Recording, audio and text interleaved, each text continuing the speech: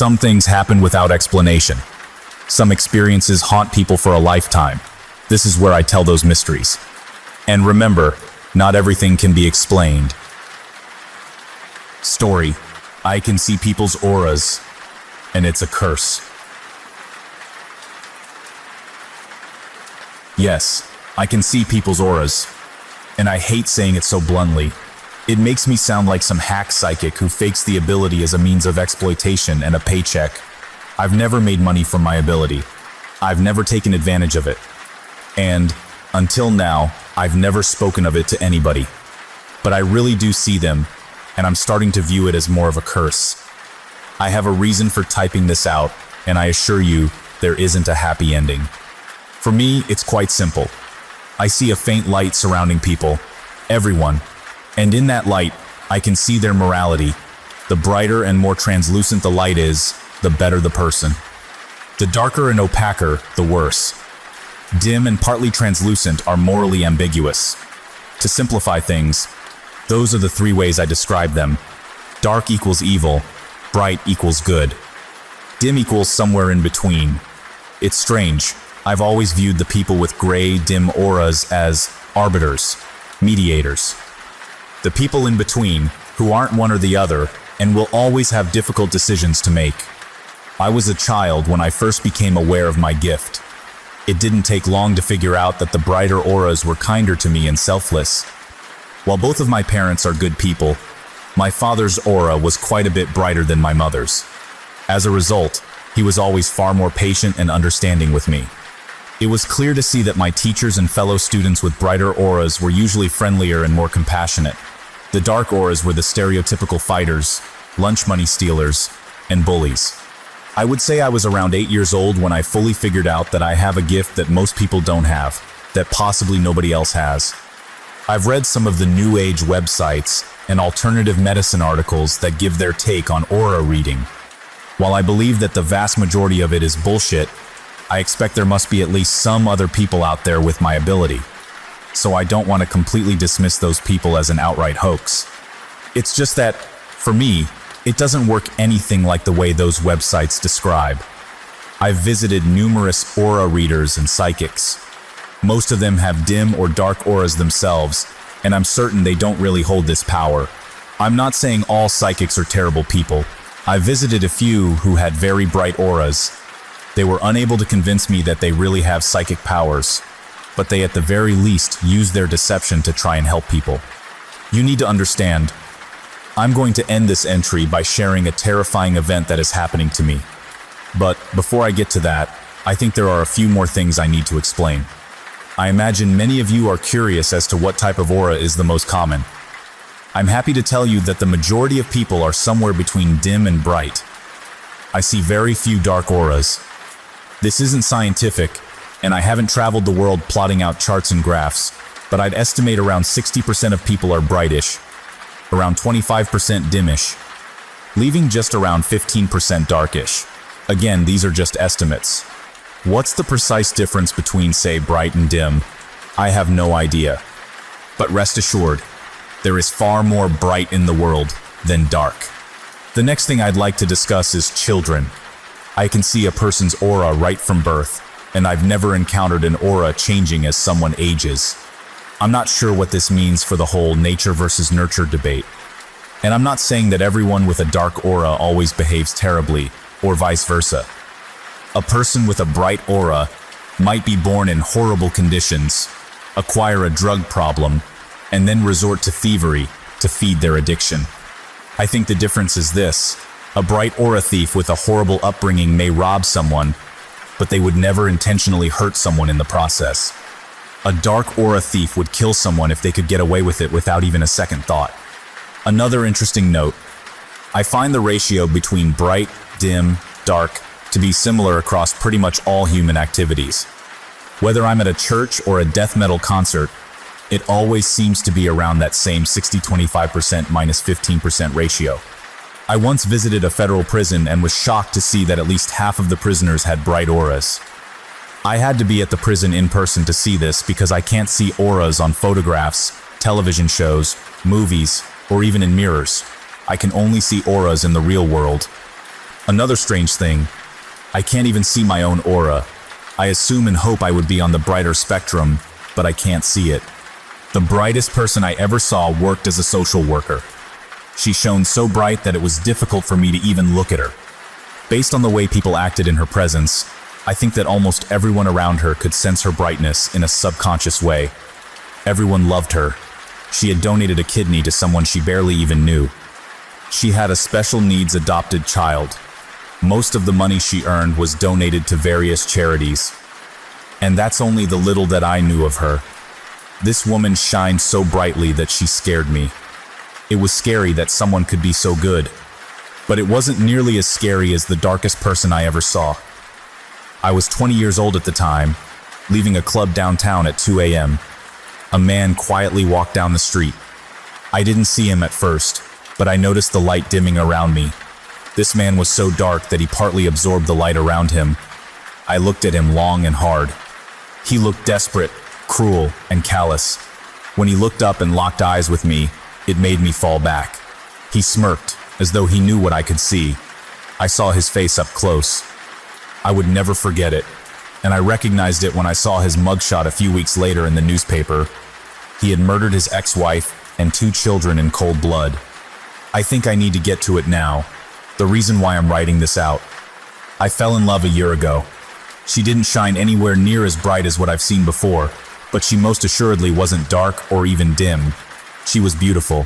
Her sense of humor, her wit, her everything. She was my dream woman, and I've never told her anything at all about the auras I see. I could go into far more about her, but this isn't a love story. What's important is this: we fell in love. She got pregnant. We got married. We were happy. We were so happy. I remember hearing the buzz of my phone 2 mornings ago. I remember my excitement when I saw, "It's happening. Come to the hospital." I remember my frustration when I got stuck in traffic. I remember how long it took to find a parking spot. I remember shouting at a nurse, "What room is my wife in?" I remember bursting through a door and seeing the smile on my wife's face. I remember seeing the doctor, his light shining so bright, as he told me, "Congratulations, it's a boy." The doctor held him up to me, and all the light in the room dissipated. "No, this can't be," I remember saying. The doctor put him in my arms. The darkness around my son was so absolute that I could barely even see him. He was a void. He was so dark that the world barely even existed around him. It was like nothing I'd ever experienced. I started weeping. I think my wife and the doctor thought they were tears of joy, but they weren't. Lord knows they weren't. I think back to the dark outline around that man that murdered his family. It was up to that point the darkest I'd ever seen. But the darkness around my son was 100 times worse, 1,000 times worse. And what could possibly be 1,000 times worse than murdering your entire family? It's been 2 days. We're home now. My son's darkness is so extreme that it dims the hallway leading to his room. My wife knows something is wrong. I think she suspects I'm having regrets about having children at all. If only she knew. What do I do? He's my son. Just 20 minutes ago I stood above him, holding a pillow over his face, but I couldn't do it. Not yet anyway. A man who could murder his 2-day-old baby boy. What color would his aura be? And here's the thought that keeps going through my mind as I sit here alone. The fathers of our worst, the Adolf Hitlers, Joseph Stalins, Timothy McVeighs, if their fathers knew what they would become, would they murder them in the cradle? Would they have the strength to hold down the pillow as long as it takes? I can see the door of my son's room from my office. The hallway seems to be growing darker. I look down at my hands as I type this. Maybe I'm going crazy, but there seems to be an aura around my hands and arms now. It's gray. It's dim. Maybe it's always been dim. I'm looking down at the pillow beside me. The grayish, dim outline around my hands more apparent than ever. Maybe it's time. Maybe this is why I have this gift. It all comes down to right now. Maybe it's time. I think it's time.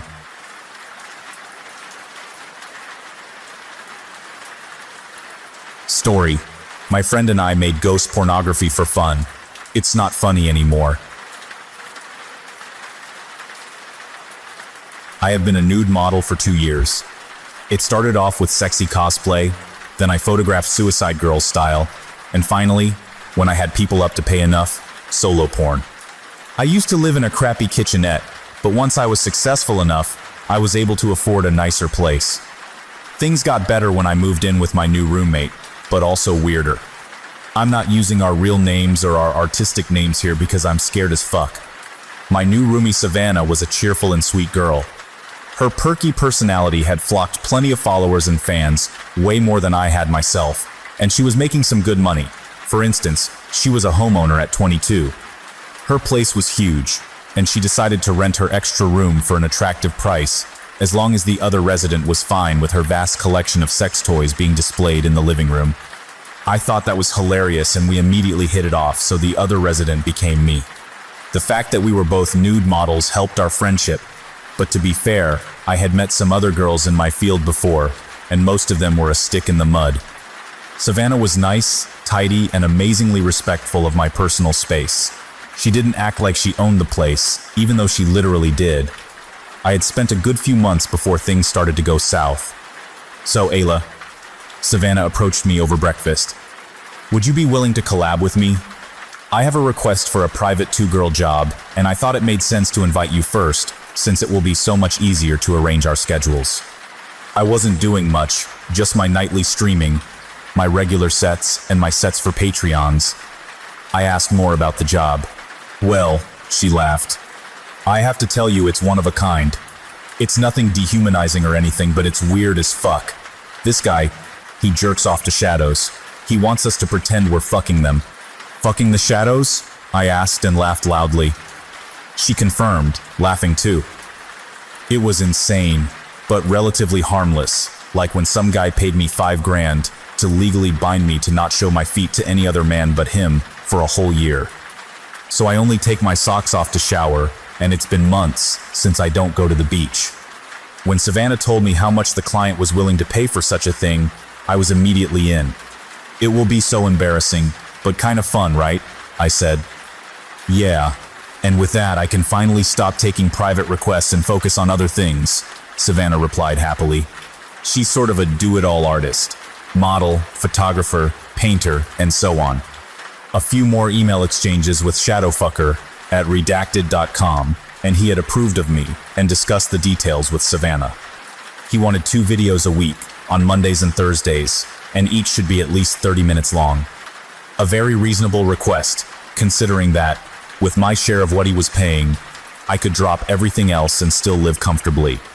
He would send us the equipment before the first week, then outfits every 2 weeks. I was the one to receive the large box from UPS, as Savannah wasn't home. I knew she had a P.O. box to avoid disclosing her real address, but this one came straight to our place. Weird, but considering how big this client was, I could understand her making an exception for him and didn't say anything about it. Later that day, we opened the box. It contained some light strobes, a few large but hollow wooden and metal objects, 8 sets of costumes, wigs included, a photograph, and a small package marked otherworldly condoms. Wow, imagine being this lunatic. Savannah grabbed the little package laughing, then opened one of them. They looked nothing like regular condoms. They were more like those plastic bags you use to freeze stuff, but the material was so much thinner and slightly iridescent. That's probably something he made up to make it more realistic, right? I asked, then read the instructions aloud. When having sex with the shadows, make sure to protect your whole groin with otherworldly condoms. They can unfold to thrice its size. The outfits were actually cute, and we spent some time deciding when we were going to use each of them. The client had perfectly guessed our sizes. Then the photograph finally caught my attention. It showed the right way to arrange the equipment on the room, but funnily enough, the room depicted was incredibly alike to Savannah's studio, our 3rd bedroom. Unlike me, she didn't often shoot in her own bedroom, preferring to use a mostly neutral room where she could set up scenarios or just take cleaner pics and videos. I couldn't help but feel that the picture had been taken exactly in her studio, at the very place we lived. The day of our first video came, a Monday. It didn't take us more than 15 minutes to set up the whole equipment on the studio, exactly like the picture showed. The objects projected large shadows on the room, and the lights were set to slowly move on their own. So our interaction with the shadows was like the strangest sexy dance. But at least we weren't standing still for half an hour pretending to fondle the same empty spot. Despite thinking that it was wacky, Savannah was a professional, and she diligently used the otherworldly condoms as requested.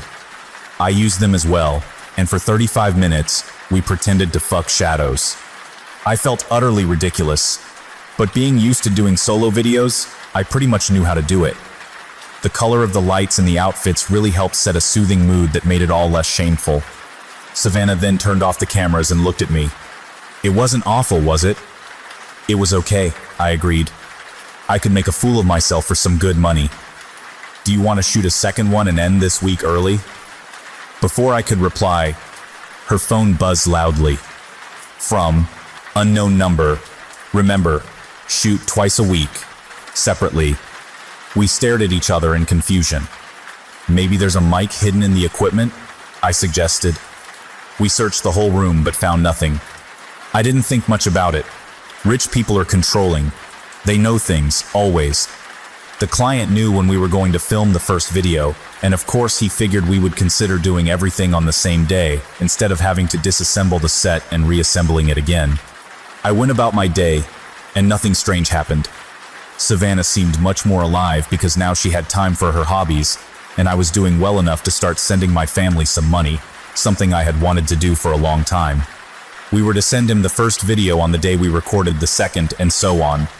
On Thursday, Savannah told me the client loved our first video and looked forward to the next. To get us a little more comfortable with our weird thing, we had some wine and put on jazz music. This time things went smoothly, but I kept hearing some humming while we pretended to fuck the shadows.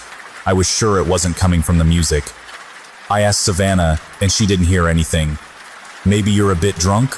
Slow down on the wine next time, homegirl. For our video number 3, I was completely sober and asked Savannah to do it without music. She agreed, and in the total silence, I still heard the humming. It was a humming that wasn't there before, and it didn't come from the light strobes either. I was so focused on it and intrigued that my face looked really unsexy, and Savannah's editor called to ask if there was an issue. She just keeps listening to some humming. Yeah, I'll tell her to see a doctor. Think you can mostly show her from behind? Cool, you're an angel. Savannah looked more worried about me than anything else, so I promised to see a doctor. Maybe something was wrong with my ear, even though something only felt off while we filmed the videos. At least now I could afford some high-quality health care. Between the filming of videos 3 and 4, I got my ears checked, but they were perfectly normal. Savannah reiterated that it was totally cool if I wanted to give up on this freaky fetish video thing, and she would get another girl for that. No hard feelings. But I didn't feel like the videos were the problem. There was just this weird thing I couldn't quite understand. On video 4, Savannah was tipsy and seemed to be really enjoying herself. I felt a little guilty that she was clearly overcompensating for the fact that I was worried and gloomy on the previous video. The humming evolved to whispers, and for the first time, I heard, no, it was more like understanding for the context, with the intuitive side of my brain, a few words. I actually like this. At last, that's what I foretold, that the whispers said. It probably sounded more like Svuls s els alls, dlls wows, swals. Once again, I didn't tell anyone. I was almost convinced that I was actually being crazy. It was just an eerie feeling because I was stripping to and groping empty spaces twice a week. On the Friday after recording video 4, we got a new box with outfits. There was another photograph instructing us to rearrange the lights and boxes to, I imagine, create different shapes with the shadows. I couldn't restrain myself this time. Savannah, don't you think this pic looks exactly like your studio? Yeah, that helps a lot, right? She smiled, and then slowly realized what I meant, her smile withering. She grabbed the photo from my hand. Oh, now that you said it, it's quite alike. But of course no one broke into the house, right? I think that's a standard room. But she sounded shaken. I think that's the reason why she completely forgot the otherworldly condom. We made the preparations as usual. Changed the setting as the photo instructed, dressed up, put on our wigs and makeup. The whispering immediately started, and for a moment I got lost in it. trying to understand. A buzzing sound, then another. There's food today. It tastes good. Then Savannah screamed. I didn't realize she wasn't wearing the otherworldly condom either. Not until I saw her groin covered by the blackest of blacks, then her legs disappearing into the darkness of the shadows. Like she was involved by long and thick pieces of deep black fabric, her torso and head disappeared too. She didn't seem to be in pain, but in shock. Everything was so quick and uncanny. I reached out for her, but there was nothing there. My hands grasped thin air. I immediately turned off the light strobes, turned on the normal lights, and moved all the boxes around. They were still hollow as ever, and Savannah was nowhere to be found. I then searched the whole house fruitlessly. It's ludicrous to say that, but shadow people took my friend. I sat on the floor and cried, worried about Savannah and about what I would tell the police about her disappearance. I was a mess, and decided to cancel my live streaming that night for personal reasons. As soon as I opened the browser, an email notification popped on my screen. Story: my job is watching a woman trapped in a room. 3 years ago, I was looking at the local job classifieds online when one of the ads caught my eye, not because of what it said, but because it said so little. Best I remember, the ad just read, "Job available, good pay, no benefits, discretion required." It then listed an email address, and that was all. At the time, I was managing a music store, but I had already started hearing rumors we would be shutting down within the next year, and the likelihood of a transfer to another store was slim. I had been morosely looking at job listings for the last few days, but this was the first one that stood out, if only because I was bored and it was weird. So I sent an email. Half an hour later, I had a response, telling me to go to a particular office building in an upscale part of the city at a precise time for my screening. I went, and after waiting for a few minutes in the lobby, I was taken into an office where I was given a series of forms and questionnaires to fill out. They collected them and told me they would be in touch. I had almost forgotten about the whole thing, until a month later I got a call saying I had moved on to the second stage of the hiring process. I was again given an address and time, and when I arrived, this time it was a different nice office park 20 miles away from the first one. I was met by a man who introduced himself as Mr. Solomon. He escorted me into a large room that contained a chair and a desk. On the desk were 2 large monitors, a keyboard and mouse, and a bolted-down metal box with 2 oversized buttons on it, one red and one green. He told me this room was a model for the place I would be working if I took the job. He described the job as follows. I would be working 7 shifts of 6 hours every week. My job would be simple. I would arrive at work 10 minutes early and enter an outer area that was like a locker room. I would have my own personal locker. I would store all belongings in the locker and change into the provided work clothes. I was never, under any circumstances, to carry any item of my own into the surveillance room. I was never, under any circumstances, to take any item with me from the surveillance room. As for what I was to do in the surveillance room, I was told that the monitor on the left would constantly show a live stream from a high-definition camera in a remote location. My job was simply to watch the camera.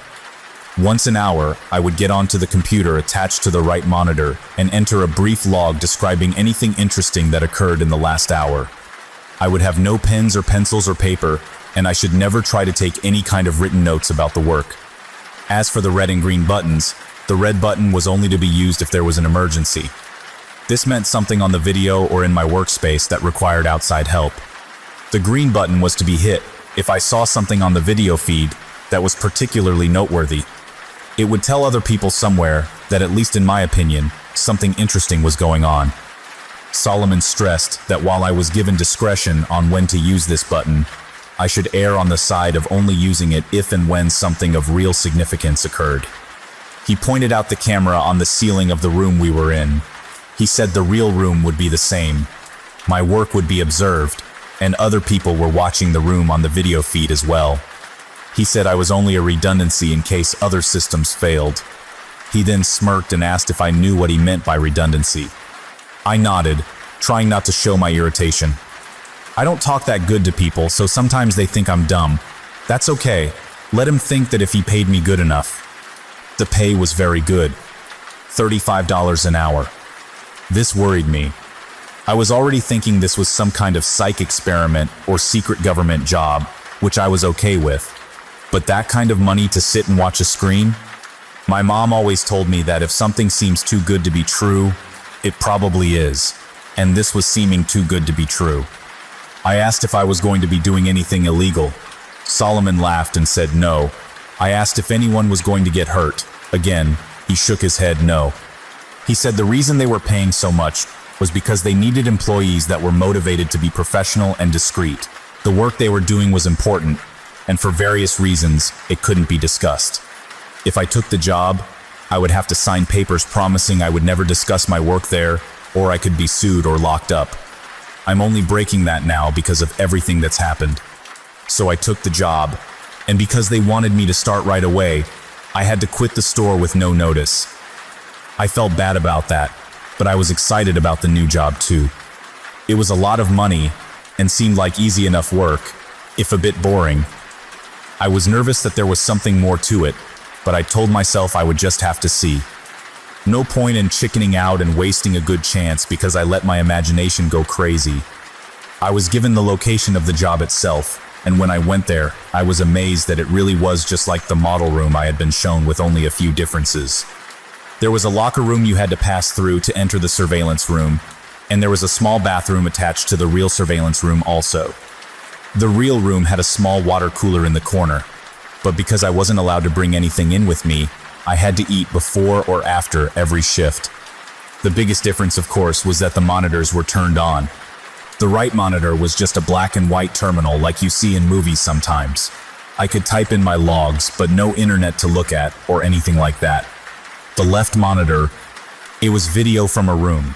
You would call it a bedroom, I guess, because it had a bed in it, but it had lots of other stuff too. A TV, a sofa and chairs, a couple of tables, and plenty of empty space in between.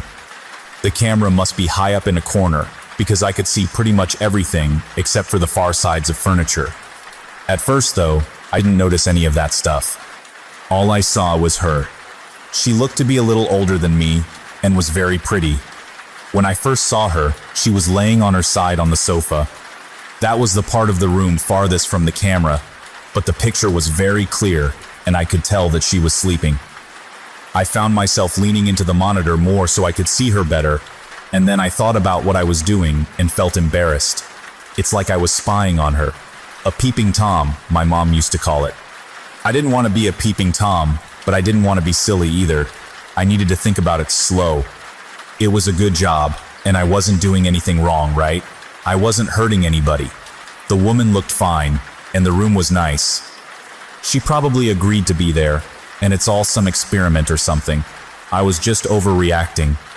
So I sat down in the chair and began my work. It didn't take long before I understood more. The woman, I took to calling her Rachel, wasn't there of her free will. I never saw her hurt, but it was clear that she never left that room, except to go into what I think is a bathroom area that my camera couldn't see. Well, she never left the room on her own. Periodically, usually a couple of times a week during my shifts, men and women in strange-looking outfits would come in and take her from the room. Sometimes she would struggle, but usually she would just go along with her head hung low. They would always bring her back, though the times when she wasn't brought back during my shift were always the worst for me. I would worry about her until I got to work the next day and saw her in the room watching TV or painting. She never looked hurt or even that upset except for when they took her, and even when she fought. They were always gentle with her. Still, I knew something was wrong. I considered quitting the job or hitting the red button and getting someone to come so I could get some answers. Or calling the police and showing them what the camera was showing me. Except I was scared of losing my job and scared of what these people might do to me if I quit or told on them. Solomon had told me when I took the job that part of being discreet was not asking questions. I would never be asked to do more than I had already been told, but I could never tell anyone what I did or saw, and I could never ask questions about what I was doing or why. So I made excuses. It was all an experiment. She was crazy or sick and they were trying to help her. She was doing a job just like I was. Or if she really was a prisoner somewhere, At least I was watching to make sure that she was okay. If they ever tried to hurt her, or I saw that she really didn't want to be there for sure, I could get help then. In a way, I told myself, I was helping to protect her by watching. I don't expect you to think much of my excuses.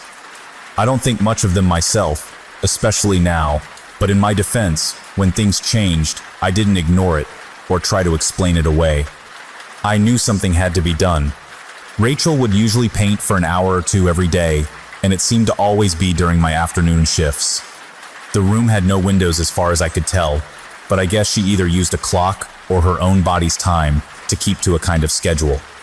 I always liked to watch her paint. The thing she was painting was always facing the wrong way for me to see it, but I could see her face as she worked. She always looked peaceful and happy when she was painting, and seeing her that way, smiling serenely from time to time as she got something the way she wanted it, always made my day. I first noticed something was wrong when she started painting more frequently a few weeks ago. Her expression was more focused and serious, and there was a tension to her movements that I wasn't used to seeing. At first I thought she was just really trying to work hard on something, and I wanted to tell her not to worry. Every few weeks the others would come in and take the old paintings out anyway, bringing in a new stack of, I think the word is canvas. But it was more than her being focused. Something was wrong. She didn't look happy, and she was going for hours at a time. In the span of 3 days, she had finished 4 paintings. I had been growing more and more worried watching her work, and when she finished the 4th, I found myself telling her to just stop and rest a while. I had grown accustomed to talking to the monitor, talking to her in my own way, but she didn't stop. Instead, she began moving the paintings, arranging them on the back and seat of the long sofa at the far end of the room. This was the first time I had gotten to see any of the paintings. Even when the others were taking them out, they always seemed to be turned away from the camera. I was still worried about her, but I was also happy to finally see something she had worked on, happy and amazed. They were beautiful. One was a beautiful green forest, another was an old stone well, a third was a house sitting alone on a small island.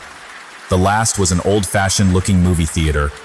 All of them looked like something out of a dream, with trailing lines of color mixing in the air around them, like leaves caught in a wind. It was only when I looked close that I realized the lines of color weren't random. They were words, easy to miss if you weren't looking close, and by themselves, they didn't seem to mean much.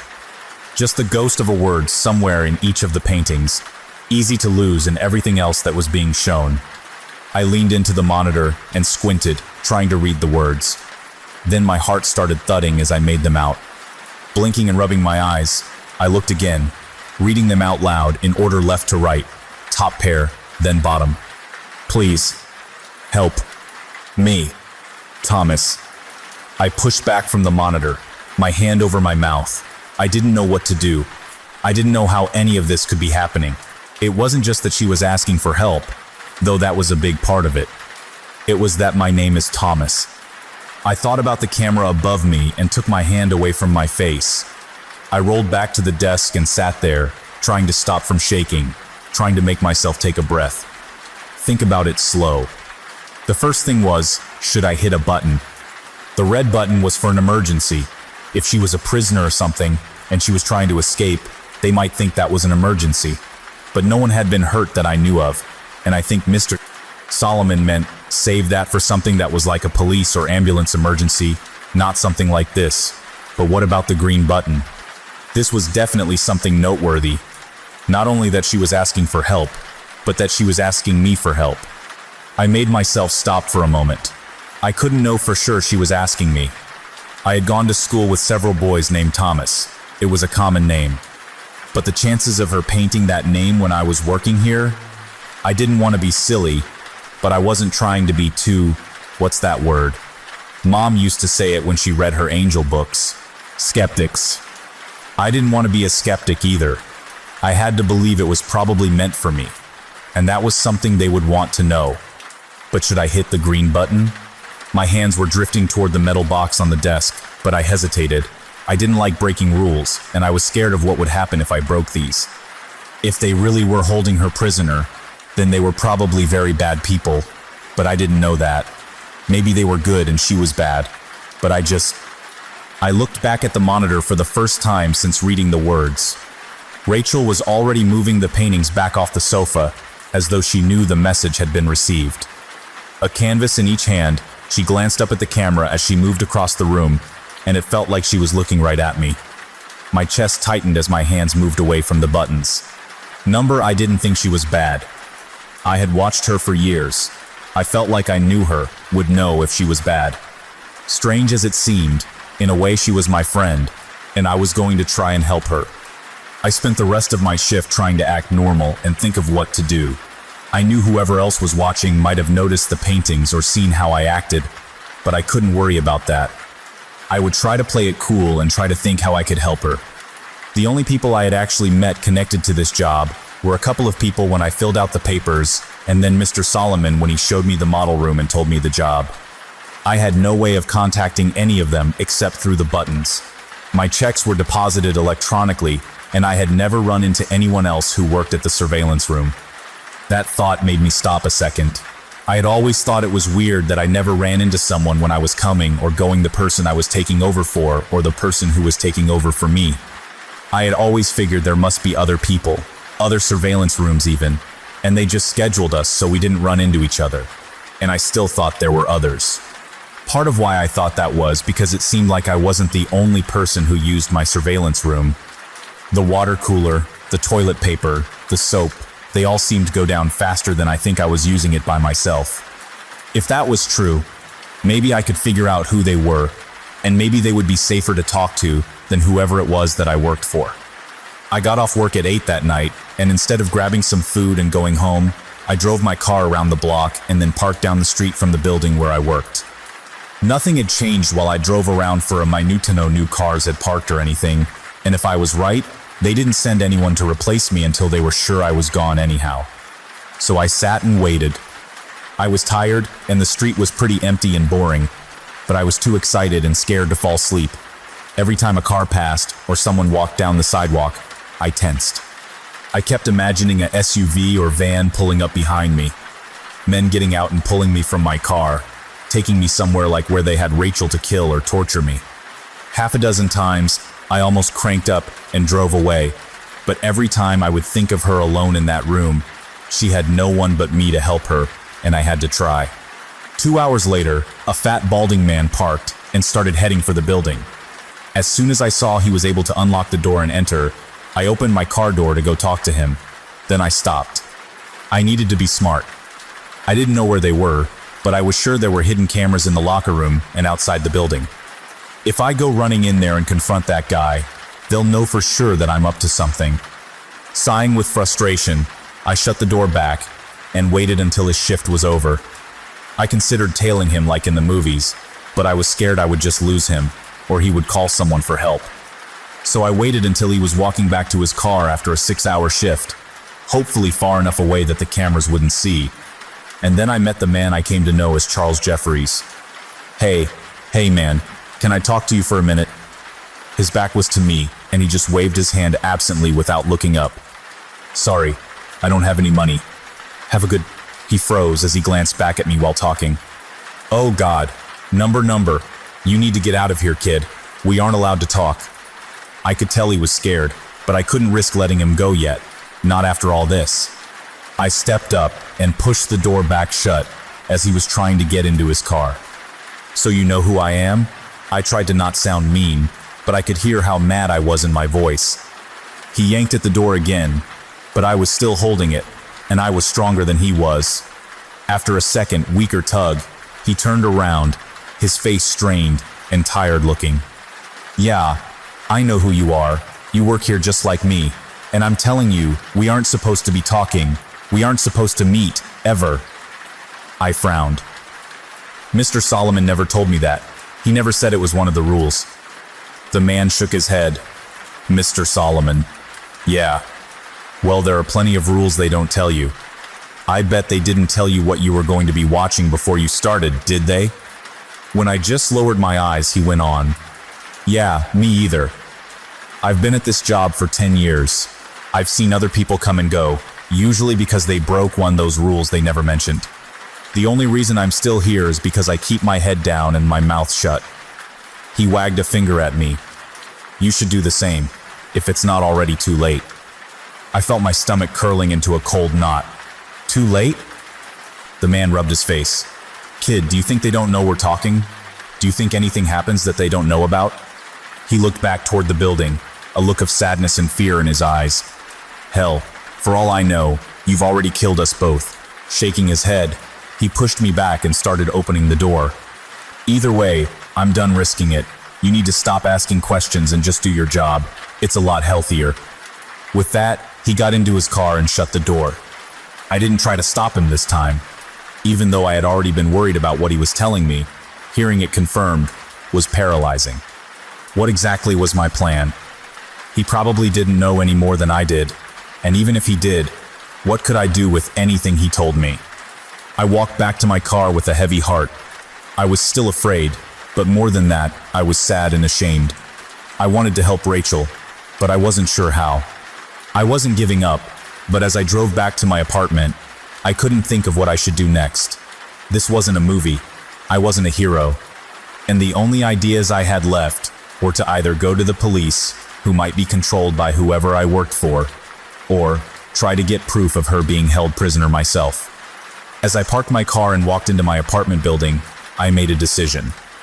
Unless I thought of something better overnight, I would do both ideas. Tomorrow I would break the rule about carrying anything in. I'd use my phone to record a video of the surveillance room, of Rachel and how she was trapped somewhere, and of me telling everything else I knew. And I would email it to every newspaper, website, and internet channel I could think of. I'd then go to the police and give them a copy too, if I could make it that long without getting caught. Maybe if I did all that, even if they got me, someone would help Rachel. I was filled with worry and dread at the idea of being hurt or killed. A part of me kept saying I should just do as I was told and hope that it all went away. But I couldn't live with myself if I did that. Even if I messed up, I felt like I had to try. I was so preoccupied that I didn't hear the person coming up behind me as I unlocked my apartment door. Thomas? I turned around and felt my legs weaken as I stumbled back against my door. I had to be dreaming or crazy.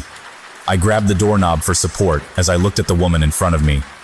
It couldn't be her, but somehow it was. Rachel? She hesitated a moment before breaking into a smile. Is that what you call me? I like it. My name is actually Melanie, though. I felt my face reddening. Of course her name wasn't actually Rachel. That was just something I made up in my head. Still, my embarrassment couldn't keep up with my confusion and joy. Is it really you?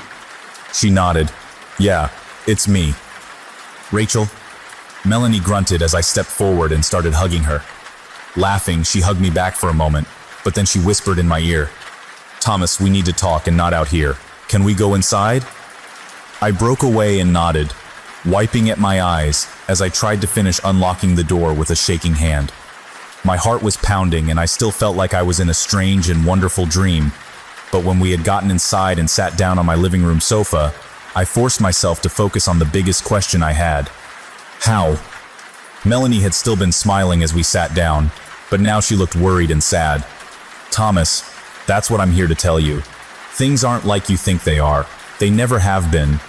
I frowned, a new line of fear cutting through my happy haze. What do you mean? She held the bridge of her nose for a moment, looking down like she was trying to figure out how to say whatever it was she had to say. Thomas, you're part of a psychological experiment. I've been a part of it for longer than you have as one of the actors, and I still don't know all the details. I'm pretty sure it's run by some government agency, and I know they're investing a lot of money and time into it, but for what reasons, that I'm not so sure. I realized I was wringing my hands. No, that wasn't right. It couldn't be right. This was some kind of trick. Melanie went on. What I do know is that you're being watched as a long-term subject. They have constructed this whole scenario where you do a secret job watching someone, me, who looks like they might be trapped. They give you instructions and a way of making choices. You've got buttons or something you can choose between, right? I nodded weakly, my tongue thick in my throat. Yeah, a red one and a green one. She sighed and nodded. I think they're testing how much you'll obey, what choices you'll make based off of your morals, your intelligence, and your fear. It's interesting, or at least I thought so when I first joined up 6 years ago. They've never officially given me many details, just the overall gist. But people talk. The other actors and me, sometimes we hear things, and we gossip. She smiled sadly. That's what caused me to start feeling bad. I interrupted. Other actors? Melanie's eyes widened. Oh shit, yeah, sorry. I think they still call him Mr. Solomon, and there are others too. When I just stared at her, she went on. Anyway, for a long time it was just the normal job, right? I spend 6 hours a day acting like I'm this trapped girl, mainly faking painting or watching TV. You know, boring stuff. I couldn't help but interrupt again, hating the hurt trembling in my voice. You faked the painting? You aren't really painting those wonderful pictures? Now Melanie looked embarrassed. No, sorry. I can't paint a bit. I'm a pretty good singer though. She tried to smile but faltered. Reaching forward, she touched my arm. That's why they always have the paintings turned where you can't see them. They're already done beforehand. All you ever see is some blank canvases and, well, when they want me to show you something. Her expression darkened as she went on. That's why I had to break the rules and contact you. When they started doing this hidden message, mind game bullshit, I got worried. Worried you would take it too serious. That you could get hurt. Or even hurt yourself. As soon as you left your shift tonight, I talked to one of the guys in the video department. He told me about how you had reacted. Showed me how you were still parked down the street from the building. I drove over the bedroom, said is in a building outside of town. I saw you sitting in your car, and I almost approached you then, but I was scared of getting caught and fired, so I parked and waited until I could follow you somewhere else and let you know I was okay. She blinked back tears. I'm ashamed to say I almost left a couple of times. I don't want to lose this job, and I tried to tell myself you would be okay after a day or two. I could get them to change the script enough that you felt like I was okay and wouldn't worry too much. I felt an angry heat growing in my chest. Well, that's nice of you. She looked up, her eyes red. I know, I'm a shit. I'm so sorry. I was being selfish and cowardly, but I didn't actually leave. And then when I saw Charlie leaving the building, saw you running over to talk to him, I knew they were escalating it even further. Charlie? Melanie rolled her eyes in frustration. Shit, yeah, sorry. Charlie Jeffries. He's another actor. In an earlier version of the experiment, he actually played Mr. Solomon, but they decided he wasn't scary enough, so now he's usually in one of the suits. He's actually done that for your version a lot. You just can't recognize him under all that getup they wear. I kept curling and uncurling my hands on my lap. It was all too much. I felt like a pinball going between anger and relief and embarrassment and confusion. So all that stuff he told me, that was all just to scare me?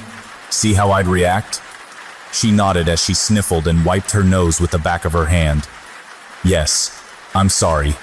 That's why I knew I couldn't wait any longer to tell you. I could see how worried and scared you were going back to your car. I pulled my arm back from her touch. Well, thanks, I guess. At least you stopped me before I went to the police and looked like a joke in front of them, too. I just wanted her gone, her sympathetic, pitying eyes off of me. Thanks for stopping by and letting me in on it. I tried to make my voice sound hard and unfeeling, but it came out watery instead. Standing up, I turned away from her so she couldn't see as I started to cry. If you don't mind, I need time to think about everything. It's a lot. A moment passed, and then her hand was on my shoulder. Thomas, you don't have anything to be embarrassed about. They are very good at what they do. All you did was what you thought was right, because you're a good man. I shrugged. I thought that you were in trouble and I wanted to help. She gently turned me toward her, and when I looked up, she smiled and sniffed again. I know, but you need to realize, most people wouldn't have tried to help. Not when it meant giving up their job or risking themselves like that. Not for a stranger.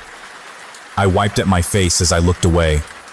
Well, I still feel dumb, but I'm glad it's not real. I'm glad you're okay, that we both are. I paused and caught her eye again. We are, aren't we? Safe, I mean.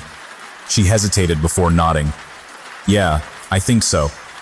Like I said, they have a lot invested in whatever this is, and the fact that they're willing to go as far as they have with you makes me wonder, but I've never seen any signs of anyone getting hurt. I think the worst that could happen is one or both of us gets fired. I felt my face getting red again. Oh, don't worry about that. I'm going to quit tomorrow. I'll finally get to hit their damn buttons, maybe both of them. I started to smile, but then I saw the look on Melanie's face. Thomas, please don't do that. I don't think they would hurt us, but if you up and quit, they'll figure out I've talked to you. I don't think they watch us all the time, but I don't know what they can find out. You know, tracking cell phones, spy satellites, whatever. I'm taking a big risk just being here, and I don't want them catching on. I took a step back from her. So, you want to keep getting paid to trick people like me? She reached out and grabbed my right hand. I had been clenching it unconsciously, and it relaxed at her touch. No, I don't want to, but I wasn't expecting this. How the experiment has changed, getting to actually meet you. I can't do it long term, but another month or two to save up money. Now that you're in on it and won't be scared or hurt by it anymore? She smiled. That I can do. That we can both do. We can keep going like normal, take some more of their money, and then one of us can quit. The next month, the other one can. How does that sound? I shrugged uncertainly. It made some sense, and once I had calmed down, it would probably make more. She gave my hand a squeeze. And when this is all over, I want to get to know you better. I know I've been playing a role, but for the most part, that's been me you've been watching all this time. I think it's only fair. I get to see more of you too. She blushed, assuming you're interested in that. I felt my hand growing clammy in hers as my stomach fluttered. Well, I mean, yeah, I would really like that. Swallowing, I added, how long do we have to wait to see each other again? Melanie grinned at me. Work another month or so, save what you can, and then quit. I'll wait another 2 or 3 weeks, and then I'll do the same. And then, she looked up at the ceiling as she pondered it for a moment, and I was struck again by how beautiful she was, even if she was a little different in person than I had imagined. 3 months from tonight, we'll meet right here. I'll come over and we can start getting to know each other better. How's that sound? Returning her smile, I nodded. That sounds great. When she left a couple of minutes later, part of me hated to see her go, but another part was relieved.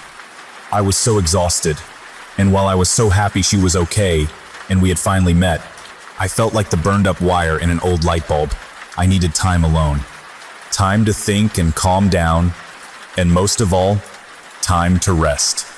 I didn't really even remember falling asleep, and when I woke up, I realized my alarm had been buzzing for over 30 minutes. I jumped up and raced to get to my shift at work.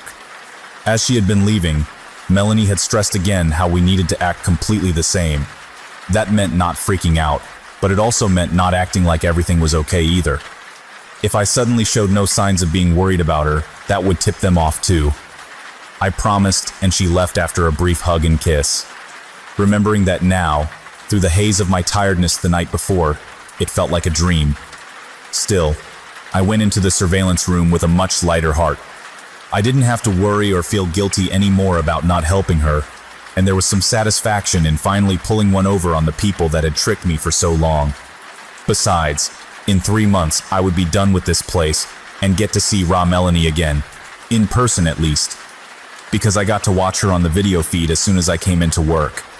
She was asleep when I first got there, and I found myself wondering if she was as tired as I still felt.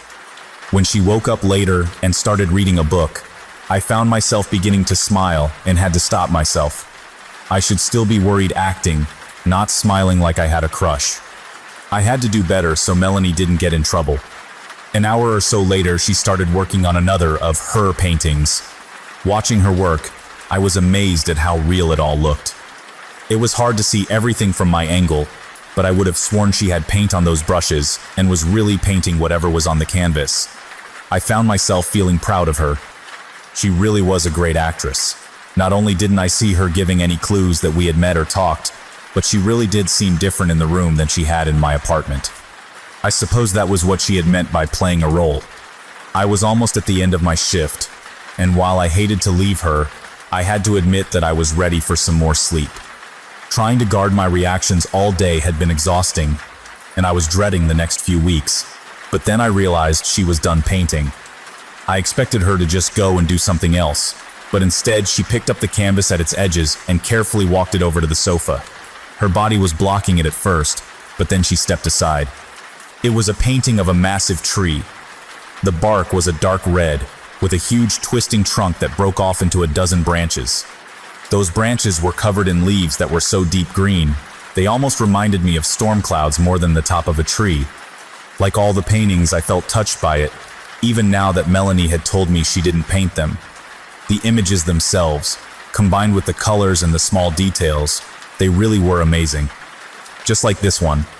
If you looked close enough, you could see that there were several small blackbirds in the branches of the tree. It was funny, but it almost looked like they were made out of words. I felt my heart start to hammer, and I forced myself to stay calm. No point in being silly. I knew it was all a game now, and I just had to play my part a little while longer. Still, the worried me would want to know what the words said, so I might as well try to read them. I squinted, following the birds right to left and top to bottom. That girl isn't me. I looked away from the painting to see Rachel staring up at me. She looked terrified. Oh no. I had to do something, and I had to do it right now. If Melanie was somehow a fake, that meant they must have sent her. And if they sent her, that meant they knew. They knew about the messages in her painting. They knew about me asking questions. And they knew I didn't hit a button during any of it. I felt panic and fear crawling up my chest, making it hard to breathe. Standing up, I started pacing, periodically glancing back at the monitor to see if Rachel could help me, tell me what I needed to do next, but she had laid down on her bed. It was hard to tell for sure with her back to the camera, but I think she was crying. No, I needed to fix this, get her out of there, and if I didn't have a better plan, I'd just have to go with the one I already had. Feeling the hard eye of the ceiling camera on me, I went to the door and stepped back into the locker room. My phone was in my locker, and after messing up the combination the first time, I got the door open and got it out. Gripping it tightly, I tried to hold it by my side casually, but I knew there was little point. If they knew everything, I wasn't going to be able to hide anything. I just had to try and be fast, get some kind of message out to people that could help Rachel before they got to me. I opened the camera on the phone as I re-entered the surveillance room and hit record. It made a small beeping noise, and once I was sure it was recording, I turned the camera on myself. My name is Tommy, Thomas Calhoun, and my job is watching a woman trapped in a room. This is not a joke or a movie or whatever, this is real. For 3 years, my job is to sit in this room. I moved the camera slowly around the room, taking in the door to the bathroom, the water cooler, the desk with the monitors, keyboard, and button box, and watch a video feed of a woman locked up in a bedroom somewhere. I stepped closer to the desk and made sure the monitor showing Rachel was clear and in focus. I didn't know this woman was a prisoner at first, or I tricked myself into thinking she wasn't because the money was good. Either way, I know she is now. She is in danger, and so am I. After lingering on video of her for a few more seconds to make sure every detail could be seen, I turned the camera back on myself. I had to hurry, or the video might be too big to send quickly. I was trying to stay calm, but I felt myself tearing up as I went on, and I did my best to keep my words clear. Please help her. I don't know where she is. I don't know who has her, because I don't know who I really work for, but they are bad people, and she is not safe. All I know is that I work at a building at Redacted right outside of San Antonio. Per no sleep rules, to be clear, this address is not real. I only know the names of 2 other people connected to this place. The man who hired me, Mr. Solomon, and a man who might have a job like mine, Charlie Jeffers. No, Jeffries, I think. I don't know if they are real people. I don't know if that is their real names, please. I'm not crazy. I know how this sounds. Just come here, see the room, figure out where she is and help her. And I heard the muffled sound of the outer door opening into the locker room, and I frantically fumbled with the phone to stop the recording. How do I send? Oh no, how do I? There it is. I hit the button to share and felt a new panic rising. Who should I send it to? I had only a handful of contacts, and I just selected them all. Maybe at least one of them would take it seriously and get help. As I heard the door to the surveillance room opening behind me, I hit send. Not connected to data service or Wi-Fi. Please send again when connected. What? No, no, no, no. I turned to see Mr. Solomon entering the room. He was flanked by two large men in dark suits that looked like bodyguards or something. Raising a finger, he wagged it at me. No service in here, Thomas. But then you should never need service in here, so long as you followed the rules. They took me easily. I tried to make it to the bathroom and close the door, but the two guards stopped me and pulled me down. They put the, what do you call them? Zipties on my hands and feet and pulled a black bag over my head. Then I was being carried out of the room, and it felt like they must have put me in the back of a van that was pulled right up to the building. I was laying on what felt like thin, weird-smelling carpet that covered a hard metal layer underneath. I heard someone get into the van with me, and I asked where we were going. If they would just take me and let Rachel go. There was a short laugh overhead, and then Mr. Solomon's voice as he told me that he would explain everything when we got where we were going. For now, he said, I needed to relax. It was a long drive, and I would need the rest. I went to say more, but then I felt a sharp pain in my neck. They had stabbed me, or, no, they injected me with something. I was feeling so strange now, but I had to stay awake. I had to try and get away. I had to. Hello again, Thomas. I blinked as I began looking around. My mouth was dry and my head hurt, but otherwise I felt okay. I wasn't tied up anymore. Instead, I was laying back on a padded table, like I'd seen when I went to the doctor. But this wasn't a doctor's office. The room was large, and aside from the padded table, it held a small bed, a desk with a computer monitor on it, and a couple of chairs. Sitting in one of those chairs was Mr. Solomon. I raised up slowly, blinking at him. Where is she? Is Rachel okay? The man smiled. You really are something, Thomas. Trying to be the hero, even if you don't quite know how. I respect that. Licking his lips, he leaned forward slightly. In fact, I respect that so much that I've decided to start our new relationship with as much honesty as I'm allowed. Some of my colleagues disagree with this approach, but you know what? Fuck them. This is my project, and I think you deserve to know what's going on. Looking more serious, he stood up, lifting the gun he had been holding casually in his lap. But before we get into the details, would you like to see Rachel? I slid off the table and nodded as I caught myself from falling. My legs were still wobbly from whatever they had given me, but I barely noticed. Yes, please, let me see her. The real her. Mr. Solomon gave a small laugh and gestured toward a nearby door. Yes, reality is always best. She's just there in the next room. I stumbled my way forward, my legs getting better as I walked, and when I grabbed the doorknob, it turned easily. I expected the door to lead to her bedroom, but instead it opened into another room, a lot like the one I had been in, though the stuff in it was different. Strange machines filled the walls, and in the back of the room was a large aquarium? I didn't know. It was a big cylinder taller than I was, and it was filled with some kind of gray liquid. There was a shape in that liquid. Go ahead, Thomas. Feel free to go have a good look. You've earned it. I felt my stomach clenching tighter at Mr. Solomon's words, and the meanness in them. My legs felt heavy again now, but it wasn't from the drugs this time. Shuffling forward, I could see the shape was a person. Oh no, or at least a body, because it was clear from just looking at it that the person was dead. It was very well preserved, but I could see how the skin hung wrong and looked bloated in spots. Oh God, no, no, no, its hair, which had been floating like seaweed in front of its face, drifted away as I reached the glass, and I could see Rachel staring out at me. Murderer! I turned on Solomon and started to run toward him when he shot me. Suddenly I was on the ground, convulsing as he stepped closer. Don't worry, Thomas, it won't kill you, just make you unable to move much for a bit. I heard more footfalls as my body began to still. Get him up, take him back to the other room.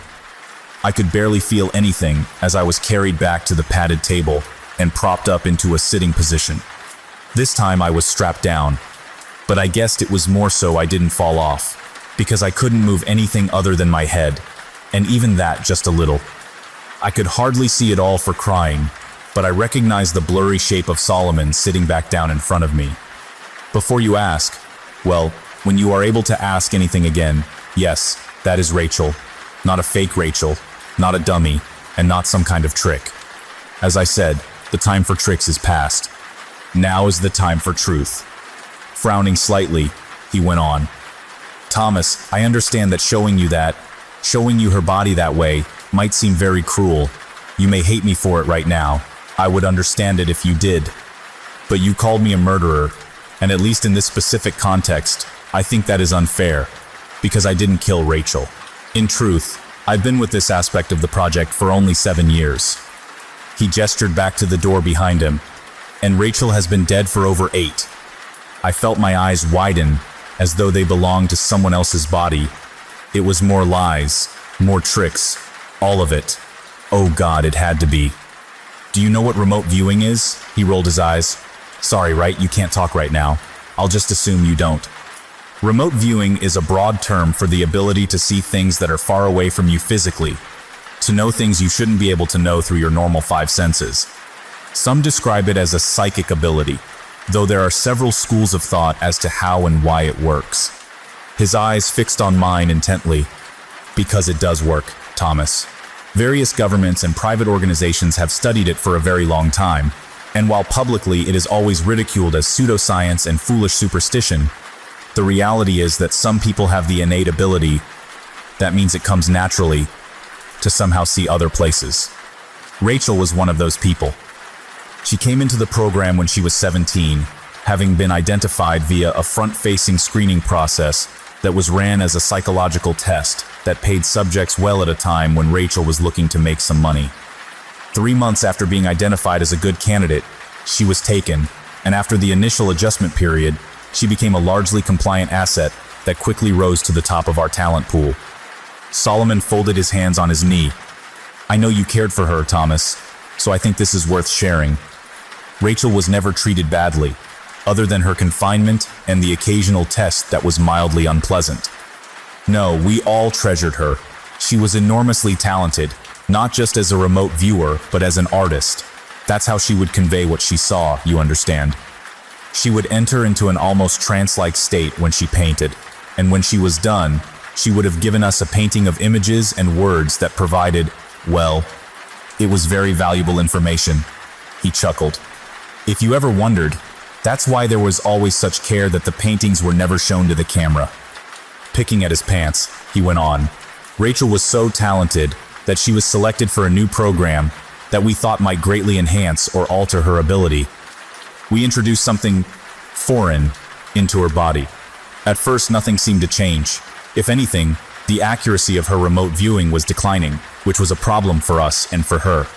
But then we realized that we were reading the new paintings wrong. She was able to see more clearly than ever. She just was no longer bound to only current events. Now her sight transcended time. He paused, and I realized he was enjoying telling the story. The bastard was having a good time, pausing to make it more dramatic. I would fucking kill him. While this made some of her paintings less immediately useful, they became much more valuable as we were able to decipher them. For a time, it looked as though everything was working better than we had ever hoped. His lips thinned, and then, one day, she showed a painting to the camera. It said, "Please help me, Thomas." This immediately sent up all kinds of red flags. She knew not to show paintings to the camera, and now she was trying to communicate with someone. We didn't disrupt her routine, but an intensive investigation began into who she was talking to. Was it one of her handlers? One of the technicians? Someone from her past life? But nothing checked out. Leaning back in his chair, a look of pride grew on Solomon's face as he continued. I was the one that first suggested the idea that she was, intentionally or not, knowingly or not, seeing and talking to someone in the future. I was still an outside consultant at the time, but by that point we had more strange behaviors from her, including the second message painting, "That girl isn't me." My theory made some sense, but it very quickly ran into a greater obstacle. The introduction of the foreign material had not been as seamless as we had hoped, despite her having been stable for almost 3 years since it was implanted. Whether it was due to her increasing emotional upset and stress, or simply the passage of time, she suddenly began to deteriorate.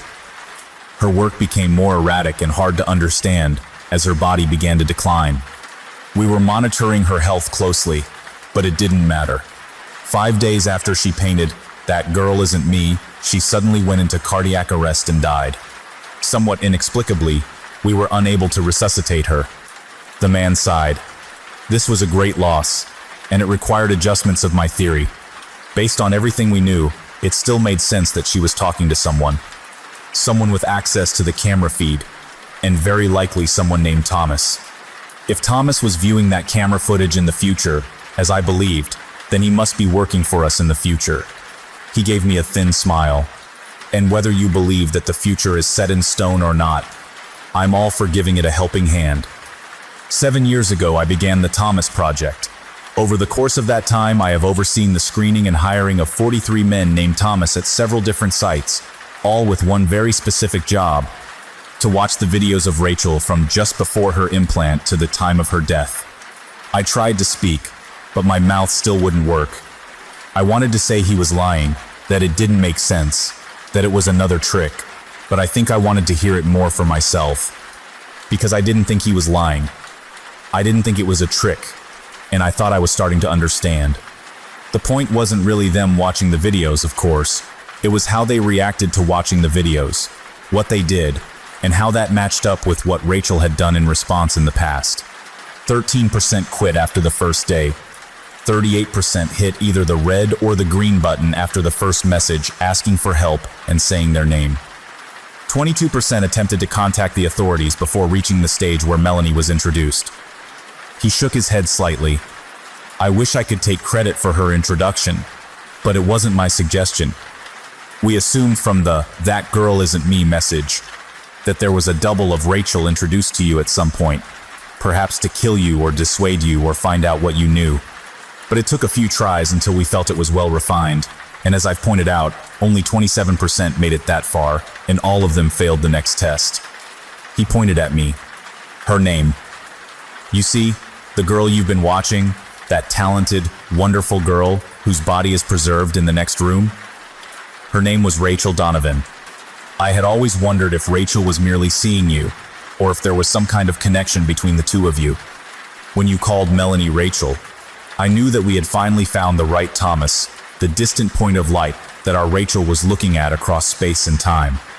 I swallowed thickly and found I could feel my tongue, if only a little. Slurring badly, I pushed out a single word. Why? Solomon looked surprised. I'd have thought that'd be clear by now. You're our only remaining link to one of our greatest treasures. Perhaps you have a similar ability, or it may be that she forged the link purely through her own talent and will. But either way, you are important, and you have more work to do. He stood up and moved over to the table where he turned on the monitor. As it came to life, I saw it was a frozen image of Rachel's room. A tape paused where I had left off watching. Turning back to me, the man looked solemn. You have to watch the rest of it, because Rachel painted you more pictures before she died, and we have to know what they mean. I spent the next 5 days watching Rachel die. From the outside, just watching the monitor, it didn't seem that different than what I had been watching for the past 3 years. Rachel slept, she watched TV, she read, and she painted. But there were signs if you were looking for them. She seemed tired and tense, and she had taken to sleeping more. And occasionally, just every once in a while, she would glance up at the camera at me. It was then that I could see the fear and sadness in her eyes. Inside I felt like a burned-out house collapsing in on itself. At first, I refused to watch, to do anything they wanted me to do. Solomon didn't get mad at me, but just shrugged. He said while cooperation was preferred and could go a long way toward making my stay with them more comfortable, it wasn't required. If he was right, Solomon said with a thin smile, things would play out as they were meant to, regardless of what I wanted or thought I chose. Either way, he added, the video was about to start back playing and would not stop for another 5 days. Whether I wanted to spend that time getting to see her again was entirely up to me. I tried to not watch, but a part of me knew from the start I was going to. Maybe I would find some clue that they were lying about her being dead. Or Rachel could give me some advice or warning about what I needed to do next. I didn't know. What I did know is that I couldn't miss the chance to see her again. And despite knowing in my heart that she was dead and everything on the video had happened a long time ago, I still felt that by watching, I was with her somehow. She had been taken away from everything she knew when she was barely grown, trapped for years just for being special, experimented on, treated like property, kept from ever having friends or family or a life. And yet, through all that, she was still beautiful. Not just on the outside, but on the inside too. I had spent years watching her, getting to know her in 1,000 tiny ways that so few people ever truly know each other. I had seen her kindness and grace in her actions, even when she was fighting against the people holding her. I had watched her strength when she woke up day after day in her prison and never gave up. And I saw the beauty of her soul in her paintings, full of swirling colors and, what was the word? Wonder. She was able to paint these things she saw with such care and love, despite living in a world that had abandoned her so completely. Well, I wasn't abandoning her. I would watch every bit of the video I could manage, try to burn into my memory every frame of her I saw, not for them and their stupid project, but for me and for her. I may not have much left to do in my life before they lock me away somewhere or kill me, but I could do this one last thing. Rachel wouldn't die alone. I watched nearly all of it, stopping only to eat quickly and use the bathroom until the last 2 days. I would ask the guards to pause it, but they would only shake their heads and say, Solomon said it had to play normally until it was finished. By the 4th day, I was in a stupor. I had already dozed some the first 3 days, but when I woke up on the 4th day, I could tell a few hours had passed. There were 2 trays of food on the bed, one breakfast and another lunch. I looked back at the screen in a panic, worrying I had missed something, but Rachel seemed to be just waking up too. I noticed her putting her hand to her stomach as she got out of bed and felt my own stomach twist. She was already hurting. Rachel glanced at the camera and tried to smile before moving to set up a new canvas for painting. This was the second of 3 paintings she did in those last days. The first had been the inside of an old-fashioned movie theater from the viewpoint of someone sitting in a back row. On the movie screen was just the image of a sledgehammer propped against a brick wall. I didn't understand what it meant, and I found myself scanning the picture for some message or other clue. Eventually I found what might be one, though I didn't understand it either. Rachel must have come to understand they knew what she was doing with the paintings and didn't want to stop her, because these last 3 she set up much closer to the camera. I was still squinting and studying the painting closely when I realized the flipped-up seats in the next row up had brass number plates along the front edge of the seats. Though they were upside down from the viewpoint of the painting, the angle was good enough that once I noticed them, I was able to read them. 2, 43, 26, 89.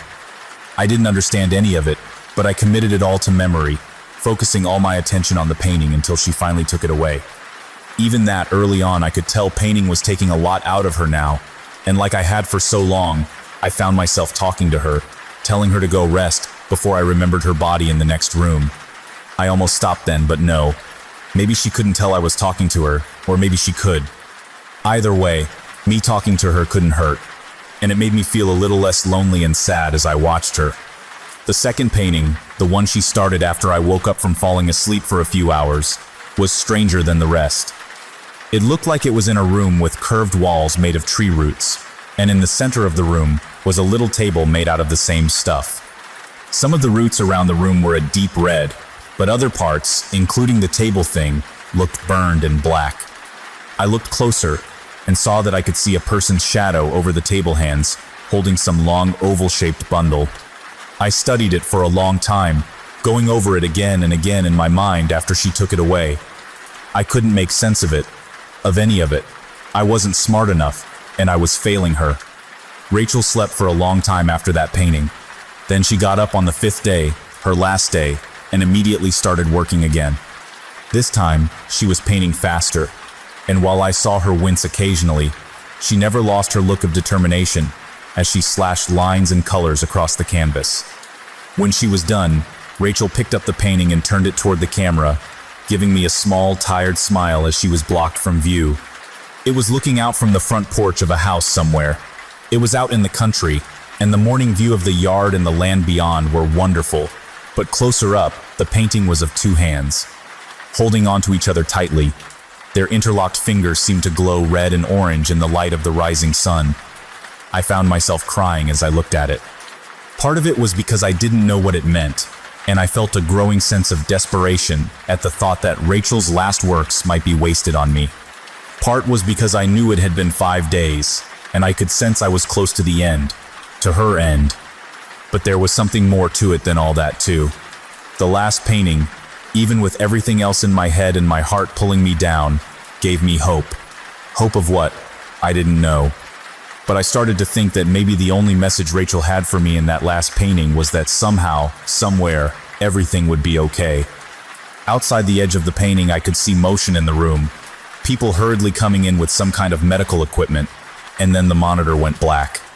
You've done well, Thomas. Very, very well. For the last 5 days of video, we had charted 1,047 microvariations in Rachel's behavior that we believed might correspond to your behavior, your reactions, and your emotional states while watching the video.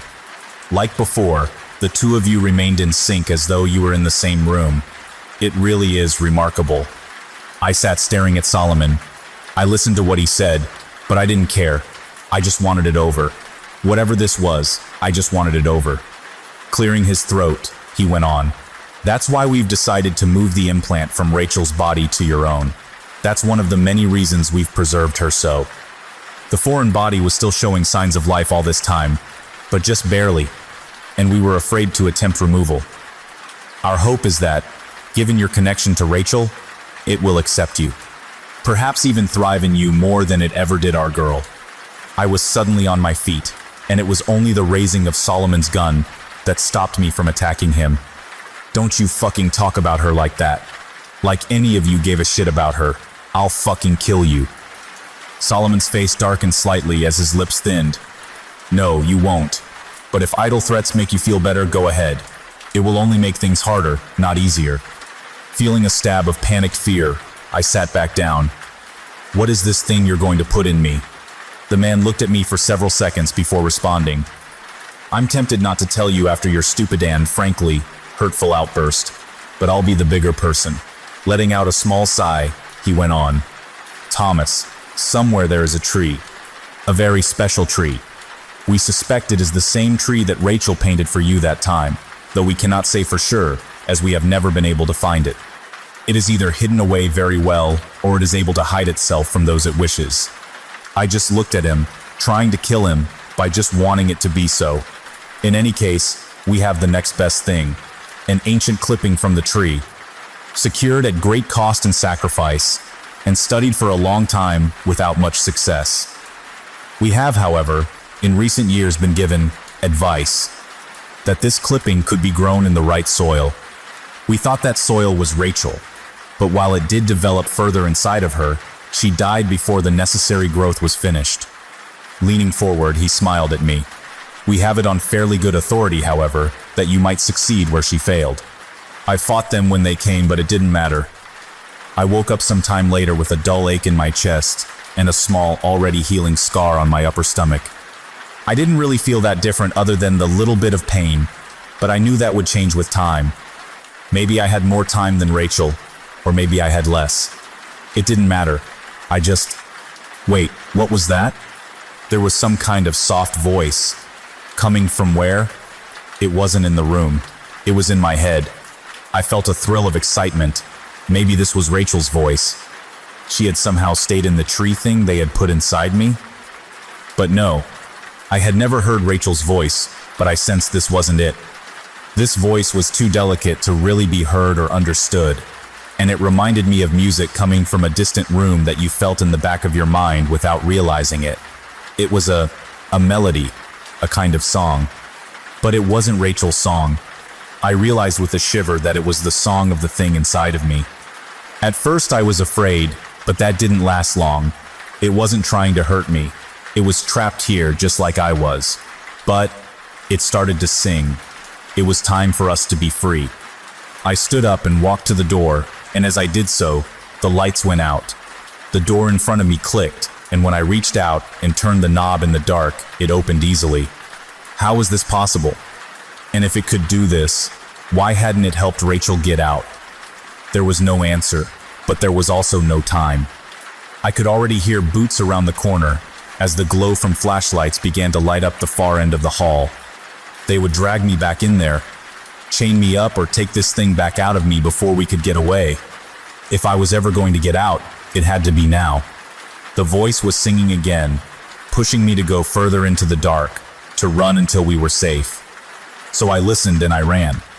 Every door unlocked for me, every turn kept me barely out of sight. The people looking for me were barking orders over a radio, asking someone what was the holdup on the generator kicking on. Whatever the response, the hallways stayed dark as I drifted through them, blind but not falling, lost but not being found. When I reached the final door, I opened it into a bright afternoon. My lungs burned a little at the first fresh, unrecycled air I had breathed in a week. Blinking, I waited for the voice to tell me where to go, but it had fallen silent. I closed the door as panic began to rise in my chest. All this, and I would get caught because I didn't know where to go. I was outside a plain brown building in the middle of nowhere. There was a road going off to the right, and to the left there was Rachel's forest. From her first painting to me, I knew it was the same forest immediately, and not just because of it matching the painting so closely. I had some strange sense that felt like a kind of magnetism, or how birds know which way to fly.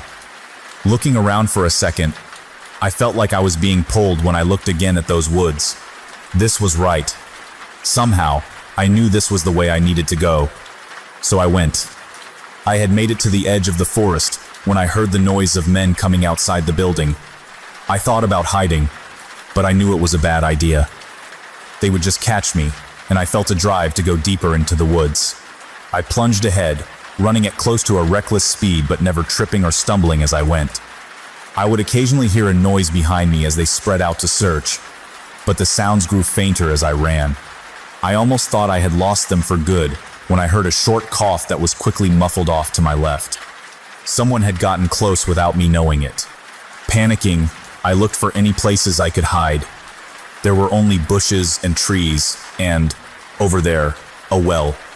Not just a well, but Rachel's well, with the same worn, gray stone walls capped with a weathered wooden lid. I felt a moment of happy recognition, but then it faded away. How did that help? They'd check the well if they found it, and I didn't have any way to get down in it without getting hurt or stuck. Then an idea stuck me. Crouching low and staying to the brush, I moved to the well and gingerly pushed on the lid. At first it resisted, but when I pushed a bit harder, the wooden circle slid aside enough that you could clearly see someone moved it. Glancing around, I eased back into the bushes as I heard soft footfalls approaching. We need to check this out. You think he went down the well? Better hope not. He probably broke his neck if he did, and then it's our asses. I could see the two men approaching. Both of them were wearing dark body armor and carried assault rifles. The older of the two shrugged back at the other one. Better that than he was hiding in there and we didn't check. Looking irritated, the younger man nodded. I'll look. He went over to the well and shoved the wooden lid aside, causing it to clatter to the ground. Hitting a button on his rifle, a flashlight sprang to life on the barrel. He started to shine it down into the well as the other continued to look in every direction. I was worried he would see me if I moved, but I couldn't wait. I just had to stay calm, think slow, and move fast. I kept expecting to hear them yell, or feel something, or someone strike me in the back, but nothing came. As the afternoon light began to dim, I saw the trees thinning ahead. I was approaching a road. It looked like a normal, public road too, with several cars passing one way or the other as I walked out of the forest and up the hill to the asphalt. The idea of hitchhiking, especially this close to where they held me, was frightening, but I saw little choice. I was wearing sweatpants and a t-shirt they had given me in my own shoes, but I had no money or ID or phone. My only chance was to get far enough away that I could try and get help. I jumped slightly at the hiss of hydraulic brakes as a large semi rolled to a stop next to me. The passenger window rolled down, and an older man with white hair and a graying mustache leaned over and peered down at me. You look lost, son. You need a ride? I looked down at the door of the truck. It had a logo that said, Martinez and Sons Construction and Hauling. Below it was a cartoon man hitting a wall with a sledgehammer. Looking back up, I smiled at him. Yes, sir, I do. I woke up 5 hours later as we pulled into a truck stop somewhere in Nevada. I had planned on staying awake the entire trip, but that had only lasted a few minutes before exhaustion overtook me. I glanced over at Oliver Martinez, and he gave me a toothy grin. "I'm tired, but you were plumb tuckered out. I've got to fuel up, shower, and get some grub. I'm going on to California after that. If you want to ride further, just be back here in an hour. Sound good?" I nodded and thanked him again for the ride as I got out. I felt groggy from sleeping, but otherwise okay. I just needed to decide whether this was a good spot to ask for help or if I should ride with Martinez further. He seemed like a very nice guy, and he would probably try to help if he could, but I wanted to avoid putting more people in danger if I could help it. Looking around, I saw we were in a fairly nice little town. I decided I would go look around for a few minutes and then decide what to do. I was only 3 blocks down the street when I saw the flickering lights in the distance. It was a movie theater. As I got closer, I felt my chest tightening. It was the one from Rachel's painting. "Hey there, welcome to the Phoenix." The guy standing at the candy counter of the theater looked a little younger than me, and while he seemed friendly enough, he also looked slightly concerned. "If you're here for the horror double feature, I'm afraid the second movie is about 30 minutes in. I can give you a half rate if you want to see it though." I shook my head and tried to not look as strange and crazy as I felt. "No, that's okay. I recognize this place from a picture a friend of mine painted, so I came in to ask if you knew anything about her." He raised his eyebrows and shrugged. "Okay, weird." He smiled and added, "Weird but interesting. Who is she?" I swallowed. "Her name is, it was, Rachel Donovan." I expected him to look surprised or excited or angry, but I could see right away the name meant nothing to him. Shaking his head, he shrugged again. "Sorry, that doesn't ring a bell. I'd say you could ask the owner, but he's on vacation this week." Nodding, I searched my mind for something else to ask. Some way to make this place matter, the way her other paintings had. "Is there anything unique about this place then? Its history or something?" The man grinned. "Buddy, you're clearly not from here. This place is super boring. Not just the theater, but the whole town." Frowning in thought, he added, "The only thing I know about the history of this place is that there used to be a house here that burned down. This was like in the 1920s or 30s when this wasn't even a part of town. Couldn't tell you the first thing about it beyond that, but I still bet it's the most interesting thing that's ever happened here." I let out a disappointed sigh. "Okay, well thanks." I turned to leave when the guy called out again. "Hey man, sorry I couldn't help more. If you come back, I'll get you a discount on a movie, half off.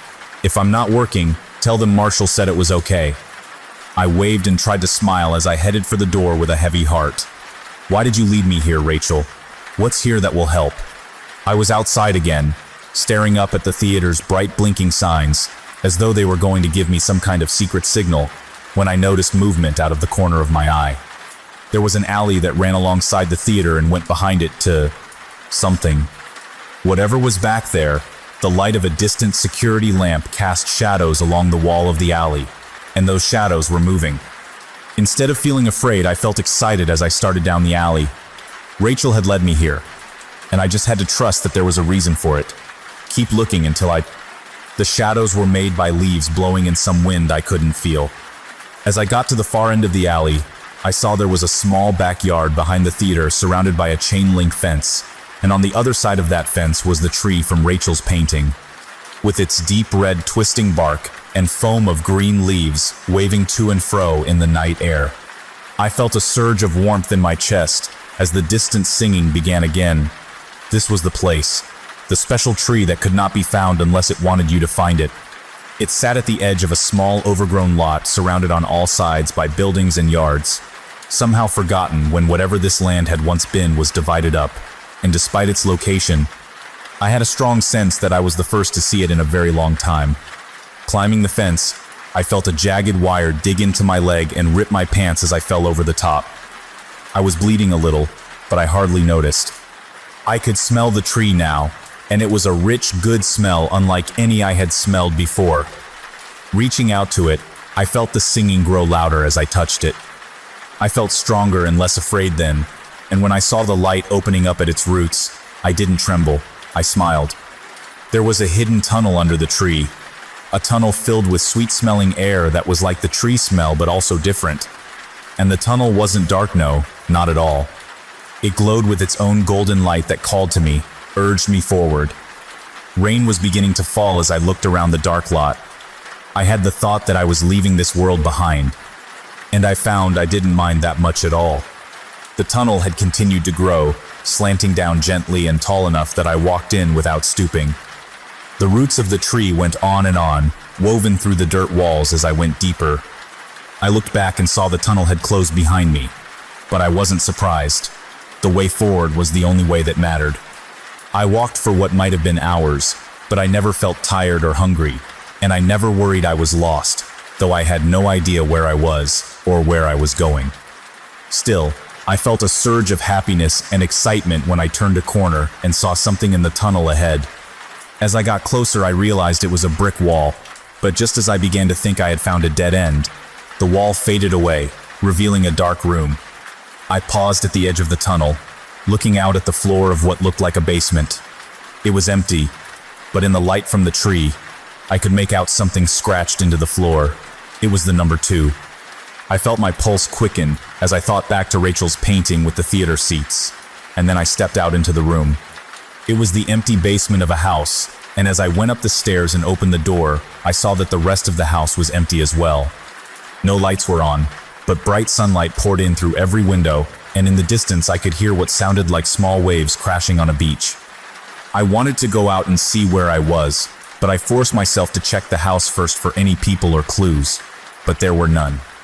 The house was utterly bare of any sign of people, other than the number scratched into the floor below. My nose tingled with salty air as I stepped outside. The house was near the beach on what I soon figured out was a small, deserted island, and I realized with little surprise that I recognized the house from Rachel's painting. As I stepped off the porch, I saw no signs of people, but I wasn't entirely alone, because sitting some distance from the house was the tree. I knew it couldn't be the same tree as in the abandoned lot, but at the same time I knew that it was. Or at least a different part of the same tree that made the tunnels and appeared in my old world and whatever place this was. Because I had started having that thought as soon as I stepped out of the house. I didn't think this was my world. Not exactly. I could see a larger island some distance away, and it might have people on it. Hotels and cars and planes, or it might not, as those things might not exist here. Either way, my newfound intuition was growing stronger, and I could tell that what was it called? The texture of things was different somehow, if only a little, not bad or scary, just different. Still, after a couple of hours exploring the island and checking the house, I began to feel terribly lonely, even with the tree nearby. I decided to go back into the tunnel and keep going. The basement wall faded away as I walked up to it, and I entered the tunnels again. It was only a short time later that I found my second version of the house. Much like the first, the wall faded away into a basement, but this one was far from empty. It was a workshop of some kind, full of tools I wasn't familiar with. I glanced down and saw 43 scratched onto the floor. Who was doing that, and why? I was going to explore the house, more carefully this time, as it looked like there were people here, but then I froze. Propped against the brick wall, next to a small stack of boards, was a sledgehammer. Trying to be quiet, I crept over and picked it up before heading back into the tunnel. When I was little, before Daddy died, he had loved to hunt. I never went with him and didn't remember much of what he hunted, but I do know he had an old hound he'd had since before I was born. The dog had only loved him well, him and being on the trail of something. When Rocker, his name was Rockefeller, got a scent, it was like he was in a trance. He would go and go, this way and that, and to look at him, it looked like he was having a fit, both lost and certain at the same time. But whatever Rocker knew or didn't know, he always found what he was looking for. I felt like Rocker now. I was moving faster and faster as I went down this turn and that. I felt like I was on the trail of something, or traveling on memories I didn't have. Gripping the sledgehammer tightly, I could hear the rising hum of the distant music in my head as I turned the last corner, and then it fell silent. There was another brick wall, and as I approached, it fell away. It was another basement room, but this one was much smaller. It contained a table, a closed chest, and an old metal bed that had been broken apart. At the far brick wall, a woman was using one of the metal legs from the bed to attack the wall and whatever lay behind it. I felt my head began to swim as I looked at her from behind, and as she turned to look at me, eyes wide with surprise and fear, I felt the sledgehammer slip from my grip as I stumbled back against the now solid wall. I could barely breathe at all, but I managed to get out a single word. "Rachel?" The woman looked at me, her expression less fearful but still guarded. She had the bed leg partially raised in warning. "Yeah? Do I know you?" It was her, but it wasn't, much like the tree on the island. This Rachel looked a few years older, and while she looked stressed and confused at the moment, her eyes didn't seem weighted down by the same quiet sadness I had come to recognize watching the other Rachel for all that time. Still, I didn't know how to answer her question and not sound creepy or crazy. I stared at her for a second, floundering, when she asked another, "You came out of the tree tunnel, right?" I nodded, grateful for something I could answer easily. "Studying me," she said. "Where did you come from? Before the tunnel, I mean." I flushed as I tried to think of the right words. Well, I came from Texas. Originally, I mean." She grinned at me for a second before catching herself and trying to look serious again. "Yeah, okay. But do you know how the tree works? How did you find out about the tunnel? How did you get here?" Sighing, I rubbed my head and just started into it. "Look, I know this will sound crazy, but I had a job watching a woman trapped in a room, and that woman was you, or another version of you, and she asked me for help, and I couldn't help her, and then they took me, and I found out she had been dead for a long time, but could see me in the future, and then they put something from the tree in me that had been in her that killed her, and then I escaped, and then I figured out where to go to find the tree, from things she had painted, and I somehow knew how to go in the tunnels to find different spots, and I'm pretty sure the tunnels lead to different worlds, and I got this sledgehammer, and then I... Hold up, goddamn. Take a breath, you're going to pass out." She was smiling again, and this time she didn't try to hide it. She looked over what was left of the bed to where the sledgehammer was laying on the floor. "And did you say sledgehammer?" Whack. "So yeah, I believe you." Whack. "I've been in those tunnels too. My ex-boyfriend tricked me into moving here so he could tie me to the tree in his place." Whack. "Well, not tie me to the tree literally. Take his place as, what? The tree's buddy or something? I don't really know. It's all pretty fucked up, and I don't understand all of it." Whack. "But what I do understand is that the fucker walled me up in here. At first, I thought I could just pry loose some bricks over time, but nope. He put a layer of concrete on the outside this time. Good old Phil, or Justin, or whatever. I mainly think of him as fuckface now." Whack. "This is taking forever." I stepped up and put my hand on the sledgehammer. "Let me do it for a bit. We can take turns."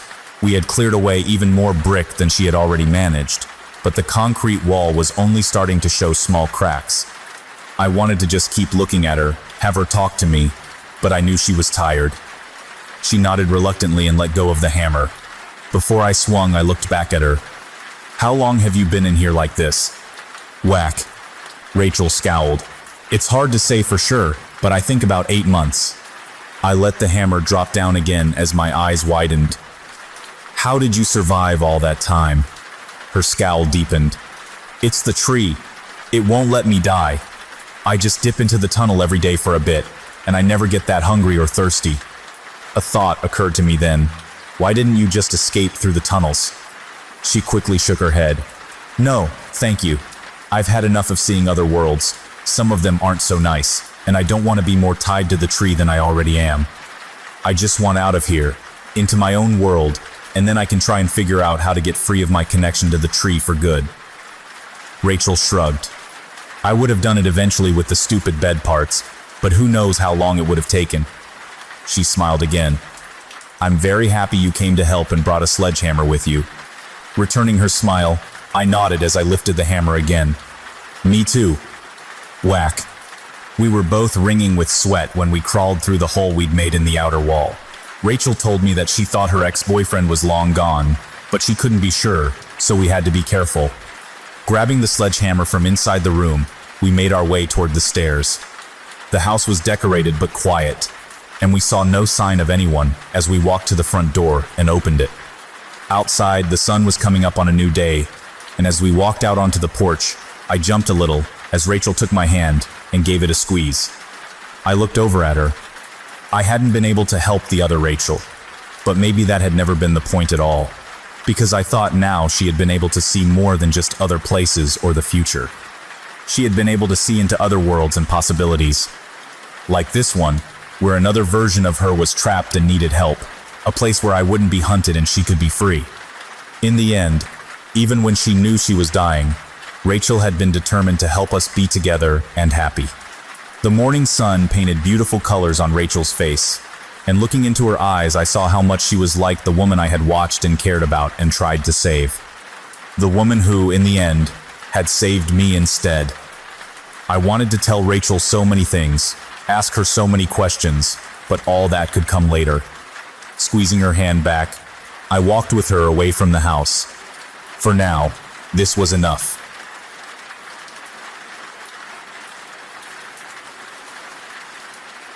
Story: Suicide Woods. Everyone's heard of the so-called suicide forest in Japan, but hardly anyone's familiar with the locally named Suicide Woods in Fairfield, Connecticut. It's probably a good thing too. The deaths are disturbing not only by their nature, but because there have been so many of them over the years. Growing up, I heard scary stories about the woods behind Lake Mohegan. We all did. Rumors of devil-worshipping cults ran like wildfire through every school hallway and cafeteria. Some kid said he was fishing back there with his uncle when they discovered a dead goat by a rock face with its guts arranged in a pentagram. Another kid talked about blood-sucking demons in the trees. Our parents were always quick to dispel the more ridiculous rumors, but they couldn't deny the suicides. The suicides were facts of life in our town. I wouldn't be writing this if I thought it was an unfortunate but natural phenomenon, like with the forest suicides in Japan. To be honest, I'd forgotten about it all until I came back for my 30th high school reunion last spring. A few old classmates and I got to talking, and we decided to take a hike through the wooded area the following day. Keep in mind, the place is absolutely gorgeous. It's heavily wooded, but well-maintained paths run throughout. A clear, clean river cuts through the woods, and a series of cascades and rapids terminate in a deep, tranquil pool. Kids and families would swim there frequently during the summer, despite the unpleasant stigma of suicides and hauntings hanging over the area. On a beautiful hot summer day, it's simply too pretty over there to worry about that stuff. We headed out around 7:30 the following morning. Only one of our original 6 ended up actually answering the phone and still wanted to go, but that was fine with me. Todd Soto and I were pretty close in high school, so I was looking forward to spending the morning with him so we could catch up. We walked along the scenic path around the lake and into the woods. We followed the river, and soon we reached the Cascades. The rushing water was gorgeous and invigorating. Someone who'd gotten up even earlier than we had was fishing off the rocks. He waved, and we greeted him in turn. The woods quieted as we progressed further upriver. The sound of wildlife replaced the rushing water. It was a truly spectacular day. Todd told me about his business and his family, while I discussed my writing career and waning popularity. All in all, we were having a great time. Todd stopped to grab some water from his backpack, and I gazed out over the now distant lake. I heard my friend behind me rummaging through his stuff. Then he muttered, "What the hell?" I turned around. A hair-thin stream of black fluid had fallen out of the tree onto Todd. He'd moved to the side, but it was on his head and neck. We both looked up, but couldn't see what had produced the stream.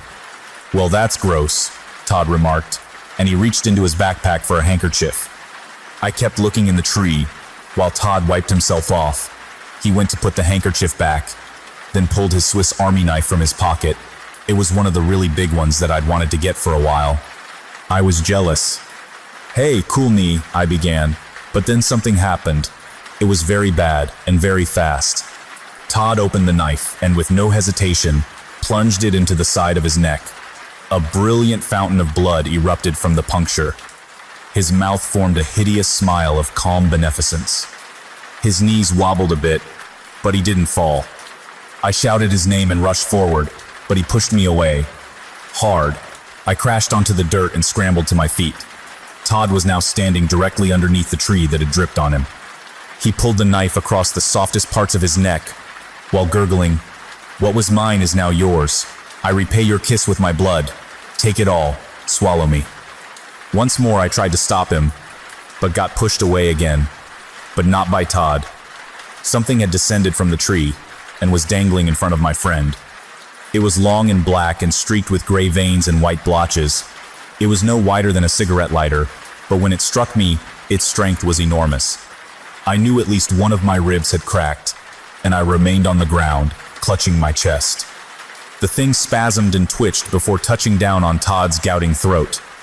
A lime-green proboscis slid from its tip and began lapping up the blood.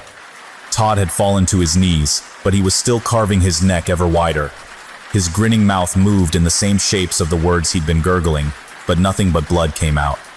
Soon that also stopped, as he severed his esophagus. Then he fell on his face. The thing in the tree extended and pushed down into Todd's wound. For minutes I stared, too horrified to move, as it gulped my friend's blood. Its veins pulsed, and it swelled obscenely before turning translucent, then transparent, then invisible. I heard the leaves rustling as it retracted back, and all that was left was me and my dead friend. I pulled myself to my feet and ran, wincing with agony as the broken ends of my ribs rubbed against one another. I reached for my phone, but realized I'd given it to Todd to hold in his backpack. I kept running until I reached the road. I flagged down a car and had them call the police. They arrived and brought me to the station. I was questioned and I told them everything, despite knowing how insane it sounded. They asked for my phone number and home address so they could contact me if they needed anything else. Days went by. They didn't call. They didn't visit. After a week, I went online to the Connecticut Post website. I did a search for Todd's name. Lo and behold, there he was, listed as another unfortunate and preventable suicide in the Lake Mohegan woods. Story: the James Webb Telescope discovered something terrifying in deep space.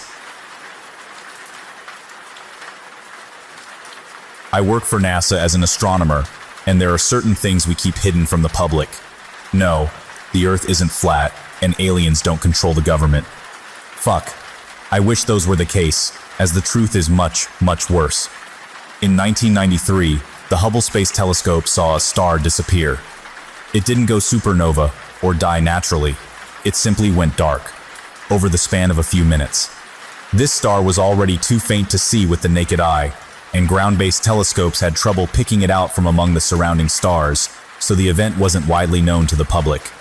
At the time, we thought the most likely explanation was that a cloud of interstellar dust had drifted between Earth and the star, occluding it from view. It was noted, and mostly forgotten about. In 2007, 2 more stars vanished. Due to the circumstances of this event, this was much more concerning. The 2 stars in question were part of a binary system, orbiting each other at a fairly close distance. If a cloud of interstellar dust was the culprit again, they would have both seemed to disappear simultaneously, or very close to it. Instead, both stars faded individually over a period of minutes, separated by a span of about 8 hours. This binary system was also about 15 light-years closer to Earth than the star that had previously disappeared in 1993. After carefully reviewing millions of Hubble images, 2 more stars were identified, which had gone out in the years 1995 and 2002. These were all in the same stellar neighborhood, only a handful of light-years from each other. The only conclusion we could draw was that some unknown influence, traveling close to the speed of light, was shrouding or destroying these stars. Unfortunately, the Hubble wasn't sensitive enough to tell us any more than that. The James Webb Space Telescope first came online a few months ago. Although official channels will tell you that it's still undergoing testing, we have been actively collecting data since early February. One of the first things we did was to aim the telescope at the regions of space occupied by the vanished stars. If they were being blocked by dust clouds, a hope some of us still held onto, the increased sensitivity of the JWST may have been able to see through them and confirm that the stars were still there. Unfortunately, we had no such luck. The first 3 stars that had disappeared were still completely dark. Gravitational wave detectors, though, soon found something odd. In all cases, not only were the stellar masses still present, but the amount of mass had actually increased. More sensitive observations had also detected a type of string, or web, stretching through space connecting these now invisible stars. When we trained the telescope on the binary system that had vanished in 2007, which was the nearest point at which this phenomenon had so far been observed, there was finally enough ambient EM spectrum radiation left to try a mass spectrometer reading. If you're not aware, mass spectrometry is an incredibly useful process where by measuring the patterns of light wavelengths emitted or reflected by an object, we can learn tons of useful information, such as its temperature, speed and direction of movement, and chemical composition. The readings we got from the binary stars didn't make any sense, though. First of all, they were cold. Almost as cold as the surrounding interstellar medium. Whatever had happened to these stars had snuffed them out completely, or somehow prevented their light from escaping. What was truly puzzling, however, were the emission lines returned by the mass spectrometer. Several familiar elements, such as hydrogen, carbon, nitrogen, oxygen, and magnesium were identified, but these were few and far between. Most of the readings didn't correspond to any known chemical elements, and even seemed to defy what we knew about the physics of light, matter, and chemistry. This massive, star-spanning structure was primarily composed of materials that we didn't even have names for, and may not even have been matter as we understand it. Speculation ran rampant. Obviously, such a thing couldn't be a natural phenomenon. Finally, we had proof of extraterrestrial life. But what was this thing we had discovered, and for what purpose was it being built? The leading hypothesis was that we were looking at a series of Dyson shells, massive solar collectors, built to completely envelop stars in order to capture 100% of their energy output. Such a concept had been envisioned in the early 20th century as a potential source of energy for an interstellar civilization. Ever since then, the idea had found its way into popular science fiction. The construction of these massive structures had actually been theorized to be one of the first signs of intelligent extraterrestrial life that we may someday detect. It seemed that day was today. The theory still didn't explain everything, though. First of all, there was the impossible speed with which the stars were covered. Constructing a Dyson shell from scratch in a matter of minutes was beyond even the wildest speculations of scientists and sci-fi writers. Then there were the mysterious filaments that connected the shells over distances of light years. No one had any idea what purpose these could serve, or how they could even be built. Everyone at NASA was fascinated by this mystery. In hindsight, we may have been better off if we had never discovered the truth. Less than a month ago, the JWST detected a series of unusual energy bursts emanating from interstellar space. These were occurring at the very edge of a star system, approximately 12 light-years from the binary system that vanished in 2007. As we focused the telescope on this system, we soon determined that these were not natural phenomena either. The energy signatures, which were still flashing intermittently, matched what would be expected from thermonuclear and antimatter, the based explosions, along with several other types of energies that we couldn't identify. These explosions, although still not visible to the naked eye on Earth from that distance, were absolutely tremendous in magnitude, easily billions of times more powerful than any nuke that humanity could conceivably build. After experimenting with the telescope settings, we were able to get a clearer picture of what was going on. The tip of one of the interstellar filaments that linked the Dyson system was passing through the Oort cloud of the distant star system, approaching its sun, and whoever lived there was fighting back. Their weapons were able to slow the thing's advance, shattering, breaking off, and vaporizing planet-sized chunks of the object. But it seemed to be rebuilding itself almost as fast as it was being destroyed. After less than a week, the explosion stopped. It seems that they had run out of ammunition. In the void between stars, we knew that these things traveled at nearly the speed of light. But as we watched it approach the inner star system, Its pace slowed as it swelled in size, preparing to devour the system's star. We quickly trained the telescope's mirrors on the doomed sun. We were about to watch whatever this thing was blot out another star, but in real time. We all held our breath as we watched the projected image of the main sequence star, slightly larger than our own sun. At first, nothing seemed to be happening, but soon a small shadow appeared on the edge of the luminous orb, soon followed by another shadow, and then a third. The shadows began to converge, forming a strange, yet somehow familiar pattern as they blocked out the star's light. "What are those?" one of my colleagues gasped. "They almost look like..." She paused, as if afraid to say the next word for fear of ridicule. I, however, had no such hesitancy. "Leaves," I said, my voice monotone. The situation was far too incredible to express any emotional reaction, even that of pure shock. They looked like leaves.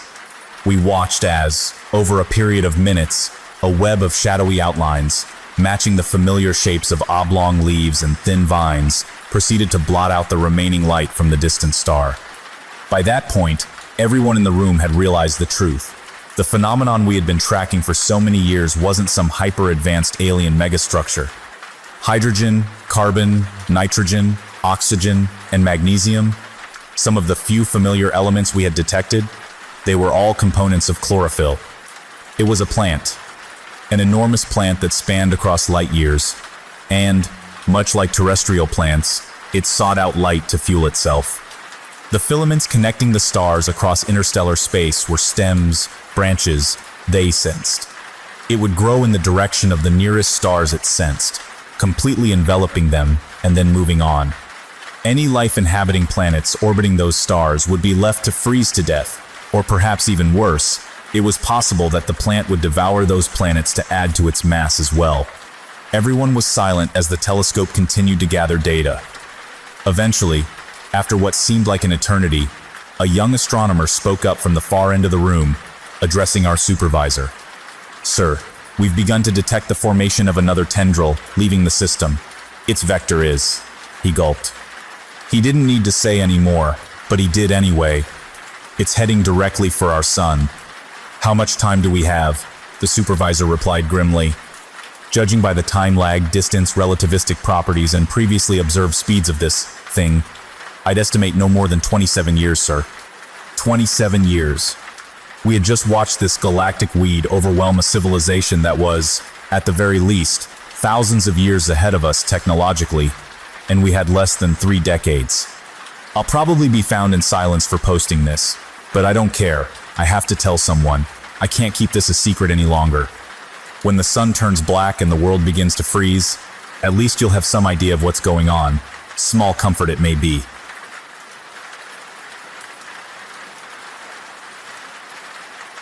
Story. The previous tenant of my new flat left a survival guide. I'm not sure I want to live here anymore. I moved in with my boyfriend yesterday. We've been together for 5 years now, and we're old and wise enough to settle down and finally leave our parents' houses. He just turned 24 and I'm 22. He's the love of my life.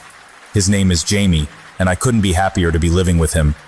When we decided to make the leap, we spent 2 months looking at flats and houses we couldn't afford to buy yet, so renting was our only option, but the prices were astronomical. For our budget, we would have been lucky to get a box room and a stove. Jamie works for a local 24-hour fast food restaurant, and I'm training to be a teacher. The early stages of training don't pay much, and I owe a lot in student loans, so finances are tough. We had almost given up hope until we found our flat. It was nothing special, but to us, it was a palace. A spacious 2-bedroom apartment with views of a city park, a balcony, and local conveniences. It was in a tower block in a not-so-nice area, but neither of us had been wealthy growing up. We weren't fussy, just grateful to be together. The advert was sweetened by the deposit-free option and open-ended tenancy. The landlord was happy to sign a 5-year contract if we wanted. That sort of thing never happens in the city. We were told that along with no deposit, we would also have no inspections, but would be liable to pay for any damage when we ended the tenancy. I'd never heard of anything quite like it. We knew that for our budget and location, we weren't going to get any better. We snapped the place up fast, not even bothering to view it. It felt like our only chance. Move-in day rolled around quickly, and yesterday we got the keys to our first home together. It was such a strange feeling. The day was chaos, getting our stuff in and up in the lift. We were flat number 42, on the 7th floor. The items we couldn't get in the lift had to be taken up all the stairs by the removal men. I think they were grateful we weren't any higher, but I still wish we had been able to give them a better tip. In the evening, we settled down on our second-hand sofa, given to us by a cousin of a friend, and watched some TV. We smoked cigarettes on the balcony looking at the park and fell asleep on our mattress on the floor super early because we had no energy to put the bed together yet, and Jamie had work at a hideous time of the morning. We slept soundly last night. I felt safe and happy. I don't think that feeling is coming back anytime soon, and it's all due to the note I found this morning. I found it in the kitchen, having a coffee, hours after Jamie had left for his early shift at work. It was in one of the cupboards that were fixed to the wall. There were a bunch of useful items from the previous tenant. Spare keys to the flat, a set of tiny keys that locked and unlocked the windows, necessary for those with kids this high up, spare smoke alarm batteries, and a folded up piece of paper. The note was handwritten with "New occupier of flat 42" in beautiful cursive on the blank side. I opened it up and sat down to read. I can't really describe it to you, so I'm going to copy it out below. Dear new occupier, firstly, welcome to your new home. I lived here before you for 35 years with my husband. Unfortunately, he had an incident at home recently that I'd rather not discuss that claimed his life. My sister has now decided I can't keep up with the demands of the property and has insisted that I move in with her and her husband. I was reluctant at first, but the stairs do kill me at my age, and without Bernie it's filled with sadness. Anyway, when you've lived somewhere for as long as I have, it feels like a person that you know. You understand its personality and what makes it tick. I thought it was probably pertinent that I impart some of that knowledge on you. It's a wonderful home. Honestly, I have lived through best and worst years, and leaving it behind is very emotional, but if you are to survive and get the best out of it, then there are some steps you need to follow. 1. The landlord will never bother you. He doesn't visit, call, or communicate in any way. But make sure to pay your rent in a timely fashion always. I have only dealt with him once in 35 years, and let's just say I never missed another rent day. Any repairs required you speak to the agent you rented the place with. 2. Do not use the communal lift between 1:11 and 3:33 a.m. Just don't do it. This step is vital if you are to have a happy life here. It really is life or death. Don't do it. This has cost me and many others in the building greatly, and I would rather not elaborate on why you shouldn't do this. Just please don't do it. I cannot stress this enough. 3. When you hear the strange animal noises coming from flat 48, don't question it. Mr. Prentice lives there, and he's a lovely chap. Don't be afraid to say hello to him in the corridor or on the stairs. He's old school, so he never risks the lift. But whatever you do, don't check on him when you hear the noises. You'll know when you hear them. 4. If you ever come across a window cleaner on the balcony, ignore him. He may seem like the nicest fellow you've ever had trying to sell you something at the door, but it really is best that you don't engage. He will go away if you ignore him, but he tries pretty hard the first few times, so you'll need some resilience. Whatever you do, don't offer him anything. No money, no hot drink. 5. Don't leave food scraps out. Bin or refrigerate them immediately. If you have small animals, it is imperative that you watch them eat and take away any leftover food immediately after they are done. This and Rule 2 go hand in hand. The things forage all day and seem to really love animal feed. You don't want them in your flat, I promise. You can leave what you want out between 1:11 and 3:33 a.m., so you may want to feed your pets then. 6. Don't communicate with any neighbors who claim to come from flats 65 to 72. These flats suffered a fire in the late 80s that devastated the whole floor. All the residents died in their homes.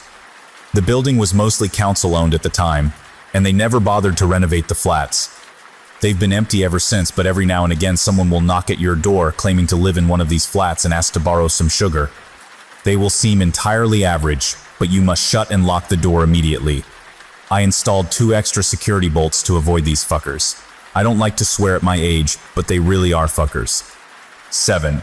Simple one for you here. Keep a weapon in each room. Sometimes you follow all these steps and something still slips through the net. Better to be safe than sorry. 8. The building has a committee that will try and get you to join. It's one of those neighbors groups about improving living conditions for all residents. It's a nice group, and the lady who runs it, Terry from Flat 26, is a fantastic neighbor. By all means get involved. But I wouldn't recommend babysitting Terry's 2 children. She'll ask you, because the poor woman needs a break, but if you accept, don't say I didn't warn you. 9. Stray hairless cats sometimes roam in the hallway. I know they're supposedly a special expensive breed, but they don't belong to anyone. They're mostly harmless, but don't pick them up. Not unless you see one of those neighbors that claims to live in 65 to 72. Then grab the cat and lock it inside with you. It'll burn your skin a little, but the cats are friendly, and I wouldn't want to see them hurt. 10. There is no way to fix the damp patch on the ceiling in the bedroom. Sometimes it will turn a deep crimson and look quite concerning. But please try not to be alarmed. It doesn't drip, it doesn't get any bigger, and it's been there longer than I have. The landlord won't budge on it, according to the agents. I flagged it many times, even called the police the first night it changed color. But it was a waste of time, and it will be for you too. It's best to ignore it. 11. You can trust the postman. His name is Ian Flanders, and he's been the postman since before I moved in. He has his own key to the main door, and delivers post to the door every morning at 8:54. I can't include everything here, or it would become a novel. But if you have any questions, Ian will help you. 12. Finally, the first few weeks are the worst. You'll feel like you've made a mistake. I'm sure reading this you already do, but if you can get through the first few weeks, it really is a lovely block to live in. Every property has its quirks, and this one is a little extra special, but you can be truly happy here if you just take my advice. I wish you all the best, I really do. Yours truly, Mrs. Prudence Hemmings. I don't really know what to think after reading the note. Hopefully it was some sort of joke, but the agent had said the previous tenant was an elderly lady, and I can't see anyone named Prudence Hemmings attempting to play practical jokes on someone they'd never met. There were also parts of the note I couldn't disprove. There was indeed a large damp patch above the bed that me and Jamie had already discussed reporting. No crimson, but it definitely existed. I had also commented on a beautiful Sphinx cat roaming the halls as we were moving in. I started to get seriously freaked out. Our dream, our beautiful little home, had just become a source of fear and confusion. I checked the time, and it was 9:14. Damn it, out of time to catch Postman Ian. When I opened the door to check, sure enough, 2 letters addressed to a Mrs. Hemmings sat on the doorstep. At about 11:15, my worst fears were truly confirmed when a friendly middle-aged looking man carrying window cleaning equipment knocked on my balcony door. I ignored him. I didn't want to take the risk until I'd spoken to Jamie and showed him the note. I'd texted him already to rush home. I felt bad as the man rapped his knuckles against the door for over 10 minutes, but honestly the longer it went on, the more I was terrified. My windows were sparkling, and due to our lack of curtains, I couldn't even hide from his gaze. I felt so exposed.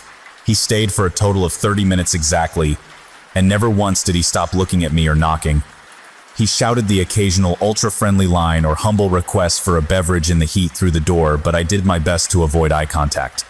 When he finally left, I looked outside every window in the flat, but I couldn't see him on any of the other balconies or see any equipment suggesting he was around. He had vanished completely. Jamie still hadn't texted me back. He must have been having a rough shift. It was a Friday, and they were always busy. It wasn't often that he didn't reply. He was due home in around an hour anyway. I read the note probably hundreds of times over. I tortured myself reading it for the next hour, desperately waiting for Jamie to come through the door to tell me it was all crazy and I should relax. I hoped for that so much. But Jamie never came. His shift should have finished around midday, but by 2 p.m. he still wasn't home. I panicked, I cried, I left over 100 voice messages on his phone but got nowhere. I finally decided it had been long enough that calling his work wouldn't embarrass him, and his boss told me that he had never turned up for his shift. I thought about it, what could have happened, and then it hit me. Jamie's shift started at 4 a.m. today.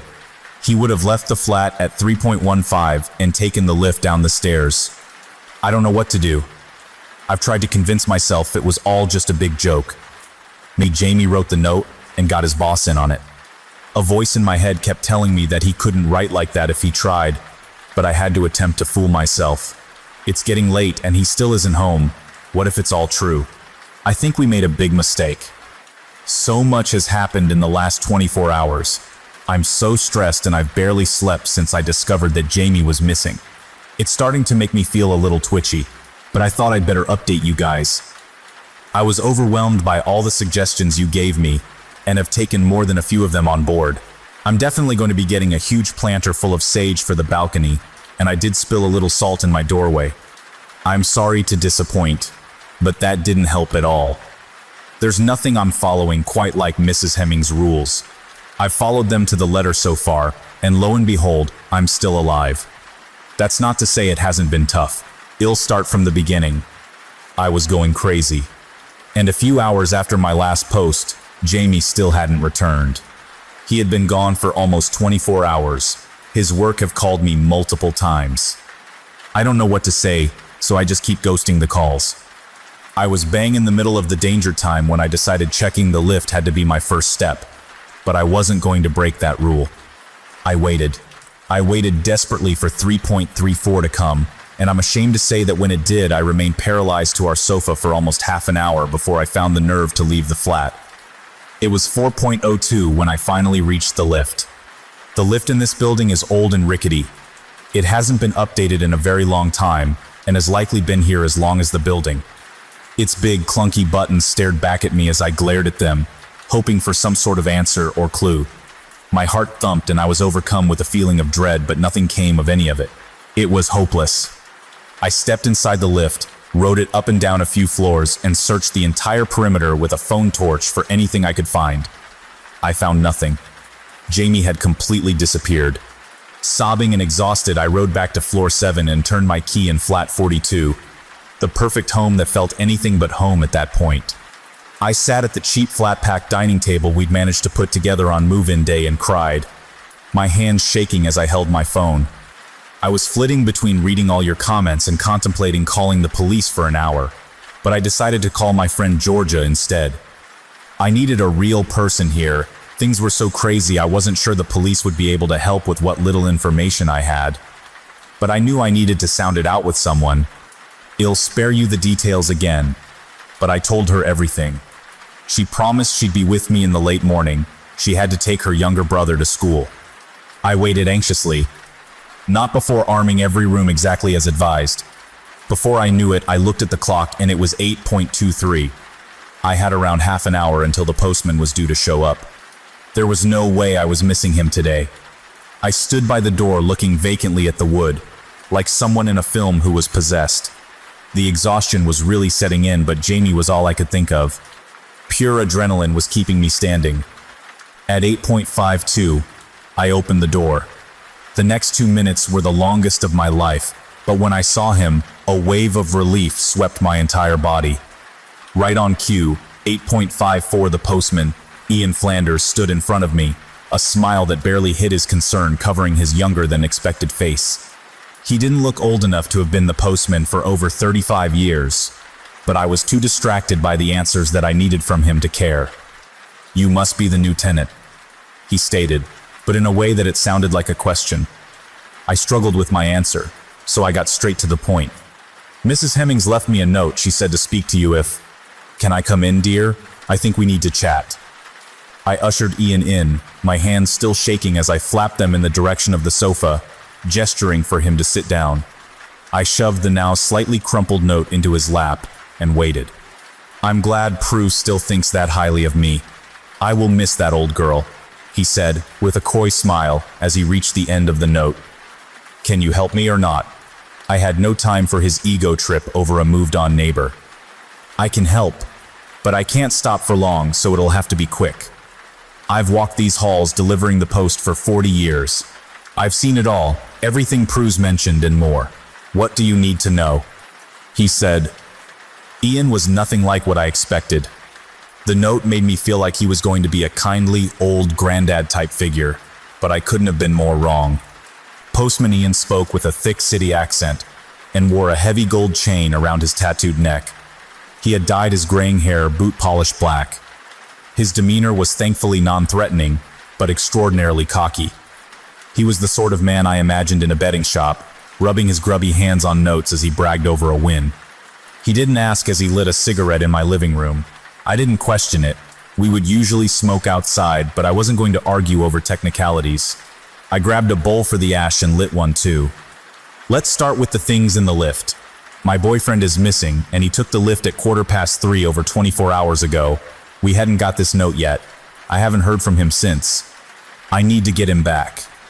I barked at him as if the louder I spoke, the more I could influence his answer.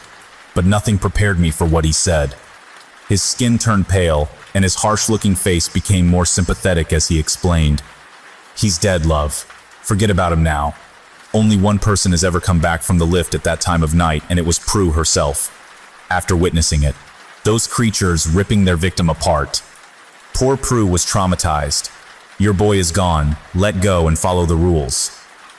He was blunt, but I could tell he felt sorry for me. There must be something I can do, I pleaded. There are things I've heard to bring back those who are lost, but I've never seen solid proof they work. It would be irresponsible of me to tell you to do something that might get you killed too. It's nice here, honest. Just get over him and live the status quo. Sorry if I sound harsh, I don't mean to, but you seem like a decent young lady, and I don't want to see you go too soon. I asked about what Mrs. Hemmings had seen in the lift, and if they were sure it happened to all who entered it. I refused to believe that Jamie was dead. There had to be something I could do, and if I knew what I was dealing with, I could be better prepared. It was awful what happened. I wasn't there, but this is what I was told. Little Lila was such a cute kid. She used to open the door and give me a tip when I delivered the post. She was Prue's granddaughter. Lila was her son's little girl, and that night she was staying over for the first time. Prue finally felt confident that she could protect Lila from all the strange things that happen here. She was wrong. Little Lila had a problem with sleepwalking, and she took a trip into the hallway at 1:30 in the morning. Prue took a little too long to notice. The sound she had heard was the front door, and by the time she reached the lift, she saw the creatures dragging Lila's limbs away from her body. She tried to fight them, even killed one, but she couldn't save the little girl. I was hysterical, imagining Jamie's fate. What are the creatures? Have you ever actually seen them? I asked. No one really knows what they are, love. There's something to do with the building and all its quirks. No one's ever seen them elsewhere. We don't know where they came from, just that they're here.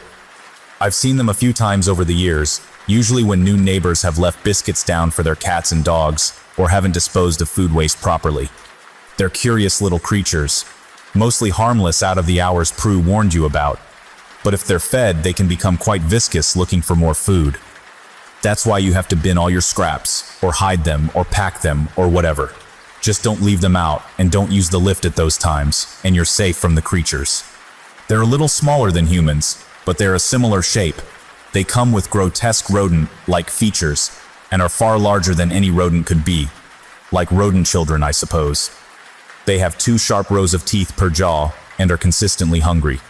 When they eat, they crunch down in a violent and disgusting way, dripping spittle everywhere. Prue said she could hear her granddaughter's bones shatter in those jaws. He went pale at the thought of that, but continued. When they first arrived in the building, there were hundreds. It caused pandemonium amongst the residents. We lost the residents of more than 30 of the individual homes. But the residents fought back and managed to kill all but the strongest minority of them. The creatures left over were incredibly dangerous and seemingly impossible to eradicate, so the residents struck a deal. A deal that they will be left unharmed and allowed to live in the building in return for the residents' safety at all times, but if anyone wanders into the lift between 1:11 and 3:33 a.m., they are fair game. This time frame is the period the creatures are at their most frenzied, and restricting them to the lift was safer for all parties.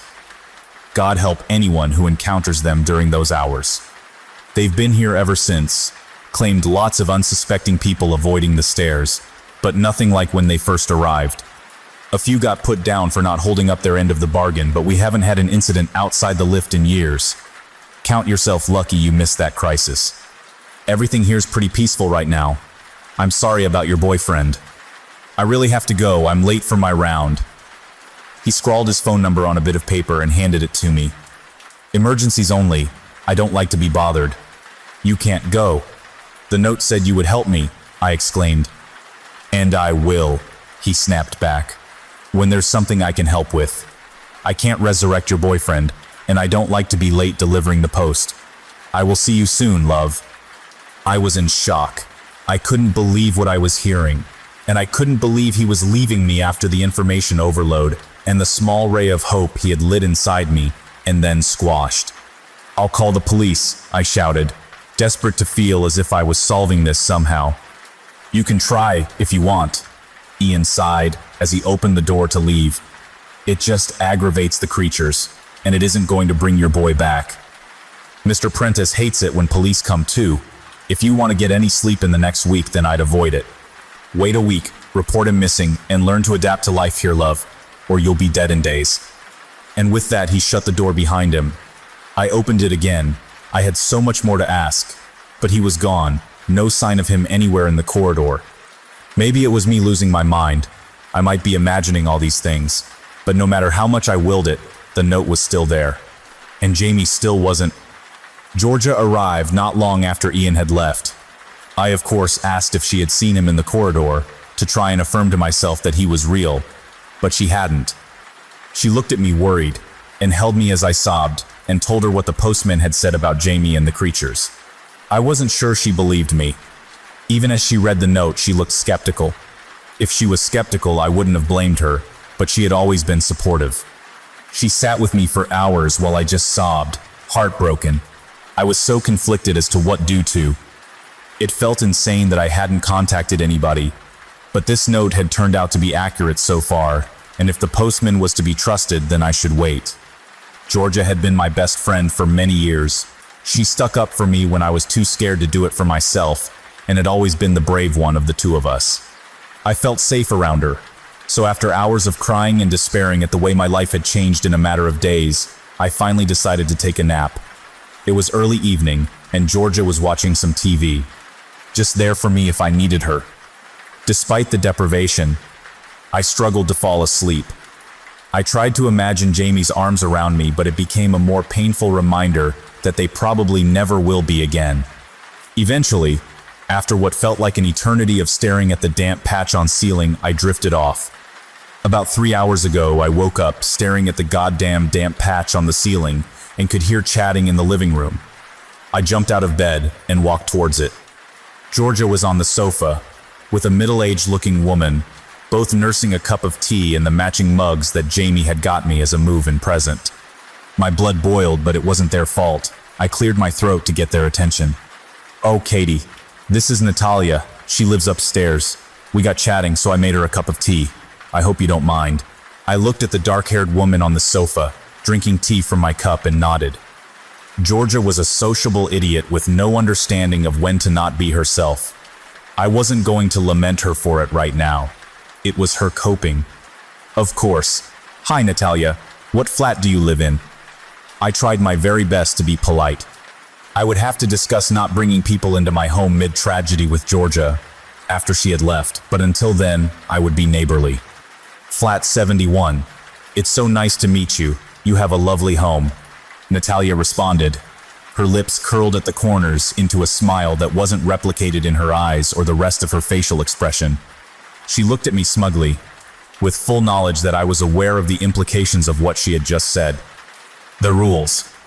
The flat number.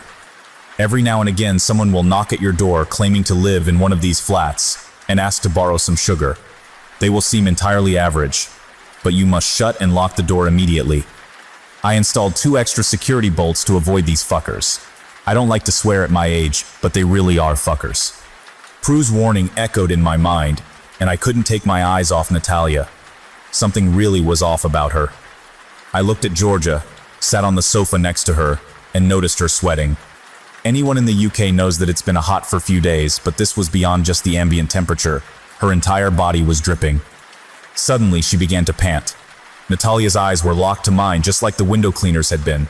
Nothing happened before with the cleaner, except this time, the rule had been broken. She was already in the flat. Georgia started to scream as her skin blistered and charred. Her hair fell from her scalp as the skin flaked and melted away from every inch of her. She was being burned alive without a flame in sight. She scratched frantically at her own melting face, digging into the exposed, raw flesh. The sound a person makes when they burn alive is like no other. That will never leave me. I screamed and screamed, but no one came to my door. I tried to grab my phone to call Postman Ian, but the wooden surface I had set it down on burned my fingers to the touch and forced me to recoil. She was going to set the whole flat alight. My actions needed to be quicker than a phone call. I grabbed hold of the large knife I had set down on the side earlier when weaponizing. The handle blistered my fingers instantly, but I didn't care. I needed to get her out now and help Georgia if I could. I ran towards the dark-haired lady, sweat dripping from my brow the closer I got, and plunged the knife into Natalia's throat. She gripped it and fell to the floor. She didn't bleed like a normal human. Her insides were black. She was still moving, and I figured it probably wouldn't be long before she stood right back up and tried again. So I dragged her into the hallway, ready to bolt the door. As we reached the entrance of the corridor, one of the cats was waiting, hissing at her semi-conscious body. I caught her eyes fixate on it as I dumped her on the floor. I grabbed the cat, pulled him inside, wincing as its skin caused more burns up my lower arms, shut the door, and watched through the peephole. She got up and held her hand to the wound, cauterizing it and walking off towards the lift, as if she hadn't been injured at all. I dropped the cat by that point, but every bit of naked skin it had touched throbbed and burned for at least an hour. Georgia hadn't been as lucky as Natalia with injury recovery. I anonymously called an ambulance for her. I couldn't believe it, but she was still breathing. She was badly burned, and her life wouldn't be the same again, but she was alive, and for that I was grateful. It sounds awful, but I left her at the park across the road from the building, with no phone or ID. She's my best friend, and I want to be there, but if I own up to involvement in injuries that bad, they'll suspect me, and I lose the already slim chance that Jamie might be savable. It doesn't mean I don't care about Georgia, but she's alive. I won't believe Jamie isn't until I see it. So now I'm alone again, in the flat, conflicted about what to do. I want to leave, so badly. But this was mine and Jamie's first home together. If he's alive, and I can save him, then I want it to be here for him to come back to. And if he's dead, and the postman is right, then I don't know if I can leave his memory behind. There's only one person I think could help me right now. So tonight I'm going to do some research, hunt down an address, and tomorrow morning I'm going to visit Prudence Hemmings. I didn't get much sleep last night either. The lack of sleep is making me wonder whether all these things happening are in my mind or not. But I'm reminded every time I see that damn note that it's all real. I spent hours last night searching for anything I could about Prudence Hemmings. If she had lived in a big creepy mansion, I imagine she would have been easy to find. But us folk who live in tower blocks aren't so well documented. No one cares about our lives, no matter how extraordinary. I found an article about missing person Lila Hemmings. It suggested that she went missing under the care of her grandmother while playing in the park opposite the flats early in the morning. Interviews with her parents stated that they had both disowned Prudence. Despite the many years that had passed since Lila's disappearance, her parents appeared to have remained unforgiving of Prue. There was no mention of her on either of their social media accounts, and she appeared to have no involvement with the children they had acquired since. Searches for the Hemmings family in the local area were equally dead ends. I looked at link after link, desperate to find something, but they all started to blur into one, until finally I saw something. An obituary for Bernard Bernie Hemmings, who had fallen from the tower block in unexplained circumstances after being diagnosed with dementia months before his death. I was surprised it hadn't made bigger news. It had only been about a year. There were no details of where to find them, but his wife Prudence and her sister Bridget were listed as contacts to find out details of the funeral. It's scary what you can do with the internet these days, but just with those phone numbers I was able to put them into a reverse directory and find an address for Bridget and Tony Bishop, the sister and brother-in-law that Prudence was supposedly living with. About 4 a.m. I managed to get some sleep. Not much though. I was back up and wide awake at around 7 a.m., planning my route and working out my day. I saw a post on social media from one of her relatives that Georgia was identified and is stable. This loosened the knot in my stomach that has been present since I found the note somewhat. At 8:50, I opened the door to my flat, hoping to see Postman Ian. 4 minutes passed, and instead of the postman, an elderly gentleman made his way down the corridor. He had a walking stick and kind eyes. In his free arm, he carried a small plastic bag containing a newspaper and milk. He smiled and said good morning as he passed. I smiled back. He reminded me of my granddad. I imagined him pulling cola cubes from his pocket for his grandkids and shushing them when their parents weren't looking. A little further down the corridor, the old man stopped and turned. He looked me dead in the eyes with a sympathetic expression and spoke. "No post on a Sunday, if that's what you were waiting for." He smiled knowingly and turned to unlock a front door that, until shut, I couldn't see the number of. When I saw the door close and the number 48 boldly displayed above the peephole, I understood what Prudence had meant.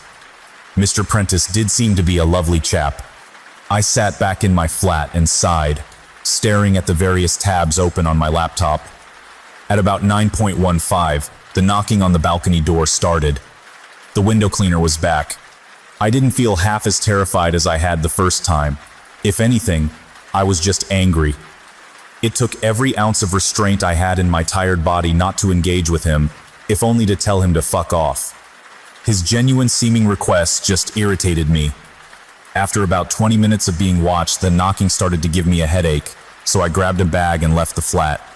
I decided there was no time like the present. If I was going to turn up on the bishop's doorstep looking for her sister because of the freaky flat she's left behind, then I had to get it over with. If the address was old, or the bishops weren't the people I was looking for, then I was going to look stupid whatever time of day I went. And I couldn't take the window cleaner's eyes anymore. There was something about them, they really do make you want to open that door. I looked at the lift as I entered the communal hallway and decided today I would take the stairs. I couldn't stand to be in a small box that my partner probably died very painfully in. My heart dropped into my stomach just at the sight of it. The stairs were as grotty as the lift. We'd taken them multiple times on move-in day, but I hadn't really taken it in the same way I could now. I thought about the rules and all the strange things happening in this building. I looked at the badly painted numbers on the walls as I reached each landing. Nothing in this building is simple. I looked at the numbers. 7, 6, 5, 5, 4, 3, 4, 2, G. Maybe it was the sleep deprivation, but my legs were in agreement with my mind that I had definitely just descended more than 6 flights of stairs. They'd glitched. I looked at the dusty and poorly lit stairwell from the bottom. It seemed dark despite the sun pouring in from the glass panel in the main building doors. The note never mentioned glitchy stairs. Maybe I really was losing my mind. As I turned to exit the building, a woman walked in. She was in her late 30s to early 40s and had 2 small children in tow. 1 boy and 1 girl. I guessed that they were twins. They were both incredibly blonde, with deep brown puppy dog-looking eyes and couldn't have been any older than 6 to 7. They were as close to identical as it gets in twins of different genders. I'm not a fan of kids, but they were super cute. The lady had a short bob haircut that got longer at the front. It was uniform and dyed a perfectly even auburn color. I knew it was dyed because her roots were blonde like her kids. She looked as tired as I felt, but she pulled herself together when she saw me, running fingers through part of her hair that she must have missed however early she left this morning. "Hi, are you here visiting?" Who opened with, trying to make small talk. "No, I just moved into flat 42, on the 7th floor. I was just leaving actually. Whereabouts are you?" I was desperate to go. I had feared myself up to see Prue, but I didn't want to be rude. "I'm flat 26. My name's Terry. This is Eddie and Ellie." She gestured to the 2 small children hiding shyly behind her skirt. "Welcome to the block. If you ever need anything, please feel free to give me a shout. My name is Katie, but people call me Kat too." "That's really kind of you, thank you. I will." "Hey, is there something wrong with the stairs?" I stopped myself before going into detail. "Nothing wrong. They just skip sometimes," she answered, shrugging. "Well, I'd love to stop and chat, but I actually really need to get going. It was nice to meet you, Terry." I tried to work out what was wrong with the children as I stepped forward to walk away, still baffled by the stares. "By the way, we have a residence committee. You should come to one of our meetings. They're every Tuesday in alternating flats. This Tuesday is at Molly Jefferson's place in flat 31. Come along. We'd love to have you, Terry suggested, waving me off. I walked out the doors after my encounter with Terry feeling sick. Every minute in this place made the note more real. Every word jumped off the page and into my life. Made it more likely that Jamie was really gone. I rode the bus from a stop not far from the flats. It felt like it took an eternity to reach the little suburban area I was looking for. A 5-minute walk away from the bus stop I got off at, and I was staring at a quaint little bungalow belonging to Bridget and Tony Bishop. I knocked on the door. The lady who opened it was unsteady on her feet. She was probably in her 70s, with wispy white hair neatly scraped back into a bun, 2 strands left hanging that just softened her wrinkled face. She wore a dusty rose-colored dress that hung just below her knees and smelled of stale cigarette smoke. "Can I help you?" she asked bluntly. "My name is Kat. I'm looking for Prudence Hemmings," I answered, stuttering slightly. Her eyes widened slightly. "Why?" she asked bizarrely. "Is she here? It's private."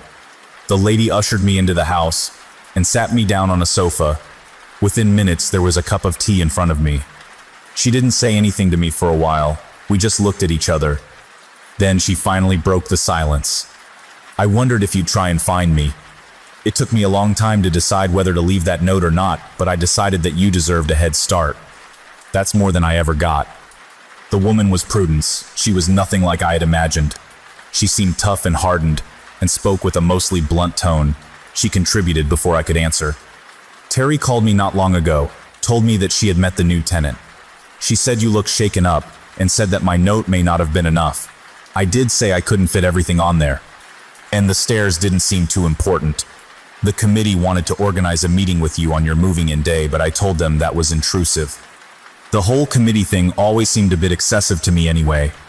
She spoke flippantly, like it was nothing. "It may have been intrusive, but we needed a warning. We spent a night in the place before I found your note. My boyfriend had already left for work at 3.15 and taken the lift. He didn't know." I broke as I told her what had happened. Her face dropped, and so did my hope for Jamie. "I'm so sorry. I really don't know what to say. I thought my note would reach you in time." She mumbled, her face to the floor, refusing to look at me as tears streamed down my face. "He's gone, isn't he? I didn't want to accept it, but I spoke to the postman and your face says all it needs to. The postman said there might be a way I can have him back." I bit at her, devastated and angry. "He's gone. You can't have him back.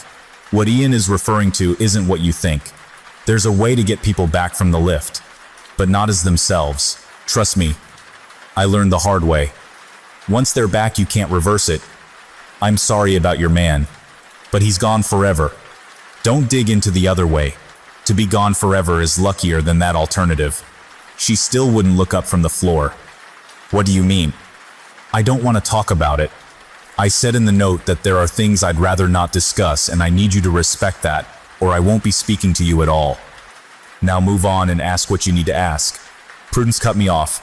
I decided not to push the topic further, and moved on to some other things I needed to know. "What's the deal with Terry's kids? They seem sweet and normal." "Those little demon creatures are anything but normal," she answered, wincing slightly at the though of them. "When she went into labor, Terry never made it to a hospital. They were the first children ever to be born inside the building, and with everything that goes on, it's like something's rubbed off on them. They're average children in the daytime, but they never sleep. Ever. Poor Terry hasn't had a day's rest since they were born. They also really love to steal birds and rats they find the cats playing with and torment them. Really annoys the cats." As she finished speaking, a small hairless cat strutted out from behind an armchair across the room, meowing softly. It brushed its head up against Prue's exposed legs, leaving scorch marks where it touched. She didn't react. She reached down and stroked the top of its head, smiling as it purred. "And those?" I asked, eyes stuck to her now badly burned legs.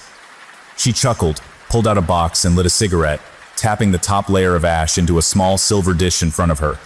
She offered me one and I took it gladly. "They've always been my good friends. I couldn't leave the building without bringing a part of home with me. This little guy is Damon. He's seen some things." She gushed, not taking her eyes off the cat. But where did they come from? Why are they everywhere? I asked, watching in disbelief as her burns subsided. It seemed impossible, but I looked at my arms where I had picked up the cat the night before, and there was no evidence it had ever happened. They didn't even appear sunburnt. No one really knows. They started to appear after the fire, a few years after I'd moved in. It was rumored that they were the pets of the residents that burned, and that was why they had no fur. But I don't think that's true. I interrupted. I met one of those neighbors last night. She said her name was Natalia. She almost killed my best friend. You're crazy if you think your note was enough of a warning. I ranted emotionally. Look, girl, if I had made a song and dance about warning you, then you'd have thought me crazy and challenged the rules. You'd have been dead already. Be grateful you got anything. I didn't. I had to work it all out. Your generation are so spoiled. She tutted in frustration at me. I was angry, but she was probably right. An elderly lady telling me rat-like creatures would kill my boyfriend in a lift would probably have got some laughs from me a few days ago. I stayed quiet and waited for her to calm down. After a while, she sighed and started again. I think the cats are the neighbors that burned. They've never meant any harm, and they hiss and run from the imposters that roam the building. Besides, there's no way there were that many cats living on one floor. The imposter people don't even match up with the residents that died in the fire. None of them look like, or claim to have the same name as the dead. They just claim to live in their flats. I've met Natalia before. She left a bad scar on Bernie's leg from an incident we had, nasty girl. Before the fire, there was CCTV, and there was a recording saved of about 15 people marching into the flats and up to that floor about half an hour before the fire started. It was the only evidence found. CCTV wasn't great in the 80s, so they were never identified. And the flames melted the relevant cameras, so nothing ever came of it. I think the people that entered that night are the ones that ask for sugar. I don't know any more than that, but if you avoid them, like I said, you don't need to know more. They hate the cats. I hope your friend survives, but I've seen what those people can do, so maybe she was better off dead. Prue carried on, stroking Damon. I watched the skin of her fingers melt and twist as they made contact with him. What happened to your husband?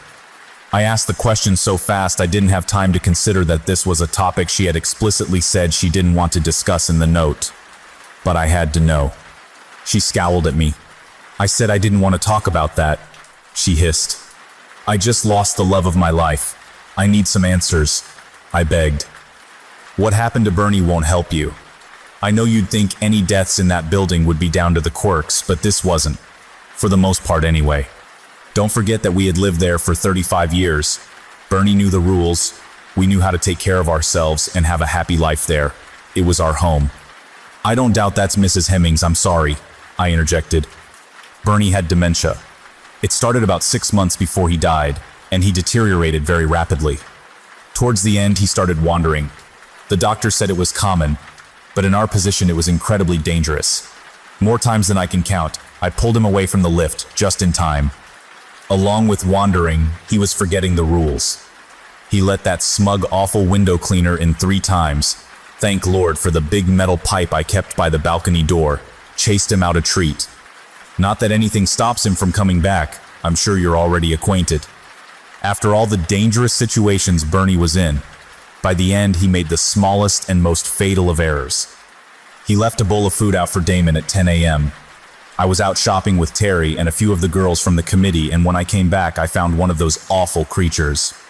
Prudence started to cry.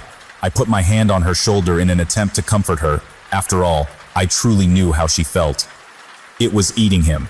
She sniffed and steadied herself to continue, moving my hand. I chased the creature away with the same metal pipe I had the window cleaner and pushed Bernie off the balcony. He was heavy, but I didn't want anyone to know what really killed him. Its teeth. She shivered. They made such an awful noise. It reminded me of Lila.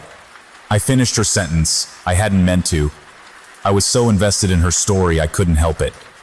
I gather you spoke with Ian then, she said, sounding resigned. I never meant to hurt that little girl. I loved her so much. Tears rolled down her wrinkled cheeks.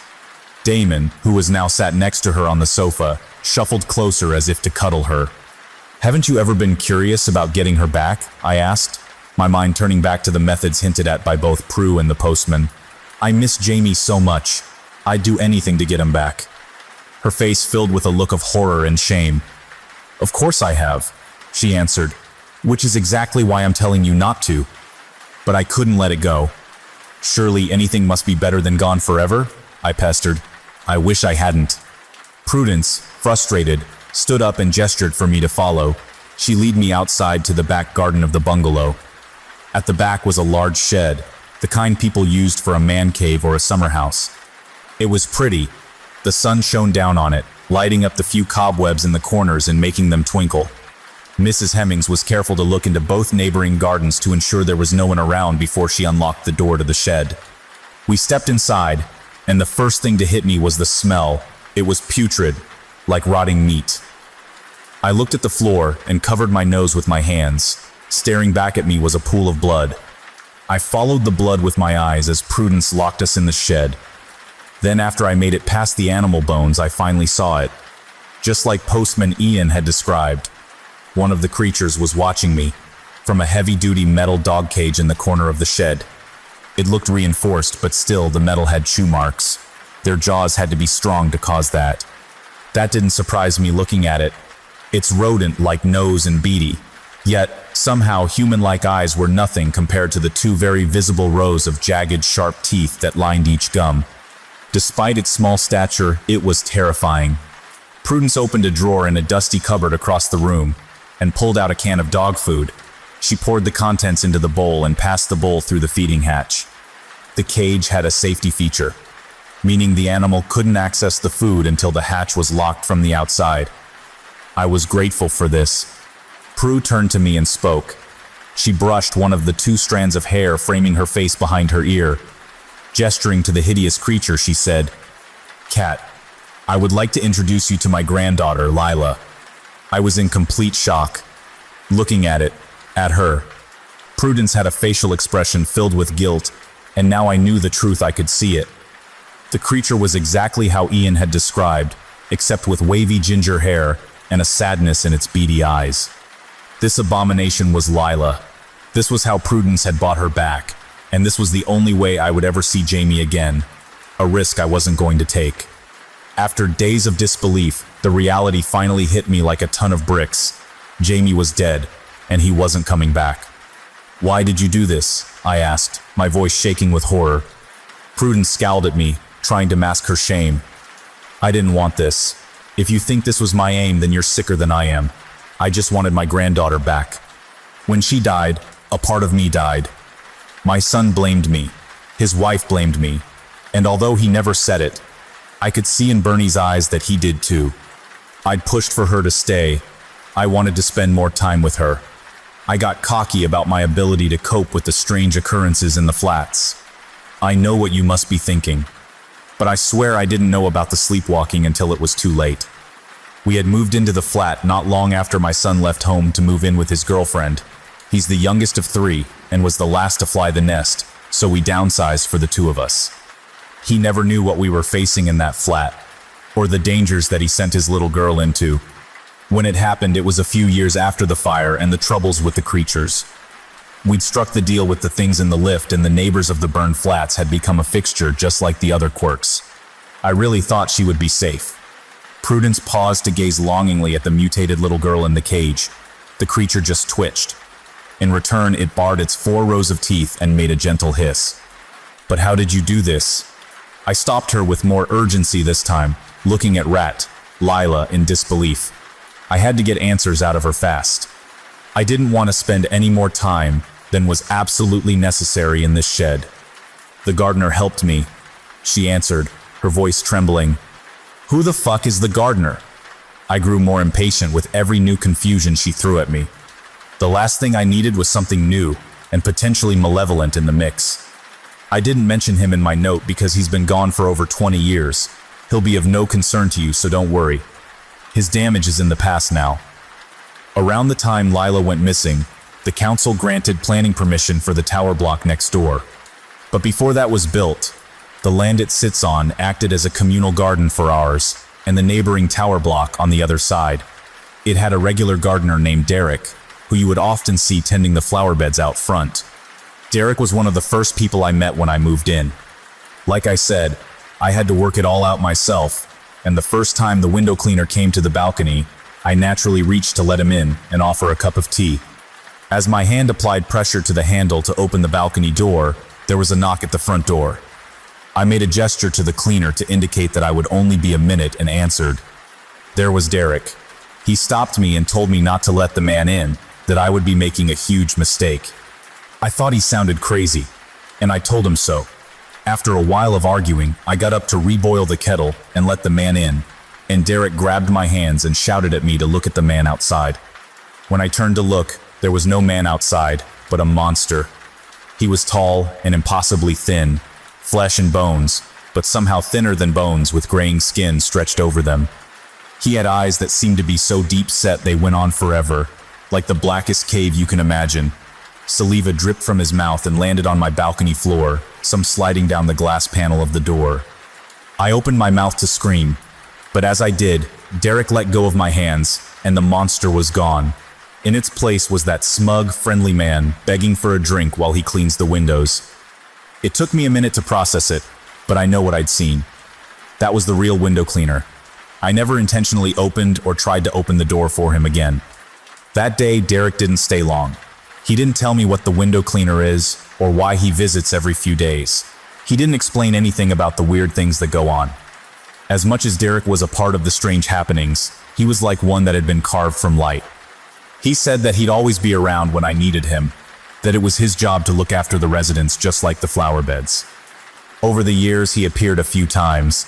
He was instrumental in striking a deal with the creatures.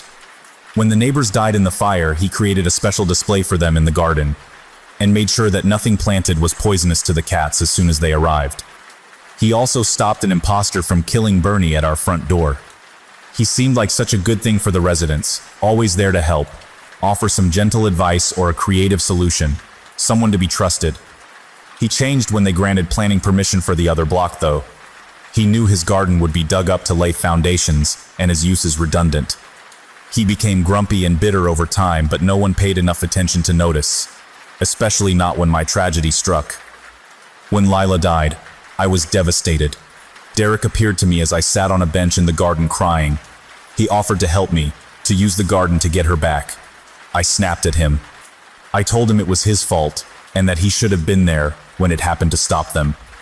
He worked so hard on the agreement with the creatures, he spent a lot of time with them. Lila broke the rule, and he had to allow them to do what had been agreed, he said. He couldn't have stopped them, but he wanted to help make things right. I understood why he hadn't intervened, but I couldn't accept it. I lashed out at him. I'm embarrassed to say I actually slapped the poor man, along with stamping on his freshly planted flower bed. I was angry and grieving. I quickly burned myself out and collapsed into a blubbering heap on the floor. Derek attempted to comfort me, but his mind was on his garden. He said he was sorry for my loss, but I shouldn't have attacked the flower bed, that he'd always been nice to me and I should be kinder in return. I snapped and told him that it didn't matter because it was all about to be bulldozed in the next few days anyway. I should have taken more note of the way he twitched as I said that. He snapped. He said that he knew I was angry, but there was no need to take it out on him. If I was that desperate to get Lila back, he knew a way. But it was dangerous. I begged. Anything, I said. I would do anything. He told me it was simple, and that all I had to do was enter the lift and offer the creatures some food, whilst repeating the phrase, Reverteter mortuus, during their frenzied hours. He said that there was no guarantee they wouldn't be crunching on my bones before I even got the first word out, but that if I succeeded, I would have Lila back. Of course, it was successful. There wasn't a creature in sight as I performed the ritual as instructed. I thought nothing happened at first. She didn't appear straight away, but a few days later I found her running round inside my house. She'd taken a chunk out of Damon's ear with her teeth. I tried to kill her at first, but just as I was about to finalize it, I saw in her eyes who she was. I tried to look for Derek, but by that point the workmen had started. Nothing was left of his garden, and nothing was left of Derek. No one's seen him since. You see, Kat, nothing in that building is totally harmless. You have to be on your guard at all times. I've kept her like this ever since. You may think I'm crazy, but I couldn't kill my own granddaughter. I'm not a monster. Prue sighed and ushered me back out of the shed. She locked the door behind us, closing the padlock on her most hideous secret. I was exhausted. It was a lot of information to take in, and as a result of the information I'd received, real grief for my boyfriend was finally settling in. Every hope I had was dashed. I know many of you tried to tell me in the comments that he was gone, but I wanted you to be wrong so bad. I couldn't bear to look at Prudence Hemmings for another moment. I made my excuses and left, morosely riding the bus back to the tower block I had once been so excited to live in. It was mid-afternoon by time I got home. The choice between the stairs and lift didn't strike much enthusiasm into me, but I opted for the stairs, and after what I'm sure ended up being 11 flights, I made it the 6 flights up the stairs to my flat. I laid on our mattress on the floor and sobbed for Jamie. I sobbed so hard my throat went dry and hurt, and my stomach cramped with each gasping breath. I sobbed myself to sleep. My body and mind must have given up fighting the need to rest and shut down. When I woke up, it was late, about 10 p.m. I wrote as much of my update as I could for you guys, hit post, and just sat at the dining table with my head in my hands. My whole life had fallen to shit and I knew it. I thought about so many things, questioned why they were happening to me. I searched social media for updates on Georgia, but there were none.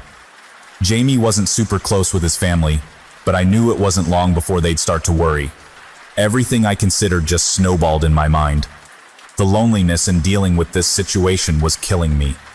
I decided to do something I usually wouldn't. I went downstairs and I knocked on the door of flat 26. Terry answered. Her perfectly bobbed hair was a little unkempt and out of place. She had huge bags under her eyes, and I could smell wine on her breath. "Are you okay, Kat?" She looked concerned. I found it ironic that she looked so disheveled I had forgotten it was me who came for help. "I'm not. I'm sorry. I know I don't know you. I could barely speak." "Don't worry. Prue called me. She told me everything. I'm sorry about your boyfriend. It's a shame I never got to meet him." Terry stared back at me with the same expression a mother would, warm and understanding. "Would you like a cup of tea? Maybe something stronger?" "I'd love a coffee, please," I answered meekly, making way into the living room. Her sofa was comfy. It reminded me of being back home at my parents' before any of this started. Terry trotted out to the kitchen, stumbling slightly. I could see the kitchen counter from the sofa and the empty bottle of wine that accounted for her stumbling. As she boiled the kettle, there was a huge crash from somewhere inside the flat. I jumped, feeling startled. Terry coughed in a meager attempt to conceal the noise.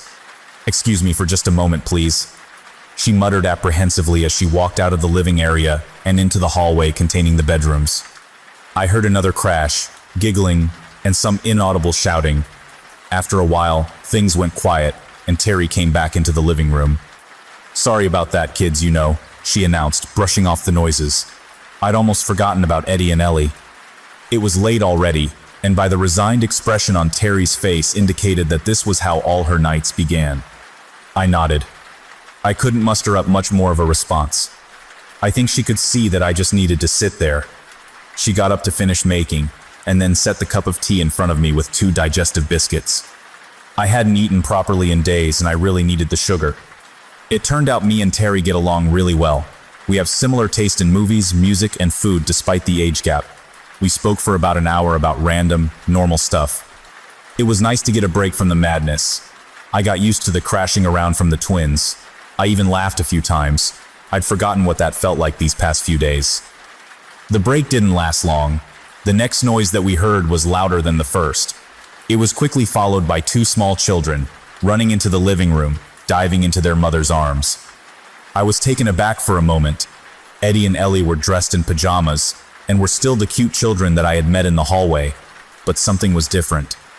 Their brown puppy dog eyes had become deep voids, like what I'd imagined when Prue described the window cleaner's true form, and at the ends of their fingers were long, sharp claws protruding from where nails should be. I didn't have time to recoil in terror at their new looks. Terry clutched them and asked what was wrong. They wailed and buried the voids where their eyes should be into their mother's shoulders. Despite their terrifying exterior, these were 2 very scared little kids. It had been a very long day, and I thought my nightmare was over, but it was only just beginning. Ellie mumbled into Terry's shoulder, in that high-pitched voice kids do when they're scared. "Mummy, we're sorry. We didn't mean to let them in. We were just teasing." "Shh, they're coming," hissed Eddie, in the same distressed high-pitched tone. "Whose? What have you done?" Terry asked, color drained from her face. The kids didn't get a chance to reply. Terry's face turned paler than I thought possible. I looked up, and standing in the living room doorway were about 10 people, all incredibly average-looking. They were almost expressionless. They didn't look angry or pleased to see us. They were dressed in nondescriptive clothes. I imagine trying to describe them to one of those artists that draws pictures for the police, and I genuinely don't think even one of them had a distinguishing feature. That's why it took me a while to spot her in the crowd, even though she had been glaring at me the entire time. Natalia. When I first saw Natalia, all I could picture was Georgia. The way her skin melted off her face, the smell of her hair burning, and the sound that she made. I didn't have time to count, but there were more than I originally thought. I figured these must have been the 15 people Prudence talked about, entering the flats that burned before it happened. I already knew that Natalia was one of them. Eddie and Ellie clutched Terry's skirt, trembling with fear. I wanted to help protect them, but I still couldn't help but tremble a little myself every time I caught a glimpse of those hollow voids where their eyes were. "Hi, Terry. The kids said we could borrow some sugar?" she asked menacingly. Grinning at the frightened family stood next to me. After a moment or two of intense staring, Natalia finally addressed me. She appeared to be the spokesperson for the group. "How's your friend doing? It was a shame we had to end our visit. I was enjoying her company." "Don't speak about her. She's got nothing to do with you, you sick bitch," I screamed at her. I couldn't bear looking at her face again. "You don't scare me with all your freak friends. I'm not going to let you hurt this lady or her kids." Natalia chuckled. I gulped.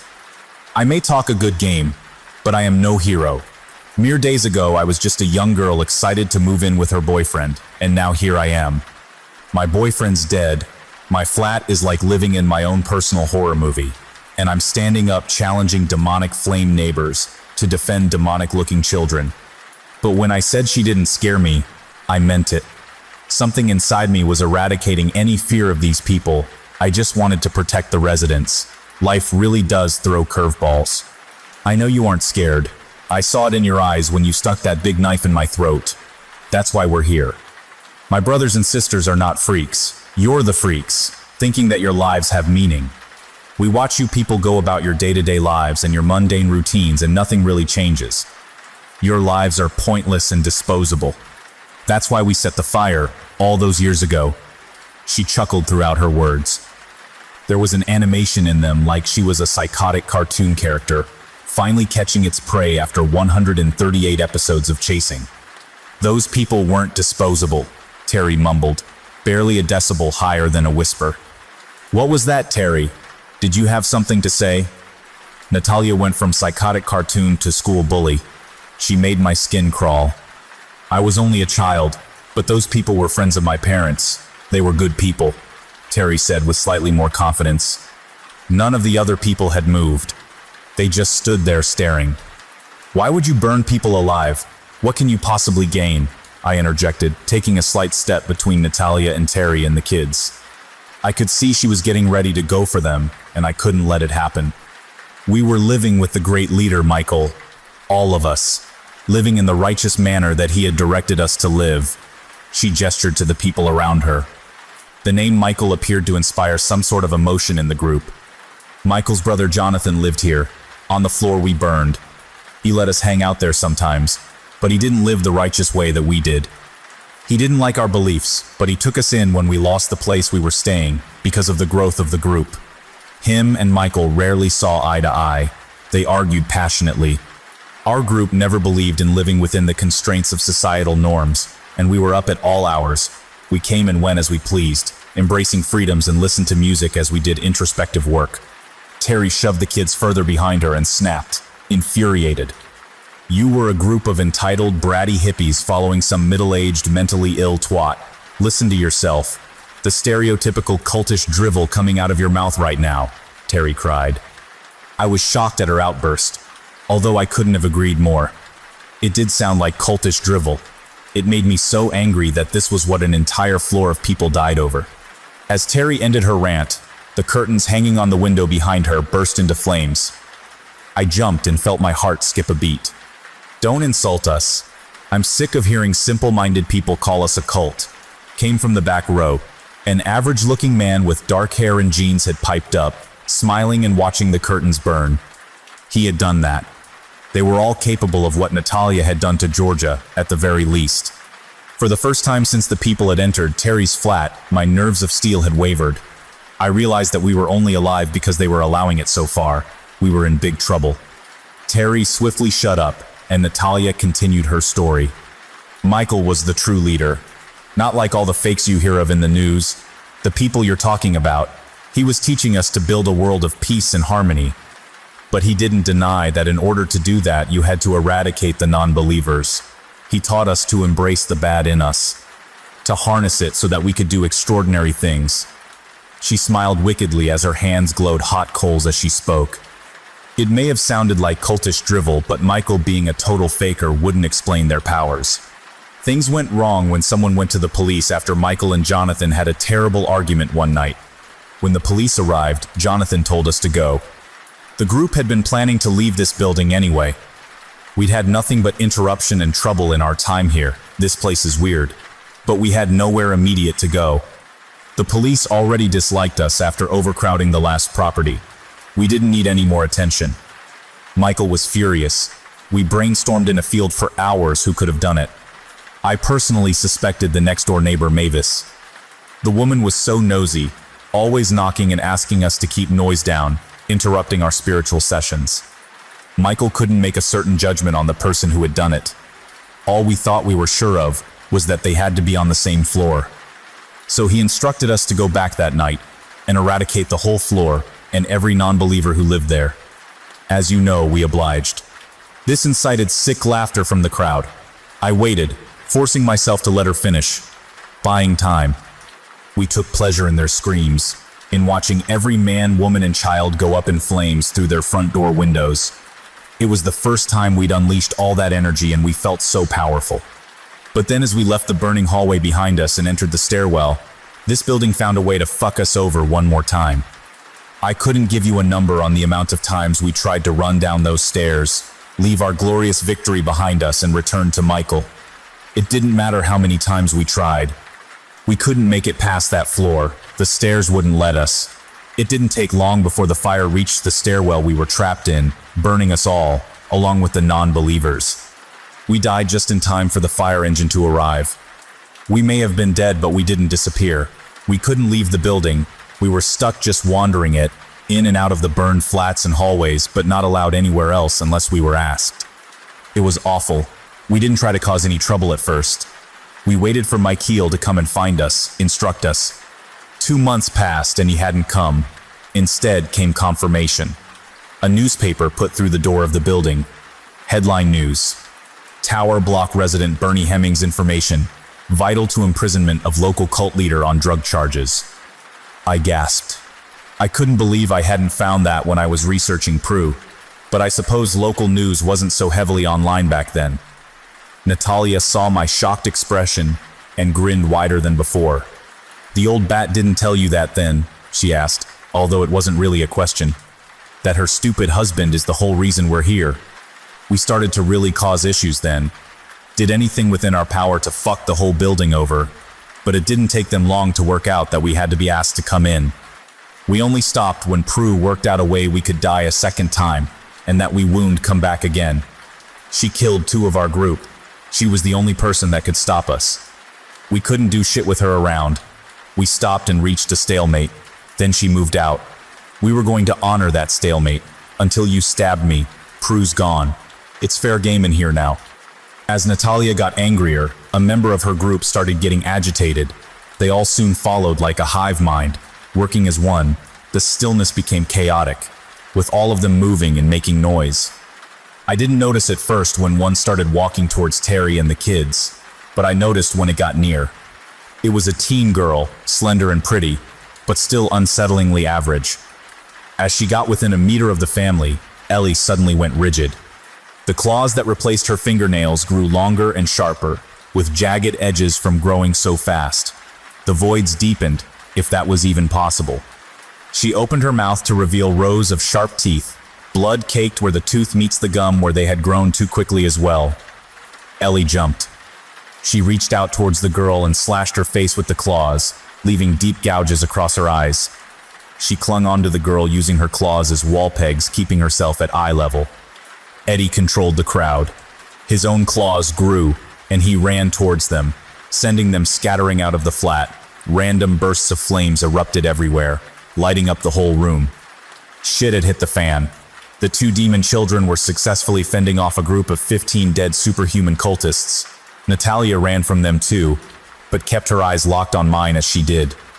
As she ran from the flat, she spoke to me. "This isn't over," she screamed, and I knew that it wasn't. I stayed on Terry's sofa that night. We organized all the burned items in the house and threw things out before we crashed out in the early hours. The kids' claws retracted, and they returned to their earlier state, causing mischief in the hallways. They were too young to really understand. I didn't sleep much. Nothing new. When I woke up, Terry was still asleep. I didn't want to disturb her, so I walked back to my flat, desperate to avoid anything strange on my way. The stairs must have noticed, because they didn't skip on my way up. I hadn't checked the time when I left Terry's, but I reached my door at the same time as a familiar face. Postman Ian was stood there, dropping letters on my doorstep. "Hey, love," he shouted as he noticed me. "I need to talk. Can you come inside? Just 5 minutes, please?" I practically begged him at the doorstep. I told him everything that had happened the night before, how Natalia was out for revenge and I was the object of her rage. I begged him to tell me how to kill them, but he claimed he didn't know. He said if kept my doors locked and didn't let them in, then I'd be fine. He looked shirty as I mentioned killing them, didn't even suggest asking Prudence how to do it. Something was telling me there wasn't much point. He seemed so disingenuous. I wanted to trust him. So badly I wanted to trust him. I had been so vulnerable with him over Jamie.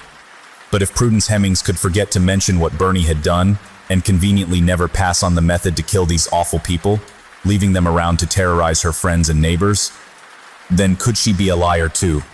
Could I really trust Ian? When he provided no answers and no real help, something inside me told me that I needed to get him out of my flat. I needed to rethink, start working things out on my own. I made excuses to Ian and sent him on his rounds. Prudence left me these rules, but she left so much out.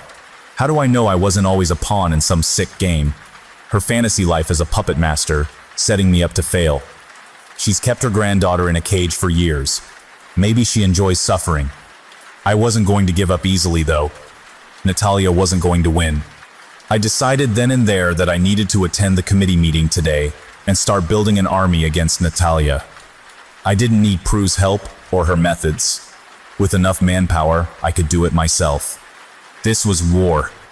I sat all morning thinking about everything, cup after cup of coffee in front of me to keep me awake.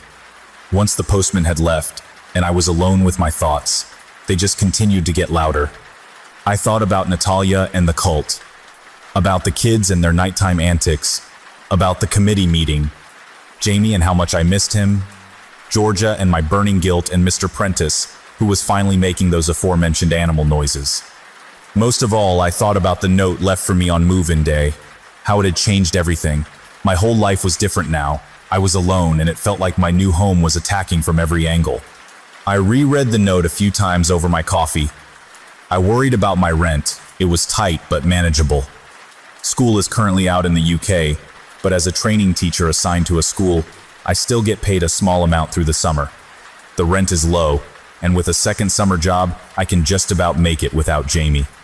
It sounds strange, but it felt nice to worry about something normal for a minute, even if I should have been worrying about my survival and the many entities currently trying to kill me. I didn't get to stew for too long. I had to get ready for the committee meeting. After the events of the night before and my growing mistrust of Prudence, it was imperative that I got the neighbors on side if I was going to achieve anything like my goals of eradicating the imposter, cultist neighbors. The meeting was at noon in flat 31. There was a poster on a communal notice board by the entrance that I was glad to spot. Terry hadn't mentioned the time when we met, and all our meetings since had been a bit hectic to discuss it. The poster promised tea and cakes, and my stomach rumbled at the thought. I hadn't eaten properly in days. At 11:55, I left the flat and wandered out into the corridor. I'd never seen so many neighbors. Mr. Prentice, however, was still making that awful noise, and I watched in disbelief as every single person in the corridor walked past his door as if it was silent. I did my usual deliberation on whether to take the stairs or lift, but yet again the stairs won. I still couldn't bear being where Jamie died, and all these extra flights were keeping me fit. Flat 31 belonged to an older lady named Molly Thompson and her husband Eric. She had a blue rinsed head of curls attached to her head and had gone to the effort to make homemade Battenberg cake. Other neighbors had bought along baked goods as well. It reminded me of a school fair. The flat itself was decorated for the 70s, with plenty of China cat ornaments littered around. I sat down on a dusty plastic garden chair, one of many that Molly seemed to have acquired and laid out for the residents pouring in. I hadn't seen community spirit like this in my life. I smiled as I saw Terry, Eddie, and Ellie wander in. It was nice to see some familiar faces. I had noticed people looking at me, wondering who I was. It probably wasn't often they got new neighbors. Eddie came running up to me, swung his arms around me, and sat down in the rickety garden chair next to mine. It was so sweet. Terry smiled at me and took a seat the other side of mine. Ellie sat next to her brother. The brown puppy dog eyes were back. No claws. "I'm glad you came," Terry said to me, loud enough to hear over the voices of the other neighbors. "I really want you to see the good side of the block. We don't bite, really." She laughed nervously as she realized the irony of her statement. "Terry, I need help. We need to stop those people from coming back again and from terrorizing people. The block can't go on like this." I wanted to make the purpose of my attendance clear to her. It was time for things to change. "But if you don't let them in, then they don't bother you. I've spoken to the kids. They know not to do it again, that those people are dangerous." She paused for a moment and sighed. "Although them running away didn't help, the kids think they're indestructible now. They've been telling me all morning that they're going to kill the bad guys." She looked so resigned, but it was true. They did run away from the twins. Maybe there was something in that. I knew they could die. I just had to work out how. But as the thought crossed my mind, and I looked at Eddie and Ellie, I couldn't imagine taking the risk. I could have flat out gone back and asked Prudence, but to be honest, I didn't want anything to do with her. She gave me such a bad feeling. I was doubting everything she told me. "It doesn't matter if you can keep them away. We can't all live in fear. Yours aren't the only kids in this building." I knew this from surveying the room, but I bet not all the kids here are as special as yours. What if another family burns to death because their kids were hyper one night? I could see this struck a chord with Terry. She looked at me with glassy eyes, as if on the verge of tears. "You're right. Molly's the chairwoman, and she can be a little strict, but you can bring it up under any other business." She spoke with a lump in her throat. "Here you go, by the way." She handed me a piece of printed paper. Any other business felt a bit lackluster, but it would do, as long as it got discussed. I turned my attention. The piece of paper. It was the agenda for the meeting. For something written so formally, it appeared farcical. It seemed other flats and floors had different but equally strange issues to mine. There were only 6 items on the agenda for the meeting with AOB as the 7th. They were as follows. 1. Welcome and introductions with apologies for absence. 2. Replacing of the flickering lights on floor 11. It seems to incite vicious behavior from the pets and elderly of that floor. 3. Serving a formal residence letter of concern to the man who doesn't move from the bottom of the stairwell on floor 5. 4. Finances, budgets for general maintenance, and the annual barbecue. 5. The stairs with no grip leading up to floor 14 at the very top, and the health and safety hazards this presents. 6. Soundproofing of Mr. Prentice's flat, number 48. I was comforted to know that I wasn't alone in dealing with all these strange occurrences. I was also chilled to the core to know for certain that it was the entire building that was more than a bit odd. What really struck me as odd is that when I thought about it, I had seen that man on floor 5 when going down the stairs. But I'd never noticed that it had been every time, or that he had never moved, until this moment. The meeting begun with a loud and dissatisfying clink. By this point, the tiny, 70s-themed flat was packed. Garden chairs had all ran out and people were standing. Molly Thompson stood up from her floral-patterned armchair and bashed a teaspoon against the outside of her cup. She reminded me of a very strict, disciplinarian school teacher I had worked with during my university placement. She commanded quiet in the room.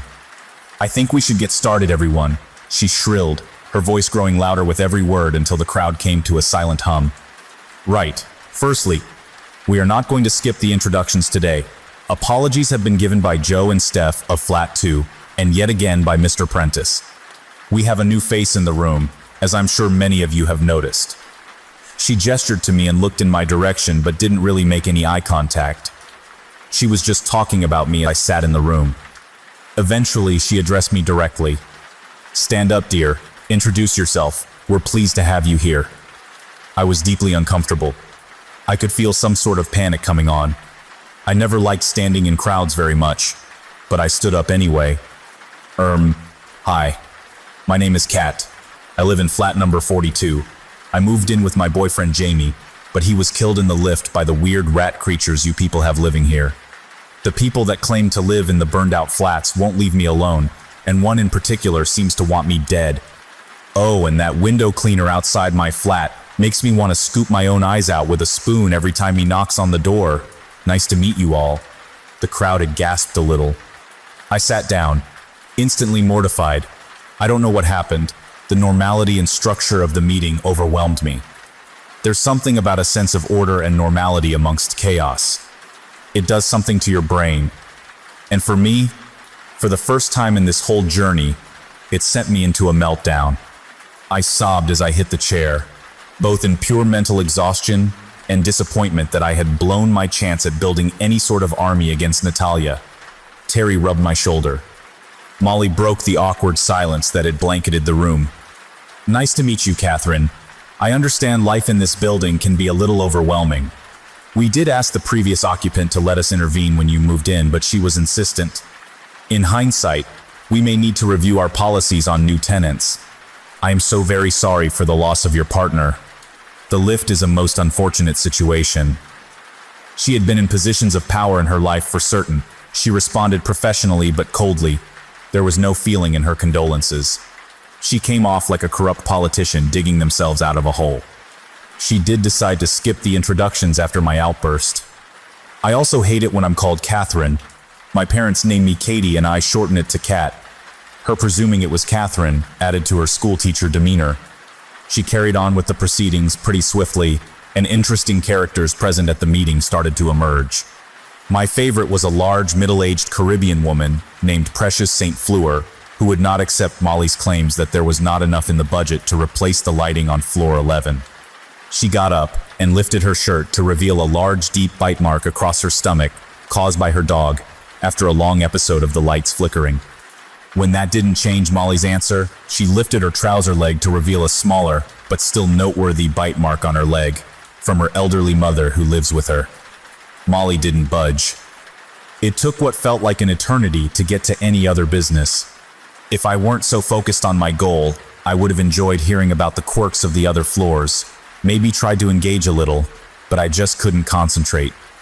When the chairwoman asked if anyone had any other business, she scanned the room quickly. I stood up from my chair and she locked in on me with her eyes. My hands were shaking, and I could feel a cold sweat forming all over my body. "Catherine, what can we help you with, dear?" she asked in a patronizing tone. "I want help in getting rid of the people pretending to be from the burned-out flats. I can't be the only person that doesn't like living in fear," I stated boldly, trying not to break down again. "Dear, we have had this discussion multiple times, and it's been taken off the agenda. I am aware you're new here, but there is nothing we can do about certain problems within this building, and for this particular issue, we would appreciate you not letting them into your home and ignoring them like the rest of us." She snapped back. "But that's not good enough. Terry's kids answered the door last night. They're children. It's easily done. What if someone else's child does it and aren't so lucky to survive? One burned my friend so bad a few nights ago that she's still unconscious in hospital.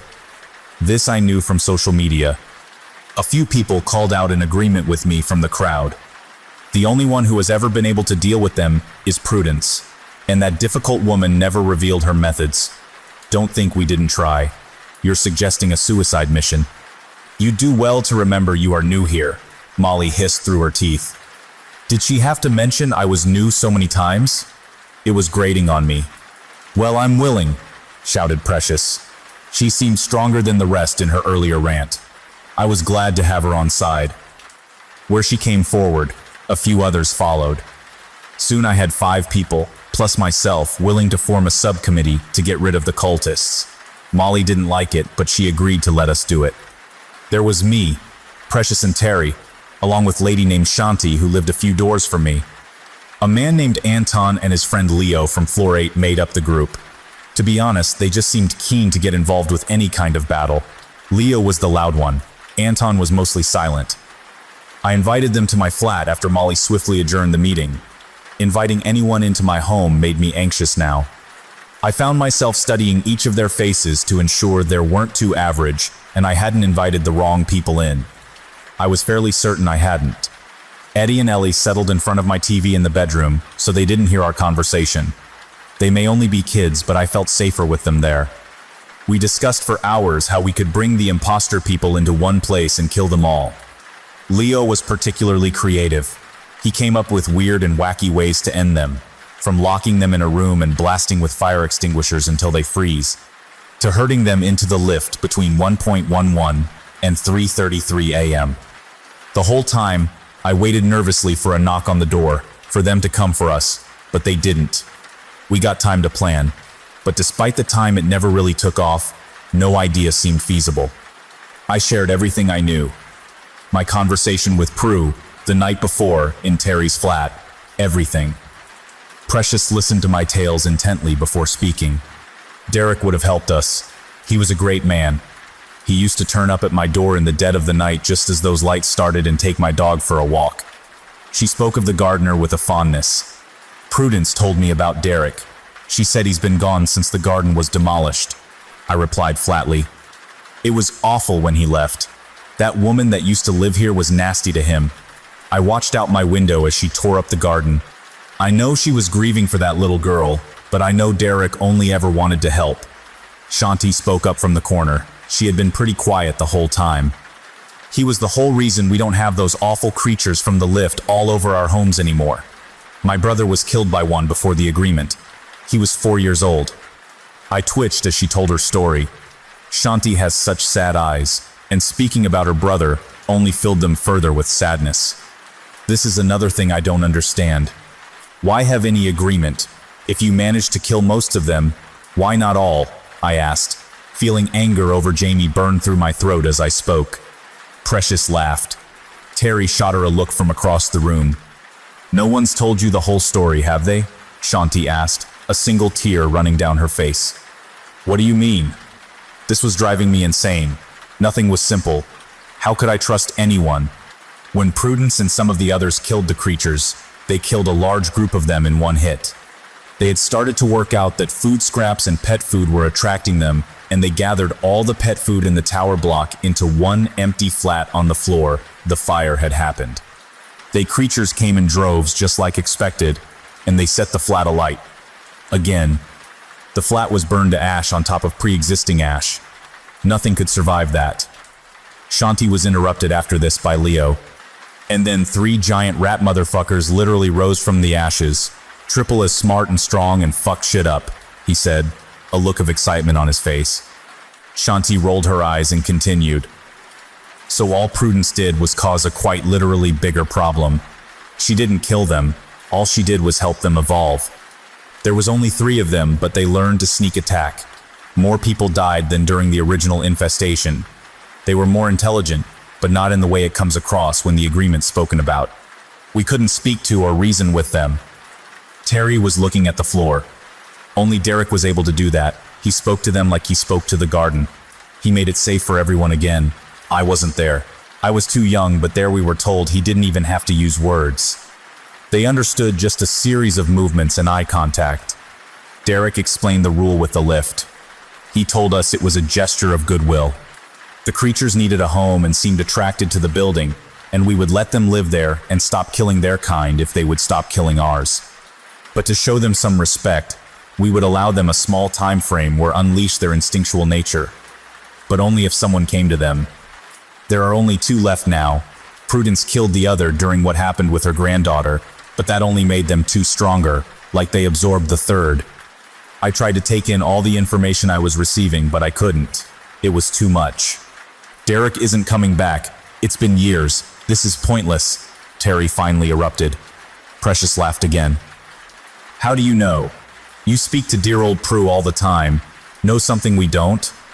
Precious spoke sarcastically, but I think she meant what she said. It was becoming clear that Prudence Hemmings wasn't too popular in this building. I don't speak to her all the time. We just keep in contact. She was always nice to me.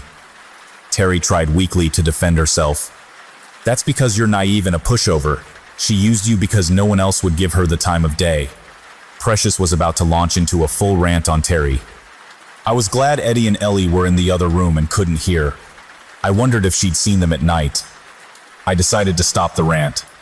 This was becoming counterproductive, and we were getting nowhere with our plans. I interjected and told them all I needed them to leave so that I could sleep. Partly true, although I knew I couldn't sleep. I had other things to do. They all filed out of my flat. Terry and the kids were the last to leave. She gave me a hug as she left and told me to get a proper night's rest, telling me she was always there for a cuppa and a chat. It was sweet. I felt sorry for Terry. The kids hugged me too as they left. I know she spoke to Prue, but I was certain that it really was entirely innocent. I sat in the empty flat, disheartened that my assembling of an army had turned into a bickering shit show with no real suggestions on how to kill the imposter neighbors. I felt totally alone. I couldn't trust Prue or Ian or pretty much anything I thought I knew. Maybe Prue didn't even kill those neighbors. They only told me half-truths about the creatures after all. I was left alone with my thoughts again, and after a few hours, a good one finally struck me, but I needed supplies. I left the building and went to the nearest shop to gather the items I needed. For what I needed and the time of night, I had to travel to a 24-hour supermarket. It took half-hour each way on the bus. But I stayed focused. My bags were heavy and awkward on the way back to the block. But if it paid off, this was going to be worth it. I trudged up the stairs. It took me 2 trips and 24 flights of stairs instead of 14 to get everything in my flat and organize myself. It only took 16, and a large gym bag that was much easier to carry on the way back down, thankfully. I passed the man on floor 5 twice. Now I'd noticed him. He made my skin crawl a little. I walked through the downstairs corridor, diverting away from the main entrance and passing all the ground floor flats to the door at the back of the building. The door at the back led to a small concrete area with a grass strip along the side and a bench decorated with a memorial plaque. This was the block's outside space. As is typical in the city, the whole bench was covered in graffiti. The memorial was unreadable. I got to work. I dug the strip of grass, turning soil with my new equipment. I had never been green-fingered, and to be honest, the shrubs I had bought had been so heavy, I had grown to resent them a little. I worked for an hour and a half. I was sweating and night had come, it was pitch black, and I was using my phone torch to see. I had almost given up until I got up from my crouching position to stretch my knees. I reached my arms out, put down my shovel, and took a seat on the bench. I hadn't seen him arrive, but the man was already sat there. He wore a flat cap and a jacket, despite it being the middle of summer and a beautiful night. He just smiled warmly at the shrubs for a moment without a word. Eventually he spoke. "I've missed this place, name's Derek." I sat silent for a moment in shock that my plan had even worked. It seemed almost too simple, too easy. But here he was. Derek had a kindly face. Wrinkles around his eyes and cheeks only added to the softness of his expression. His white hair poking out from beneath his flat cap stood out in the dark night. "That's a lovely little patch you've planted. I can look after it if you like. I used to maintain the last garden here," he said, breaking the silence that had followed since his initial words. "I know who you are. We need you," was all I could manage. The mental exhaustion and fatigue from the whole experience had built up, but his arrival was like finishing a bad day working at school. I felt like I could relax again, even if only a little. "What's your name, darling?" he asked. It's Kat. I live in flat 42 now. His face lit up as I confirmed my flat number. Prudence has gone? He asked. She's gone. But the whole place is a mess. So many things are happening, and the residents are suffering, I answered. We chatted for what felt like hours, outside with nothing but moonlight. He told me how he used to consider the building part of the garden, a place for him to maintain, the residents just like the plants he looks after. I explained my whole experience since moving in. I told him about Jamie, and I sobbed. Derek held me as I cried and made me feel safe, something I had forgotten the feeling of since receiving Prue's note. He didn't interrupt, he just listened. I told him about Natalia and the cultists, the problems they had been causing. He was particularly heartbroken when he heard that they had used Eddie and Ellie for entry. He had gone before they were born, but remembered Terry as a child and how sweet she was. He was pleased when I told her what a sweet adult she had become. My claims that Prudence was the only person who knew how to kill the imposter neighbors were met with a skeptical expression, which gave me some hope. Derek listened to my entire tale with barely a word. When I finished, he stood up and asked me to follow him. I was confused, but I did as I was told. He walked me to the entrance of the lift. I lifted my arm to check the time on my watch. We had been outside for quite some time, and the idea of the creatures being inside made my heart pound and my stomach turn. You are safe. It's 12:32 a.m. There's no need to worry or to check your watch. And with that, he pressed the call lift button. Despite his insistence that I was safe, my stomach continued to do gymnastics. It felt like forever before the lift finally made the clunking sound that meant it had reached the bottom. I felt my whole body shaking violently as the doors opened. I don't know what I expected to see. We were in the safe time zone, but every time I looked at the life, I pictured Jamie's dead, crunched up body. Step inside, he said. I can't. Please don't make me. I begged. I won't let anything happen to you, but you need to see something. There was such sincerity in his eyes as he spoke. I had never trusted someone so completely, so quickly, but every fiber of my being told me this man was entirely good. I stepped inside the lift.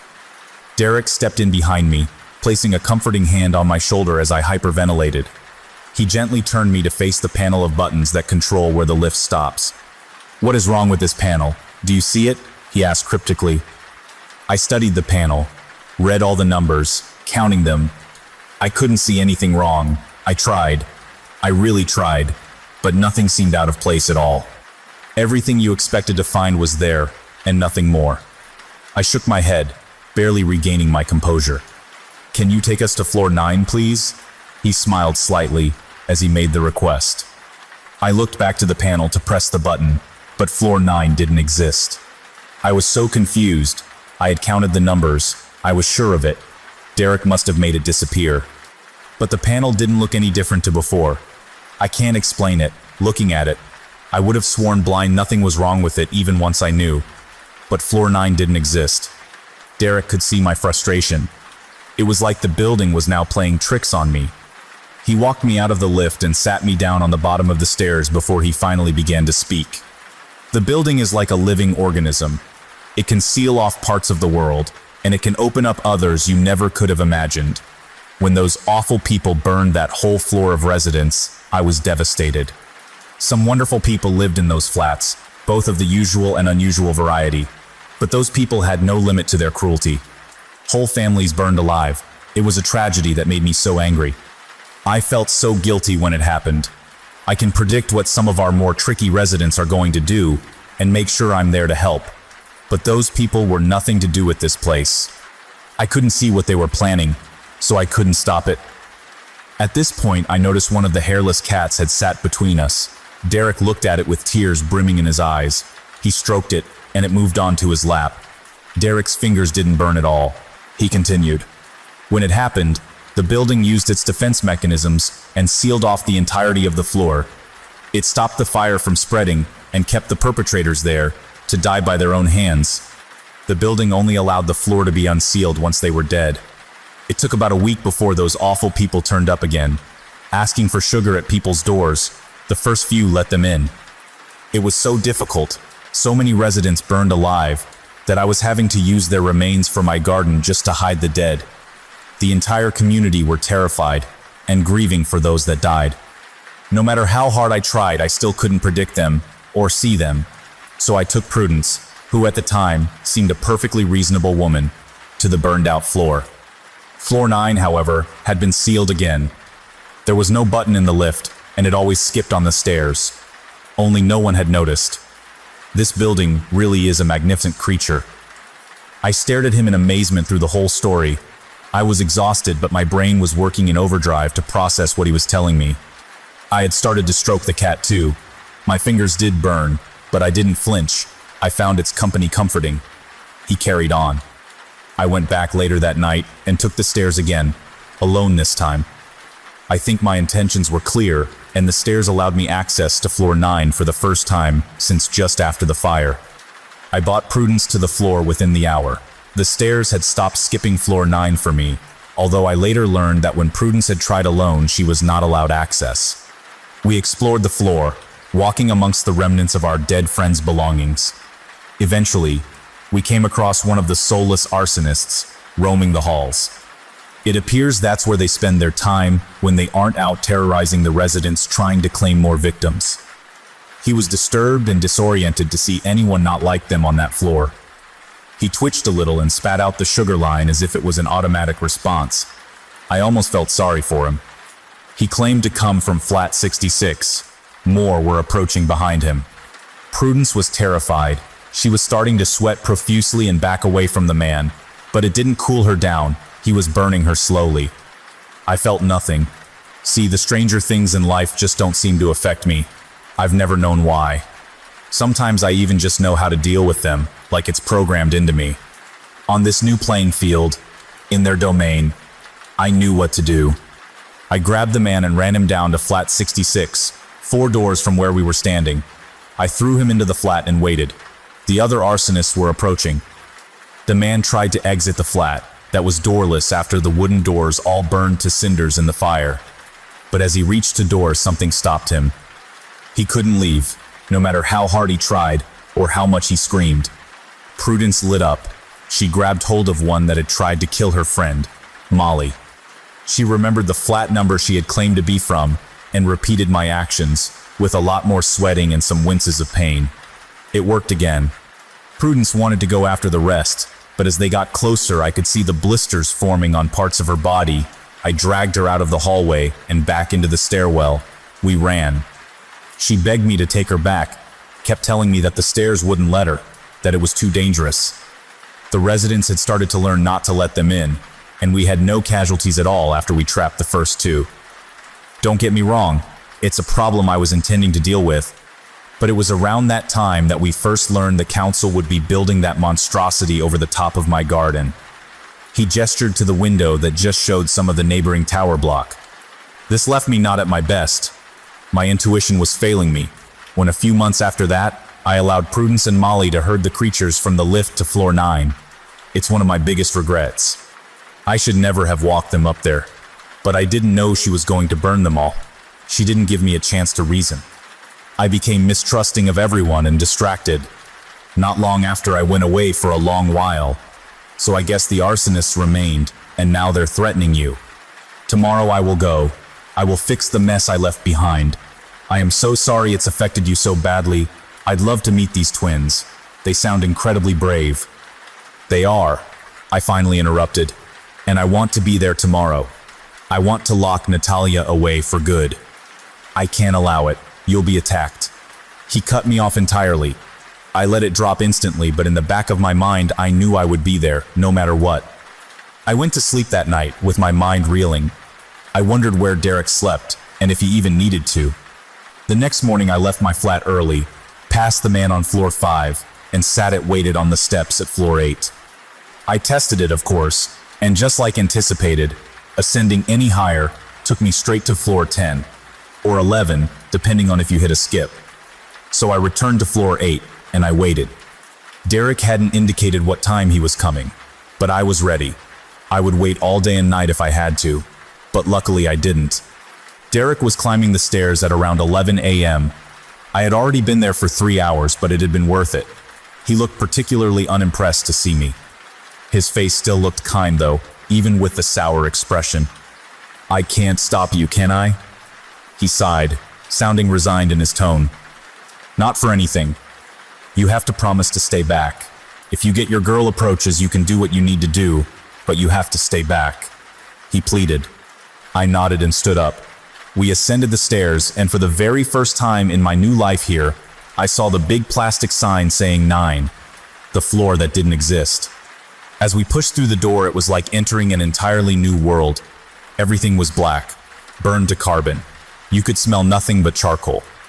Literally nothing but empty shells of homes and flakes of what used to be sentimental objects remained. It was devastating to witness. If you've ever visited a mass gravesite, you'll understand partly how I was feeling. It was sickening to think of all the lives needlessly lost. But I didn't get time to think. Natalia walked towards me, flying down the hallway.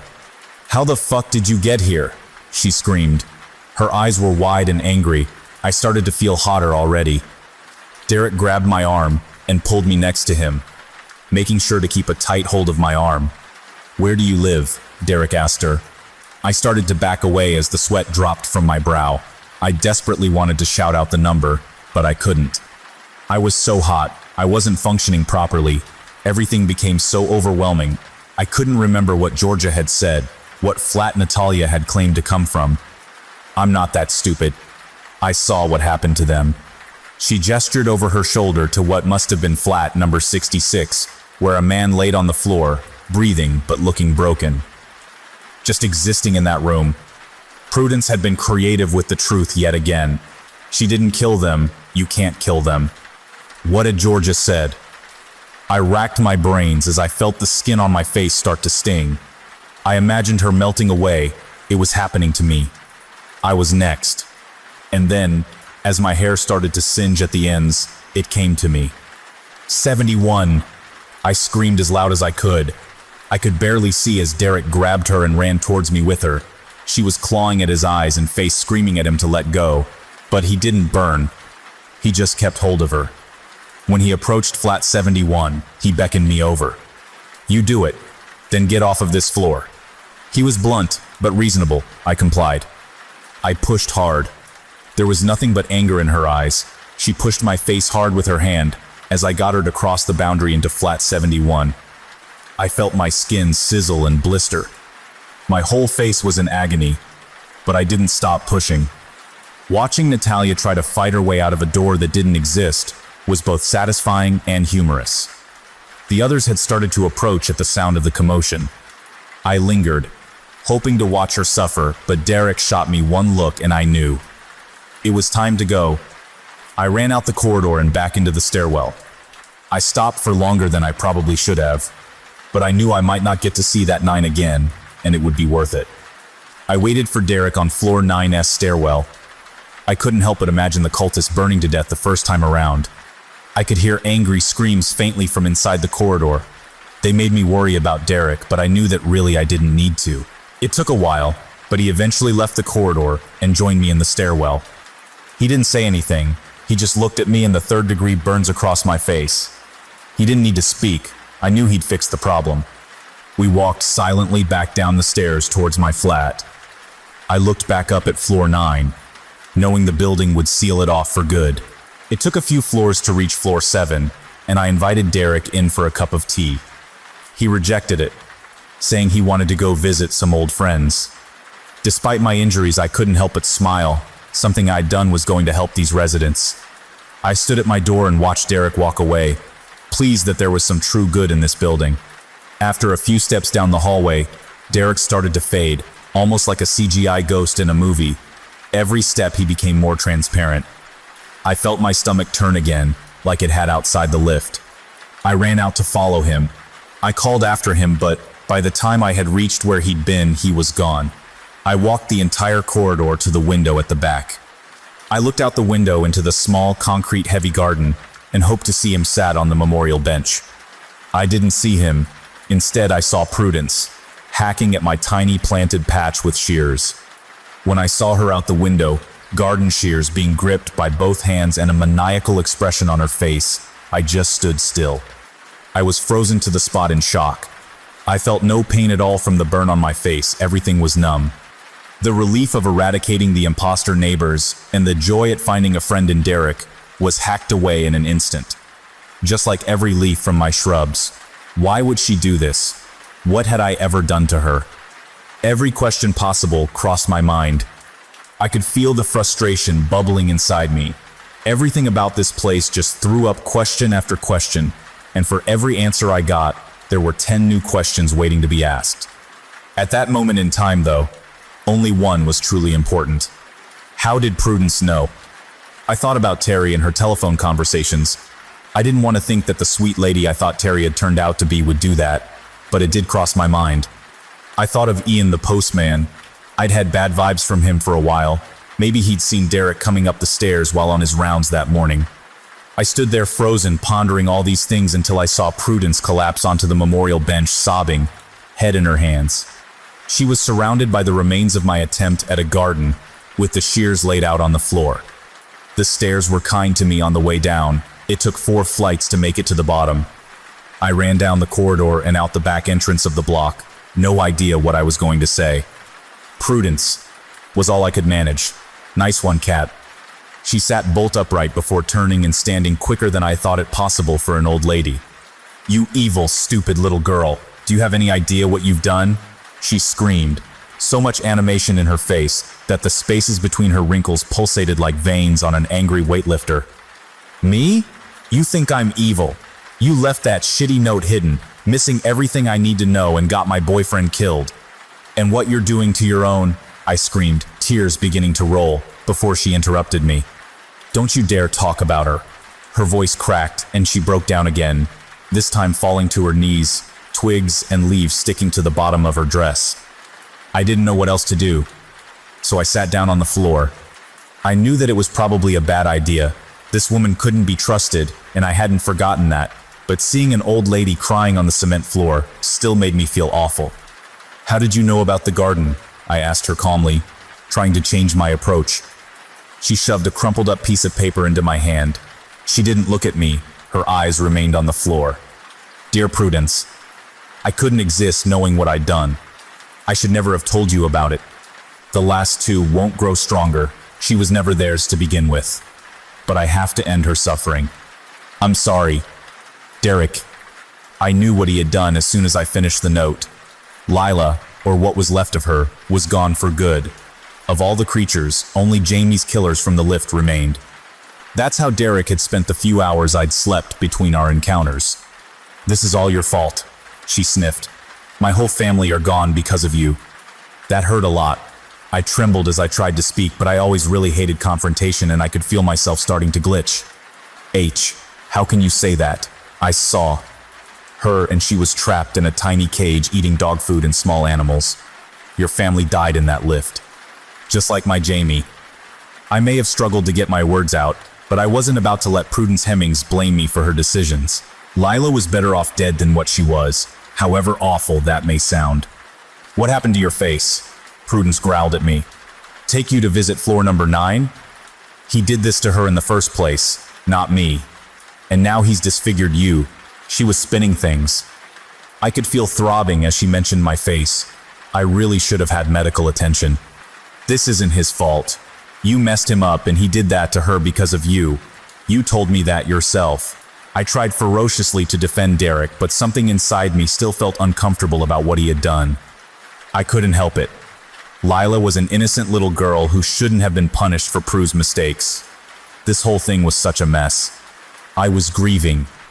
And then I had her back for all those years, and then I lost Bernie, and then my home, and now I have to grieve for her all over again. Prudence continued to cry, but softer.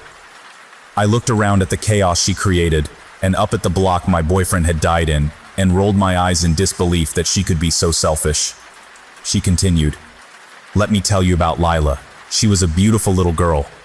As I mentioned before, I have 2 other older children. They've had many other grandchildren. However, I hadn't spoken to my eldest 2 in years, even before what happened with Lila. Lila was my first opportunity to get to know one of my grandchildren.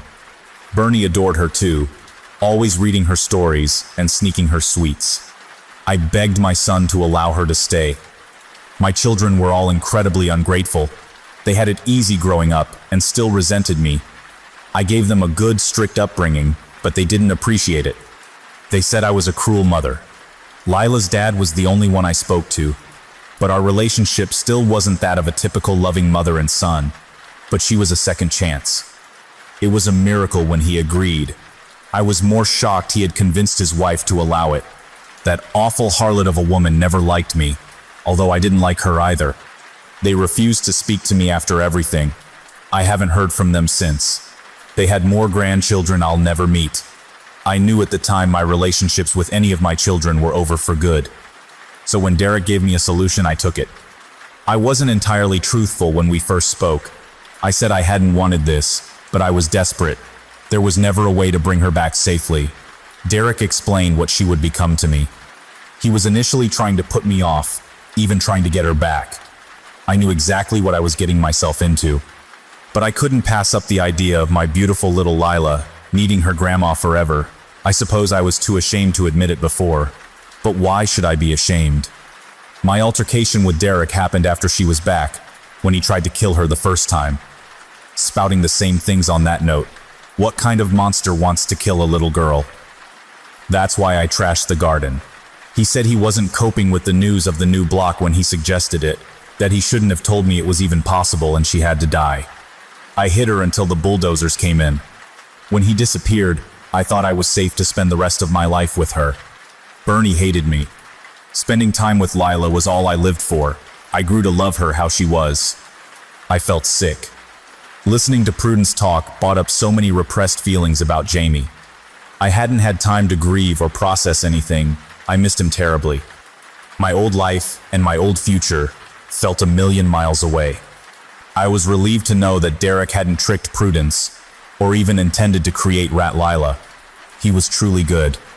But she didn't get to have a life. You lived for her, but she wasn't really living. How could a sane person do that to their own flesh and blood? I retorted. You have no idea. This place can make you do irrational things, but she had a life. She had me. It's all she needed. She was certainly right about the building and irrational actions. The pain intensifying on my face throbbed in agreement. But I was still convinced she had lost it, Dr. Frankenstein style, where Rat Lila was concerned. She had stopped crying. Her rage levels were rising again. I tried to tell her that it wasn't really the child she'd known, but she seemed to have grown an entirely new attachment to the creature that replaced what she lost. Every rational argument I gave was met with increasing levels of screaming. She got less coherent as she went on.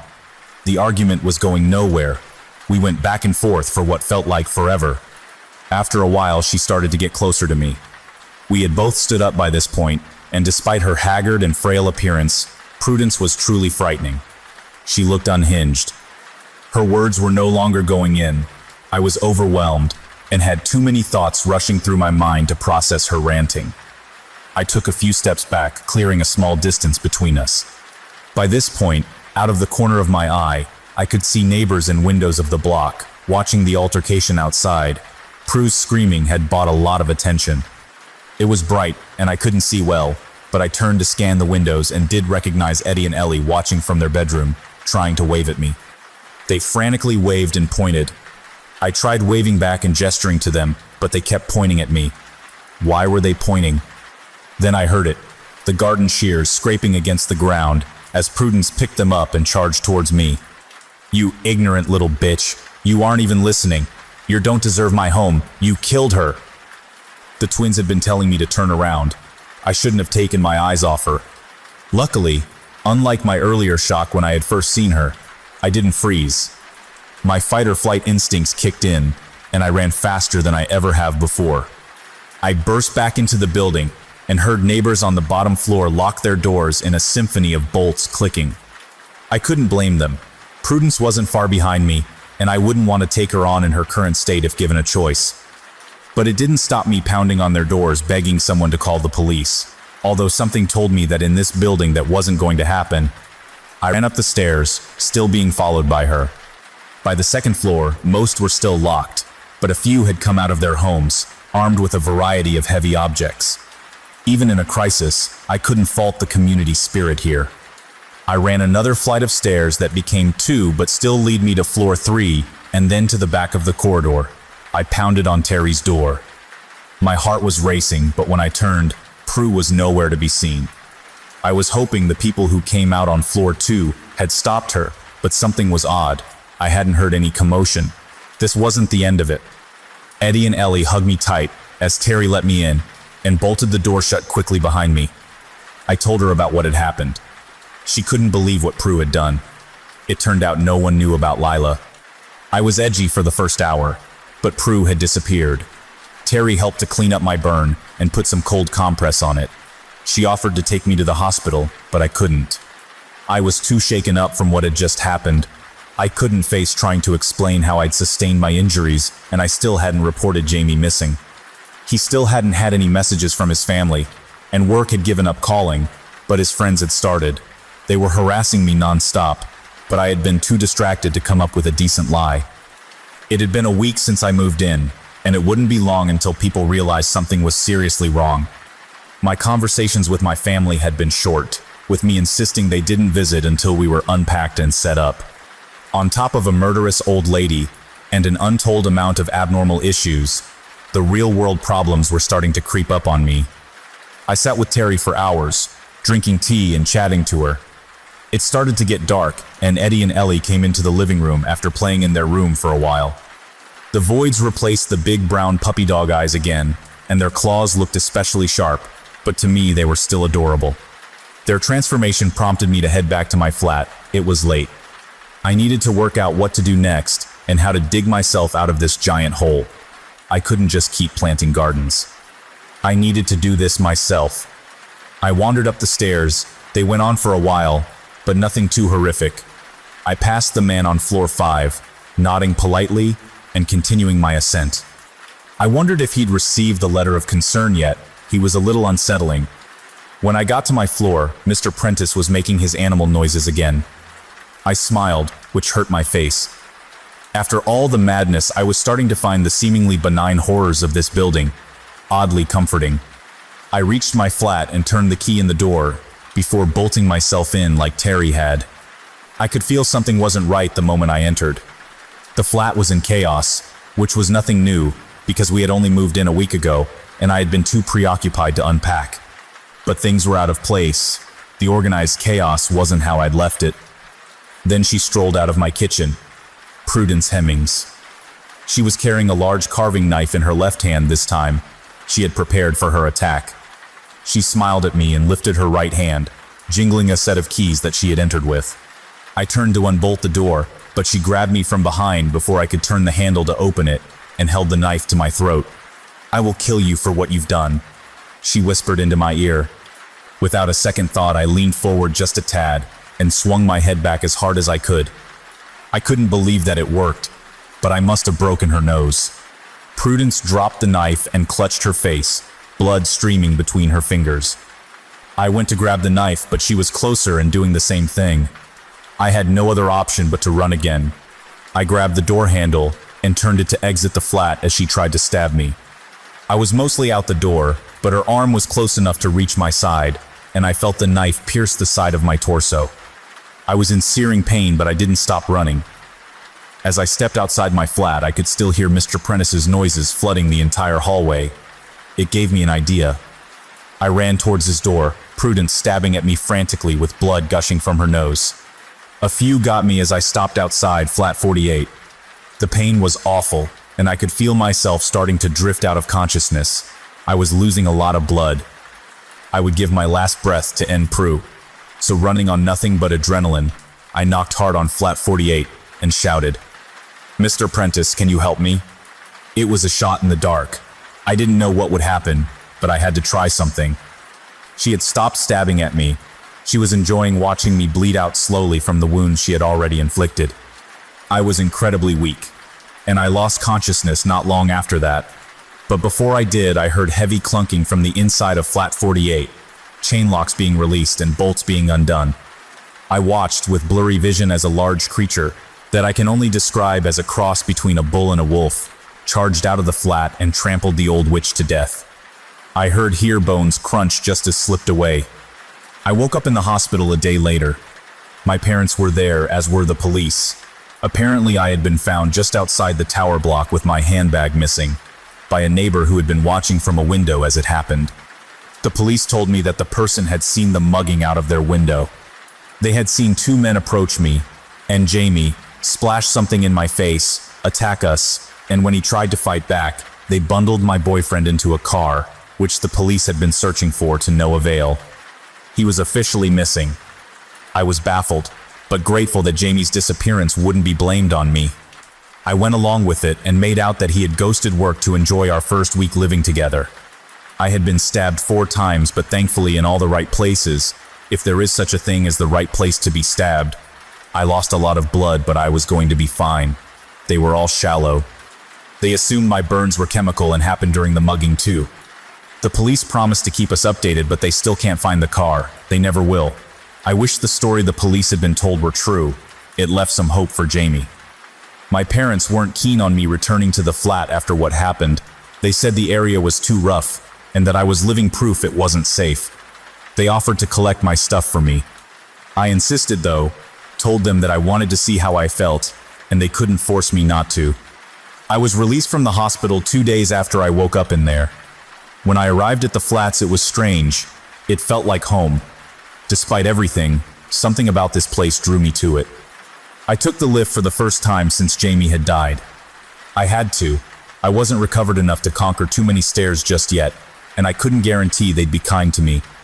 I smiled at the lack of a button 9 and winced at the thought of the creatures.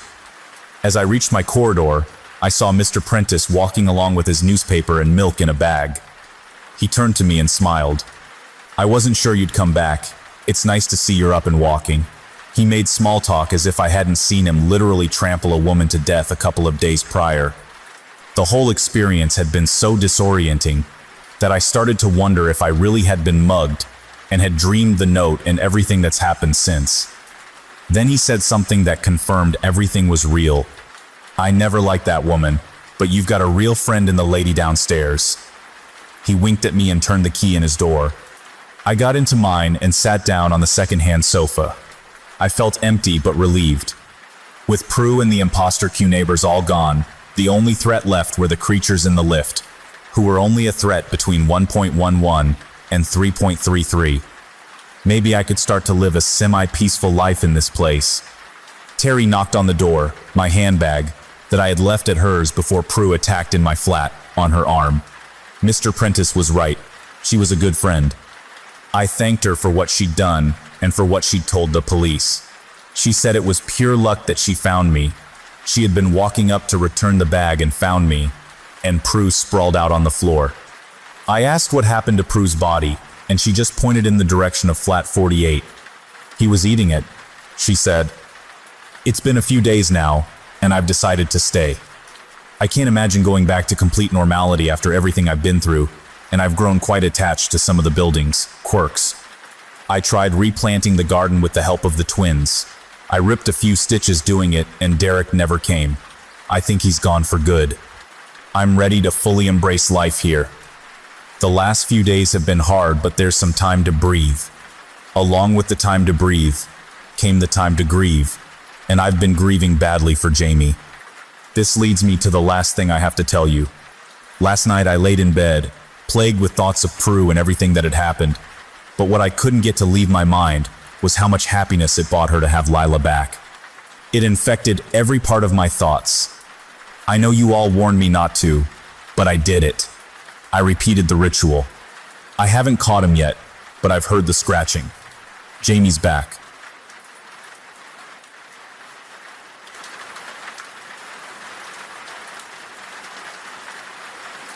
Story: the Chernobyl disaster was a cover-up of something terrifying. You probably heard about tourism in the Chernobyl exclusion zone. I've been there myself several times, and it's nothing like what you see in games or horror movies. There are no ghosts, mutants, or radioactive anomalies, and death isn't waiting for you at every corner.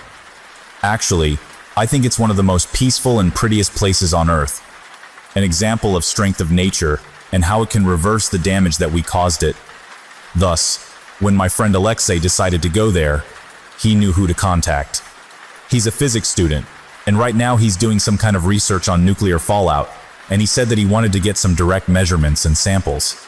But we both knew that it's just an excuse to go on an adventure. We visited the old power plant, the abandoned city Pripyat, and the surrounding exclusion zone. It was nice, but I would probably just bore you with more details. That part is not important anyway. We were driving on some dirt roads in a forest east of Pripyat when we found it. An old rusty fence and a chained gate that blocked any further passage. There was a big sign with a radiation hazard symbol and captioned, "Restricted area, authorized personnel only." There was a pair of massive metal blast doors in the side, an artificially looking hill not far behind the fence, with a large, white O13 painted on it, and no entry, sprayed on top. "What do you think it is?" Alex asked. "I don't know. Looks like some kind of bunker," I replied.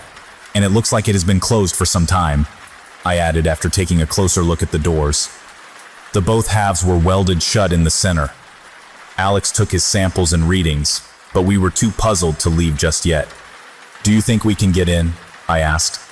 "Well, not this way for sure. Even if it wasn't welded, sealed, I'm sure we have no way of unlocking it," Alex replied while examining the massive door. "It looks like an underground bunker. They must have had a way to pump air inside, and I don't think this is it. There has to be another way to get in," I said. We circled the main entrance to try find other means of entry. The day was already coming to an end, and it was slowly getting darker. As we were searching, a thought crossed my mind. Why would they weld the doors? What's so important inside that they went this far to keep people away? "Look, there's something there." Alex pulled me away from my thoughts. It was a concrete block a couple of meters large with what looked like vents on the sides. As I looked into the vents, I noticed that they were also sealed with heavy-looking steel hatches and no clear way to open them. However, there was also a somewhat smaller door labeled Service Tunnel with a large wheel on the outside. "Should I open it?" I asked. "Yeah, I'm really wonder what this is. Anyway, we don't have to go in. At least we'll see if the door still works." At first, the wheel wouldn't turn because of all the rust and dirt, but eventually it budged. The door unlocked. I pulled and it slowly started opening. It was very heavy and took a lot of force. Behind the door, there was a small platform and a tight vertical tunnel with a ladder. What caught my attention was that there was an identical locking mechanism on the inside. That meant that they could lock the door from both sides. But why? We were lucky, because if they had locked it from the inside too, there would be no way to get in. I stepped inside and shined my phone light down the shaft. It wasn't strong enough to hit the bottom. The air was damp and old, and there was something that I couldn't identify. A very faint, chemical-like smell. There was no radiation nor signs of any other hazards. "You've got to be kidding me, this is so cool. We have to come back here and check it out later," Alex said. I couldn't agree more. It was almost dark now, so we resealed the door and called it a day. But we promised ourselves to return. I immediately tried to do some research when I got home, unfortunately with no success. I even tried to call Pavel, a friend of mine who knew the area better than me. Actually, it was him who brought me there for the first time. He couldn't help me either, but promised to ask around. I told him about our plan and asked if he wouldn't go with us, but unfortunately, he was out of the country for a while. A week later, we packed our gear and went on with it. We brought some rope, heavy flashlights, glow sticks, Geiger counters, waterproof protective clothes, an oxygen meter, and a small emergency scuba tank just in case. And yeah, we're not stupid, so we told our relatives and friends about our trip and when we're expecting to return. We closed the door behind us as we descended down the access shaft. We couldn't know what's down there, and we didn't want to cause a radiation leak or something like that. We eventually dropped down into a concrete tunnel, which enclosed the air vents and some smaller pipes. There was obviously no power and thus no lights. Good thing we brought our own. We followed the tunnel and reached another door, but this time it was a regular one, not the heavy bunker type. We went through and entered a room with 4 large air pumps and some electrical equipment and controls.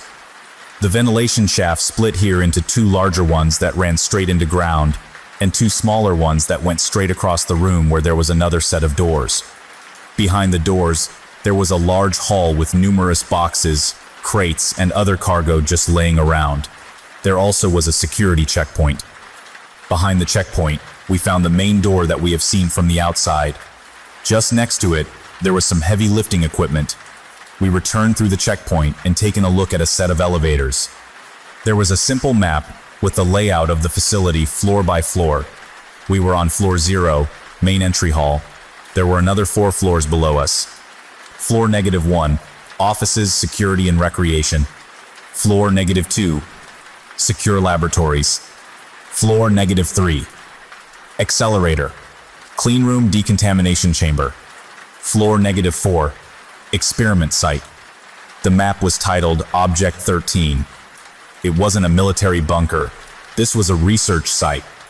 We took a set of stairs, since the elevators were of no use without power. An unsettling thought brushed my mind as we were descending. They probably were moving some supplies, and then left them there, and took the equipment to the main door. Were they trying to get out? I stepped on another stair step, but something rolled away under my foot, lost my balance, and fell on my back. My pack luckily absorbed the impact. I looked under my feet to see what caused my fall. Empty bullet casings. This wasn't the sole reason why I felt odd about this place. As soon as we got down to level -1, I noticed that every single door was open. Every single one. There was a canteen and a kitchen right at the beginning of a long rectangular corridor. Various offices surrounded the corridor. There was the regular stuff. Paperwork, old computers, personal belongings, all right there where they left it. Did they leave in a hurry? Dimitri, Alex called from the canteen on the opposite side of the corridor. What? Was all I could say when I followed him to the canteen. There was food still neatly served on the tables, but it wasn't spoiled. It wasn't fresh either, but it wasn't decaying, as a 30-year-old meal should. How is this possible, I asked. I don't know, maybe it was irradiated or something. But it's not anymore, I checked that. I really don't know, man, he answered, as puzzled as I was. Oh, why didn't we just turn back and leave? Now that I'm writing this, there were so many red flags already. Something really wrong happened down there. But I guess we were too excited and curious. But it was at this point that my excitement started to fade and be replaced with an eerie feeling. Nevertheless, we continued and descended down to level -2. The stairwell ended here, and to go deeper, we would have to cross the entire floor to reach another one on the opposite side. There was a security checkpoint and a large blast door that we had to pass through to reach the labs. Again, every door was wide open. However, the things that people left here weren't neatly placed where they should have been. It was a mess everywhere. There were all kinds of rooms with all kinds of equipment that I didn't understand. Occasionally, there were more empty bullet casings on the ground. There still was the one central rectangular corridor as above, but the rooms around it were like a little maze. Almost at the other side of the floor, we found the head scientist's office. As I said, everywhere it was a mess, but I found a logbook on the desk. There was only a handful of pages, the rest torn out. 5. October 1984. Today, we successfully managed to translocate several atoms without changes in any physical properties. It's going to be a long road until we can transport solid objects, but we're going some good work here. 17. January 1985. We've managed to transport an apple today. However, I couldn't help but notice that the pattern of red and green skin on top was slightly different. But it was still the same apple, with the same structure, shape, everything. We also tried to transport some electronics. They were unharmed and in working order.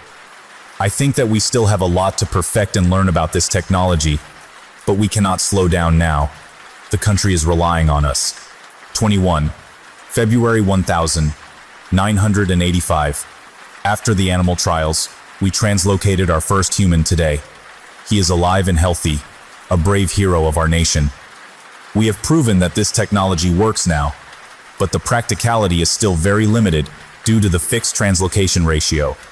We still cannot send matter, only exchange the positions of two equally massive objects. I have proposed a new type of device that could possibly achieve one-way translocation of just a single object, but it would need an immense amount of energy. 1. May 1985, our superiors accepted my proposal. They are going to build a new, much bigger translocator here, in the power plant, so we can use a nuclear reactor as a direct power source. There is one more thing. We've now translocated dozens of test subjects. Each one is alive and well, but sometimes they are a little bit, well, different. They sometimes claim that various events in the past happened differently than they really did. Sometimes they claim to know people who don't exist, or more alarming, they know people who they are not supposed to know. The following was written below with a pencil by hand. Test subject 28 was speaking an unknown language and couldn't understand any real language after the experiment. There was a lot of missing pages afterwards. 25. April 1986. We are going to try to change our approach. It's been more than a year, and we're still unsuccessful in eliminating the translocation symmetry anomaly. We still don't know what is causing it, but we are not going to make any progress this way. Today, we are going to try to access the conduit reality instead. Even though Unit 2, the one we built in the power plant, is still new, we are going to use it for this experiment. Who knows what wonders are waiting for us on the other side? There was one last page in the logbook. On it, it was just a single phrase, written again and again. We let them in. Alex, I think we should go, I called. Man, come take a look at this, he answered. I stepped out of the lab and back into the hallway. There were clothes all over the corridor. Well, what was left of them? They were torn to shreds.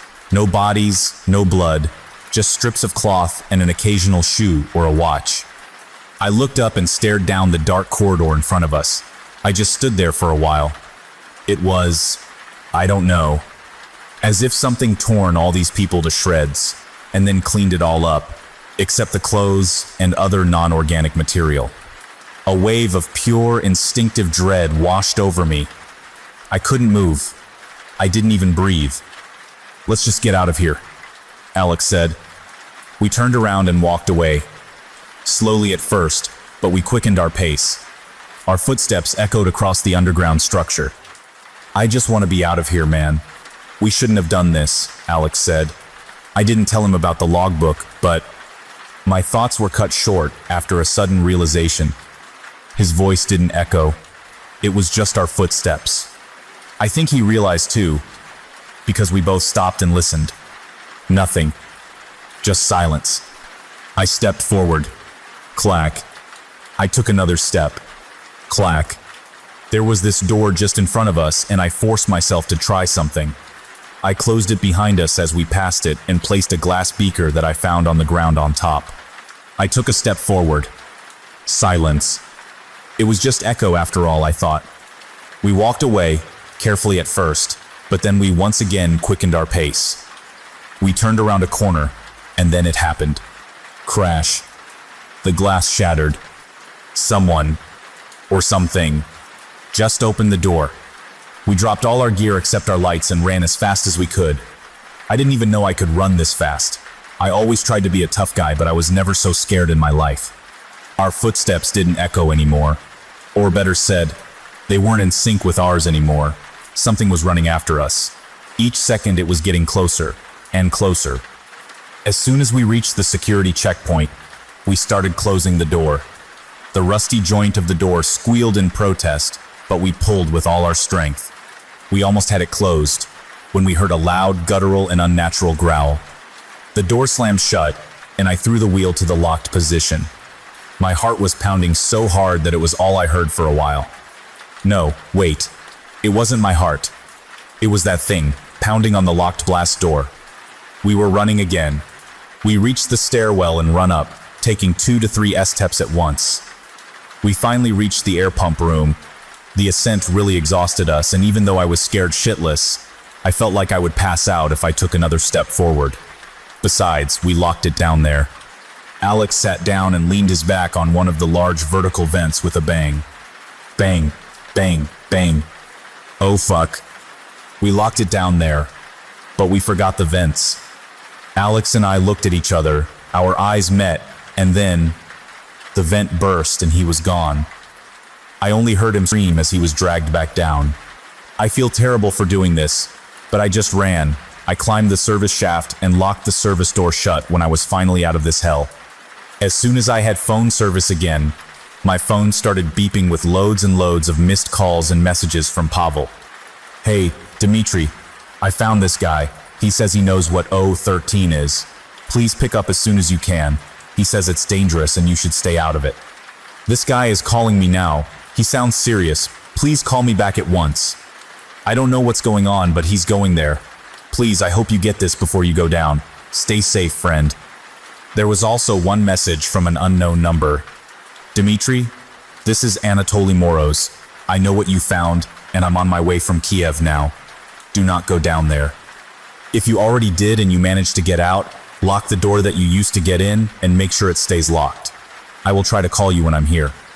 So here I am, writing this while I wait. I do this to make sure that no one else repeats our mistake, since I don't know if I'll live long to tell anyone personally. I just can't leave Alex behind. I have to go back. Fucking college kids. What does the sign at the fence say? No entry. What does this here say? He pointed at the text sprayed across the main door. No fucking entry. You think we just put these up because we don't have anything better to do? Like you? You really have nothing else to do but to snoop around things you have no business in? He sighed. Now look what happened. Look what you did. What your awesome idea brought you. Moroz yelled me after I finished explaining what happened. First thing he did when he arrived was to check the service tunnel and make sure it is closed. He didn't even talk to me. He just ran there and made sure it is sealed and locked. He was an average-looking guy, probably in his mid-50s, but I think people would say that he looked older than he really was. What is this place? I asked.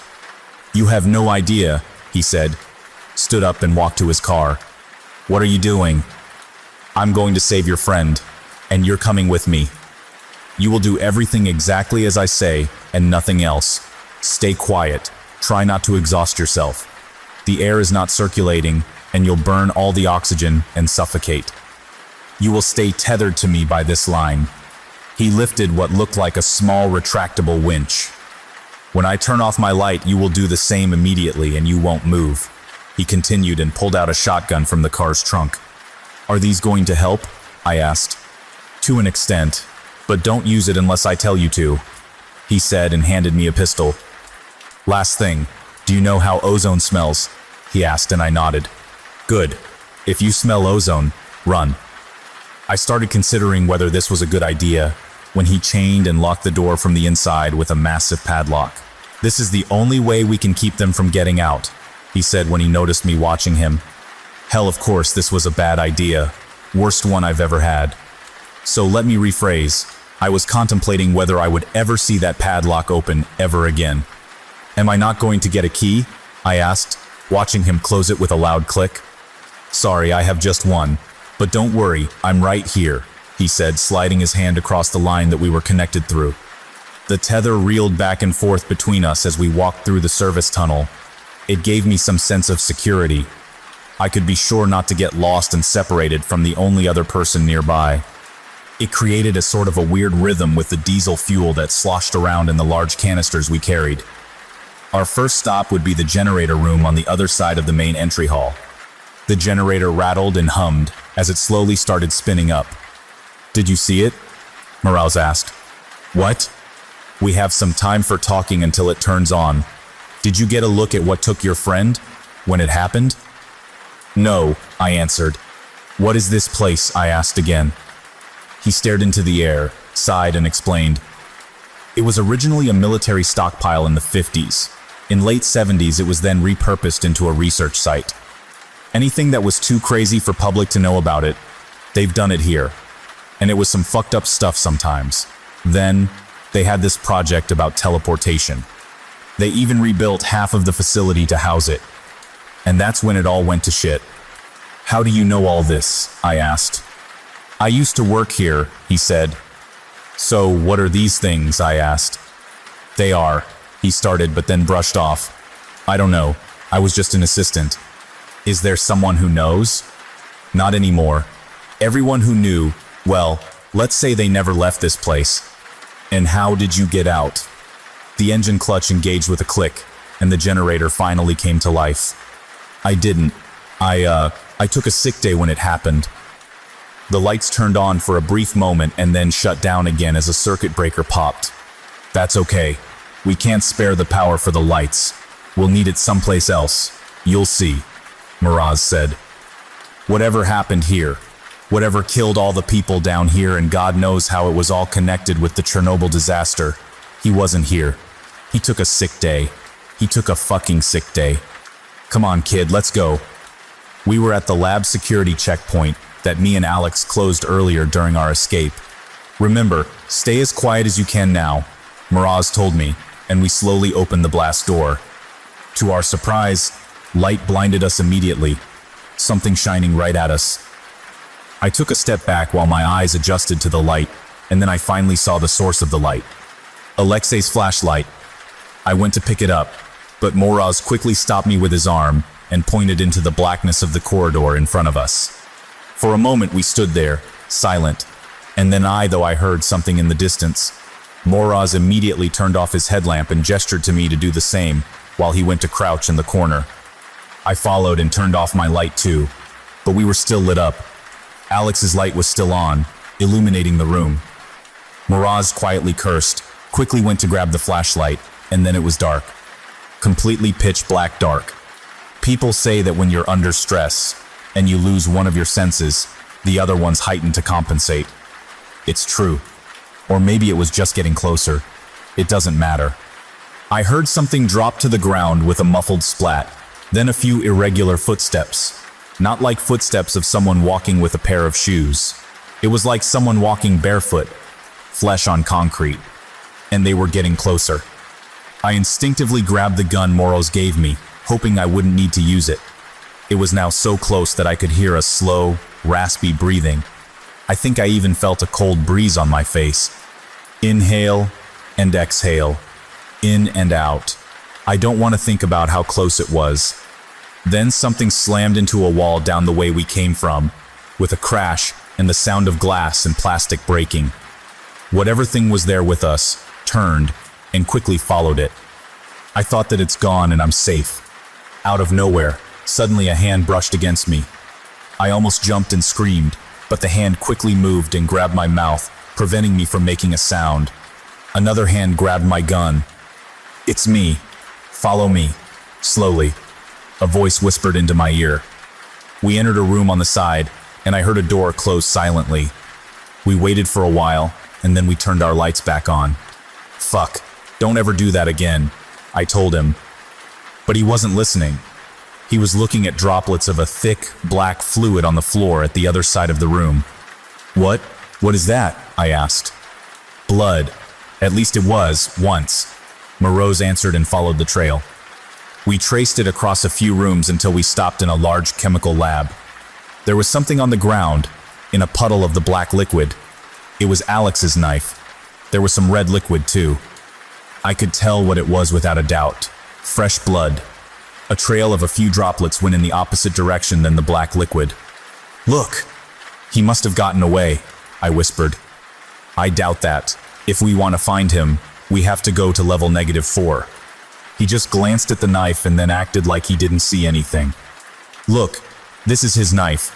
They must have fought here, and he went that way. I pointed in the direction where the blood trail went. He must be hurt.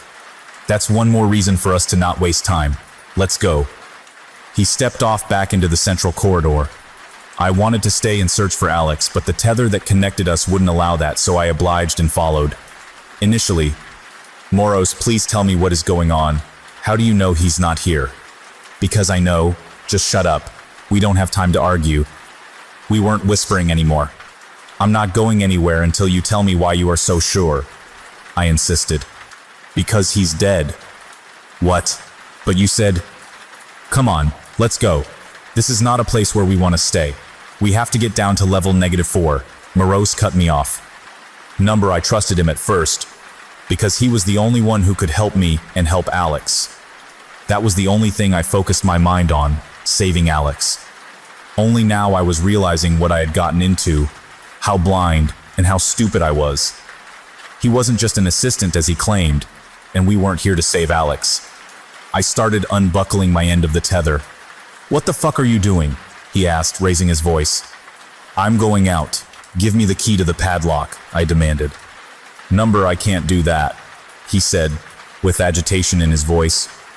I had no choice. I raised my gun at him. "Give me the key," I demanded again. "You really think I would give you a working gun? You're not going anywhere," he said and pointed his shotgun at me. I pulled the trigger, but there was only a click. Fuck. "Why are we here? Why didn't you call your friends, your superiors, or whatever to take care of this, but you have to hold me at gunpoint? Let's say we don't share the same goals anymore. But have no doubt, they are coming here, but not with guns, with concrete. They are going to seal this place up for good. And we have to be quick if we want to be out by the time that happens." "Why can't you just please let me leave now?" I asked, my voice shaking. "Because it's a two-man job," he said and looked me in the eyes. "There are things much more important than you, me, or your friend." I couldn't deny that. Maybe he was right, but I couldn't do this, and I didn't understand anything. "Who are you?" I asked him, returning his gaze. But then I looked away. Something caught my attention. Movement behind Moraz. It was a creature, crawling across the ceiling towards us. Its body vaguely looked like a human, but its skin was pale and stretched tight over its thin bones. Its veins were visible through the skin, filled with the same black fluid we found earlier. It had no hair, and only holes where its nose and ears used to be. Its eyes were bloodshot, locked in a blank stare. We escaped it before, but our argument brought it back. It was too late to run now. Moraz noticed my stare, but he wasn't fast enough. The creature lunged at him. At the same time, he turned around and fired a shot, but missed, and the thing knocked him to the ground. That shot was deafening in such a tight space. I heard only ringing in my ears. My eyes were slightly blinded by the muzzle flash. In the confusion, I turned to run, but I forgot that I was still tethered to Moraz. After the line was completely reeled out, it jammed, stopping me right in my track and sending me falling to the ground. I looked back and saw that the creature was now looking at me. Moraz was lying there on the ground. I must have pulled it off him by yanking on the tether, and now it would come to make sure it won't happen again. I finally managed to disconnect the tether and threw the useless pistol at the creature, hitting its head. It briefly stumbled, and I ran to the only place that quickly came to my mind. I barricaded myself in a storage room adjacent to the large chem lab, blocked the door with a shelf. The creature spent a minute trying to get in, but then gave up and left, presumably to finish off Moraz. And I stayed there, just sitting in the corner, too scared to do anything. I don't know how much time had passed, but it was starting to get hard to breathe. For a time, I thought I would just stay there and end it all, peacefully, instead of a violent death that was likely waiting for me at the other side of the door. But then, I heard a voice call my name. Alex's voice. "Alex, is that you?" I called back. "Oh, thank God. I thought I would die here. You came back," he answered. I went to open the door, but then changed my mind. "How did you find me?" I asked. "I was hiding too, but then I heard gunshots, and I came here to look. Dimitri, please come out. We have to get out of here." I sat down again. Maybe it was really him. But what if it wasn't? I didn't want to find out. "No, he said you were dead. I saw blood too." "No, it isn't you. It can't be." "What? What are you talking about, Dimitri? One of those things got me pretty good, but I'm alive. Dimitri, just please come out and let's get out of here," he pleaded. I have decided. I wouldn't open the door. But then I changed my mind once again after what he said. "Dimitri, do you remember the cherry tree? I knew you would come back. We used to play at this huge cherry tree when we were kids. We used to climb it all the time, but one day I had this idea to make a bet. Whoever gets the highest wins. I got almost to the top, but then I realized how bad an idea this was. The branches under me were too thin, and I knew they could break under my weight any time. But Alex didn't want to lose. He tried to climb even higher than me, and then the twig he was standing on broke and he fell. Luckily, he landed in a pile of fallen leaves and only broke his leg. He could have killed himself if he fell on solid ground, and it was my fault. I almost got him killed, because of a stupid bet. We decided not to tell anyone how it happened because we were both afraid of getting into trouble, but I felt guilty for it for the rest of my life. There was no way how he could know about the cherry tree if it wasn't him. I opened the door and there he was.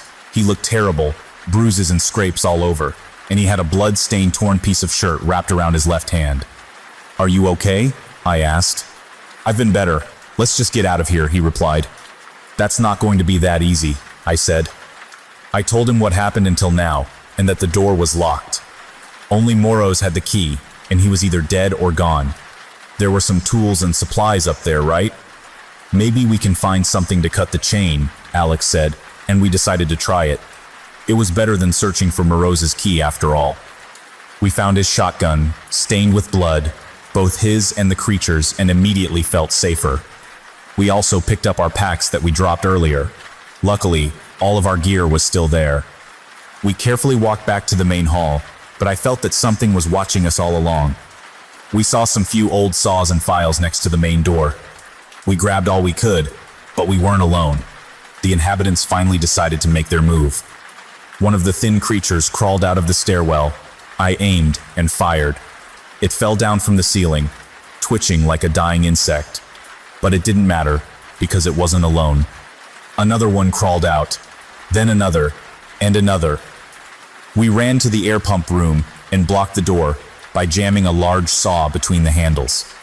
We worked quick, because we knew that it was only a matter of time until they got through, or come through the vents. Alex couldn't operate the shotgun with his hurt hand, so he offered to do the cutting while I stood guard, ready to kill anything that would come out of the vents. It was working, but it was too slow. Way too slow.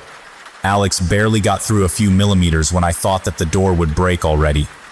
They were pounding on it, slamming into it, and I saw it rattle in its hinges. I thought that they would get through any moment now, and then they stopped. I heard them run away. I coughed when a sharp odor hit my nose. "Fuck, what is that?" Alex asked. "Ozone," I answered. "Oh no, no, no," I said anxiously. I immediately realized that the odor was very similar to what we noticed when we entered the bunker for the first time, only much, much stronger. My Geiger counter started clicking too. "What's going on?" asked Alex.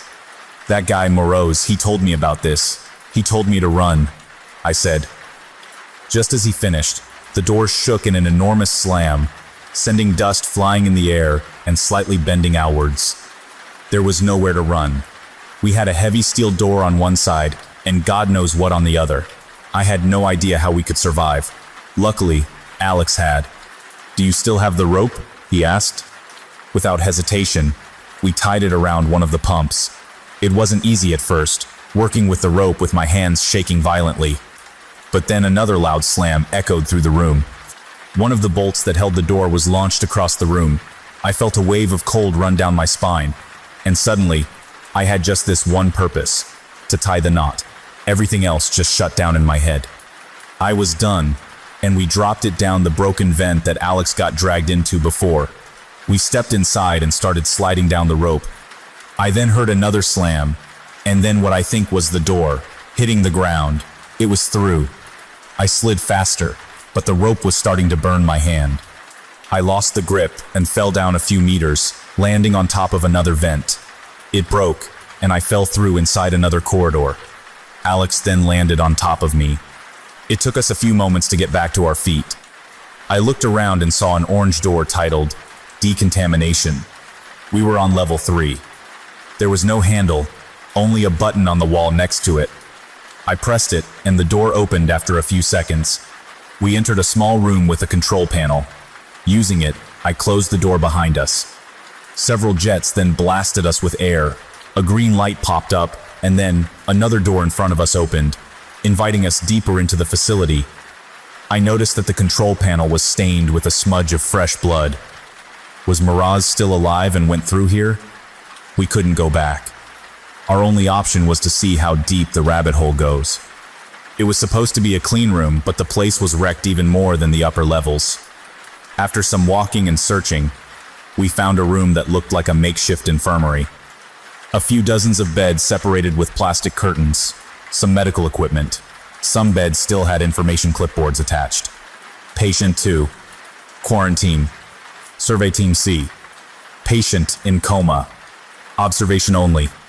Do not interfere. Deceased. 728. Unknown. Patient 6. Quarantine. Survey Team C.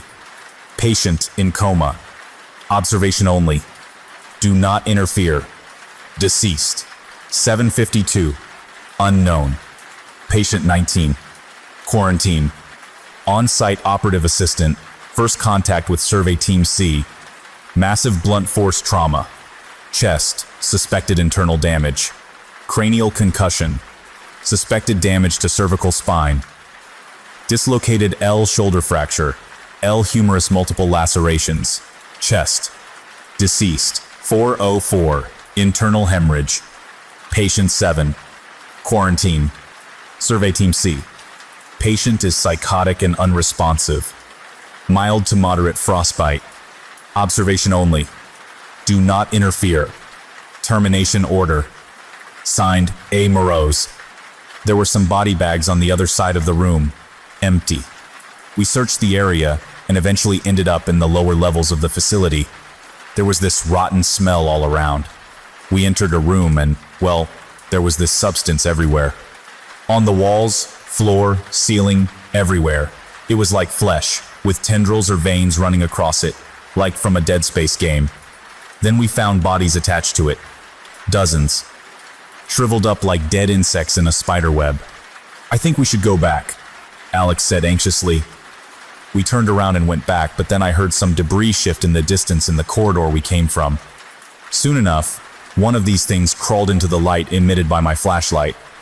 It stood there for a while, staring at us with its blank eyes, and then it leaped forward. Then it fell to the ground, dead, and an empty shotgun shell did too soon after. I heard more of them making their way towards us in the distance, so we ran deeper into the facility. I shot a few more on the way, but then ran out of ammo.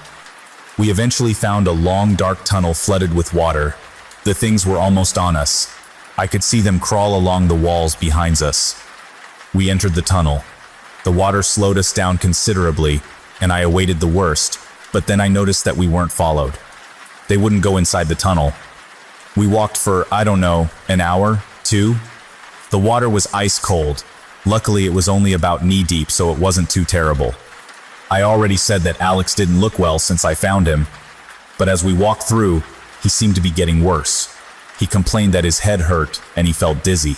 His skin got pale, and he looked very weak. After some time, I had to support him, and later, he completely collapsed and fell unconscious. We couldn't go back, so my only option was to find a way to drag him through the water. It went like this for some time, but then I heard something far away in the direction we came from. A splash. I turned and shined my light into the black tunnel. Nothing. I went to continue walking, but then I heard it again. Hello? I called, hoping to hear an answer. Maybe Morose was here? Or did the creatures follow us after all? Nothing. I quickened my pace, but it wasn't easy dragging another person and moving through knee-deep water. The sounds continued. They weren't getting closer or farther, they were just there. Then I reached the end. The tunnel was closed off with another massive steel door and no visible way to open it. It was a dead end. I stopped moving and listened. Those sounds, it wasn't just a splash, it was more like as if someone or something was wading through the water. I panicked and started banging on the door, calling for help. I had nowhere to go. The sounds were now getting closer. I saw waves in the water. It was now very close. I slowly turned again and looked into the tunnel. I saw nothing and heard nothing, just silence and darkness, and then the familiar scent hit my nose. Ozone. Then I heard metal shift behind me, and the door opened. Dimitri? A familiar voice called. Morose. What? Who is? Oh no, you brought it here. He pulled me and Alex through the door, and then shut it again as fast as he could. That's your friend? How? What happened to him? He asked as he looked at still, unconscious Alex. I don't know. Are you okay? I asked back. He had a large gash across his face and his right eye. Well, no thanks to you, he responded. He noticed the makeshift bandage on Alex's arm and unwrapped it. What he had on his arm wasn't just a regular wound. It was a bite mark. That, Moreau said and pointed at it. Stand back. He stood up and drawn his pistol. No, wait. At least tell me what's going on. He's going to be dead in a few minutes. This will make it easier. For him too. But mostly for us. What? Please. Is there really nothing else we can do? I pleaded. He looked at me, looked at Alex, and then stood there, thinking for a moment. I was immediately relieved when he holstered his gun again. Okay, this might help him, he said, and dug up a case with a syringe from his backpack. It looked used recently, and was only about half full with a clear liquid. He injected Alex with the rest of it. It won't matter anyway, he said. What do you mean? Follow me. Take him too if you want. I'm not carrying him. I guess you've probably already figured out that this all had something to do with the disaster 30 years ago, he explained as we moved through the facility. The first machine we used for the teleportation experiments, it wasn't powerful or reliable enough. We figured out that this whole thing wasn't as simple as it seemed. We weren't just teleporting one thing to a different place. We were transferring them between multiple parallel realities. But it was limited. We could only exchange two objects with equal mass between two identical places in two different realities. So, they built a new machine here, and used a nuclear reactor to power it, hoping that we could possibly move anything to any place between two given realities. We started exploring whole new universes, saw worlds where the Germans won World War II, worlds where we all destroyed each other, even worlds where life never evolved on Earth. But then, someone had this idea. If there are these parallel universes, what is between them? There was only one way to know, and that's when it went wrong, as I said. We should have been happy with what we had, but we always want more, right? We tried to access this conduit reality, as they called it, but when they activated the machine, it stayed open. Something happened, and a portal was created, independent from our machine. It was sustaining itself. So, we sent a survey team in there. They came back after a few minutes, reporting all sorts of strange things.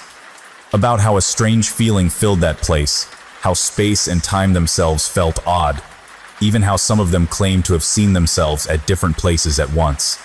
They wouldn't go back, even if threatened with all sorts of penalties. We sent a second survey team later. This one didn't come back at all, so we sent a third team to find them. They came back, but something wasn't right with them when they returned. Their minds were like, erased. I pictured the blank stares of the creatures we fought on the way.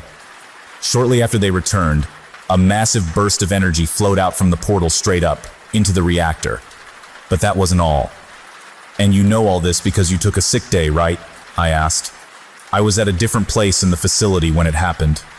I'll never forget when they came to me, saying that something came through into our world. What was it? I asked. I don't know. Nobody knows. It wasn't unlike anything we've ever seen, and it killed almost everyone here. Not just killed, it did stuff to people. You've seen. We're here. We entered a control room, filled with computers and various controls and displays.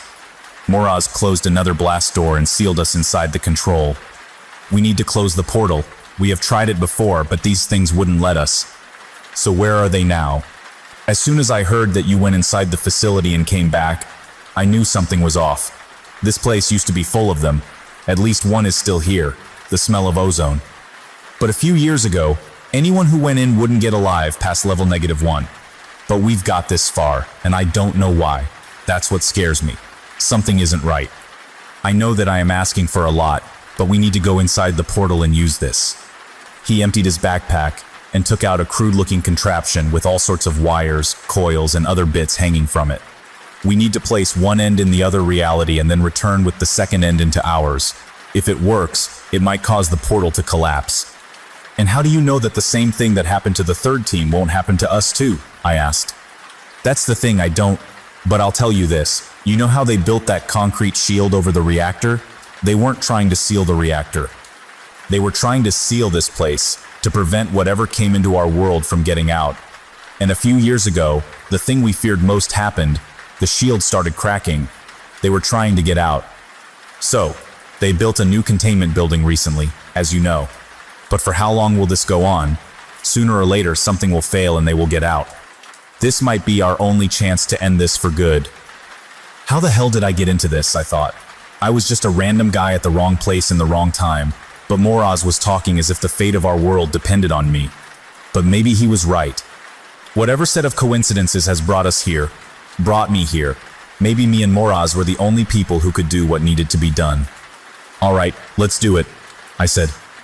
We put on a pair of what looked like modified spacesuits, left everything other than the device in the control room, and entered the machine. We were in a dome-shaped chamber full with complicated machinery. In the center, there was a sphere of white light. Above it, a black, hollow shaft going straight up with cracks and debris around the opening. We tethered ourselves to a steel rail, and Moraz walked forward, into the sphere, and vanished. After some hesitation, I did the same. I found myself in a place that I can't describe. There was no up or down, and I could walk in any direction. It looked empty, yet I could see countless infinitely large shapes, with billions of tiny shiny dots on the surface. Here, a voice called. I looked for Moraz, but I couldn't find him. Where are you? I called. Come, he said, and grabbed me by the arm, seemingly out of nowhere. I noticed hundreds or thousands of other white spheres in the distance around us. Are those? Yes, portals from other parallel realities. Are we going to close them all? No, just ours. The others are not our problem. They will have to find their own way to handle it. We walked towards one distinct shape. As with everything here, I struggle to describe it. It was like a fractal, the same shape repeating over and over and over again. I think this is it, Moraz said, and started doing something with the device. It beeped several times, and then started making a high-pitched hum. Oh no, this isn't good, he continued. What's going on? Listen, I need you to take the other end and return. Once you're back, pull this switch and keep this button pressed until it activates. I have to stay here. I picked up my end of the machine and watched as a wire started unreeling between the two. What about the key to the door out? I asked. There is no key. What? But you said that wasn't the plan. This was always the plan. I couldn't risk. He didn't finish. I saw something in the corner of my eye. Movement. Shit, don't look at it. Go now, run, Moraz said. And I listened. I ran back, followed the line back into our portal, with my eyes almost closed. I went through, placed the device on the ground, flipped the switch, and the device started producing a similar high-pitched noise. I pushed the button. For a second or two, nothing happened. And then, suddenly the device, or the portal, let out an ear-piercing whine, an intense flash, and a wave of heat. And then, it was gone. Severed wires and tether line laid there on the ground, where the portal used to be. In the meantime, Alex woke up. He looked much better, and I told him what happened while he was out. We didn't know what to do now. We thought about going back, and trying to cut the chain on the door outside again, but after what happened last time, we doubted that it could work. We probably wouldn't even get there alive at all. But then, Alex had this idea. What if we can use the machine to teleport out of here? It took us several hours to figure out how the controls worked. It was heavily damaged, and the reactor was obviously out of question, but the generators above supplied enough power for a simple translocation as they described it. All we needed to do is input a target vector. And then, the familiar clicking and smell of ozone came. A powerful slam shook the whole room and left a large dent in the steel door that connected the control room with the rest of the facility. Fuck, not again, I yelled. I think I got it. They have some vectors written down here. We just need to add some height and we'll get above ground, Alex explained. Make it fast, I said as the door shook in another slam. He did something, and the controls lit up with alarms sounding. We ran to the core chamber and closed it behind us, just as we heard the control room door give way. We stood in the center and waited. Sparks and smoke filled the room as the machine did its thing. Please work. I heard another slam, and the door to the chamber broke off the wall and fell to the ground. I looked over and then, the time froze. I didn't feel fear. I felt at peace. I felt as if I was just a step away from understanding everything. I wanted to stay here, forever. A flash suddenly blinded me. and then I bumped Mew head into something. I opened my eyes and breathed in fresh air. We were laying upside down in a crater-like hole in the ground in a forest. We were out. We found our car after a few minutes. We saw several military helicopters fly in the opposite direction as we driven home. Alex checked in a hospital with a made-up story of an animal attack. He was okay in the end. We didn't talk about it again. It was over, and I know that our world was safe from whatever stayed at the other side of the portal. But when I finally returned home that day, I noticed that something wasn't right. The old cherry tree that we used to play at when we were kinds, it wasn't there. There was an apple tree instead. We've managed to transport an apple today. However, I couldn't help but notice that the pattern of red and green skin on top was slightly different. We were transferring them between multiple parallel realities. Portals from other parallel realities. Are we going to close them all? No, just ours. The others are not our problem. They will have to find their own way to handle it. I think I'm not in the reality that I lived in before. I think that when we teleported out, we ended up in a different one. I can't stop thinking about that the portal in this one might still be open. I think we aren't safe.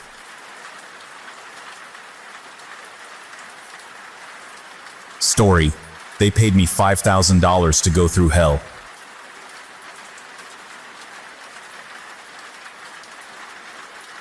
It was the advertisement's outright simplicity that caught my attention. Revolutionize science. Earn $5,000. Call us now. I wish I could say I didn't know why I called them. I wish I could say it was some act of God or deception that drove me into their waiting arms. But that would be a lie. The truth is I called them because I needed the money. Because I had gotten laid off at the publishing company I worked at, and I was having trouble finding steady work. Because I was months behind on rent and facing my second eviction notice because I didn't want to be a failure. I called them for selfish reasons. Who are they? I'm not exactly sure. In retrospect, their obvious obfuscation of their identity should have been a red flag to me. But at the time, their request seemed too interesting.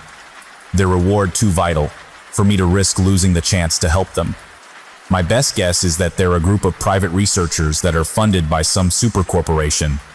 They must be. Otherwise, there was no way they would have been able to pay for the machine. They showed me the machine the first time I met with them. It was kept in a cavernous room in the basement of a 5-story office building. It was a work in progress at that time. They were still connecting pipes and soldering wires. But even in an unfinished state, it looked truly magnificent. Have you ever heard of a sensory deprivation chamber? I had. In fact, I had actually been inside one before when I was in college. Back then, I was on a real hippy-dippy spiritual journey. You know, meditating a lot, experimenting with psychedelic drugs, primarily magic mushrooms. At some point along that journey, I felt motivated to spend an hour of my life and $60 of my student loans inside a sensory deprivation chamber at a local spa. Your standard sensory deprivation chamber is a large metal tank filled with about a foot of salt water.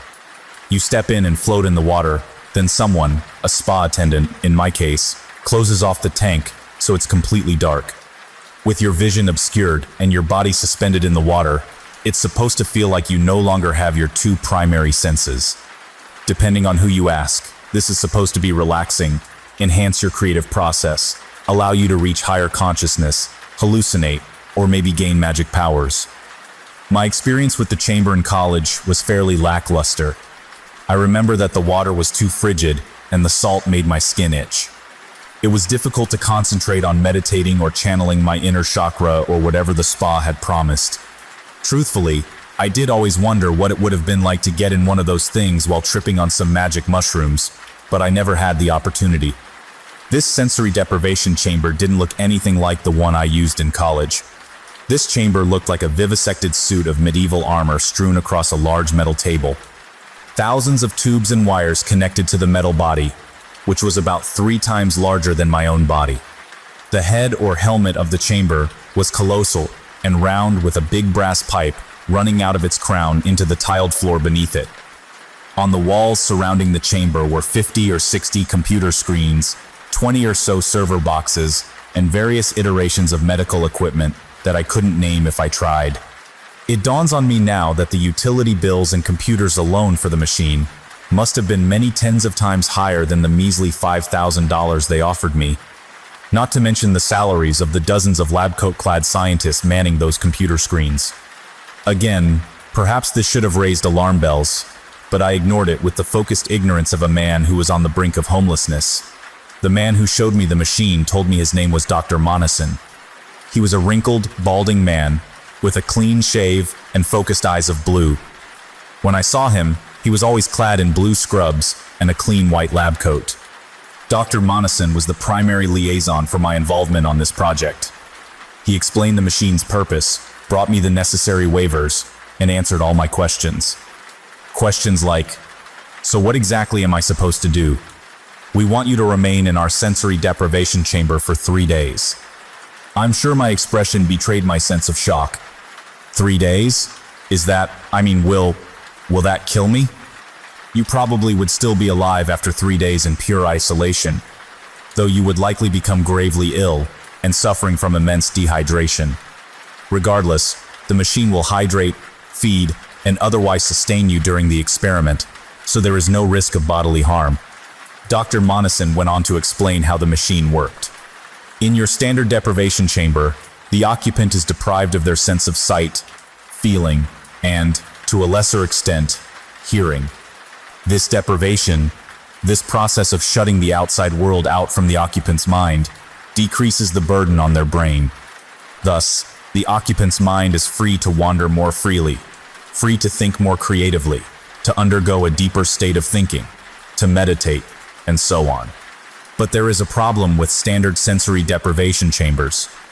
Although the brain is freed from most external stimuli, the visual and auditory, the brain will continue to be burdened by internal stimuli. That is to say that the brain is still very aware of its own carrier, the human body. The brain will still react to the hunger and thirst of the vessel that carries it. It will still process both the need to and the action of urination and defecation. These internal interruptions go on, but the point is that standard sensory deprivation chambers cannot truly be said to deprive the occupant of their senses. This machine is not your standard sensory deprivation chamber. Even a cursory glance at the machine made clear what the doctor meant. The inside of the exoskeleton portion of the machine is lined with a soft rubber that will acclimate to maintain the exact temperature of human skin. The tubes and wires control and regulate a wide variety of bodily functions. Through these tubes, the body is automatically fed and hydrated. The unsavory functions of the body are handled with a catheter and another series of tubes. A respirator automates breathing and regulates saliva production. Even the body's natural sense of touch is completely removed while in the machine. This IV cord injects a numbing solution into the bloodstream that completely shuts off all feeling. The numbing agent is the most critical asset of our sensory deprivation process. The list went on and on. It became clear that they had truly accounted for everything, even for me. I was one of hundreds of applicants to be part of the experiment. For the first time in my life, I was the first-round draft pick. The scientists explained to me that I had been chosen for 3 reasons. Number 1, I had no prior history of mental or physical illness that would make my experience in the chamber subject to intervening variables. Their words, not mine. Number 2, my height and weight were close matches for the machine's original shape. Although the legs will have to be lengthened ever so slightly, you are by far the closest match to our initial design. And number 3, the most critical.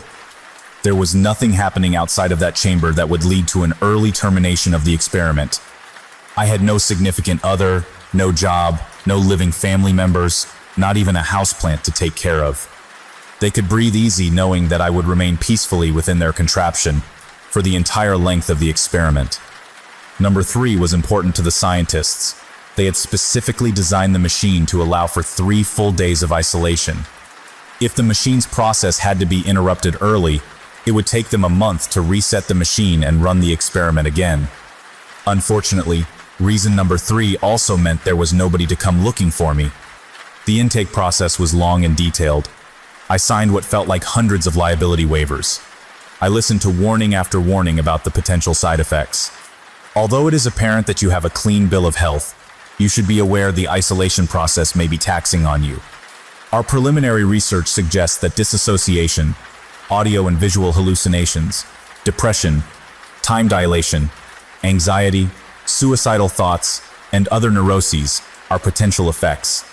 However, we believe such effects to be unlikely. They had given me several weeks to prepare for the experiment. My only requirement during that time was that I didn't substantially change my body weight or somehow develop bipolar disorder. Somehow, I managed. I spent those few weeks living normally, watching movies, applying for jobs, getting rejected for those jobs, and reading a few books. When the day came, I was nervous despite Dr. Monason's efforts to prepare me. The process will come in stages. At first, you may endure a mild state of stress. We anticipate that soon after, you will drift into a moderate state of euphoria for the remainder of the process. You will be signaled a few minutes before the experiment is over by a short audio cue. This way, you will emerge from your state of sensory deprivation slowly and be able to reacclimate without any risk of shock. He played the audio cue for me, which was a short musical clip of bells ringing. Then, with little ceremony or deliberation, I was asked to remove my clothing and climb inside the machine. As I lay down inside the exoskeleton, I felt the warm rubber against my bare skin. Even with the chamber still open, I was confined on all sides by the metal shell of the machine. Slowly, the researchers began to attach a score of medical devices to my body. I felt strangely calm through every prick of an IV, an uncomfortable insertion of a tube. But, as a respirator was placed on my face, I began to feel a foreboding sense of unease. As I felt my body being constricted and held in place, a single thought filled my mind. Oh God, what have I done? The researchers pushed the helmet of the exoskeleton inward on either side of my head, sealing off my ears. The world went quiet. A bead of sweat began to trickle down my sides. Then I heard a voice, seemingly broadcast from inside my own head. Hello, this is Dr. Monason. I am speaking to you via a small speaker contained within the helmet of the exoskeleton. Your vital signs indicate that you are beginning to panic. This is to be expected. Please do your best to relax while we finish preparing you. I promise that the process will become pleasurable soon enough. Somehow telling me to relax just made me more anxious. Before I could react, I felt the machine close around my body.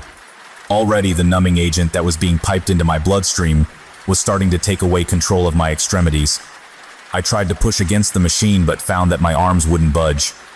I tried to scream, but the respirator held my tongue firmly in place. I was unable to move, unable to do anything. Except watch. I could still watch as researchers scrambled around me to check vitals and prepare the exoskeleton to finish closing. I could still watch as a giant analog timer appeared on a TV screen above me and began to broadcast a time. 00 to 00 hours. 1 minute and 0 seconds, until deprivation begins. I tried again to scream. I tried again to plead to be let out. I found myself unable to feel any part of my body. I strained my eyes to try and get someone's attention, but no one seemed to be looking at me. 00 to 00, hours 0 minutes, and 30 seconds, until deprivation begins. Had my tear ducts been operating, I would have begun crying. Without nothing else to do, I began to pray that this was a bad dream, to pray that I was home in bed and not in this chamber.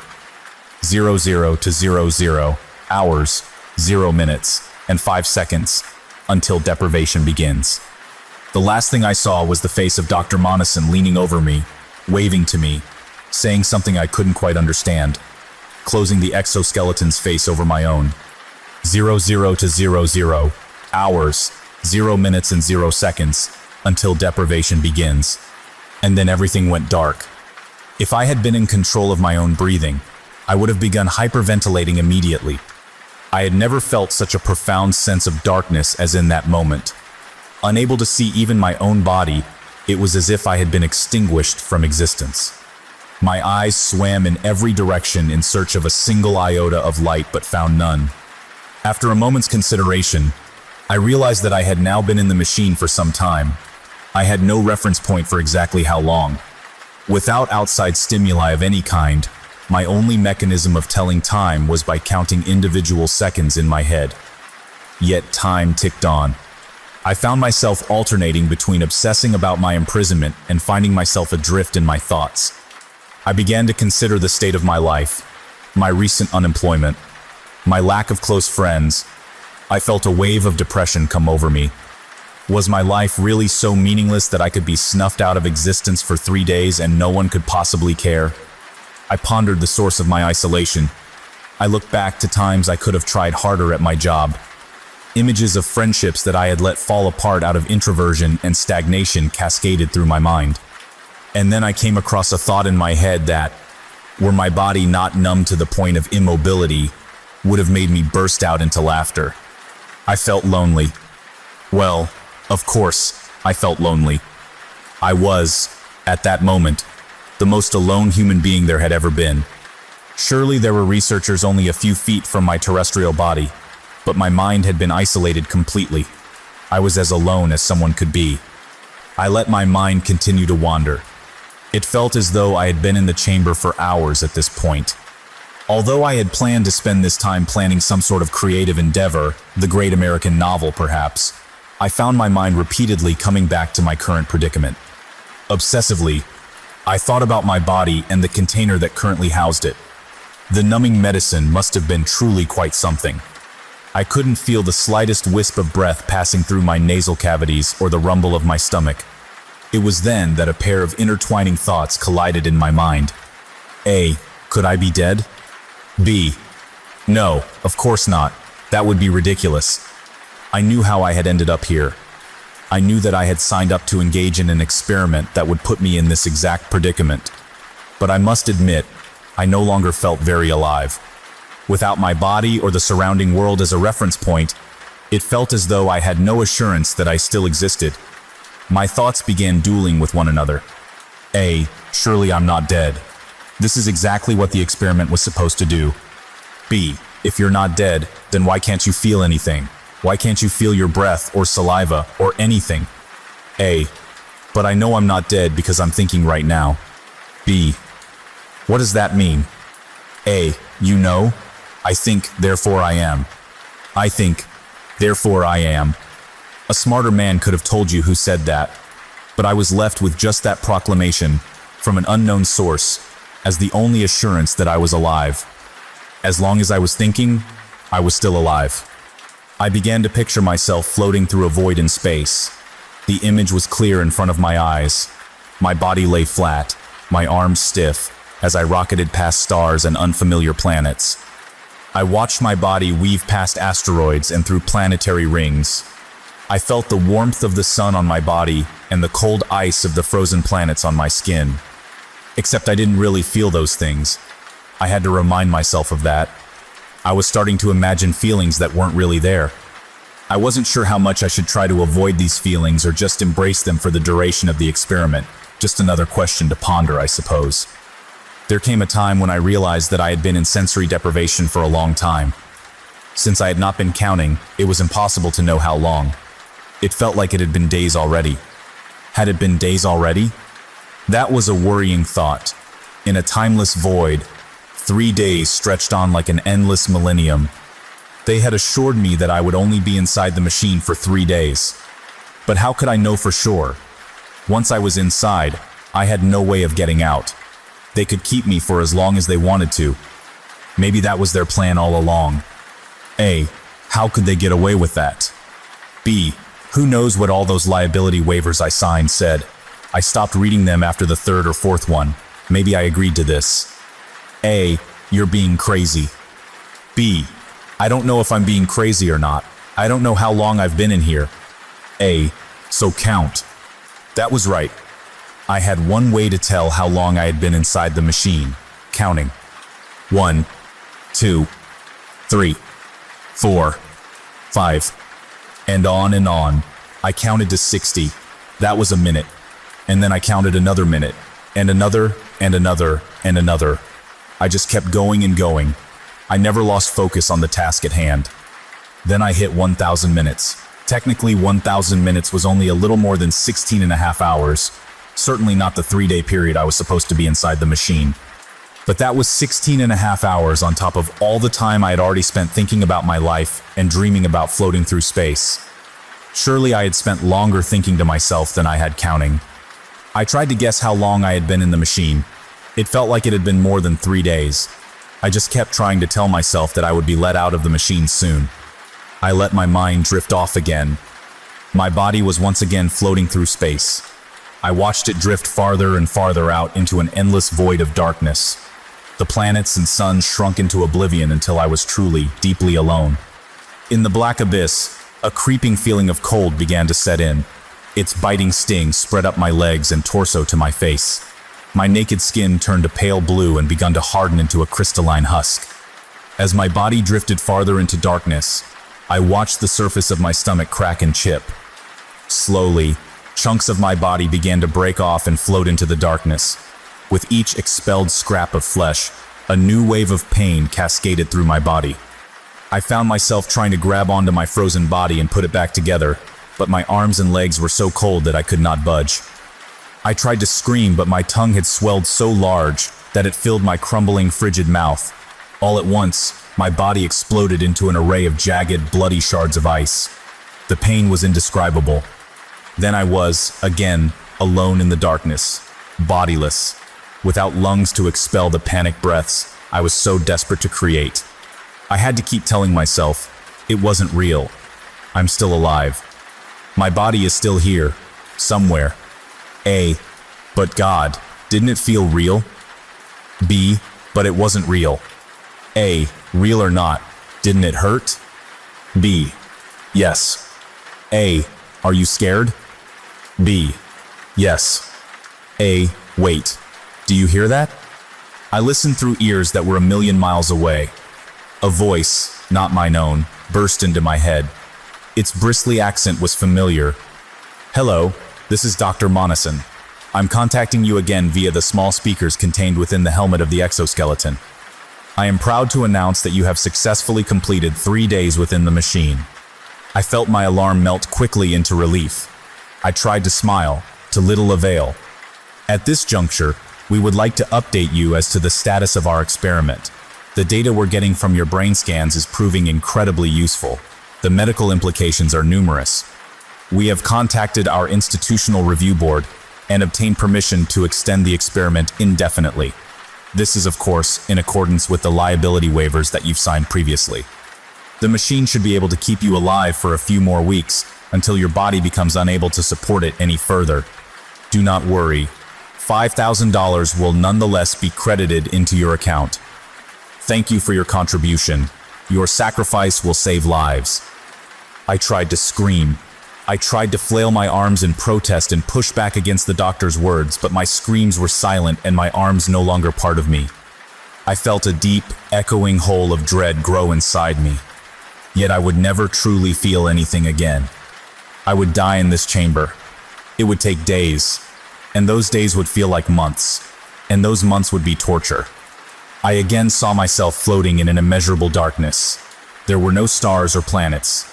There was only my body, unequivocally alone, arguably alive, but inevitably dead. I stopped counting the seconds and just let myself float. My mind wandered again, this time for much longer. I dreamt of my childhood and of a future I would never get to lead. I made an imaginary bucket list and felt remorse for the boxes I had not yet checked. I held conversations in my head between old friends and lovers. And sometimes, I didn't think at all. Sometimes I disappeared from existence altogether. But then I felt it. I felt something. I couldn't tell what it was at first. It had been so long since I felt something that I couldn't tell if I was imagining it or not. It was my big toe. My big toe on my right foot. Somehow, some way, it still had feeling. Not a lot of feeling. It felt like when you sit on your hand, and it becomes almost, but not quite numb. Like it was being massaged by a set of pins and needles. I moved the toe around, the little that I could, to try to understand how this feeling had come back. Then I felt it. A tiny prick. The slightest droplet of pain against my big toe, something sharp. An IV needle. It must have become dislodged somehow. Maybe one of those lab coat-wearing schmucks tripped over it or something. All I knew was that I could feel again. I suddenly felt like I had been born again, like I had died and risen from the ashes. This needle must have been one of the needles that was supposed to deliver the numbing chemical into my body. Somehow, it got dislodged, and now I had just a little feeling in my toe. Unfortunately, my big toe was hardly the vestige of my body most suited to orchestrate my grand escape. But still, I felt immeasurable happiness, because I had a secret weapon on my side. Time. There's an old adage that goes, if you give a monkey a typewriter and infinite time, he will eventually write the complete works of Shakespeare. Similarly, with a partially numb big toe and infinite time to think, I could craft my grand escape. My big toe was too weak to push open the exoskeleton. Despite my straining, I was unable to reach any other cords to pull them out. All I could reach was the IV needle that had already been pulled out. And with that IV needle, I hatched my plan. I scraped my toe across it. It stung, but I knew it would do the trick. I knew that I had forced those stupid scientists' hands. My efforts had made a cut in my toe skin, and now I knew I was going to be okay. They only had two options. Let me bleed out, in which case I would at least be free from this hell, or let me out of the chamber, at least long enough to reattach the IV. Either way, my plan was foolproof. Either way, I was going to be free, at least for a moment. It only took them a few minutes to notice what I had done. This is Dr. Monison again, communicating via the tiny speaker in the helmet of the exoskeleton. It seems you have managed to injure yourself inside the exoskeleton. After some discussion, we have elected to pause the experiment and correct the error. Stand by. The exoskeleton will be opening shortly. The light that soon flooded my eyes all but blinded me. As the machine opened, I bathed in the sounds of its electronic thunks and whirs, and the conversation of the men around me. The quick tug as needles and tube were removed from me felt better than any touch I had ever experienced. They let me out. I was free. My body was numb for hours. The medicine prevented me from making any movements at all. During that time, the scientists left me in the exoskeleton as they went over data and bandaged my big toe. I tried to listen to everything they were saying, but found myself unable to concentrate. The bright lights above me burned my eyes, which had grown accustomed to perfect darkness. As the drugs slowly left my body, a dull ache developed in my joints. After a while, my body was hauled out of the exoskeleton by a team of the lab coats. I felt a dressing gown slip on over my head. I was plopped into a wheelchair. Still unable to move, I listened to the roll of metal wheels as they pushed that chair deeper and deeper into their lab. Explain again about when you were floating through space. What was the sensation like? Please let me go. I can't. You know that. The data we were getting from you is too important. Lives are at stake. And besides that, we can't risk you going to the police.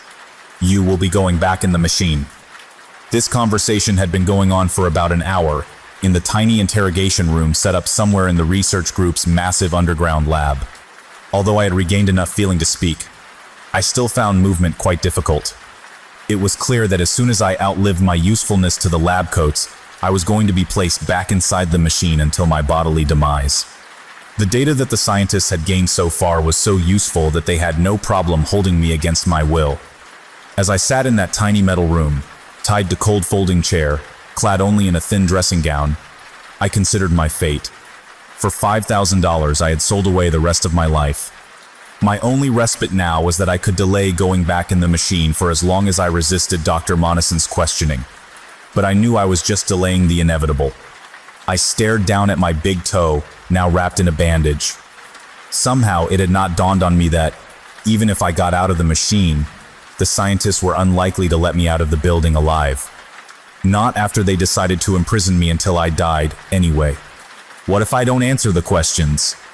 The data we intend to receive from those questions is critical and could save lives. But if we cannot elicit it, then the information received from the exoskeleton will be sufficient. If you won't answer, we will return you to the machine now. So it didn't matter. I was already doomed. I might as well delay for as long as I could. Fine, ask me what you want to ask me. I answered hundreds of questions, most of them multiple times. It took hours. The scientists barely listened to my words. There was a recorder placed in the room with me. I'm sure someone would dig through my answers later, but for now, the conversation seemed to be mostly for posterity's sake. At some point though, I realized something. The drugs had completely left my body. I could, theoretically, move again. For now, I was tied to a chair. But they couldn't keep me tied up if they wanted me to go back into the machine. And from that thought, I came up with a plan. I knew I would only have a few seconds. I knew I couldn't run immediately, or they would catch me. I would have to convince them I was resigned to my fate. When the questioning concluded, I found myself being hauled back into the chamber containing the exoskeleton. Perhaps assuming that I would flee otherwise, the scientists kept me tied up during transit. But the ties came off when it was time to put me in the machine. They stripped off my nightgown and lifted me inside the machine. I let my body go limp as they did, feigning the same numbness that had, until recently, restricted my movement. As I laid down in the rubber interior of the exoskeleton, Dr. Monison spoke to me through a loudspeaker in the ceiling. I am sorry we have to part again. Your answers will be invaluable for future research. I know it may seem now like we are villains, but the research we're obtaining is invaluable. It will save lives someday. You are doing a valuable service to the world. As his speech ended, his researchers again approached to fill my body with needles and tubes. I was eager to make my escape, but I held tight. They would have to believe I was unable to move. I felt pinpricks in my right arm.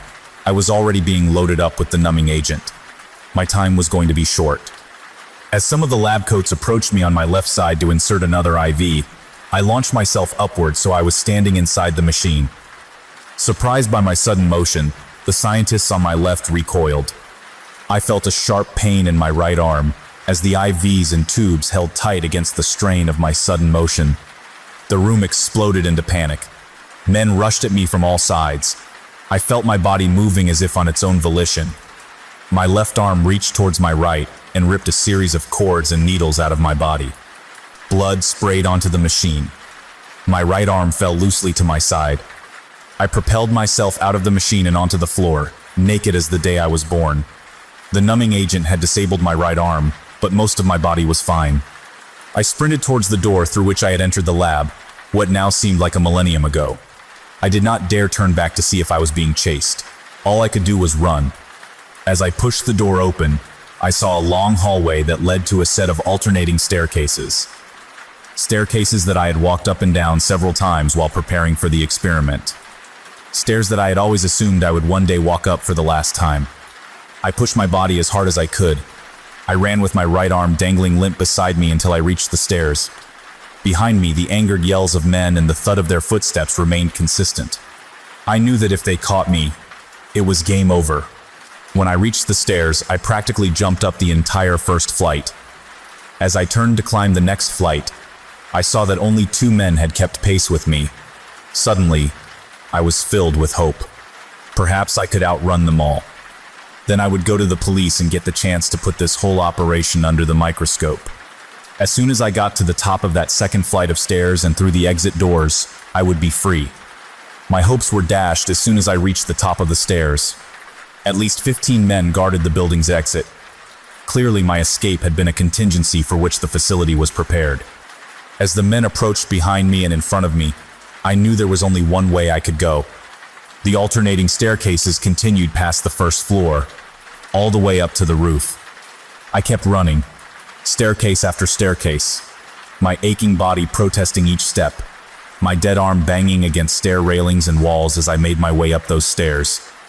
The sounds of angry men filling my ears as I took step after step after step. Soon I was on the last staircase. A ladder, hanging from the ceiling, led up to a hatch on the roof of the building. This was it. I was going to see the outside world again. I didn't know where I was going to go once I got up there, but I knew I was free.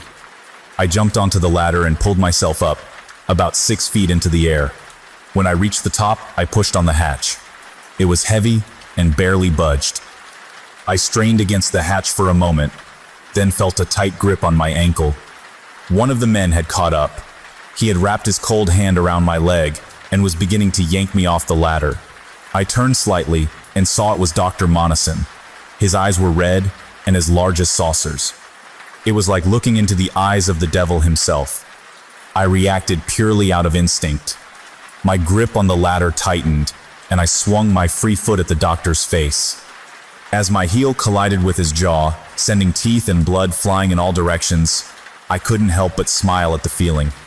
It hurt like you wouldn't believe, but it felt damned good to feel something. Dr. Monison relaxed his grip. I pushed upwards again, and the hatch gave way. I clambered upwards onto the flat roof of the building. A thin layer of gravel covered the rooftop. The sharp stones poked at my bare feet, but I kept moving. I ran to the edge of the roof and looked out into the city. A beautiful horizon of skyscrapers and stars filled my view. I felt the cold breeze against my bare skin. The voices of the men behind me barely registered as I climbed onto the edge of the roof. I must have been a sight to the people walking by on the sidewalk below. A naked man standing on the edge of a building staring at the horizon as if he had never seen one before. Please come down from there. You don't have to go back in the machine. We just need you to come down. It was Dr. Monison again. His voice was hard to understand now that he was short a few teeth. I turned away from the horizon to look at him. He was surrounded on all sides by other men in lab coats.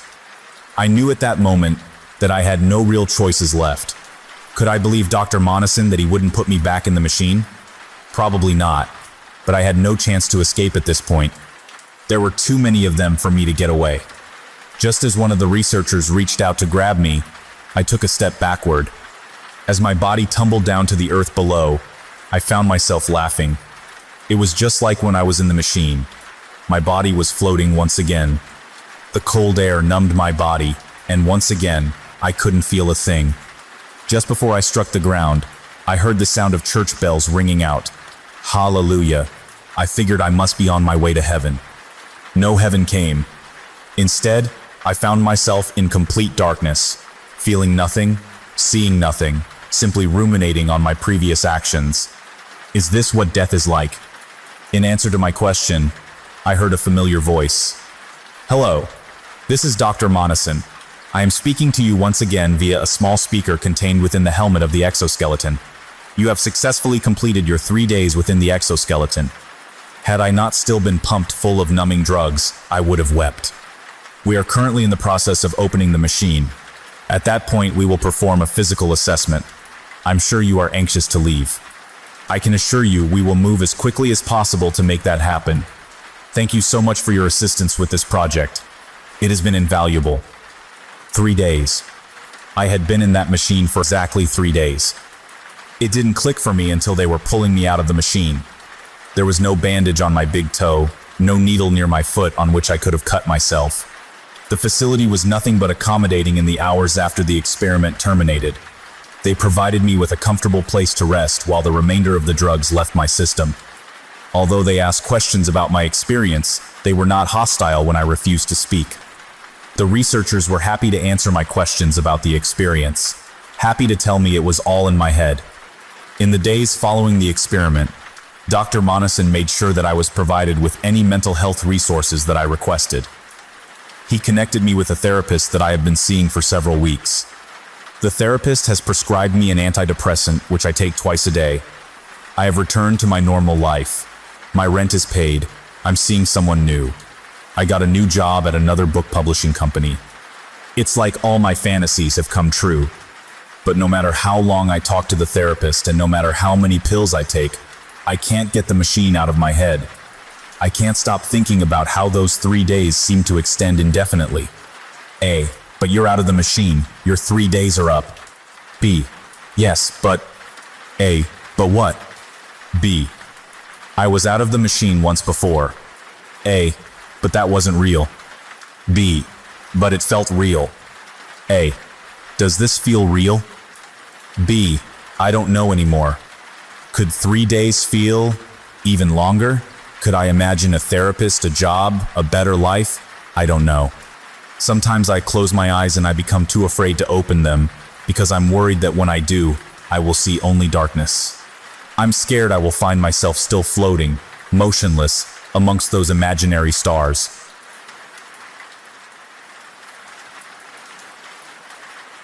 Story. I've been squatting in a condemned high-rise. These are the rules I follow to stay safe. I'm not homeless. I have a home. I just don't own it.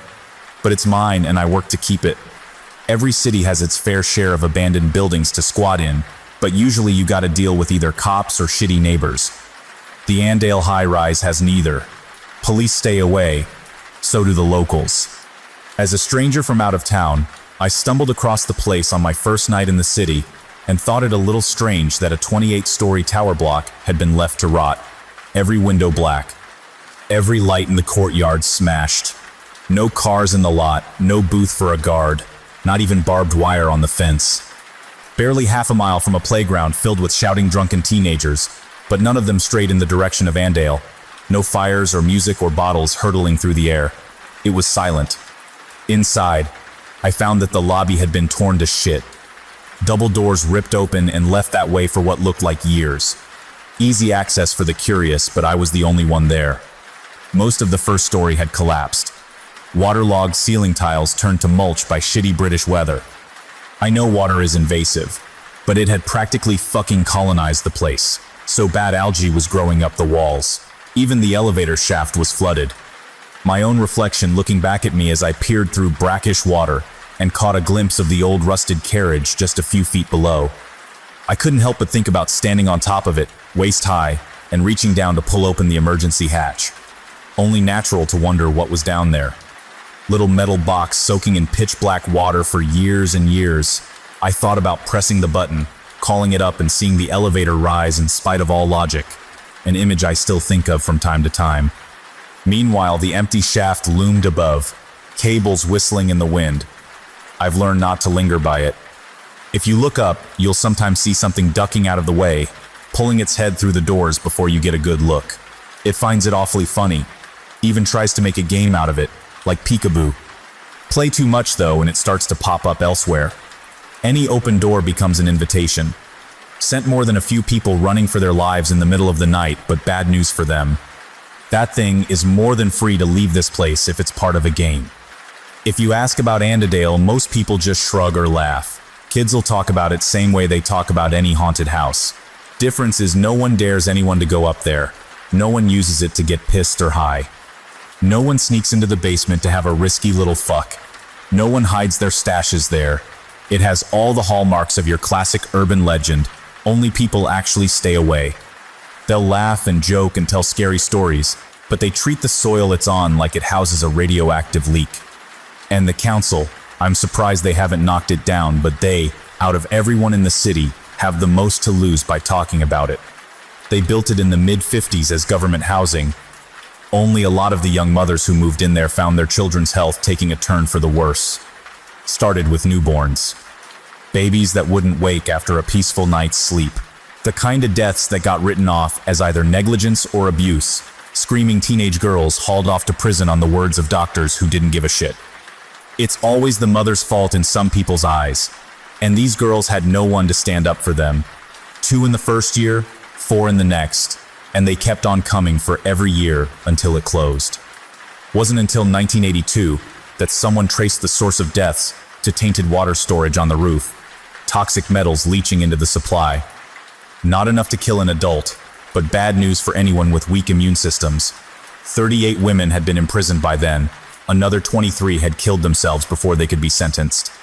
And those are just the ones accounted for. Not all the deaths were from the water. Andale has a way of being bad for any child's health, no matter the circumstance. More than a few toddlers starved to death as their parents rotted in the tub from an overdose. Even more were lost when they found their parents' stash. Little bodies racked with agonizing fits as their panicked mothers screamed for help. One tripped down the elevator shaft because the doors opened as if the carriage was right there. And those are the ones who were found. Plenty more went missing, written off as runaways.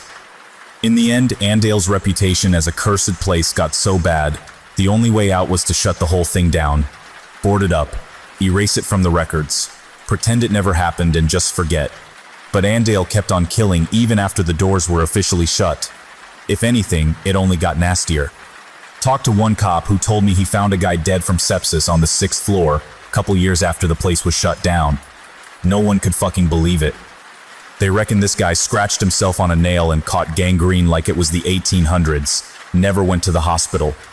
just laid there and died, slowly and painfully, as the infection spread, but not before he took every last bit of furniture in the room and shoved it against the door. Strange enough on its own, but it was the flag he'd made out of his own clothes that freaked everyone out. He'd scrawled help on it, like he wanted to get someone's attention down below, even though the lock was on his side. He could have left any time he wanted. Cop I spoke to said he was there when they kicked the door down. Still remembers the look in dead man's eyes. He was glaring at the door 2 days after he'd passed, white-knuckled fists gripping a blanket that smelled sickly sweet from all that infection. There were others, too. Lots of people falling, many of them without a good reason. Got so bad they bricked the roof door, but by the time I arrived, someone had cleared it all away with a sledgehammer. I still don't hang out up there, not after I first went up and saw pale fingers gripping the ledge, like someone was hanging off it and holding on for dear life. I reckon a lot of people see something like that and think a person needs their help. They go rushing over to offer a hand. But when I saw it, something about those grimy nails set alarm bells off in my head. Fingers looked all wrong, so I took my coat off and used a broom handle to move it closer to the ledge. Sure enough, those ugly hands snatched at the coat and ripped it out of my hands, sending it hurtling to the parking lot below. I've thought about taking a closer look from time to time, but I got a thing about heights and could never bring myself to investigate it much further. You'd think I'd leave, but it's my home.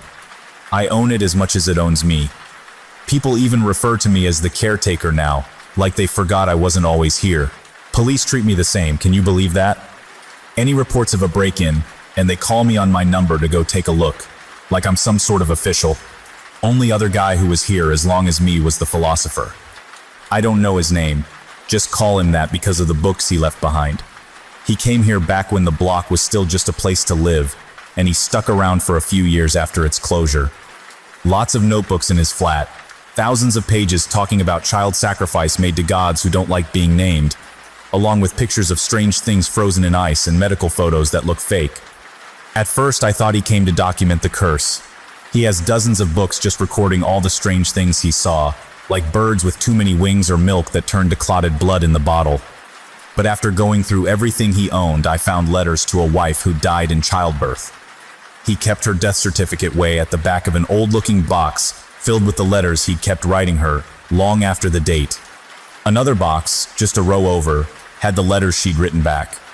Awful things scrawled on random scraps, shit and blood for ink. He dated them himself, and sometimes wrote notes about how they came to him. Delivered by a rat that was cannibalized in front of me. Pulled by my dentist from a cavity in my mouth. Written in the web of a spider with 13 legs. Anyway, he gives away the real reason he moved to Annandale in one of the letters. Says that Annandale was the key to helping her, that he was weeks away from figuring out how to open the door. Told his wife he'd bring her back. Told her he knew how. I've never figured out where he went next, or what happened to him, but his apartment was locked when I found it, and likely would have stayed that way if the key hadn't turned up in my inside pocket on the first morning. Now I live in his old place. It's safe in there. He's written things on the wall that keep everything well behaved. Symbols that I don't understand, but which are easy to trace, so that's what I do.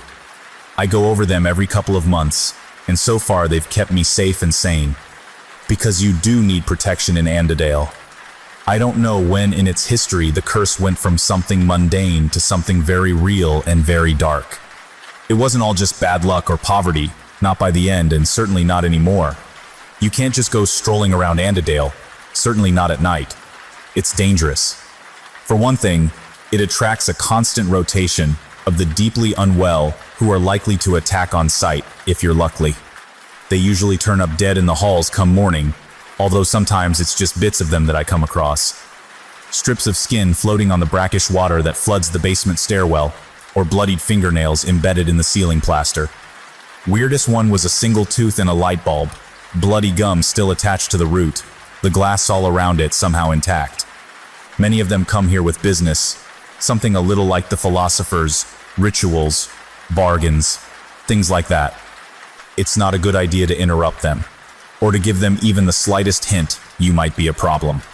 Every night I lock my door and wait for Annandale's business to finish, and come morning, I do a sweep, floor by floor, and clean up whatever's left of the tower block's strange pilgrims. Most of the rituals don't look real to me. In fact, I reckon a lot of people who come here just end up as victims of something or someone else. There are a lot of reasons to stay out of Andadale at night, and most of its visitors strike me as a little naive. Most of what I see looks like it got stolen from a bad death metal album. I once found a book called Satanism and Witchcraft in the 21st Century. It's hard to imagine that the secret inner workings of the universe can be found in something with an ISBN number and 3,000 Amazon reviews. Of course, not all attempts at exploiting Andadale's energy are so hackneyed. I had one guy turn up at my door and pay me $3,000 in cash just to show him the darkest corner in the building. I wasn't sure what he meant at first. Thought he meant light and shadow. Sort of, he replied when I explained this to him. Darkness like that can be part of it, but I'm looking for a corner. Has to be a right angle or more acute. Ideally, more acute. You understand that term, right? He'd seemed arrogant, and that last sentence confirmed as much. Good-looking guy in his late 20s, nice suit. Looked like the stereotypical banker, acted like one too. Plenty of places like that, I said. Lots of funny rooms in Andale. People trying to make the most of limited space. Sometimes the walls meet at tight angles, sure. But I don't know what you mean about dark. There's the basement. It's flooded. Can't think of anywhere darker than that. He bit his lip and hesitated for a second or two, as if he was actually contemplating it. Not a bad suggestion, actually. But no, too difficult to reach. And I don't just mean dark, as in the absence of light. I mean dark like under the bed. Dark like that one chip in a wall that leads to a hollow space between the bricks, and as a child you can't help but wonder what lives there. Somewhere that just inexplicably feels like it's not got as much of God's attention on it as everywhere else. I thought about this for a second. His words were vague, but damn, if I didn't know what he meant. A corner? I asked. Has to be an acute corner? He nodded. I think I know the place, I said, and he smiled like real creep. I took him to a flat on the 8th floor. It was run down like everywhere else, but there was still enough of its old furniture lying around. You can pull open random drawers in there and still see the cutlery people once used. There's even an old analog television on an old stand. You can perch on what's left of the sofa and stare at that television and get the feeling you knew the people who lived there once. Run your thumb over the dials on the toaster, the handle of the fridge, or the yellowing plastic of a light switch and feel an aching loss that creeps up on you out of nowhere. Look up and you'll see that the light fixture has been torn out of the ceiling, like someone had tried swinging from it. Not a big place, by the way. 3 rooms, a bedroom with a double bed all rumpled up, a living room/kitchen, and a tiny little spare room that looked like it once would have been used for storage, or a washing machine maybe, if you were single and childless. A slither of space, a triangle carved out of whatever room was left over when other more important walls had been put up. That sofa I mentioned, the television, they were all placed, so whoever was sat down could always keep an eye on that room and its contents. You see they'd put a cot inside and it's still there, bluebottle flies circling overhead. You can't see inside the cot, not unless you went in and actually pulled the blankets out, but it's been decades and no one has managed it yet. It's dark behind those old blankets, a heavy shadow that dissuades a closer look, like there's something in there no one needs to see, and it spent a long time sat there eating what little light there was. Even with a window in that room, daylight doesn't really filter down. Perfect, the businessman said when he saw it. He gazed around the flat, one detail at a time, his head pausing for a moment, and a smile creeping across his face as he laid his eyes on the broken light fixture. And the cot, the sight of it, the flies that still circled above faded Winnie the Pooh blankets, it made the breath catch in his throat. Oh, this is good, he told me. Dark like under the bed. You've earned that money. I could have had a dozen men sweep this place, and they wouldn't have understood the brief as well as you have. Thank you, I replied, even if that wasn't really how I felt. Quietly, the man sat down and began to unpack his leather satchel. No pentagrams to be found, although he did unpack 7 strange-looking candles. He caught me looking at them and smiled. Homemade, he said. Each one shaped by my hands. I'm not a good artist, but it's the effort that counts. Took forever to rend the wax. Of course, that was the easy part. The hard part was getting the fat to make it. Did you know there can be a surprisingly high level of security around a hospital's medical waste department? I didn't, I replied, as he took out some flimsy bits of wood and a few small nails. He oh so carefully began to nail the splinters of wood together into what looked like random shapes. Oh well, he sighed after a few quiet moments, his fingers nimbly gripping the tiny hammer as he tapped away. Already he'd put together at least 6 of the strange little wooden polygons, and with each new one I felt a strange sensation. Would you like to stay and watch? He asked. Absolutely not, I answered. He stopped tapping and smiled once more. Oh, you're clever, he said. That's the correct answer, by the way. And if I'm to respect it, I should inform you that now is the safest time to leave. I made my way to the exit just as he lit the first candles, but not before I looked towards the cot one last time. I was surprised to see a hollow blackness that extended beyond the doorway, like a curtain had been draped across it, only there was depth to it that drew the eye. The businessman paid it no attention, but after a few more seconds he eventually looked up at me expectantly. Can I ask what is it you want? I said. Everyone who comes here, I don't get the sense it ever works out for them. I'm looking for a new kind of afterlife, he replied. Do you need one? We all need one, he said with a wry chuckle, but only those of us willing to take a few risks will get a better deal. Everyone else, he grimaced. It's worth the bother. But look who I'm speaking to. He looked to the darkness that enveloped the doorway. Shapes could be seen floating past. You should leave now, he said. I pulled the door shut, and noticing that the sun was rapidly setting, ran to my apartment, where I knew the walls would keep me safe. When I returned the next day, the man's satchel was still where I'd last seen it, propped against one arm of the sofa. The candles had burned down to the very end of the wicks and left a lingering smell that's still there all these years later. And of the man himself, well in the room with the cot, which still has bluebottle flies orbiting overhead there, is now a shadow burned into the wall. It's blurry and diffused, but vaguely recognizable as a man on his knees, his head pressed to the floor in a gesture of supplication. I've known it to occasionally move, to turn its head and look towards me, at which my temples throb, my ears pop, and a darkness begins to encroach upon the edges of my vision. I never exactly considered that flat to be Disneyland before, but now I avoid it like the plague. Still, it could be worse. Not every ritual ends so cleanly, and at times I've had to personally intervene, something I hate bitterly. If people want to go poking around in the universe's undercarriage, that's their business. It's one thing if I've got to sweep what's left of them up afterwards, but at least that's a one-and-done job. Sometimes it isn't so clean. One guy turned up and told me he'd be a new resident, my neighbor, and we'd get to know each other. A bumbling old man with an upper-class accent and the look of a professor who was down on his luck. He set up in the room next to mine, and no matter how little I spoke to him, he never really got the hint and kept trying to act like a good friend. Few times I did initiate conversation it was to tell him the place he'd chosen didn't have much in the way of protection. He pointed to some funny little rashes and told me they were his protection. Over the next few weeks I'd bump into him from time to time, always on his hands and knees, scraping some dank corner or moldy pile of bumpy growths. He collected fungi, told me on the first day, and I'd often see him wiping his samples onto petri dishes that he whispered quiet words to whenever he thought I wasn't around. I don't think he was sane, but he probably wasn't completely barmy, because he lived long enough to get a sense of Andadale and only come out in the day. Meanwhile, his apartment filled up with a growing collection of chittering terrariums and pickle jars, their specimens hidden by murky fluids. All over, he planted and cultivated strange mushrooms and molds. Encouraged them to soak up the darkness of Andale and set them to grow in the rife conditions he'd cultivated. Towards the end, his living room had mushrooms growing out the walls, plaster crumbling beneath microbial armies until there was only concrete and rebar. And even then, mold continued to grow and thrive. A few times I peered in and found him feeding meat to the frilly growths that exploded out of the old furniture. During this time, the symbols on our shared wall would often grow hot, and I found myself having to replace them on a nearly daily basis as he tinkered away on the other side. I asked him once or twice to tone it down.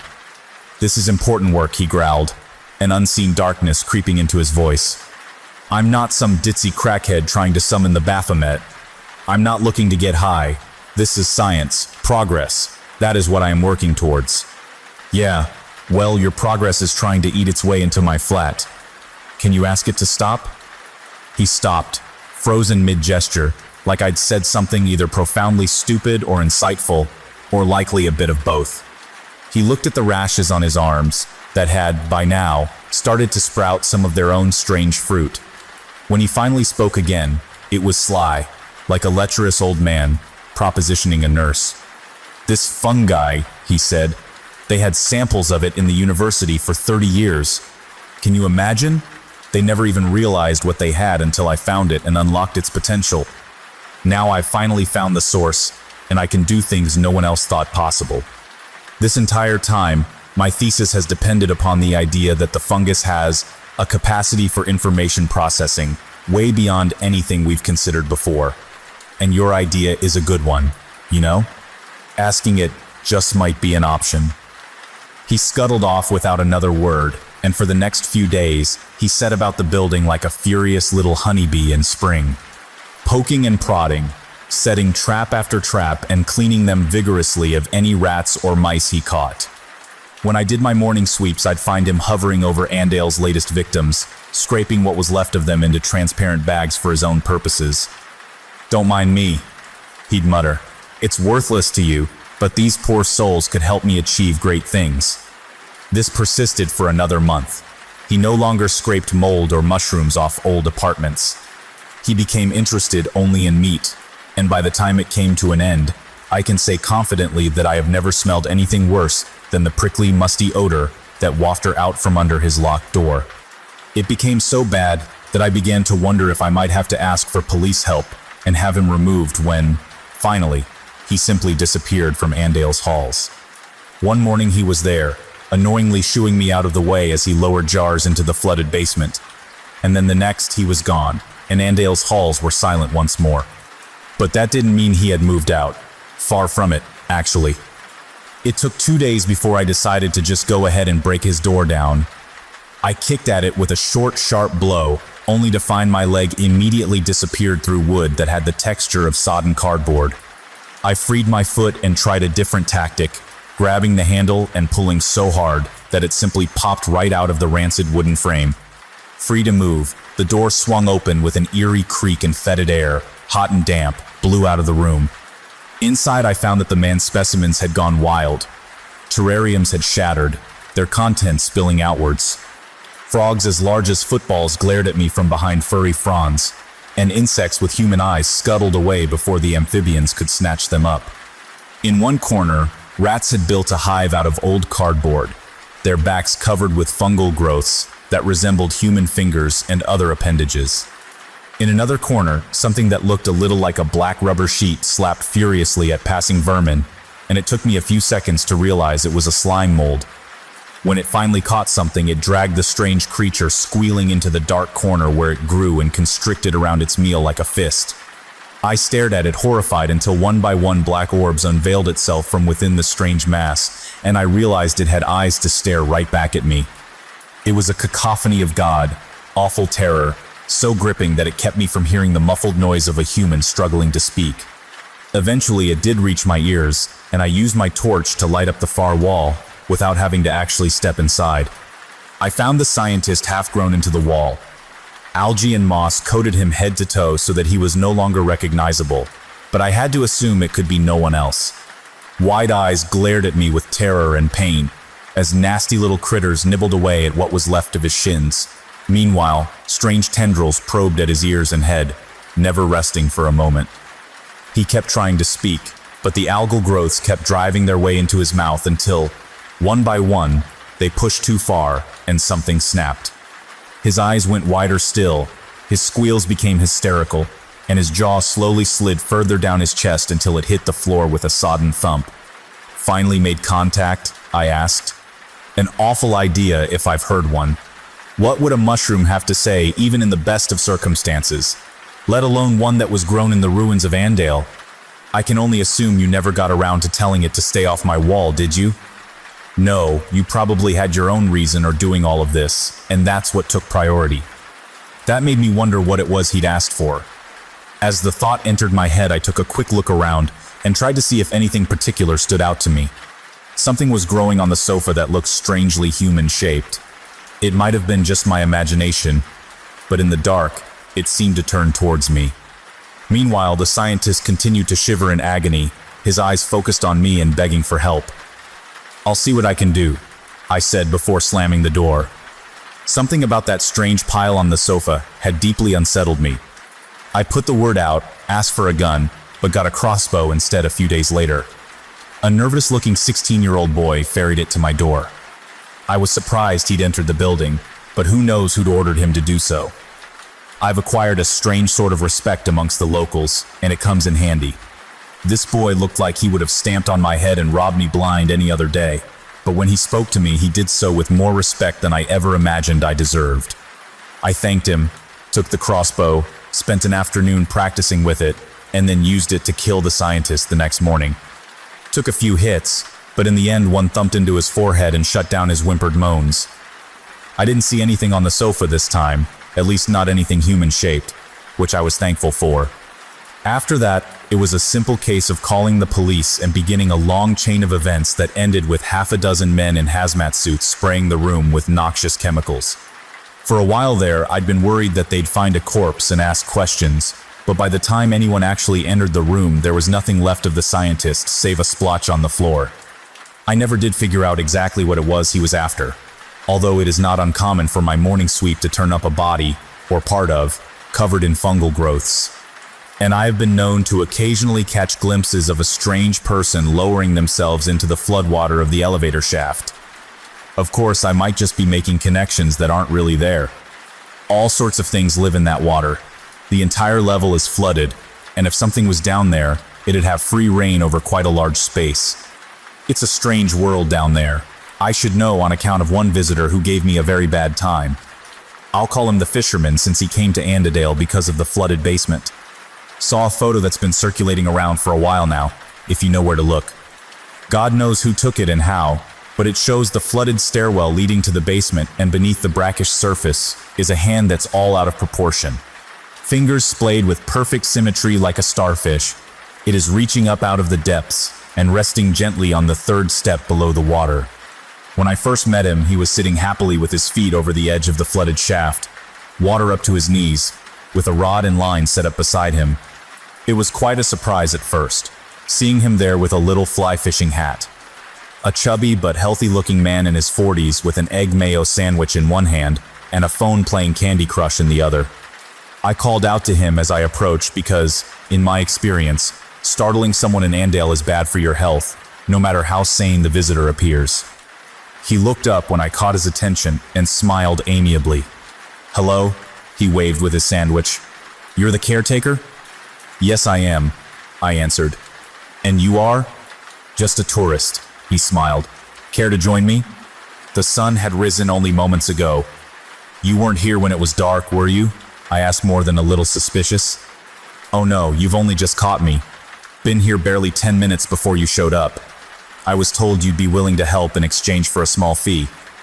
"What sort of help?" I asked.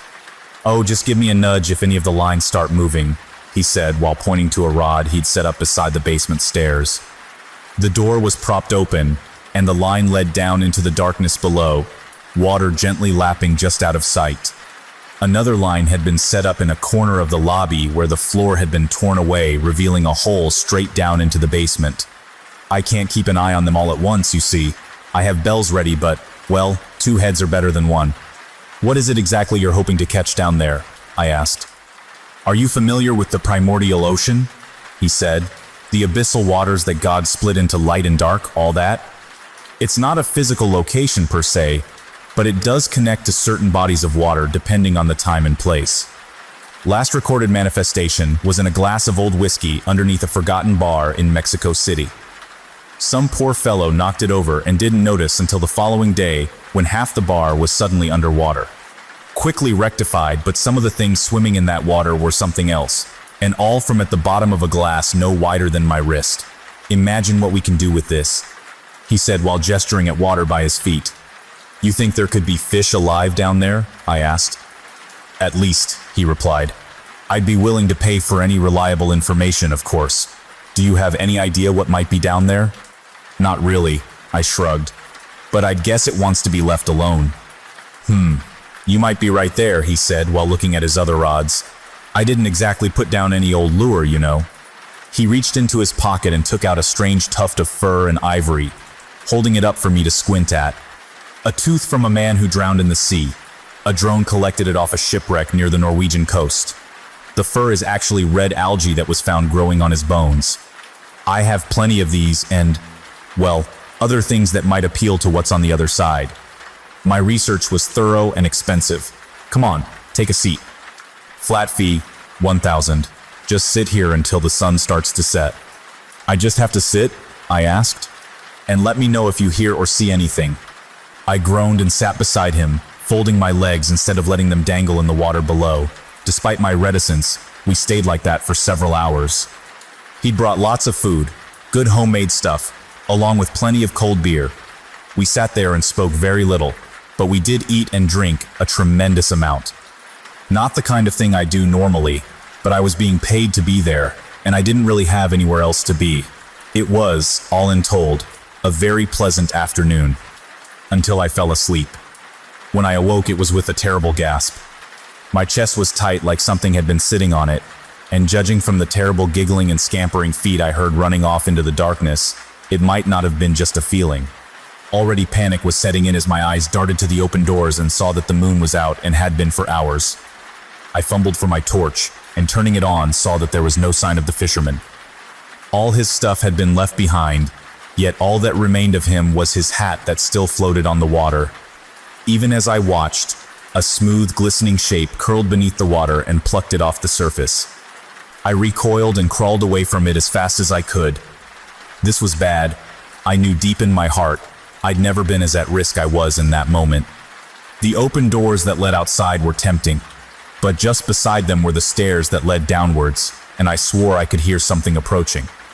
I couldn't help but picture the fungal man I'd seen in the scientist's flat. Then again, that basement was huge, and who knows what lay down there.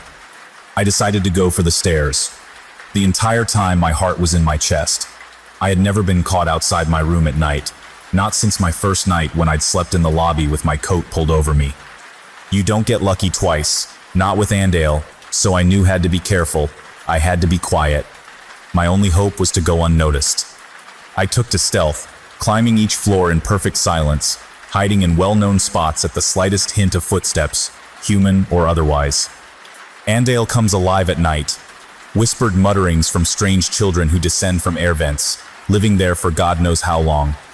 Other times I saw apparitions, including one, a toddler, the sight of whom made my stomach growl with an insatiable hunger that hurt just to contemplate. She stared at me with pleading eyes as I slunk away from her open door. I might have been tempted to help her were it not for the sight of the moon peering through her translucent image. And yet, despite all this, I somehow made it to the 14th floor alive. Only it was there, right at the final hurdle, so close to safety, that I came across something out of my worst nightmare. A woman stood outside my apartment door, silent, pale, dirt-covered fingernails. It was all too often I'd open my door and find muddy impressions on the floor made by a woman's bare feet. Now I knew who left them every night. I couldn't see her face from where I hid, but something about her seemed profoundly familiar. When she finally turned towards me, I remembered. I recognized her, even though most of her face was missing. It was the philosopher's wife. He had succeeded, it seemed. But I couldn't imagine at what god-awful price, because the woman who stared at me had clearly weathered some years in the grave. It was only the poor lighting and her long hair that had covered up just how bad a state she was in. A lipless grin stared back at me below sunken cheekbones and hollow eye sockets. And yet, I could tell that in another life she had been beautiful, which only made the sight all the more gut-wrenching. "My darling," she whispered, and there was something about her voice that I found hard to stay sane in the face of. I don't know why. Over a decade in that place, and I'd borne witness to living nightmares. But it was this walking corpse that pushed me to my limits. The inescapable feeling of loss weighed me down, and without realizing it, I found myself taking steps towards her, even as my knees buckled. By the time I reached her, I was crawling until I could clutch her grimy, icy leg. And that was the last thing I remember before I woke up in my bed the following morning. Everything seemed normal, so completely mundane that I could have written the whole thing off as a bad nightmare. But there were footprints leading from my bed to the door. And later on, I found the fisherman's things much as he left them. Although when I finally reeled his lines in, I found the lures gone and replaced with bits and pieces of the man who'd first set them up. I threw it all into the water below and decided it would be best to forget him. Every now and again, of course, I can't help but check my peephole at night. I never did before that, but now I do. I see her every single time. She looks sad. Hurts me to think of her out there. It ought to be terrifying, but it's more like someone's ripped out my stomach and heart and let all my insides fall out the bottom. Each time I see her, I wonder what exactly was it he did to bring her back. He leaves only one hint. A final letter, I think. It's not like he dated them. In it, he says he would give everything to have her in his arms once more. Not only his life, but everything he's already lived. Every sunset, every good dream, every nightmare, every victory, every loss. Every little memory that makes him who he is. He'd give it all just to save her. Sometimes I wonder about him, figuring we'd probably be about the same age. I'd like to think back and imagine what it would have been like for the two of us to meet as young men. But for some reason, whenever I try to remember what my life was like before I came to this city, before I woke up with that coat pulled over me, well, I don't know. It's just hard, that's all. It's almost like there's nothing there, like something reached in and took all the years away. I guess it's just one of those things I'm better off not dwelling on.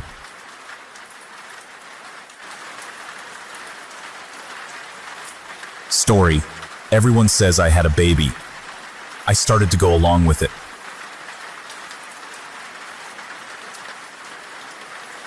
My neighbor brought over some baby shoes the other day. They were pink and had glitter on the toes and sequin flowers on the sides. We cooed over them for a few minutes and I told her how much I appreciated the gift. After she left, I threw them in my bedroom closet with all the other baby junk I've been given over the past 6 months. 6 months ago, everyone in town started to ask about my baby. I do not have a baby. I have never given birth or even been pregnant. I thought that I was being mistaken for someone else. I'm not particularly unique looking. Maybe some other short, dark-haired and hazel-eyed girl gave birth recently. But I am shy by nature and southern by birth, so I was too polite to say, "You're wrong. You have the wrong person. I don't have a baby." I said things like, oh, okay. Mostly because it must have been a case of mistaken identity. People brought over baby clothes, a crib, a swing that plugs into the wall and jiggles, toys and shoes and diapers. A very weird situation to be in, for sure. But then, to put it plainly, things got weirder. I was in the grocery store, and the manager, a friendly older man, came up to me and asked about my sweet little girl. He asked if she liked the different formula he had suggested, and if I wanted more. I just smiled. When I got home, I found formula in my grocery bags and an almost empty can in my cabinet. I don't even remember putting it in my cart. The thing is, everyone has been so nice to me, and the situation is just so odd that I started to go along with it. "How's the little darling today?" A neighbor would ask when I went to get the mail. "Oh, she's wonderful. Sleeping through the night," I'd answer. Then a young woman that got coffee at the same place as me asked about a play date with her 9-month-old and my then 5-month-old. I sort of blew it off. Next time I saw her though, she talked about setting up another play date and how much fun our two darlings had. She showed me a picture on her phone. Aren't they just precious in this picture? Your little girl has the most beautiful blue eyes. Her dress really makes them pop. I'll text this to you. I looked at the picture and saw a chubby baby in a red shirt and blue shorts. It had dark hair and dark eyes. It was the only baby in the picture. I went home and opened my bedroom closet full of baby junk. I pulled out teddy bears and an unopened box with a changing table in it. I pulled out a shopping bag with new baby clothes. I dumped it out on my bed and looked through them. I found a light blue dress. A few weeks ago, I decided to call my mom. "Hello?" she answered. "Mom, it's me," I said. "Oh, Pearl, hi. How are you?" I asked. "We don't talk often." "I'm good. We're all good out here." She paused and asked, "And how are you two doing?" "Us too?" I asked hesitantly. Now don't act like that. I know I haven't been in touch much, but I do care about you and my grandbaby, she said sourly. I know, Mom. Oh, she's crying, I gotta go. I lied. Give Holly my love, she said, and then hung up before I did. The funny thing is, Breakfast at Tiffany's has been my favorite book since I was a kid. I'd always thought Holly would be a great name for a kid I would eventually have. I went into my room to put my phone down after my short conversation with my mom.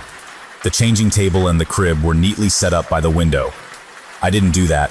I'm sure I didn't. I walked over to the crib and looked inside. Nothing was there. I walked over to the changing table, then took a step back before I bumped my shin against one of the legs, because I remembered that I had done that before. I looked down and saw a bruise on my shin. I know I hit it against the changing table, but I also know that they weren't in here before. I know it. How's Holly today? My neighbor across the street asked. We were both out grabbing our mail. She's good, happy as ever, I said. I heard her screaming up a storm when you came home last night. I'd be surprised if you were able to get her to bed at all. Once she lays down, it usually doesn't take too long, I replied. I went inside and looked through my mail. A bunch of junk, a few red envelopes. I put everything down on the kitchen counter and opened a cabinet to get out a cup. I heard some noises coming from my room. I paused and listened. I didn't hear anything for a minute, so I grabbed the cup and got some water from the sink. I heard something over the sound of the tap. Holly must be awake. I went into my room and looked down in the crib. Holly's stuffed elephant was in the crib. I reached down and picked it up. It was cute. No wonder someone got it for Holly. I put the elephant back down in the crib and brought the cup to my mouth to take a sip. I realized I was holding a baby bottle. Mom brain, I thought. Where did I put my cup down? But then I saw I was holding my cup. And I'm not a mom. What the fuck was I just thinking? I looked back over at the crib. Why do I still have this crap in my room? I kicked the crib. Then I kicked it again, then again, until the wood began to splinter. I pushed the changing table over on its side. I opened my closet and shoved in the pieces of the crib and any other baby-related item I could find. I slammed the door closed. I can't keep this charade up, I decided. I can't go along with this nonsense anymore. I went to get coffee this morning. I was so tired. I felt like I hadn't slept all night. The barista smiled at me. Your kid keep you up? She asked. Number, I said firmly. Her smile wavered. I sat down at a table to drink my coffee. Some woman walked up to me. She asked how I was doing, how my daughter was doing. I'm fine, I answered, and left it at that. She sat down at the table, and in a hushed and concerned voice, she asked me if I was experiencing any depression. She said that new mothers often feel like this. I'm not a new mother, I said. A man came in and walked quickly up to the table. He bent down and whispered something in my ear.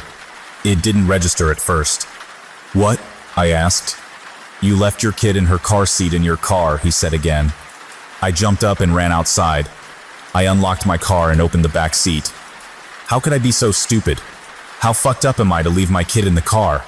But nothing was there. No kid, no car seat. I drove home. I sat on my bed and looked through the pictures on my phone. I looked at the picture of the chubby kid in the red shirt. I stared at it. Where is she? Where is Holly? There's only one kid in this picture, but everyone else says that there are two. Chubbs and my little Holly, bright blue eyes, blue dress. She does look so pretty in that blue dress. I do have a bit more to write, but Holly just started to cry. I need to go check on her.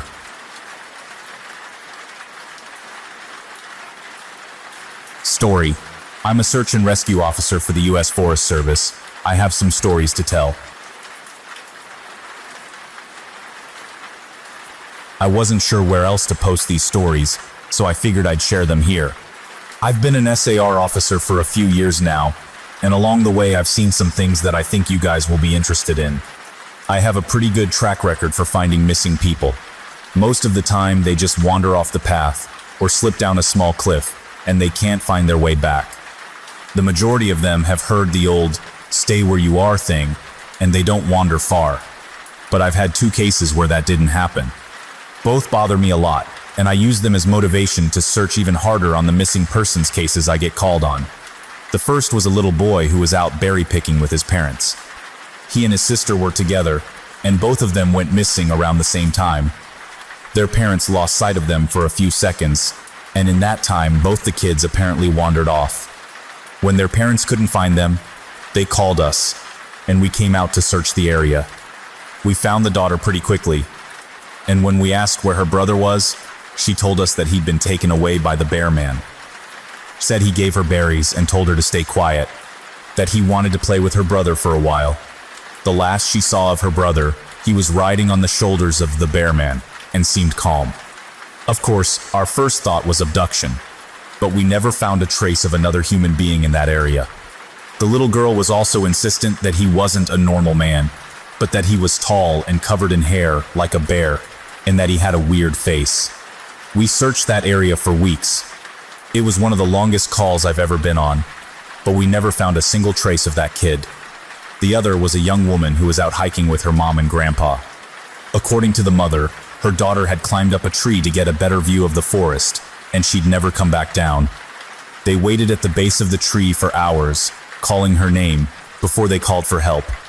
Again, we searched everywhere, and we never found a trace of her. I have no idea where she could possibly have gone, because neither her mother or grandpa saw her come down.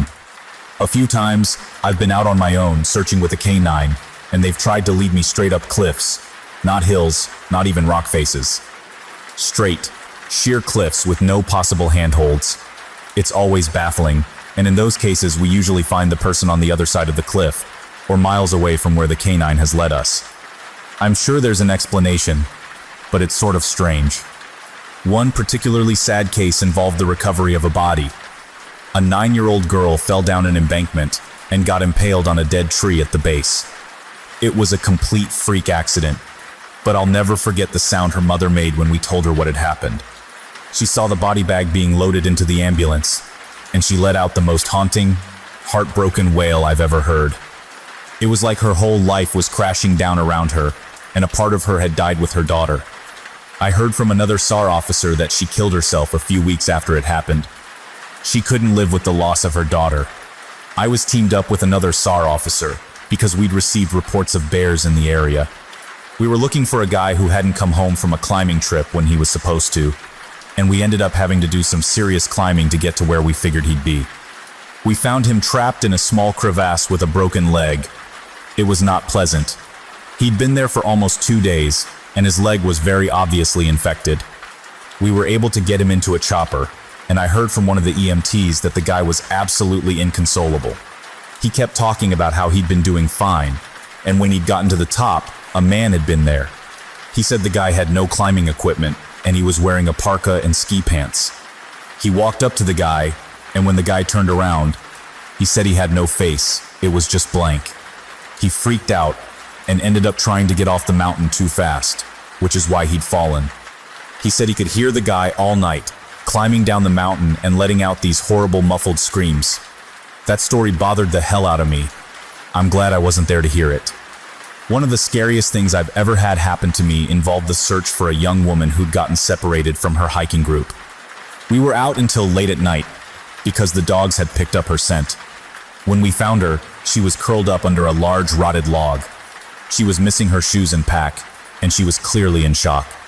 She didn't have any injuries, and we were able to get her to walk with us back to base ops. Along the way, she kept looking behind us and asking us why that big man with black eyes was following us. We couldn't see anyone, so we just wrote it off as some weird symptom of shock. But the closer we got to base, the more agitated this woman got. She kept asking me to tell him to stop making faces at her. At one point, she stopped and turned around and started yelling into the forest, saying that she wanted him to leave her alone. She wasn't going to go with him, she said, and she wouldn't give us to him. We finally got her to keep moving, but we started hearing these weird noises coming from all around us. It was almost like coughing, but more rhythmic and deeper. It was almost insect-like. I don't really know how else to describe it. When we were within sight of base ops, the woman turns to me, and her eyes are about as wide as I can imagine a human could open them. She touches my shoulder and says, "He says to tell you to speed up. He doesn't like looking at the scar on your neck." I have a very small scar on the base of my neck, but it's mostly hidden under my collar, and I have no idea how this woman saw it. Right after she says it, I hear that weird coughing right in my ear, and I just about jumped out of my skin. I hustled her to ops, trying not to show how freaked out I was, but I have to say I was really happy when we left the area that night. This is the last one I'll tell, and it's probably the weirdest story I have. Now, I don't know if this is true in every SAR unit, but in mine, it's sort of an unspoken, regular thing we run into. You can try asking about it with other SAR officers, but even if they know what you're talking about, they probably won't say anything about it. We've been told not to talk about it by our superiors, and at this point, we've all gotten so used to it that it doesn't even seem weird anymore.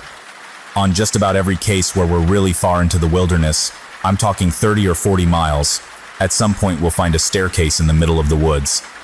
It's almost like if you took the stairs in your house, cut them out, and put them in the forest. I asked about it the first time I saw some, and the other officer just told me not to worry about it, that it was normal. Everyone I asked said the same thing.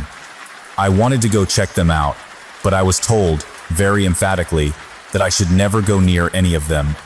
I just sort of ignore them now when I run into them, because it happens so frequently. There's been an overwhelming amount of people mentioning the similarity between some of my stories and those of David Paulides. I assure you I'm not trying to rip him off in any way. I've got nothing but respect for the guy. He's actually what inspired me to write this, because I can verify a lot of the things he talks about. We do have a lot of these strange missing persons cases, and most of the time they aren't solved. Either that, or we find them in places they have no business being. I personally haven't been on many calls like that, but I'll share a few that I've seen, and a story my friend told me that relates to this.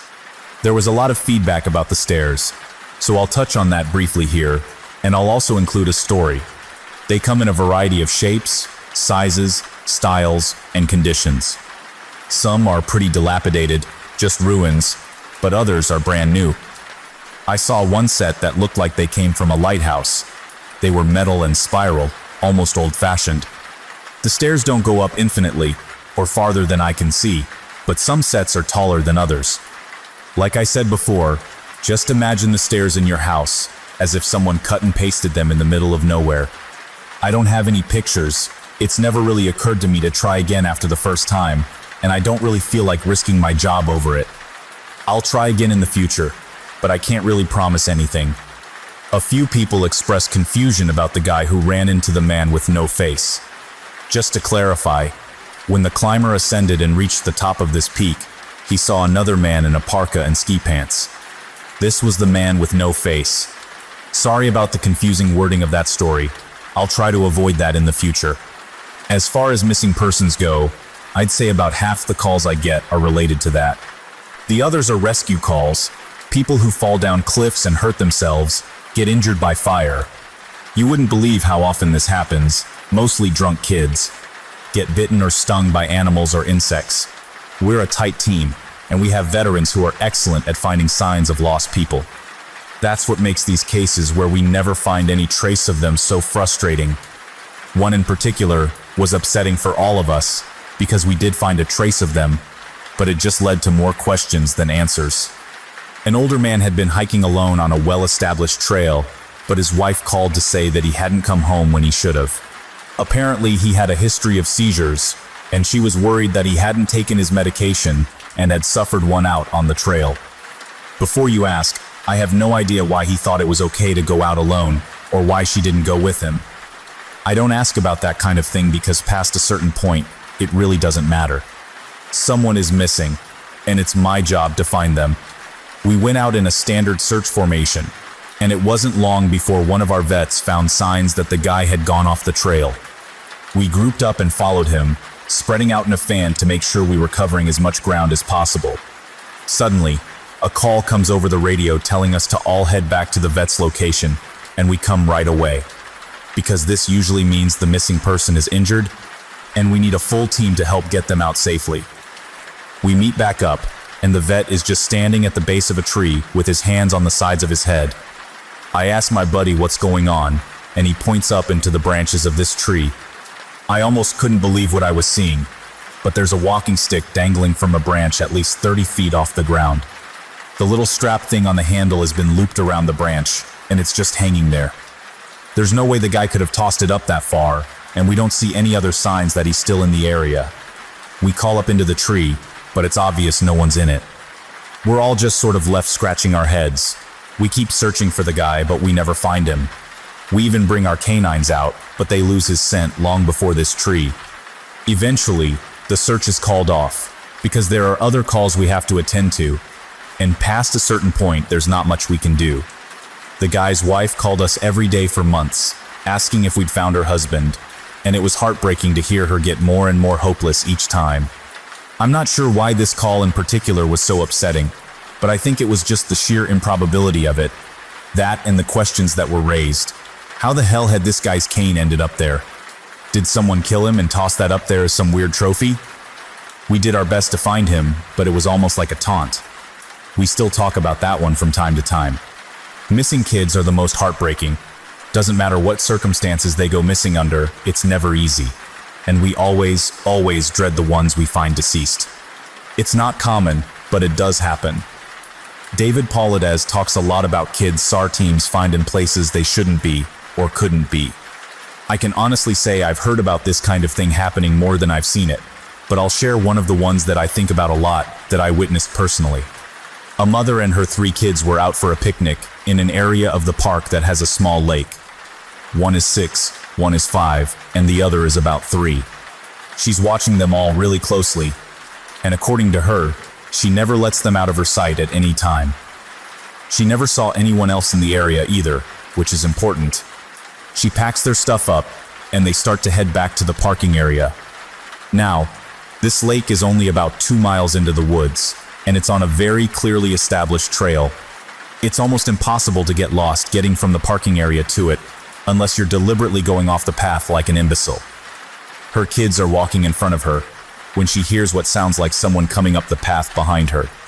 She turns around, and in the 4 or so seconds she's not looking, her 5-year-old son vanishes. She figures he stepped off the trail to pee or something, and she asks her other 2 where he went.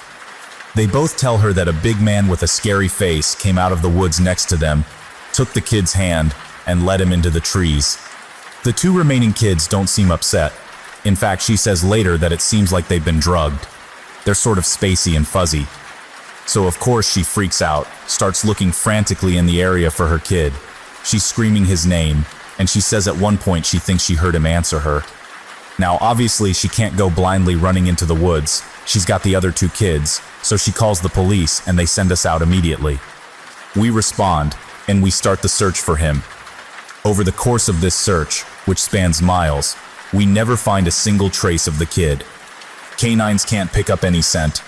We don't find any clothing or broken bushes or literally anything that would signify a child being there. Of course, there's suspicion about the mother for a while, but it's pretty clear that she's completely destroyed by the whole thing. We looked for this kid for weeks, with a lot of volunteer help. But eventually the search peters out, and we have to move on. The volunteers keep searching though, and one day we get a call on the radio letting us know that a body has been found and needs to be recovered. They tell us the location, and none of us can believe it. We figure it has to be a different kid. But we go out there, about 15 miles from the site where he vanished, and sure enough, we find the body of the kid we've been looking for. I have been trying to figure out how this kid got where he did ever since we found him, and I've never come up with an answer. A volunteer just happened to be in the area because he figured he might as well look in places no one else would think to on the off chance the body had been dumped. He comes to the base of a tall, rocky slope, and halfway up, he sees something. He looks through his binoculars, and sure enough, it's the body of a little boy, stuffed in a little opening in the rock. He recognizes the color of the kid's shirt, so he knows right away that it's the missing boy. That's when he calls it in, and we're dispatched. It took us almost an hour to get his body down, and none of us could believe what we were seeing. Not only was this kid 15 miles from where he'd started, there was no possible way he could have gotten up there on his own. This slope is treacherous, and it's hard even for us with our climbing gear. A 5-year-old boy had no way of getting up there, of that I'm certain. Not only that, but the kid doesn't have a scratch on him. His shoes are gone, but his feet aren't damaged or dirty, so it wasn't as if an animal dragged him up there, and from what we can tell, he hasn't been dead that long. He'd been out there over a month by that point, and it looked like he'd only been dead for, at most, a day or two. The whole thing was unbelievably strange, and was one of the most disconcerting calls I've ever been on. We found out later that the coroner determined the kid had died from exposure. He'd frozen to death, probably late at night 2 days before we found him. There were no suspects, and no answers. To date, it's one of the weirdest things I've ever seen. One of my first jobs as a trainee was a search op for a 4-year-old kid that had gotten separated from his mom. This was one of those cases where we knew we were going to find him, because the dogs were on a strong scent trail, and we saw clear signs that he was in the area. We ended up finding him in a berry patch about half a mile from where he'd been last seen. Kid wasn't even aware that he'd wandered that far. One of the vets brought him back, which I was glad for because I'm really not good with kids, and I find it hard to talk to them and keep them company. As my trainer and I are headed back, she decides to take me on a detour to show me one of the hot spots where we tend to find missing people. It's a natural dip in the land near a popular trail, and people will usually move downhill because it's easier. We hike out there, it's a few miles away, and we get there in about an hour or so. As we're walking around the area, and she's pointing out places she's found people in the past, I see something in the distance. Now, this area we're in is about 8 miles from the main parking area, though there's back roads you can take to get closer if you don't want to hike that far. But we're on state-protected land, which means there can't be any kind of commercial or residential development out here. The most you'll ever see is a fire tower or makeshift shelter that homeless people think they can get away with building. But I can see from here that whatever this thing is has straight edges, and if there's one thing you learn quickly, it's that nature rarely makes straight lines. I point it out, but she doesn't say anything. She just hangs back and lets me wander over and check it out. I get within about 20 feet of it, and all the hair on the back of my neck stands up. It's a staircase, in the middle of the fucking woods. In the proper context, it would literally be the most benign thing ever. It's just a normal staircase, with beige carpet, and about 10 steps tall. But instead of being in a house, where it obviously should be, it's out here in the middle of the woods. The sides aren't carpeted, obviously, and I can see the wood it's made of. It's almost like a video game glitch, where the house has failed to load completely, and the stairs are the only thing visible. I stand there, and it's like my brain is working overtime to try and make sense of what I'm seeing. My trainer comes and stands next to me, and she just stands there casually, looking at it as if it's the least interesting thing in the world. I ask her what the fuck this thing is doing here, and she just chuckles. Get used to it, rookie. You're gonna see a lot of them. I start to move closer, but she grabs my arm, hard. I wouldn't do that, she says. Her voice is casual, but her grip is tight, and I just stand there looking at her. You're gonna see them all the time, but don't go near them. Don't touch them. Don't go up them. Just ignore them. I start to ask her about it, but something in the way she's looking at me tells me that it's best if I don't. We end up moving on, and the subject doesn't come up again for the rest of my training. She was right though. I'd say about every 5th call I go on, I end up running across a set of stairs. Sometimes they're relatively close to the path, maybe within 2 or 3 miles. Sometimes they're 20, 30 miles out, literally in the middle of nowhere, and I only find them during the broadest searches or training weekends. They're usually in good condition, but sometimes it looks like they've been out there for miles. All different kinds, all different sizes. The biggest I ever saw looked like they came out of a turn-of-the-century mansion and were at least 10 feet wide, with steps leading up at least 15 or 20 feet. I've tried talking about it with people, but they just give me the same response my trainer did. It's normal. Don't worry about it. They're not a big deal, but don't go close to them or up them. When trainees ask me about it now, I give them the same response. I don't really know what else to tell them. I'm really hoping someday I get a better answer, but it hasn't happened yet. This is another one that was less spooky and more sad. A young man went missing late in winter, when realistically no one should be going that far out onto the trails. We close a lot of them, but some remain open year-round, unless there's a shitload of snow. We did an op for him, but we had about 6 feet of snow on the ground. It was an unusually heavy snow year, and we knew it wasn't likely that we'd find him until spring when the thaw came. Sure enough, when the first big thaw came, a hiker reported a body a little ways off the main trail. We found him at the base of a tree in a pile of melted snow. I knew right away what had happened, and it scared the living shit out of me. Most of you who ski or snowboard or spend any amount of time on a mountain will probably have guessed too. When snow falls, it doesn't collect as thick in the areas beneath the branches.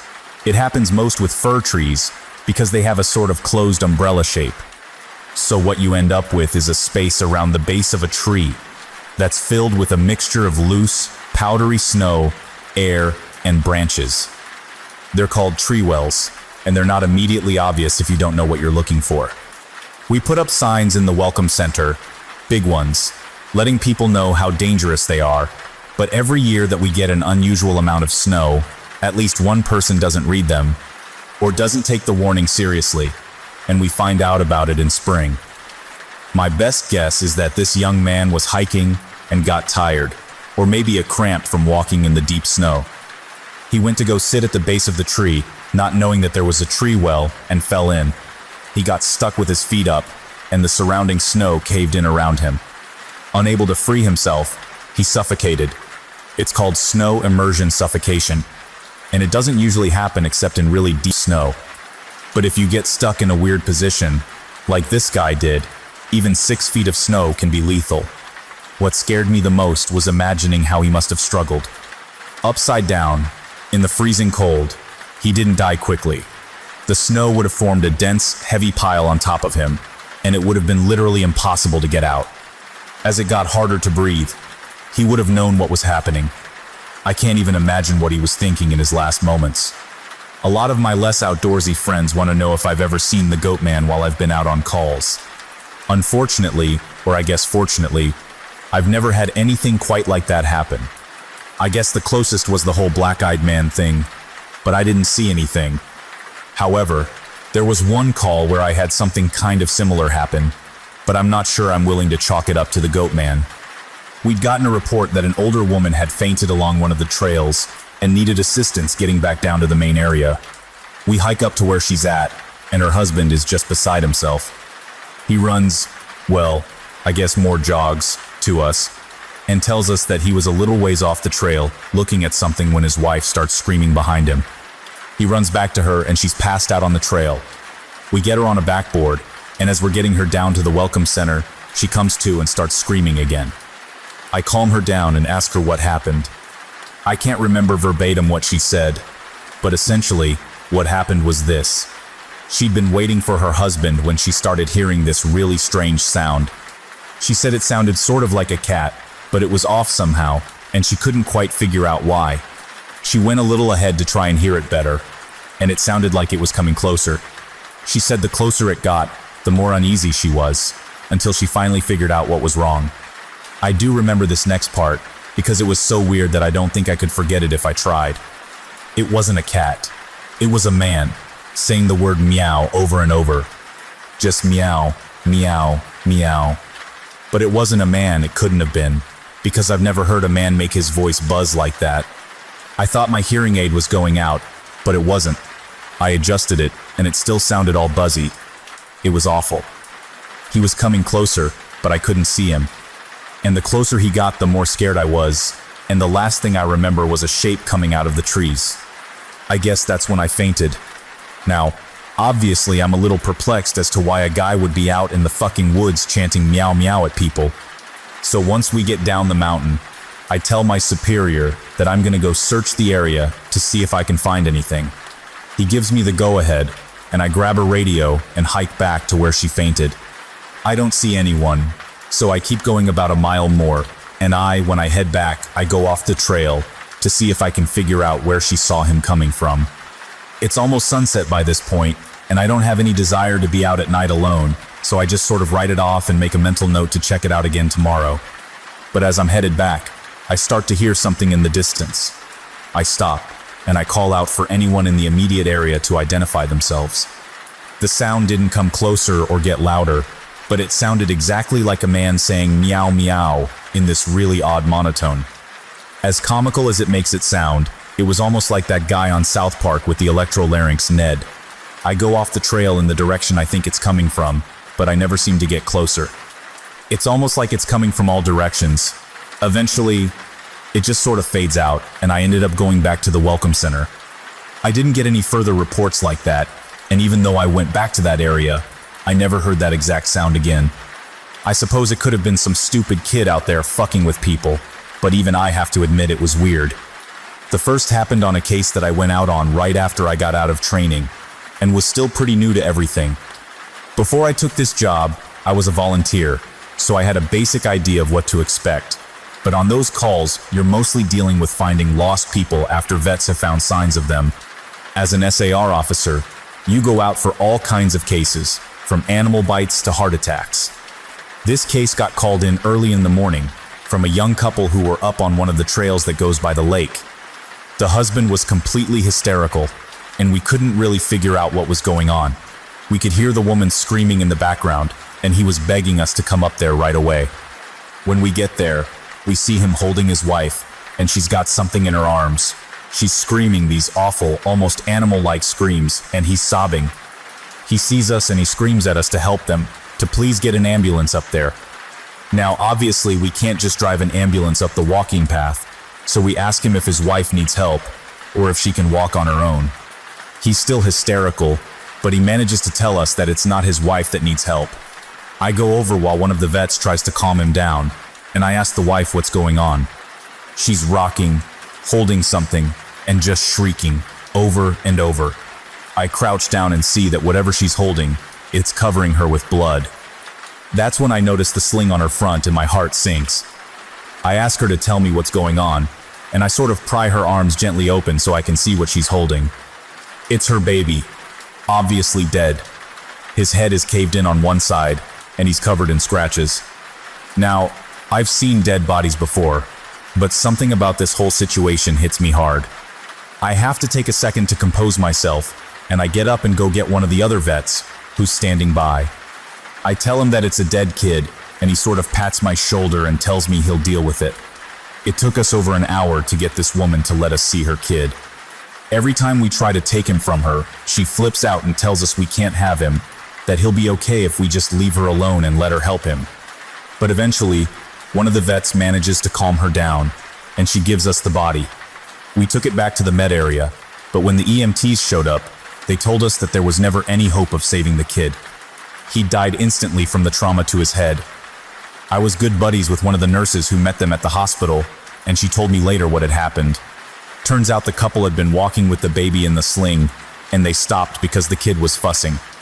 The dad takes the kid and is holding him, looking out over this little gully by the path. The mom comes to stand next to him, but she ends up stepping on a loose patch of soil, and she trips. She falls into the dad, who drops the kid, who ends up falling about 20 feet down this little gully onto the rocks at the bottom. The dad climbed down and recovered the kid, but he'd fallen right on his head and was dead by the time he got there. The baby was only about 15 months old. It was a total freak accident, a series of events that coalesced into the worst possible outcome. Probably one of the more awful calls I've been on.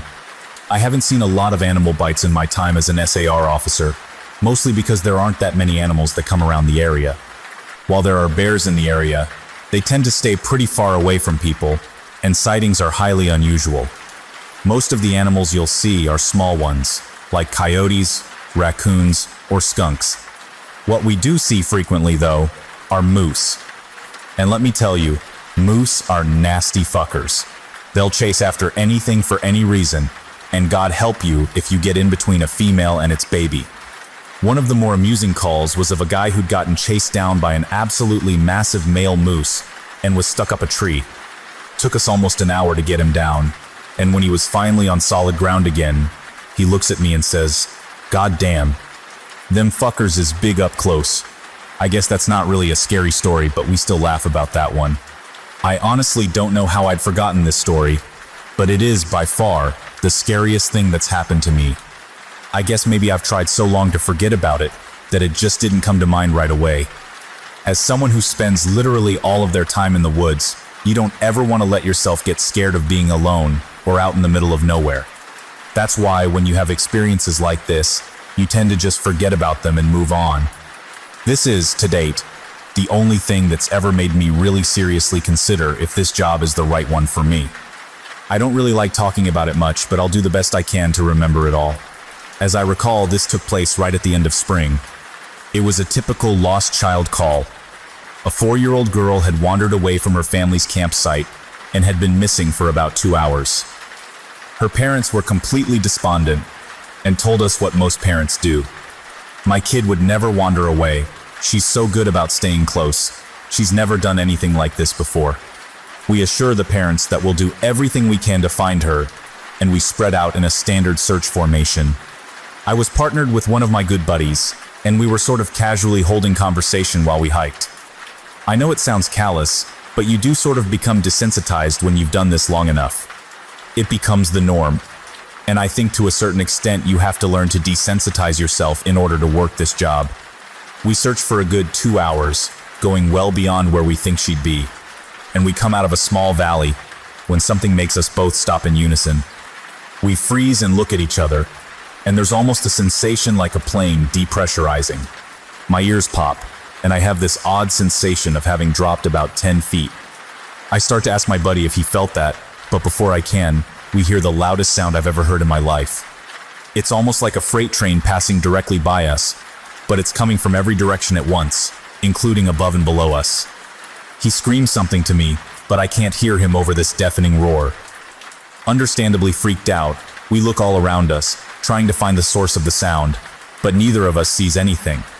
Of course, my first thought is a landslide, but we're not near any cliffs, and even if we were, it would have hit us by now. The sound goes on, and we're trying to yell to each other, but even standing close together, we can't hear anything but this sound. Then, as suddenly as it starts, it stops, like someone threw a switch and cut it off. We stand there for a second, perfectly still, and slowly the normal sounds of the woods come back. He asks me what the fuck just happened, but I just kind of shrug, and we stand there looking at each other for a minute. I get on the radio and ask if anyone else just heard the end of the fucking world, but no one else hears it, even though we're all within shouting distance of each other. My buddy and I just sort of shrug it off and keep going. About an hour later, we all check up on the radios, and no one's found the little girl. Most of the time, we won't search when it gets dark, but because we don't have any kind of lead on her, a few of us decide to keep going, including me and my buddy. We keep close together, and we're calling out for her every couple of minutes. At this point, I'm hoping beyond hope that we find her, because while I may not like kids, the idea of them being out all alone in the dark is awful. The woods can be intimidating to kids in the daylight. At night, well, it's a whole different beast. But we're not seeing any signs of her or getting any responses, and around midnight, we decide to turn around and head back to the rendezvous point. We're about halfway back when my buddy stops and shines his light to the right of us into a really thick deadfall or group of dead trees. I ask him if he's heard a response, but he just tells me to be quiet a second and listen.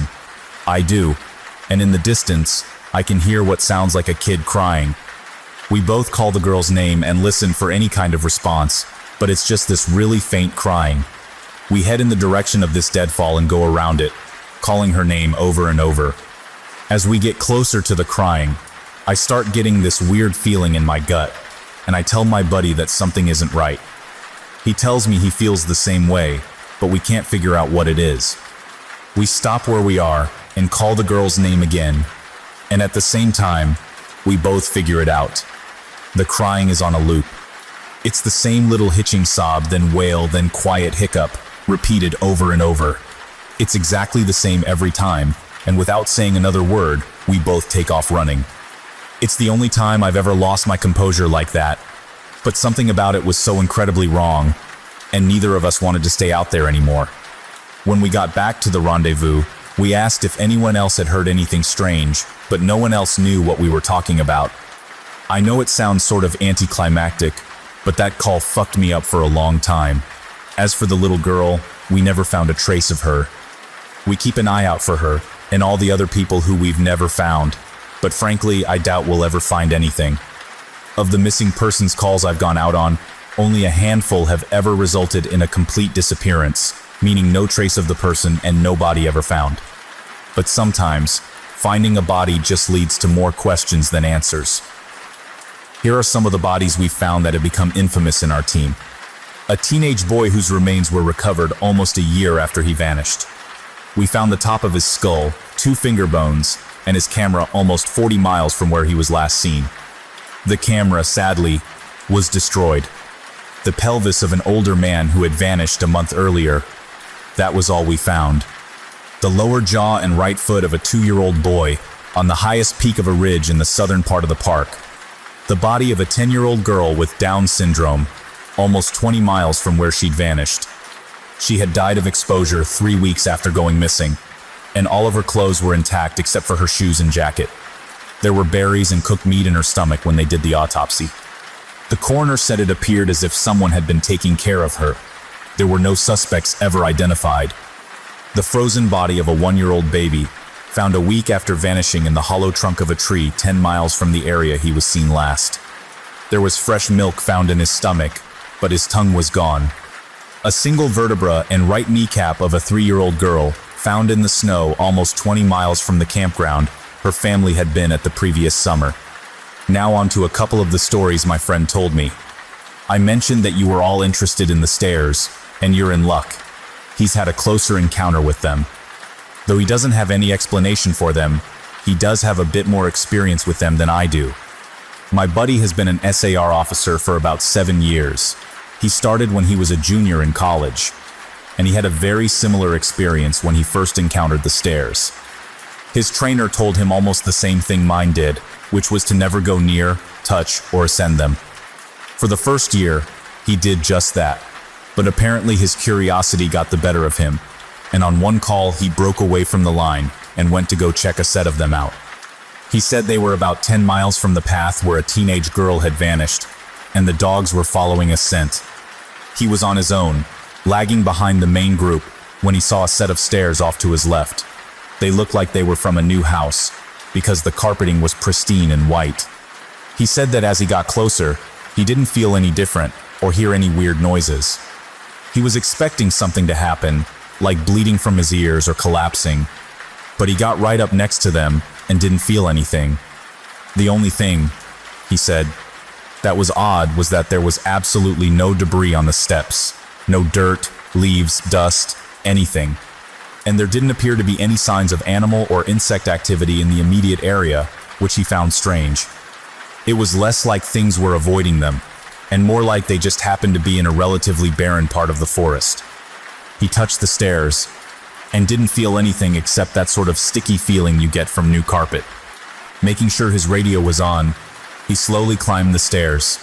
He said it was terrifying, because the way they'd been stigmatized, he wasn't really sure what was going to happen to him. He joked that half of him expected to be teleported to some other dimension, and the other half was watching for a UFO to come swooping down. But he got to the top with little event, and he stood there looking around. But, he said, the longer he stood on the top step, the more he felt like he was doing something very, very wrong. He described it as the feeling you'd get if you were in a part of a government building you have no business being in. As if someone was going to come and arrest you, or shoot you in the back of the head at any second. He tried to brush it off, but the feeling got stronger and stronger, and that's when he realized that he couldn't hear anything anymore. The sounds of the forest were gone, and he couldn't hear his own breathing. It was like some kind of weird, awful tinnitus, but more oppressive. He climbed back down and rejoined the search, and didn't mention what he'd done. But, he said, the weirdest part came after. His trainer was waiting back at the welcome center after the search ended for the day, and he cornered my buddy before he could leave. He said his trainer had this look of intense anger, and he asked what was wrong. "You went up them, didn't you?" My buddy said it wasn't phrased as a question.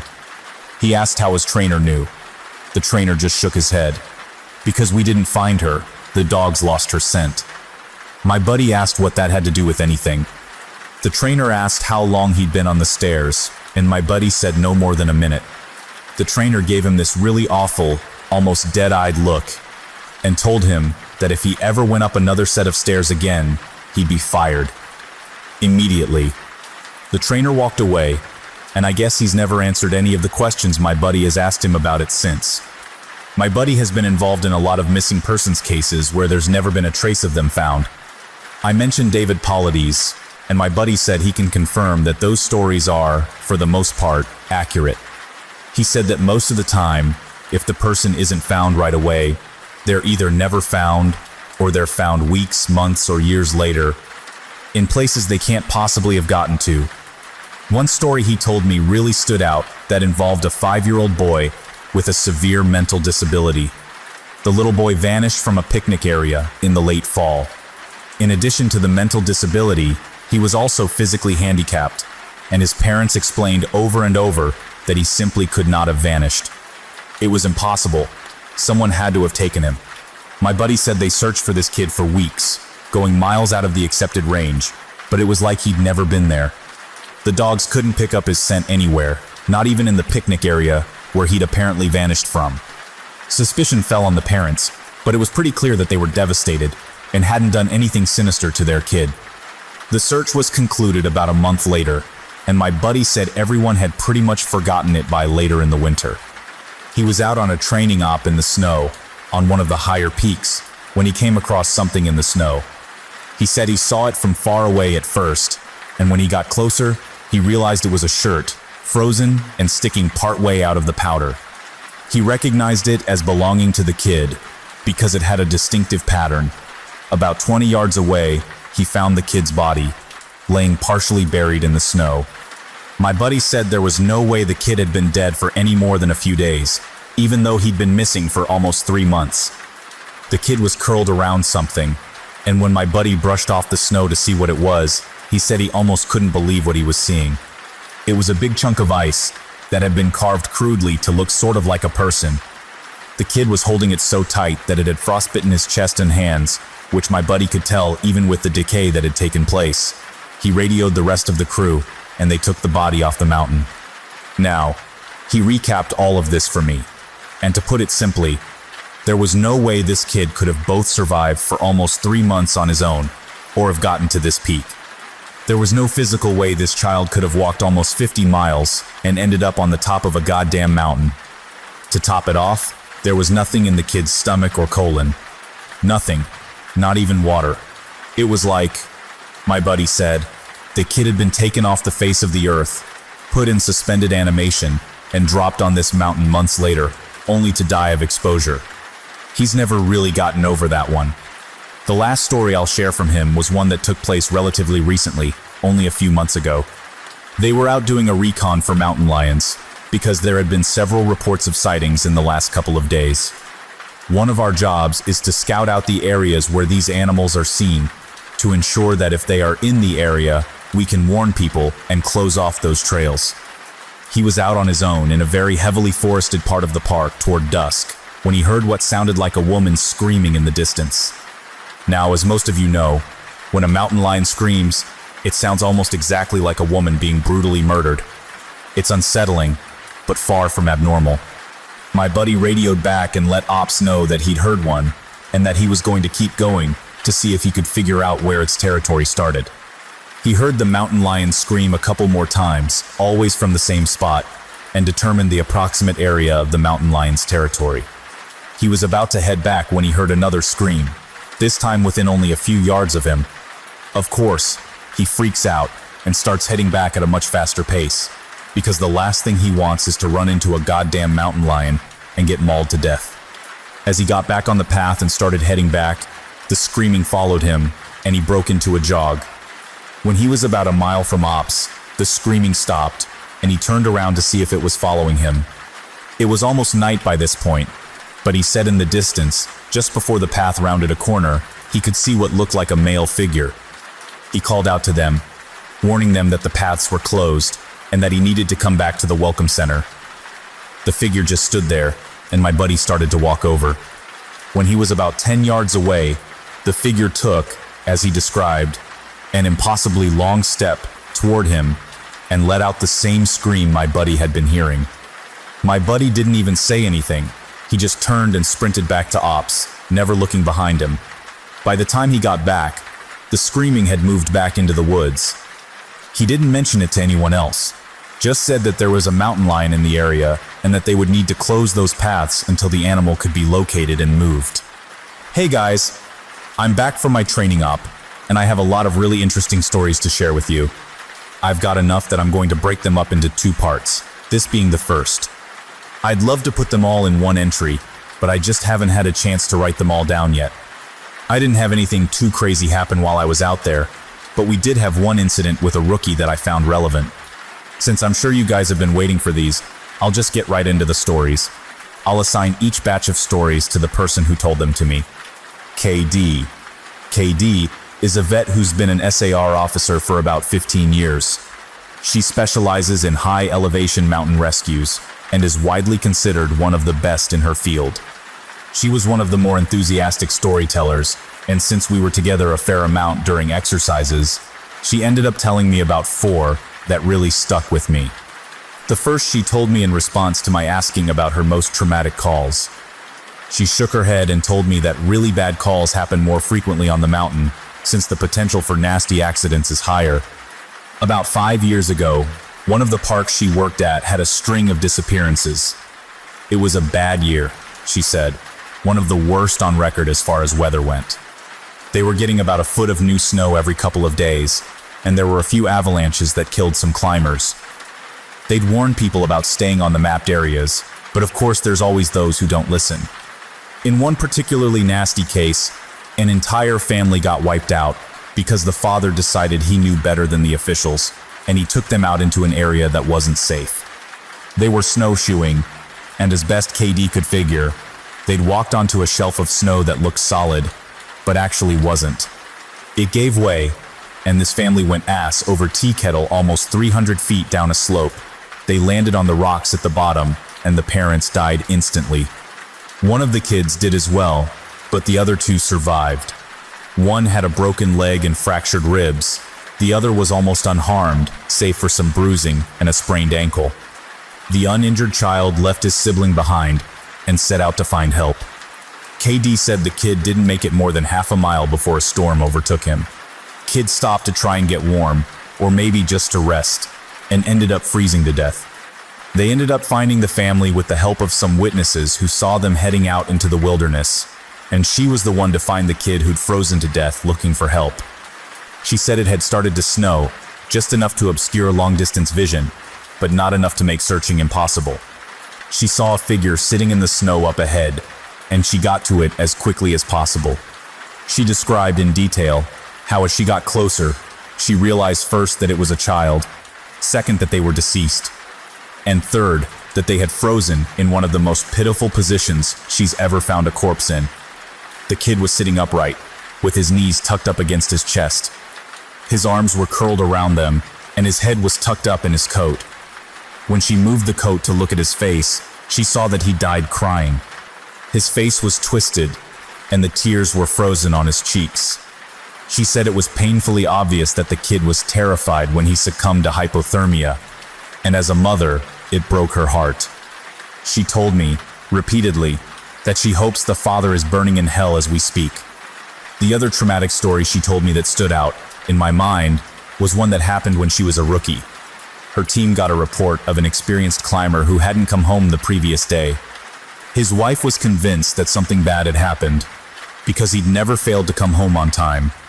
They went out looking for him, and had to climb what sounded like some very technically challenging parts of the mountain. They got to a relatively flat area, and KD started seeing blood in the snow. She followed the trail, and as she went, she started seeing little bits of tissue. She wasn't sure exactly what body part it had come from, but the farther she followed it, the more there was.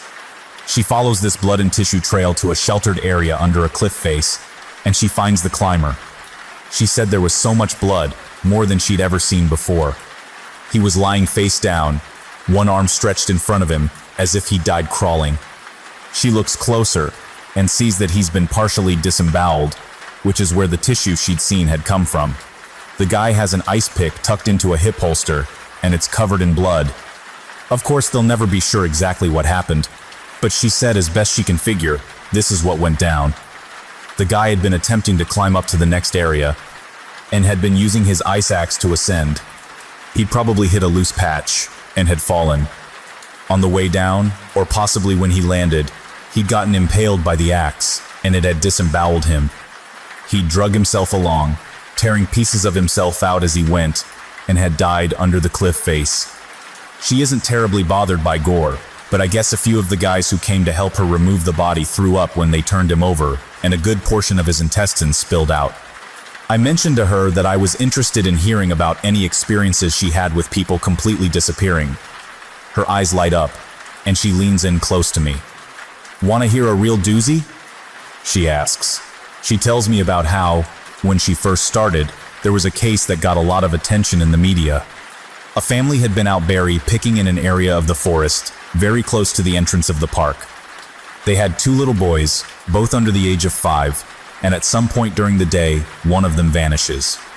There's an absolutely massive search, and they find absolutely nothing. It's another of those cases where it's like the kid was never there in the first place. The dogs just sit down and don't pick up on anything. No trace of the kid is found. The search goes on for about 2 months, but is eventually called off. Fast forward to 6 months later. The family comes back to place flowers at a memorial that's been set up there for the kid. They bring their other son. While they're placing the flowers, they lose sight of the kid for about 3 seconds. And in that span of time, he vanishes into thin air. Now obviously, the parents are beyond devastated. It's awful enough to lose 1 child, but to lose 2 is beyond imagining. The search is huge, one of the largest in state history. There are about 300 volunteers combing every inch of this park, looking for the kid, but again, there's no trace of him. The search goes on for about a week, with people looking miles from the part of the park he vanished from. And then, almost 2 weeks later, a volunteer almost 15 miles from the designated search area radios in that he's found the kid. They assumed that the kid was dead, but the volunteer says he's not only alive, he's in good shape. KD and her team go out to recover the kid, and when they get there, she can't believe that this is the kid that's been missing. His clothes are clean, there's no dirt on him anywhere, and he doesn't appear traumatized. The volunteer says he found the kid sitting on a log, playing with a little twig bundle that's bound together with some old rope. KD asks him where he's been, who he was with for those 2 weeks, and the kid tells her that he's been with the Fuzzy Man. Now KD firmly believes in Bigfoot, so she gets all excited and asks what he means by fuzzy. Was he hairy? But the kid says no, he wasn't hairy. He was a fuzzy man, and he describes a man that's blurry, like when you close your eyes but not all the way closed. He says the man came out of the trees and took the kid with him deep into the woods. The kid says he slept in a hollow tree, and the fuzzy man gave him berries to eat. KD asks if the man was mean, if he scared the kid, and the kid says no, he wasn't scary. But I didn't like how he didn't have eyes. KD says they get the kid back to headquarters, and a cop takes him into town to talk to him more about what happened. She's friends with the cop that talked to him, and she said the kid described being kept in this tree by the fuzzy man and given berries whenever he was hungry. He was allowed to wander around a very specific clearing, but when he tried to go further, the fuzzy man would get mad and yell real loud even though he didn't have a mouth. When the kid got scared at night, the fuzzy man made it go brighter and gave him the twig bundle. He said the fuzzy man was going to keep him, but he had to let him go because the kid wasn't the right kind. He either can't or won't. Elaborate more on that. The cops are just sort of left scratching their heads, and the search for his brother is renewed with no results. The kid has no idea where his brother might be, and they never find him. The last story that KD told me was of something that happened to her when she got separated from her training group when she was a rookie. They were learning the basics of high elevation belaying on a well-mapped side of the mountain, and she had to use the bathroom. She went off about 50 yards from the group during a meal break and did her business. I'll tell the rest exactly as she told it to me. So I go to take a piss, and once I'm done, I start going back to the group. But I've only gotten about 5 feet when I realize that I have no idea where I am. And this wasn't a, oh, I got turned around lost. I mean, I had literally no fucking clue where I was. If you'd asked me, I don't even think I'd have been able to tell you what state we were in. It was sort of how I imagine people with amnesia feel, you know? You're completely lost, and you have no idea what to do. So I stood there for a while, just trying to figure out where the fuck I was and what I was supposed to do. But the longer I stand there, the more confused and turned around I get, so I started walking. As I recall, I just picked a random direction and went for it. And as I'm walking, It's just getting worse and worse to the point where I have no concept of why I'm on the mountain in the first place. I'm just trudging through the snow, and then I start hearing this voice. It's kind of inside my head almost, like if a frog could talk, all low and croaky. And it's telling me over and over, it's okay. It's okay. You just need to find something to eat. Find something to eat and you'll be okay. Just keep walking and find something to eat. Eat, eat. So I start looking around for anything that I can eat, and I swear to God I've never felt that hungry in my whole life. It was bottomless, and I think I'd have eaten just about anything you put in front of me right then. I had no concept of time, so I had no idea how long I'd been out when I hear an actual voice coming toward me. I go toward it and see one of the other SARs, and he looks fucking terrified. He's running toward me, asking if I'm okay, and what the hell I'm doing out here. And the scary thing was, as he's running toward me, I kind of see myself reaching into my belt for my hunting knife. I'm not even really thinking about what I'm doing, but what I am thinking is that I have to eat. If I don't eat, I'll never be okay again, so I just have to eat. He sees me doing that, and he backs off right away. He yells at me to put my knife away, that he's not gonna hurt me, and that kind of snaps me back. All of a sudden, I know exactly where I am, and I put the knife away. I run to him and ask him how long I've been gone, thinking he'll tell me I've been gone for half an hour or so. But he tells me I've been gone for 2 fucking days. I've gone over 2 peaks and ended up almost on the other side of the mountain, and if I'd kept going, I would have ended up wandering into about 300 miles of wilderness. They'd never have found me. He can't believe I'm not dead, and of course I don't know what the fuck to think. To me, no time has passed at all. I don't say anything. I just go back with him to a rendezvous point, and I'm taken back to HQ to be airlifted to the hospital. When I get there, they do all kinds of tests and try to figure out what happened. As best they can guess, I had some kind of weird fugue state, which is kind of like amnesia or a weird seizure that knocked my brain out of whack. But the truth is that we really don't know. It's never happened again. But I'll tell you, ever since then, I never go out there alone. People rag on me for making them come with me when I have to leave the group, but I just tell them that listening to me piss in the snow is better than losing me for 2 fucking days on a freezing mountain. EW.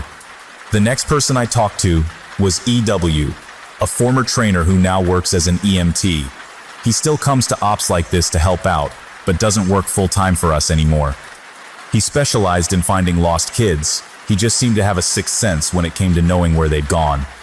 He's a legend among the more senior vets, but he gets embarrassed if you compliment him on his work. He sat down with me at dinner one evening, and we ended up swapping stories. Most of them were just casual, but when we got on the subject of our weirder calls, I mentioned that I'd had a buddy who'd gone up a set of stairs. He got kind of quiet and asked me if I'd heard of a little boy who disappeared from his park a few years back. I hadn't, so he told me this story.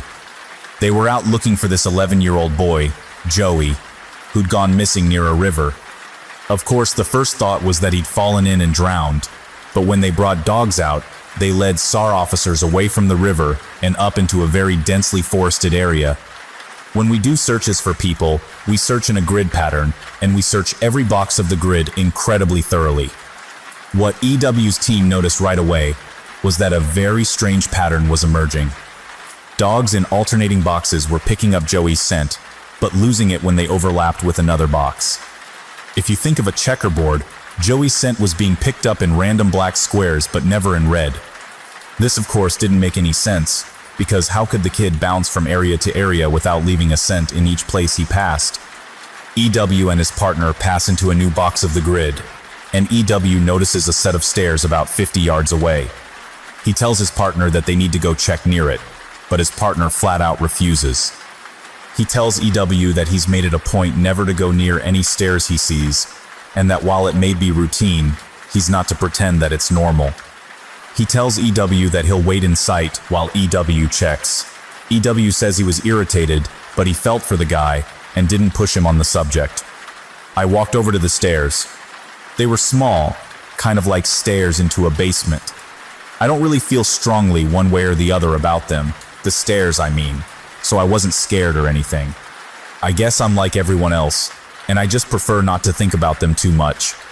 Anyway, I went over and I could see that there was something lying on the bottom step, sort of curled up. My ear sinks, because of course you always hope for the best. And we were confident that we'd find this kid alive, because he'd only been missing for a few hours. But I knew right away that it was him, and that he was dead. He was curled up in a little ball on the step, holding his stomach.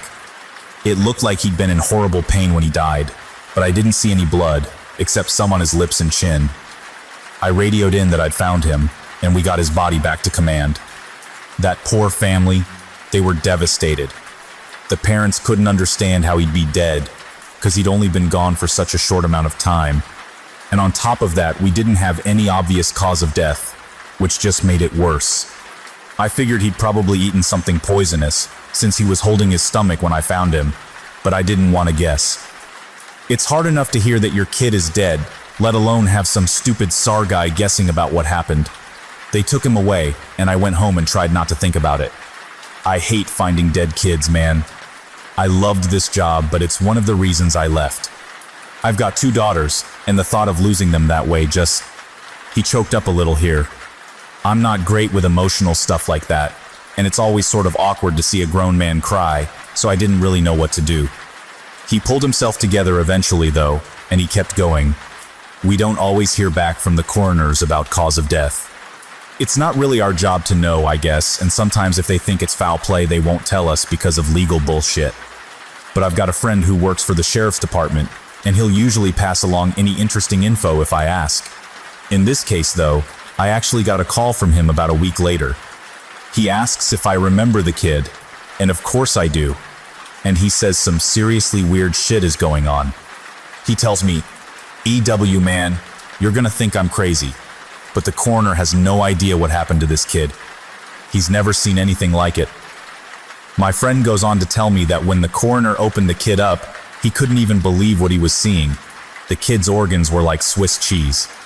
Quarter-sized holes were punched clean through just about every single organ this kid had, aside from his heart and lungs. But his colon, his stomach, his kidneys, and even one of his testicles were full of these clean holes. My friend said the coroner described it as, if someone had taken a hole punch and punched holes out of everything, they were so neat. But the kid didn't have a scratch on him, no entry or exit wounds. The closest anyone there had ever seen, like it was a guy who'd filled himself full of buckshot a year or so back while cleaning his rifle. No one had a clue what could possibly have caused it. My friend asked me if I'd ever heard of anything like it, or if we'd had similar cases in the past. But I'd never even heard of something like that, and I told him I wasn't going to be of any help to him. As far as I know, the coroner determined the cause of death as something like massive internal bleeding, but no one knows what really happened. I've never been able to forget that kid. I have nightmares about it sometimes. I don't let my kids go into the woods alone, and when we go together, I never let them out of my sight. I used to love it out here. But that case, and a couple others, just sort of ruined it for me. Dinner was over, so we started to clean up and go back to our cabins. Before we went our separate ways, he put his hand on my shoulder and looked at me really close. He tells me that there's bad things out here. Things that don't care if we have families or lives, or that we can think and feel. He tells me to be careful, and he walks away. I didn't have a chance to talk with him again, but that story stuck with me. PB, by pure coincidence, I got to talk to another vet, PB, who's been in the SAR field for years. We were partnered on a grid sweep during a training exercise, and we were chatting casually about how we liked the job, what kinds of things we'd seen, and the like. At one point, we passed an old set of stairs, though these were probably from an old fire lookout, given the area that we were in. I sort of casually mentioned that I was curious about the stairs, and that I wished I knew more about them. He got kind of quiet and looked like he wanted to tell me something, but wasn't sure if he should. Finally, he told me to turn my radio off. Obviously, this is something we are never ever supposed to do, but I did it, and he did the same. About 7 years ago, he tells me, he was out on a call with a rookie. They were in an area of the park that's had a lot of strange reports and events. Disappearances, stories about lights in the forest, odd noises, things like that. The rookie was totally spooked, kept going on and on about things out in the woods. According to PB, the guy wouldn't stop talking about the goat man. Just on and on, Goatman this and Goatman that. Finally, I told him that there was plenty else to be afraid of out here that was very real, and that he'd better get over this thing with the Goatman. The rookie wanted to know what kinds of things I was talking about, and I just told him to shut up and walk. We crested a little ridge, and there was a staircase about 10 yards ahead. The rookie stops dead in his tracks and just stands there looking at them. I tell him, "See? That's something you should be afraid of." The rookie asks me what the hell these are doing out here, and for some reason, I just open up and tell him the truth. Or what I've been told is the truth. I could have gotten in a lot of trouble for doing what I did, and I could get in a lot of trouble for repeating it to you. But you're a nice kid, and I want you to stop looking into this. Quit while you're ahead. So I'll tell you what I know, under the condition that you never breathe a word of this to the soups. I told him I wouldn't say a word, and he double checks that our radios are off.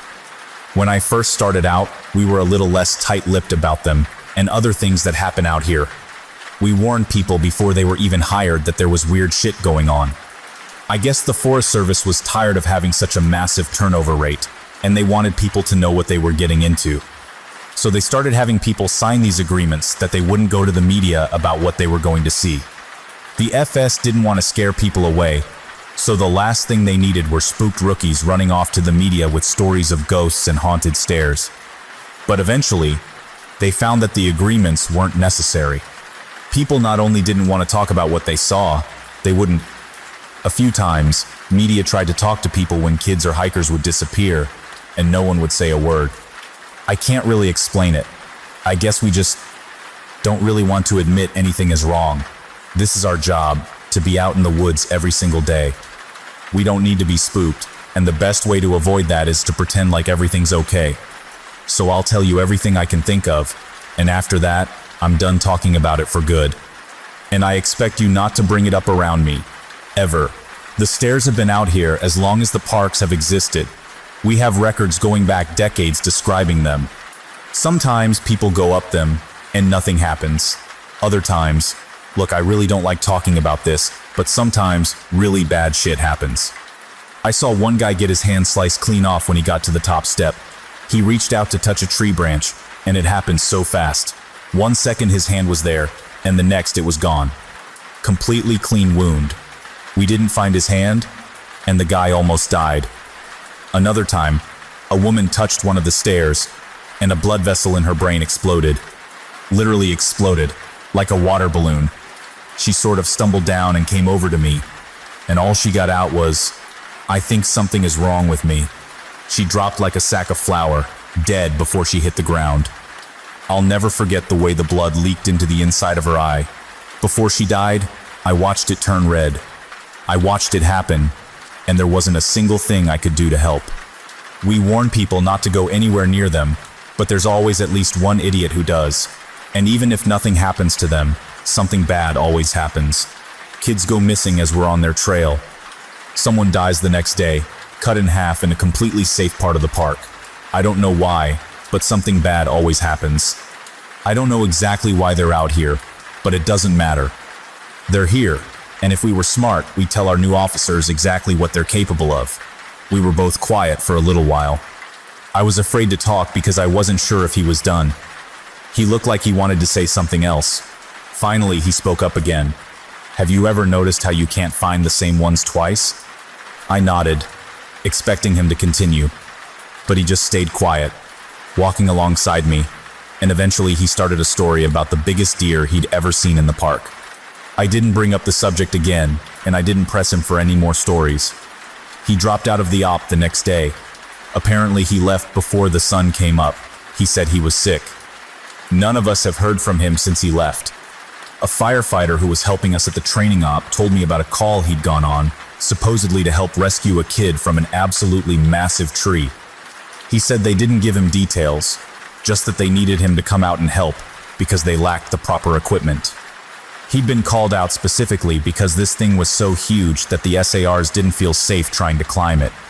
He'd been a tree trimmer before joining the VFD, so it was easy enough for him to grab his old equipment and come help out. He was led out about 2 miles, and the team stopped at one of the biggest trees in the area and pointed up. He laughed and asked the op captain how the kid had gotten up there, made some joke about the old cat in a tree thing, but the captain just shook his head and told him to get up there and get the kid down. He said he knew something was up, but he didn't push it. He said that as he climbed this tree, he started wondering if they were playing a prank on him. There was no way this kid should have been able to climb this fucking thing. It was massive at the base, but about halfway up it started tapering, and I almost had to turn back a few times because I really didn't think it was going to hold me. But he said he kept going, and when he was just about at the top, he saw a flash of blue in the branches. I saw the kid's shirt sort of caught in a branch, and I called out to him and told him to come near me if he could, but he didn't say anything. I kept moving, calling the kid's name and telling him not to be scared, that I was there to help him. By the time I got to him, I knew he wasn't going to answer me. I found him, or what was left of him, cradled in the fork of a branch, and the fact that he was up there was sheer luck. If he'd fallen any other way, he'd have come crashing down. It wouldn't have mattered though, because this kid was dead long before he ended up in that tree. I don't know who put him there, or how, or why, but it was fucking sick.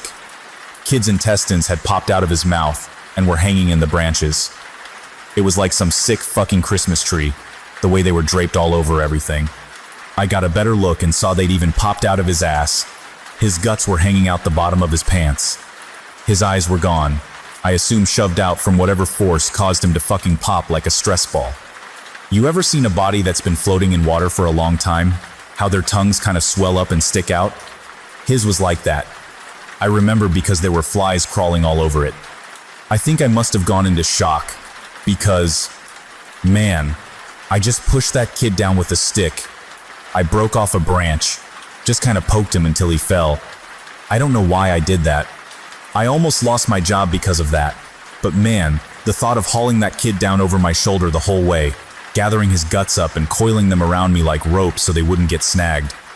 I couldn't do it. I've seen a lot of dead kids. More than I'd ever admit. I've seen a kid who hid in a full bathtub during a house fire, boiled him alive, turned him into literal soup. But this, I don't know what did this, but the thought of touching that kid's body made me feel like I was gonna lose my mind. I heard him hit the ground, and I figured everyone would freak out, but they knew he was dead when they sent me up there. They didn't say anything, but they didn't shout or freak out or anything. I got to the bottom, and I started to get up in the captain's face, asking him who he thought he was sending me up there when they knew damn well the kid was dead. But he just told me it was none of my concern, and thanked me for getting the evidence down. I remember he said that. I remember it specifically because it was so weird to hear it phrased that way. The evidence. Like he wasn't even a person. Like he'd never been a little kid who got lost and had something fucking unspeakable happen to him. The captain had a crew lead me back out of the woods, but he and 2 others stayed behind, and I thought that was weird. Why wouldn't they have me help get the kid out? I tried asking, but the guys leading me out just told me they couldn't discuss an open case. I asked him what he thought had happened to the kid, and he got really pensive and thought about it for a bit. I would have said a crush injury, based on how his guts came out like that. But with those injuries, you see massive contusions under the skin, obvious trauma. This wasn't like that. It was almost like that kid got caught in a big vacuum and had his guts sucked out. But even then, there was no trauma, none at all. It bothers me, man. It bothers the hell out of me. One of the vets at the training op reads No Sleep, and he recognized my stories. He knows me pretty well, and we've swapped stories before. He asked if he could share something he's noticed about the stairs, and some thoughts he had. I'm really glad you decided to share these. I think it's important that people be aware of what's out there, especially since the Forest Service is doing such a good job at covering it all up. I asked him what he meant. What do you mean? What do I mean? The lack of any kind of media attention? No coverage of missing kids? Or bodies found miles from where they got lost in the first place? David Paulides hit this right on the head. The FS is doing everything they can to keep people coming here, even if it isn't safe. I mean, to be fair, it's not like these things happen every day. But the numbers add up, and it's worth looking into. Especially the stairs. I was surprised you didn't mention the flipped ones. I didn't know what he was talking about. I couldn't remember him ever talking about something like that. He seemed somewhat incredulous. Dude, I can't believe you've been on this long without seeing them. No one told you about them? I shrugged and asked him to elaborate. Well, there's the normal stairs, the ones that pop up when we're out a ways. I know you know about them, but sometimes I've run across ones that are flipped upside down. I guess it would be like if you had a dollhouse, and the stairs were a separate piece. Now take that, flip it upside down so the top step is stuck in the dirt, and put it out in the woods. They're like that. I don't see them as often, but they're odd, to say the least. Makes me think of footage taken after a tornado, when houses are all blown apart and random things are left standing, like chimneys and garden walls. Those ones freak me out more than the normal ones because I can't really write those off as easily. I don't scare very easily, like most of us who work out here, but that idea stuck with me, and it bothers me. I'm going to try and find more out about them. He also mentioned how many people were bothered by the guy with no face. He got really excited and told me he'd seen something similar. I was out on a training exercise a few years ago. I was camped out in my tent and I heard someone walking around outside of camp. We're told not to wander far, which you know, so I wondered if maybe it was a rookie who'd gotten up to pee and couldn't find his way back. Remember that guy in our group a few years back who almost fell off the damn mountain? Well, I'm paranoid about that happening again, so I got up to see what was going on. I went to the edge of camp, and I called to whoever it was and told them that camp was this way. But they kept going back out into the woods, so I went after them. I know it was stupid, but I was half asleep and I just really didn't want to deal with some idiot getting hurt. I followed this thing on a dead straight course for about a mile, and then it stopped on the edge of a little river. I could see the outline of it because the water was reflecting the moon, and it looked just like an ordinary guy. He had a pack on, and it looked like he was facing me. I asked if he was okay, if he needed help, and he cocked his head like he didn't understand me. I always have my pocket knife on me, and it's got a little thumb light attached to it, so I turned that on and lit up his chest so I wouldn't blind him. He was breathing slow and deep, so I wondered if he was sleepwalking. I went closer and asked him again if he was okay. I moved the light up, and something didn't seem right, so I stopped. He kept breathing in this real slow, deep breaths, and I sort of figured out gradually that that's what was bothering me. It was like he was pretending to breathe, but not actually doing it. His breaths were too even and deep, and all his movements were exaggerated, like his shoulders going up and his chest moving. I told him to identify himself, and he made this muffled noise. I moved the light up, and I shit you not, this guy had no face, just smooth skin. I freaked out, and I sort of fumbled my light, but I saw him move toward me, but he didn't actually move. I don't know how to explain it, but 1 second he was at the edge of the river, and the next he was 5 feet from me. I never looked away or blinked. It was like he moved so fast my brain couldn't keep up. I tripped and fell on my ass, and I could see this line open up on his throat. It stretched up to his ears, and his head tilted back, and he smiled at me with his throat. There wasn't any blood, just this gaping dark hole, and I swear he smiled at me with this gash in his throat.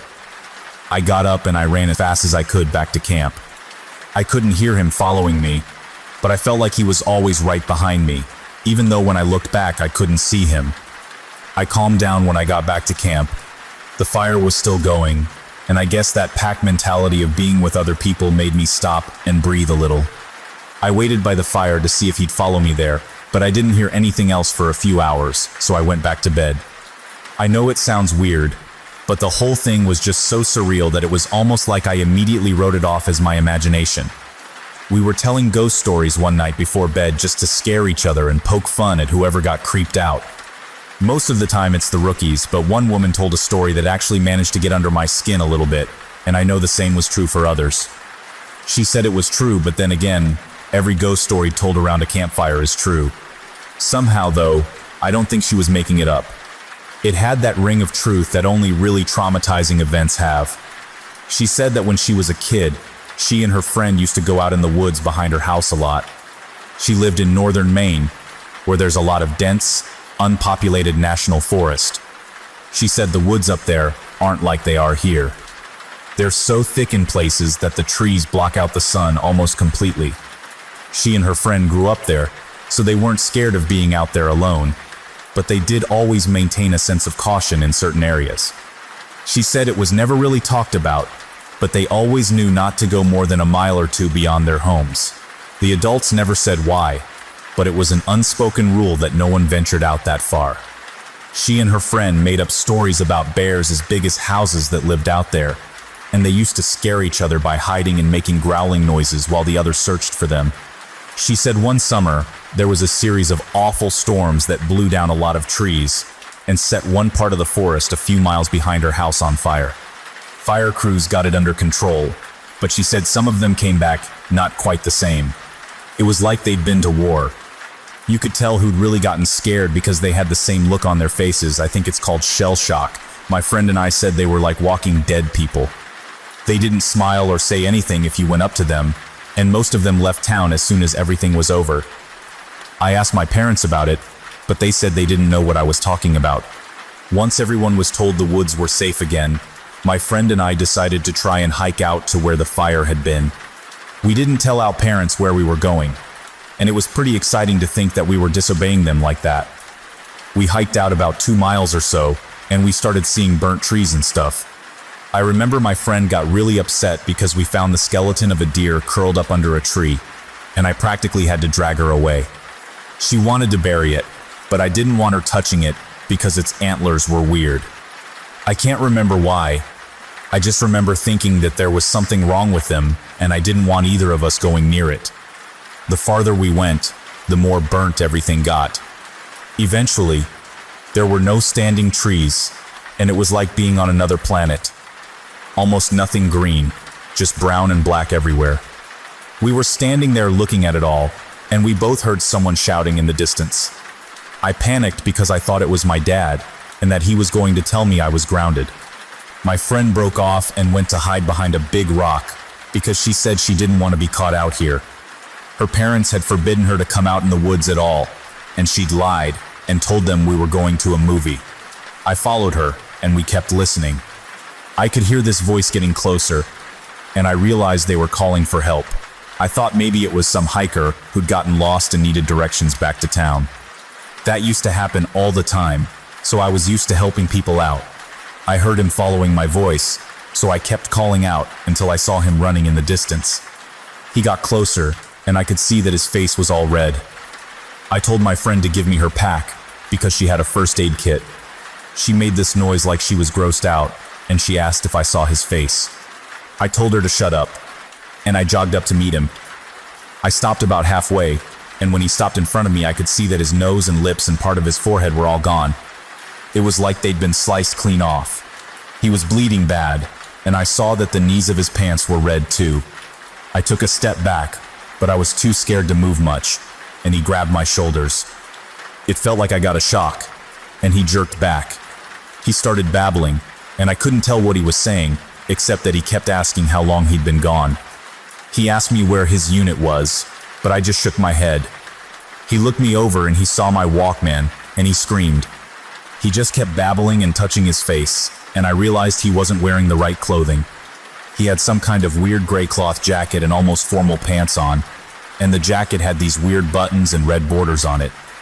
I kept shaking my head and I told him I couldn't understand what he was saying. I went to open the first aid kit, but he just screamed again and said the only thing I could really understand, "Don't touch me, you'll make me go back there." After that, he ran off, and I could hear him screaming the whole time. When I couldn't hear him anymore, I turned around, and my friend was crying. I just turned around and started walking back toward town. She asked me over and over what had happened and who that was, but I didn't say anything. When we got home, I told her I didn't want to play in the woods with her anymore. We're still friends, but we don't talk about that guy, not ever. When I started out as a rookie, no one had told me a lot about the job in terms of weird things that could happen. I'm assuming this was largely to prevent me from freaking out and abandoning the park. But a few months into my service, when I was still a rookie, a friend and I were drunk at a party, and he opened up a bit. "Yeah, it can get a little crazy out there, I guess. I think the worst are the ones where people die when they just shouldn't, you know? Or when we find them dead like 10 minutes after someone says they saw them last. They were fine when I passed them on the switchback, I swear. That sort of shit. Like take this guy who I found one spring out on a really popular trail. Someone comes into the VC freaking about some guy who's lying in the middle of the path in this giant pool of blood. So we run out there, and we find this guy dead as a doornail. which he absolutely should be, because the back of his head is like mashed potatoes. The skull is decimated, brains are leaking out like custard filling, and the guy's old, so you figure, yeah, he probably fell and hit his head. Old people fall all the time, it's no big deal. Except that this area where he fell doesn't have any big rocks. There's not even any stumps or big branches. And on top of that, there's no blood trail, so he clearly died where he dropped. Now that's when you turn to murder, but there were people just out of line of sight with the guy. If someone came up behind him and murdered him, there's no way someone wouldn't have heard. And again, even if someone had, there'd be a blood trail, spatter all over the place. But everyone on the scene said it looked exactly like he'd fallen and smashed his head on a rock. So what the fuck did he hit his head on? And then there was this lady I found in a different park about 5 years ago, back when I was upstate. We found her in the middle of a stand of big junipers, curled around the trunk, like she was hugging it. We pick her up to move her, and a fucking waterfall comes out of her mouth, splashes all over my shoes. Her clothes are dry, and her hair is dry, but the amount of water in her lungs and stomach was phenomenal. Unreal, man. Coroner's report says the cause of death was drowning. Her lungs were completely full of water. This, even though we're in the middle of the high desert, and there isn't a body of water for miles. No puddles, no nothing. No signs of anyone else being out there. I mean, yeah, it's possible they were murdered. But why go out of the way to do it like that? Why not just stab them and be done with it? I don't know, it just sits weird with me. Now, of course, that freaked me out a little. But we were wasted, and I guess I sort of wrote it off as a fluke. I also assumed there was exaggeration there, since, you know, we were wasted. Now, I don't like talking about this next case very much. It was an awful one that I've done my best to forget about, but of course that's easier said than done. This happened about 6 months after the conversation with my friend at the bar, and up until that point, I hadn't had a lot of really weird shit go down. A few things here and there, and of course the stares, but it's amazingly easy to get used to stuff like that when it's treated as if it's normal. This case was a little different. A guy with Down syndrome in his 20s went missing after his family lost sight of him on a major path. That was odd in and of itself because this guy never left his mom's side. She was absolutely convinced he'd been kidnapped, and unfortunately, a ranger who isn't with the park anymore insinuated that no one was going to kidnap someone, well, with that kind of disability. Not very tactful, to say the least. We wasted a lot of time trying to calm her down enough to get information about him, and then we put out an official missing persons call. Because of the urgency of the situation, him being mostly unable to function alone, we had local police come in and help us. We didn't find him the first night, which was heartbreaking. None of us wanted to think of him being alone out there. We assumed he'd just kept wandering and was staying ahead of us. We brought out helis the next day, and they spotted him in a little canyon. I helped bring him back up, but he was in bad shape, and I think we all knew he wasn't going to make it. He'd fallen and broken his spine, and couldn't feel his lower half. He'd also broken both his legs, one at the femur, and he'd lost a lot of blood. He was confused and scared while he was alone, so he'd probably exacerbated the injuries by dragging himself a little ways. I know it sounds awful, but while I was riding in the copter with him, I asked him why he'd wandered off.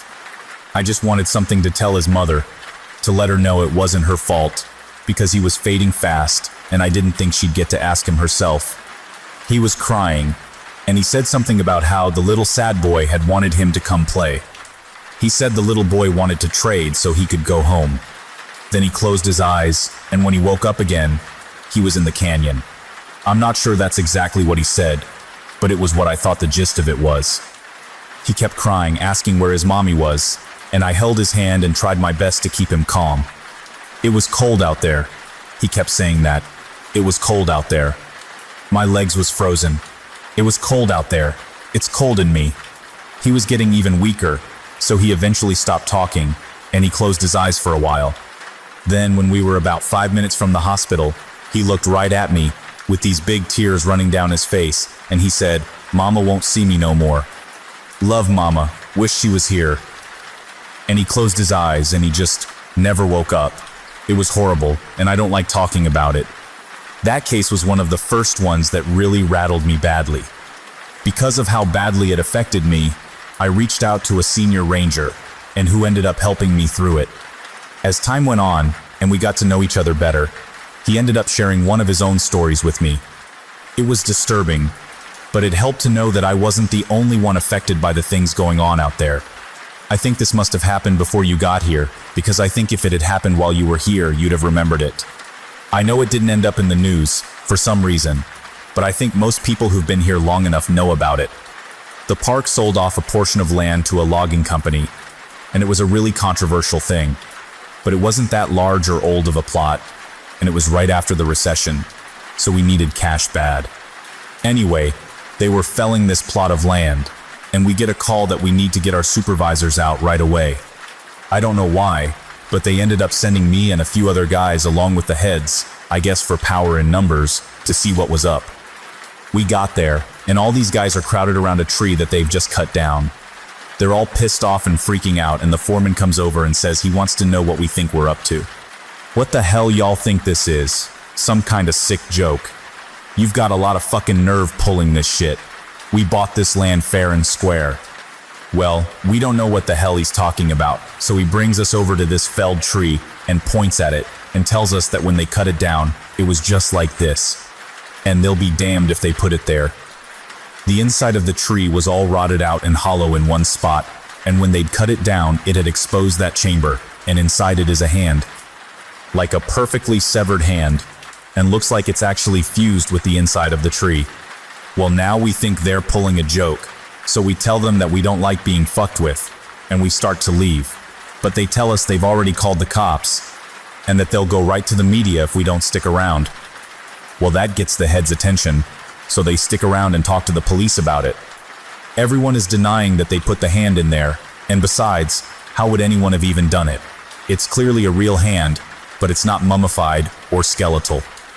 It's brand new, probably not even a day old. And it is definitely fused with the wood. You can see that it's coming right out of it. The loggers, they insist that they didn't put it there. Somehow, this fresh human hand ended up fused to the inside of this living tree. The cops have them cut up that section of tree into a movable chunk. Then they take the hand away, and the area is closed off. There was a pretty big investigation, but I know they didn't get any answers.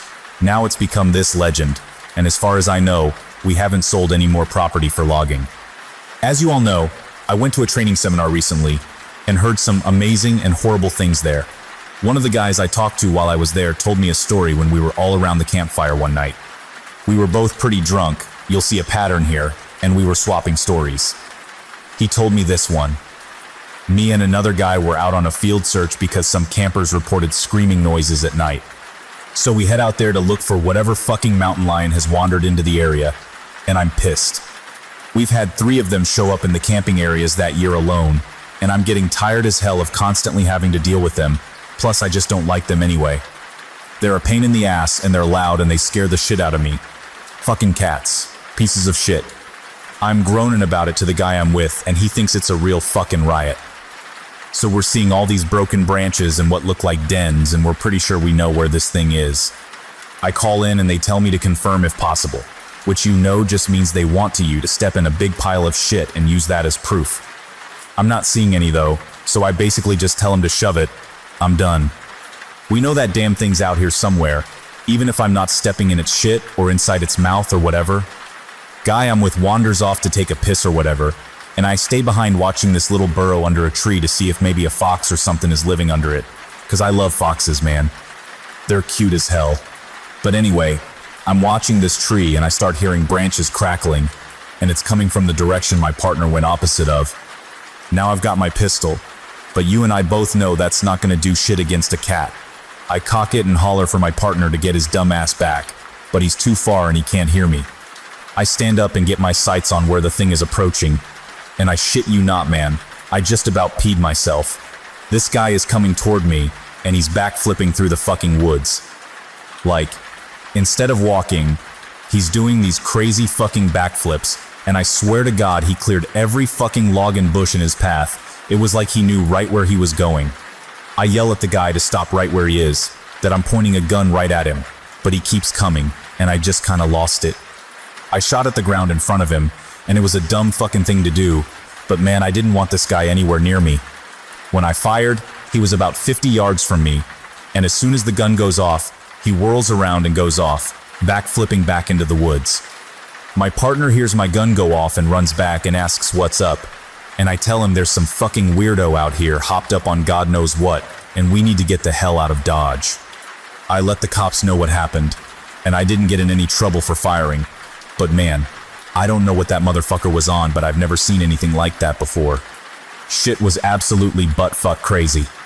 I think we can agree that there's stuff going on out here in the woods, and while I'm not going to spout off about what it could be, or offer any theories, what I want people to take away from all of this is that it is so damn important to be safe when you're out there.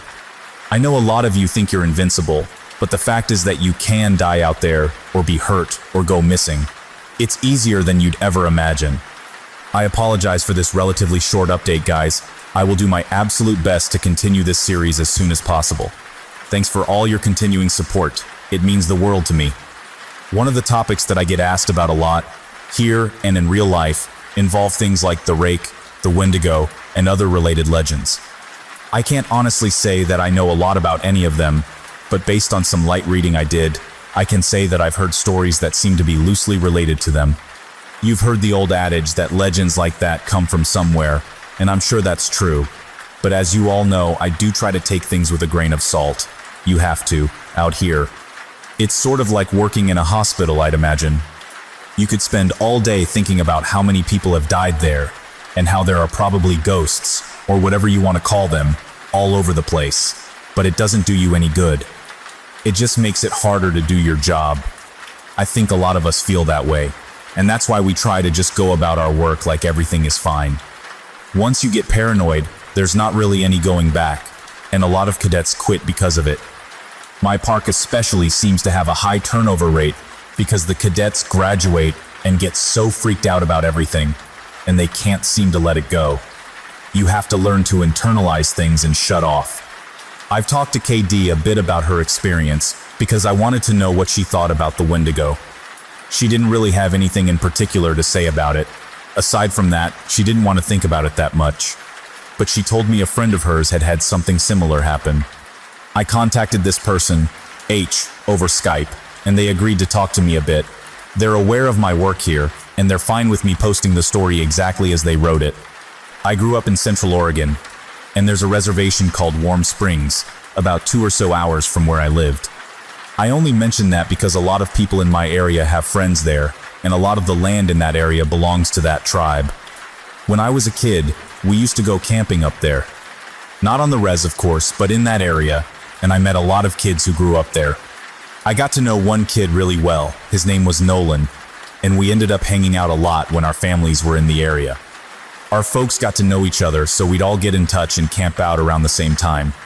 We'd camp for about 2 weeks, so we were out there for a long time. I asked him if he camped in an RV. Yeah, my dad had one, so I guess it wasn't really camping, but we'd take our tents and stuff and set them up out away from camp most nights. I didn't like sleeping in there, because I like being outside. We talked for a bit about camping. So anyway, sorry. One year Nolan and I were out there. I think we must have been like 12 or so. We wanted to go out and camp near the river because we wanted to try night fishing. I think we must have been about 1/3 of a mile from the main camp. Far enough away that we couldn't hear or see anyone else, I remember that. We were messing around most of the day. I don't really remember much about it, but we ended up building a fire at some point, and I was really impressed because he had this flint or something that he used to start it. I'd never seen anyone do that before, so I thought it was pretty cool. I got him to teach me how to do it, and we lit some stuff on fire, which looking back was really stupid because it was the middle of fucking summer, and if I remember right, the fire warning was either at yellow or orange. But thankfully we didn't start anything major, and when it got dark we sat around and talked about whatever it is 12-year-olds talk about. I don't really remember. What I do remember is that at some point, he looked over my shoulder at the river and asked me if I could see something. The way our camp was set up, we were about 10 feet from the river, and we were at the widest point, so it was probably about 20 feet to the other bank. It gets hot up there in the summer, but the water's still cold, which is important. I look over my shoulder and I could see something wading into the river on the other side. From where we were, it looked like a deer, but we couldn't really tell because of the fire. I got up to look closer and I saw a pair of antlers, so I figured it was a buck. But I thought it was weird that it was wading into the water, and it was definitely heading for us, and I asked Nolan what he thought we should do. He's looking at the fire with this weird expression, and he tells me to sit down and shut up, so I do, because I'd never seen him act that way before. He's whispering at me to ignore it, and to just keep talking like we were, but I couldn't think of anything to say. He was saying something about an episode of some show, but I could hear the deer coming through the water, so I wasn't really paying any attention, and I kept trying to see over his shoulder. But every time I did, he'd sort of hit me on the arm and make me look at him. I wasn't really scared, I remember. I was just sort of confused. But then I hear the deer come out of the water, and I could kind of make out what it looked like, and I realized it wasn't a deer because whatever it was walking on two legs. I started to get up. I was super freaked out, but Nolan just yanked me back down and talked louder about this television show, and I could tell he was just as scared as I was, probably even more. He leaned in and poked the fire with a stick, and he whispered that whatever I do, I can't speak to it. I could see it come closer, and it stood right behind Nolan's back. I was about ready to pee my pants, and I think I'd probably have run if I'd been alone, but I didn't want to leave Nolan, so I kept sitting really still and sneaking glances at it. It wasn't that tall, but the way it carried itself was just wrong, like its center of balance was screwed up. I can't really describe it, but it was kind of like it kept shifting too far forward. It just stood there behind Nolan for a long time, and eventually Nolan ran out of things to say and we just kind of sat there for a second. The fire was making noise, but I thought I could hear this thing talking in a really low voice. I couldn't hear what it was saying, and I leaned forward a tiny little bit, and I actually did pee my pants when it leaned forward too. I couldn't see its face, but I saw its eyes. They were cloudy and milky, and if you want to know what they looked like, find that scene from Lord of the Rings where Frodo falls in that lake and all the dead people are floating toward him. That's what its eyes looked like. So all I saw were these two white eyes floating above Nolan's head, and the really vague shape of the antlers coming out of its head. I don't know what my face looked like, but at exactly the same time, Nolan and I fucking booked it out of there, and we ran nonstop until we got back to the main camp. My pants were soaked with pee, so I took them off as we were running and threw them in the bushes. We both stopped once we were in front of my dad's RV, and we couldn't see anything chasing us, so we stood there and caught our breath. I asked him what that thing was, but he said he didn't know. He said his grandpa had only warned him that if anything ever came up to him when he was out in the desert, he was never ever supposed to talk to it or listen to anything it had to say. I wanted to know if he'd heard it talking too, and he said that the only thing he'd been able to understand was help you. I think we ended up sleeping in the RV with my parents, and the next night we went back out and didn't see anything. That does remind me in a lot of ways of the Wendigo legend. There's a phrase used to describe it that I think fits perfectly, which is that the Wendigo is the spirit of the lonely places. I know sometimes when I'm out in the wilds, where I know there's no one around me for miles and miles, I get this weird kind of craving that I can't really explain. I don't know if it happens to anyone else, but it's this desire to consume. It's not like I crave anything in particular, but more of this weird, distracting hunger that comes from every part of my gut. I also wanted to find out more about the Faceless Man, if I was able, and found a few similar things. I asked around my circle of friends, and one of them said when he was out doing repairs at a park in his area, he saw something kind of like that. We were having dinner in town, 5 of us, including myself. This guy, he was repainting an information booth and heard a man ask him for directions to the nearest campsite. He didn't turn around because he was up on a ladder, but he informed the man that there weren't any campsites nearby, but that if he headed down the road about 4 miles, he'd find one at another park. He asked if he could be of any other help, but the man said no, and thanked him. My friend said he kept painting, but he was listening, and never heard the man leave. The second he came up and talked to me, the hairs on my neck stood up, but I wasn't sure why. I just had this really uneasy feeling about the whole thing, and I wanted to finish painting and get out of there. I figured maybe part of it was that I couldn't turn around to look at him, but something just felt off. There was also this weird smell floating around even before the guy talked to me, kind of like old period blood. I had looked around to see what was causing it, but I didn't find anything. So I waited for the guy to walk away, but I didn't hear him leave, which made me think he was just standing there and watching me. So I asked again if I could do anything for him, and he didn't answer. I knew he was there though, because I hadn't heard him leave. So I did this awkward turn on the ladder to look down and see what he was doing. Now I admit it could have just been my brain fucking up, but I swear to you, Russ, for a split second when I turned around, that fucker didn't have a face. Like he had no face. It was almost concave, and totally smooth, and I just about had a fucking heart attack because I couldn't even wrap my brain around what I was seeing. I think I started to say something, but there was this kind of pop inside my head, and suddenly he was just a normal looking guy.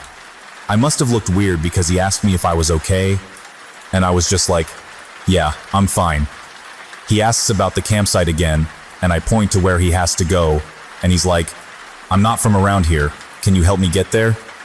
Now this is when I know something is really up, because there's no way this guy got out here and didn't know where he was. And for that matter, there's no car around, so how'd he get here in the first place? I said I was sorry, but that I couldn't take him anywhere in a company vehicle, and he's like, please? I really don't know where I am. Can you come with me and help me get there? So now I'm seriously weirded out, and I start wondering if this is some kind of ambush or whatever. I told him I could call him a taxi to come out and take him where he wants to go, and I pull out my phone and he just goes no, and walks away really quickly.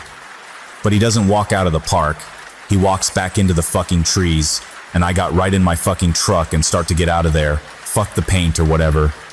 I looked in my mirror to see where he was as I was leaving, and he was standing right at the tree line again. I don't know how he got there so fast, but this time, I know that fucker didn't have a face. He was just watching me leave, and right before I turned the corner, he took a big step back into the trees and kind of dissolved, I guess. Maybe it was just dark, so he blended in, but it felt more like he just melted away. Interestingly, right after this guy finished his story, someone else piped up with another one, but with a slightly different twist. You know, actually, I had something sort of weird like that happen a while back. I was out doing some trail scouting, and I was out in the middle of nowhere, figuring out where we were going to have this trail run through. I hadn't seen anyone else for probably a good 2 hours, so I wasn't really paying attention to where I was going. I was just looking at the ground for the most part. Then out of nowhere, I crested this little hill and almost ran into this guy. He was older, probably in his 60s, and I started to apologize to him for running into him.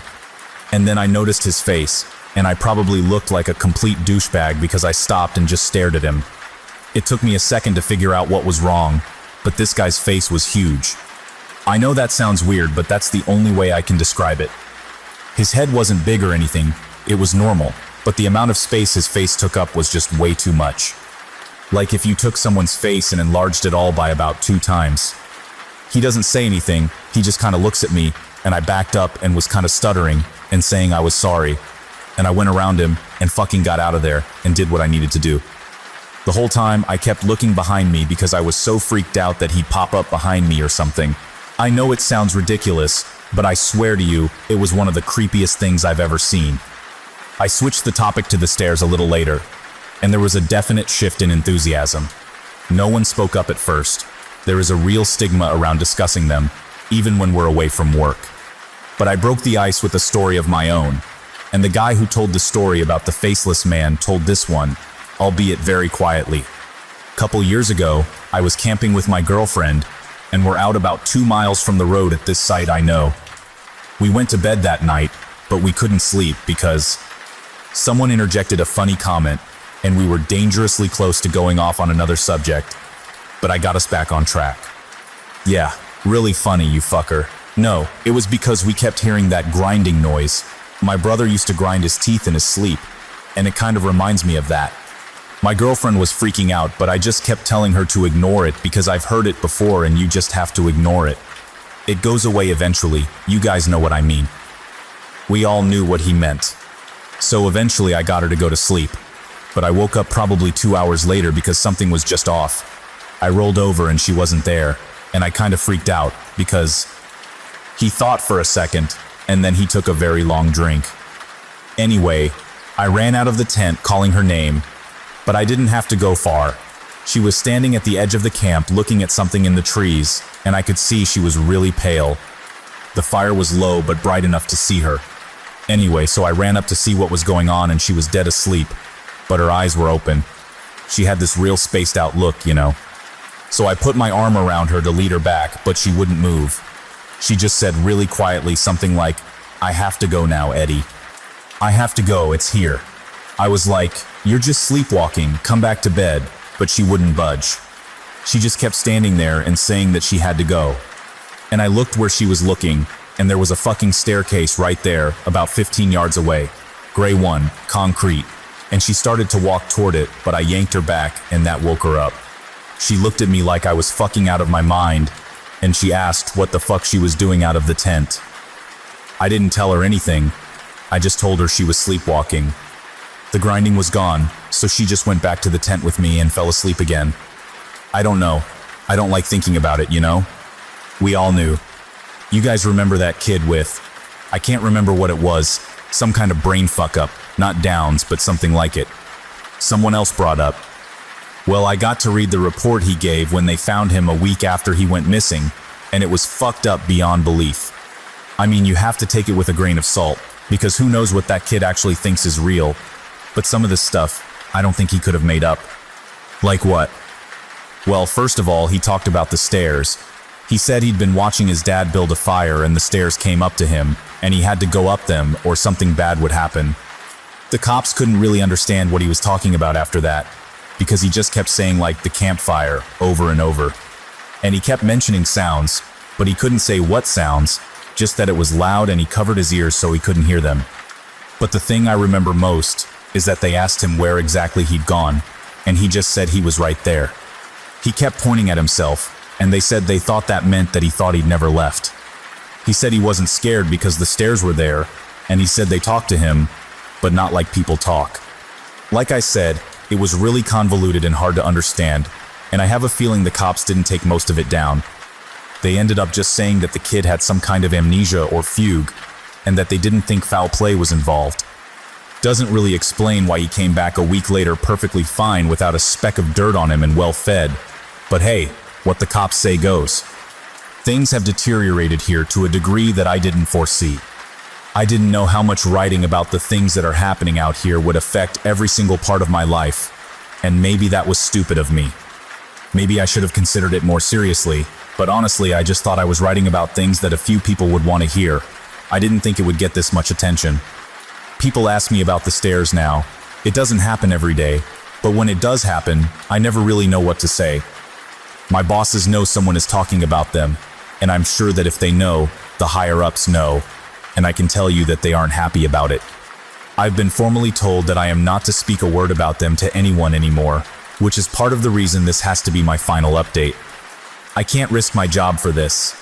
As much as it's been wonderful to get a lot of these things off my mind, I still do love my work, and I need to be out here. If anything, my being aware of what's really going on is enough reason to stick it out. I may not be able to tell people that they're out there, but if I see them, I can direct traffic away to somewhere safer.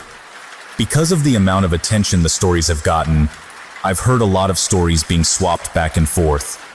I've heard so many I can't even remember most of them. The ones I do remember are the ones that I wish I could forget. One story that's made the rounds here was about a young woman who disappeared upstate. Initially, everyone assumed she was a runaway. She didn't come from a great home life, and so it really wasn't any kind of surprise that she'd choose to cut and run. But people started coming forward saying that they'd seen her around the park shortly before she vanished. So some of the rangers in the area were sent out to make sure she hadn't hung herself or something on any of the back trails. It took them a while, but they did find her. Well, not all of her. Just half of her tongue and a quarter of the lower jaw. Very clean cuts from what I heard. They've never found the rest of her. So many stories about children. So many of them going missing and turning up in caves, wedged in between impossibly tight spaces. So many of them found on mountain peaks or at the bottoms of sheer gullies. Missing shoes, missing socks, or found with both in perfect condition, despite them being miles and miles away from where they vanished. So many stories of black-eyed people wandering around the woods and calling out in the night, mimicking the sound of running water or a bobcat screaming. One man in particular goes to every news station he thinks will listen to him and tells the same story.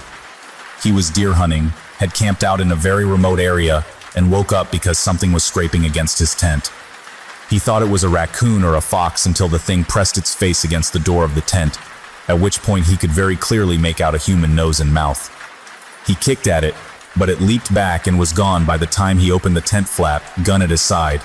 He fired 2 warning shots, and when the sound had faded, he heard a snap behind him. A man was standing at the edge of the campsite. This man was not wearing any clothing, but he also didn't possess any kind of human flesh. As this hunter described it, the man was made of some kind of amalgamation of raw meat and hair, as if someone had scooped up roadkill and molded it into the vague shape of a man. The face was lumpy, and only a rough approximation of a human face.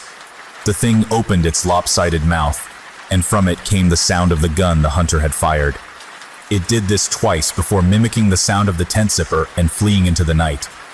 A young couple, out for a hike in the rocky areas of my park, reported to me yesterday that they had seen something strange out on a peak I'm very familiar with. They were taking turns looking through a pair of binoculars when the man noticed a hiker climbing up a very steep part of the cliff face. He watched the man scale the slope, and it didn't occur to him until the incident was over that this person had no climbing gear.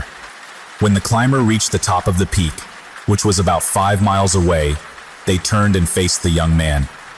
He said whoever, or whatever, this person was looking right at them. The climber waved in an exaggerated manner before snapping in half at the waist, sideways, and leaping off the peak. The young man didn't see where the climber landed. I sent them on their way with assurances that I'd check it out. I lied.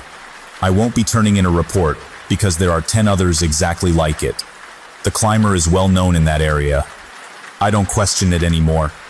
There are so many things I won't ever be able to understand about my job, and it would take me years to relate all of the things I've heard in the last few months. When I feel like my job isn't in jeopardy, I will come back. It may be in a different format, but I will come back. Thank you all for sticking by my side and enjoying the things I've talked about. If you go out into the woods, I encourage you to be safe. Bring water, food, survival equipment. Let people know where you're going and when you'll be back. Don't go on uncharted paths unless you know exactly what you're doing. And above all, don't touch them. Don't look at them. Don't go up them. Mysteries are everywhere, and some may be closer than you think. If you enjoyed this story, don't forget to like, subscribe, and turn on the notification bell so you won't miss the next mystery. See you in the next story.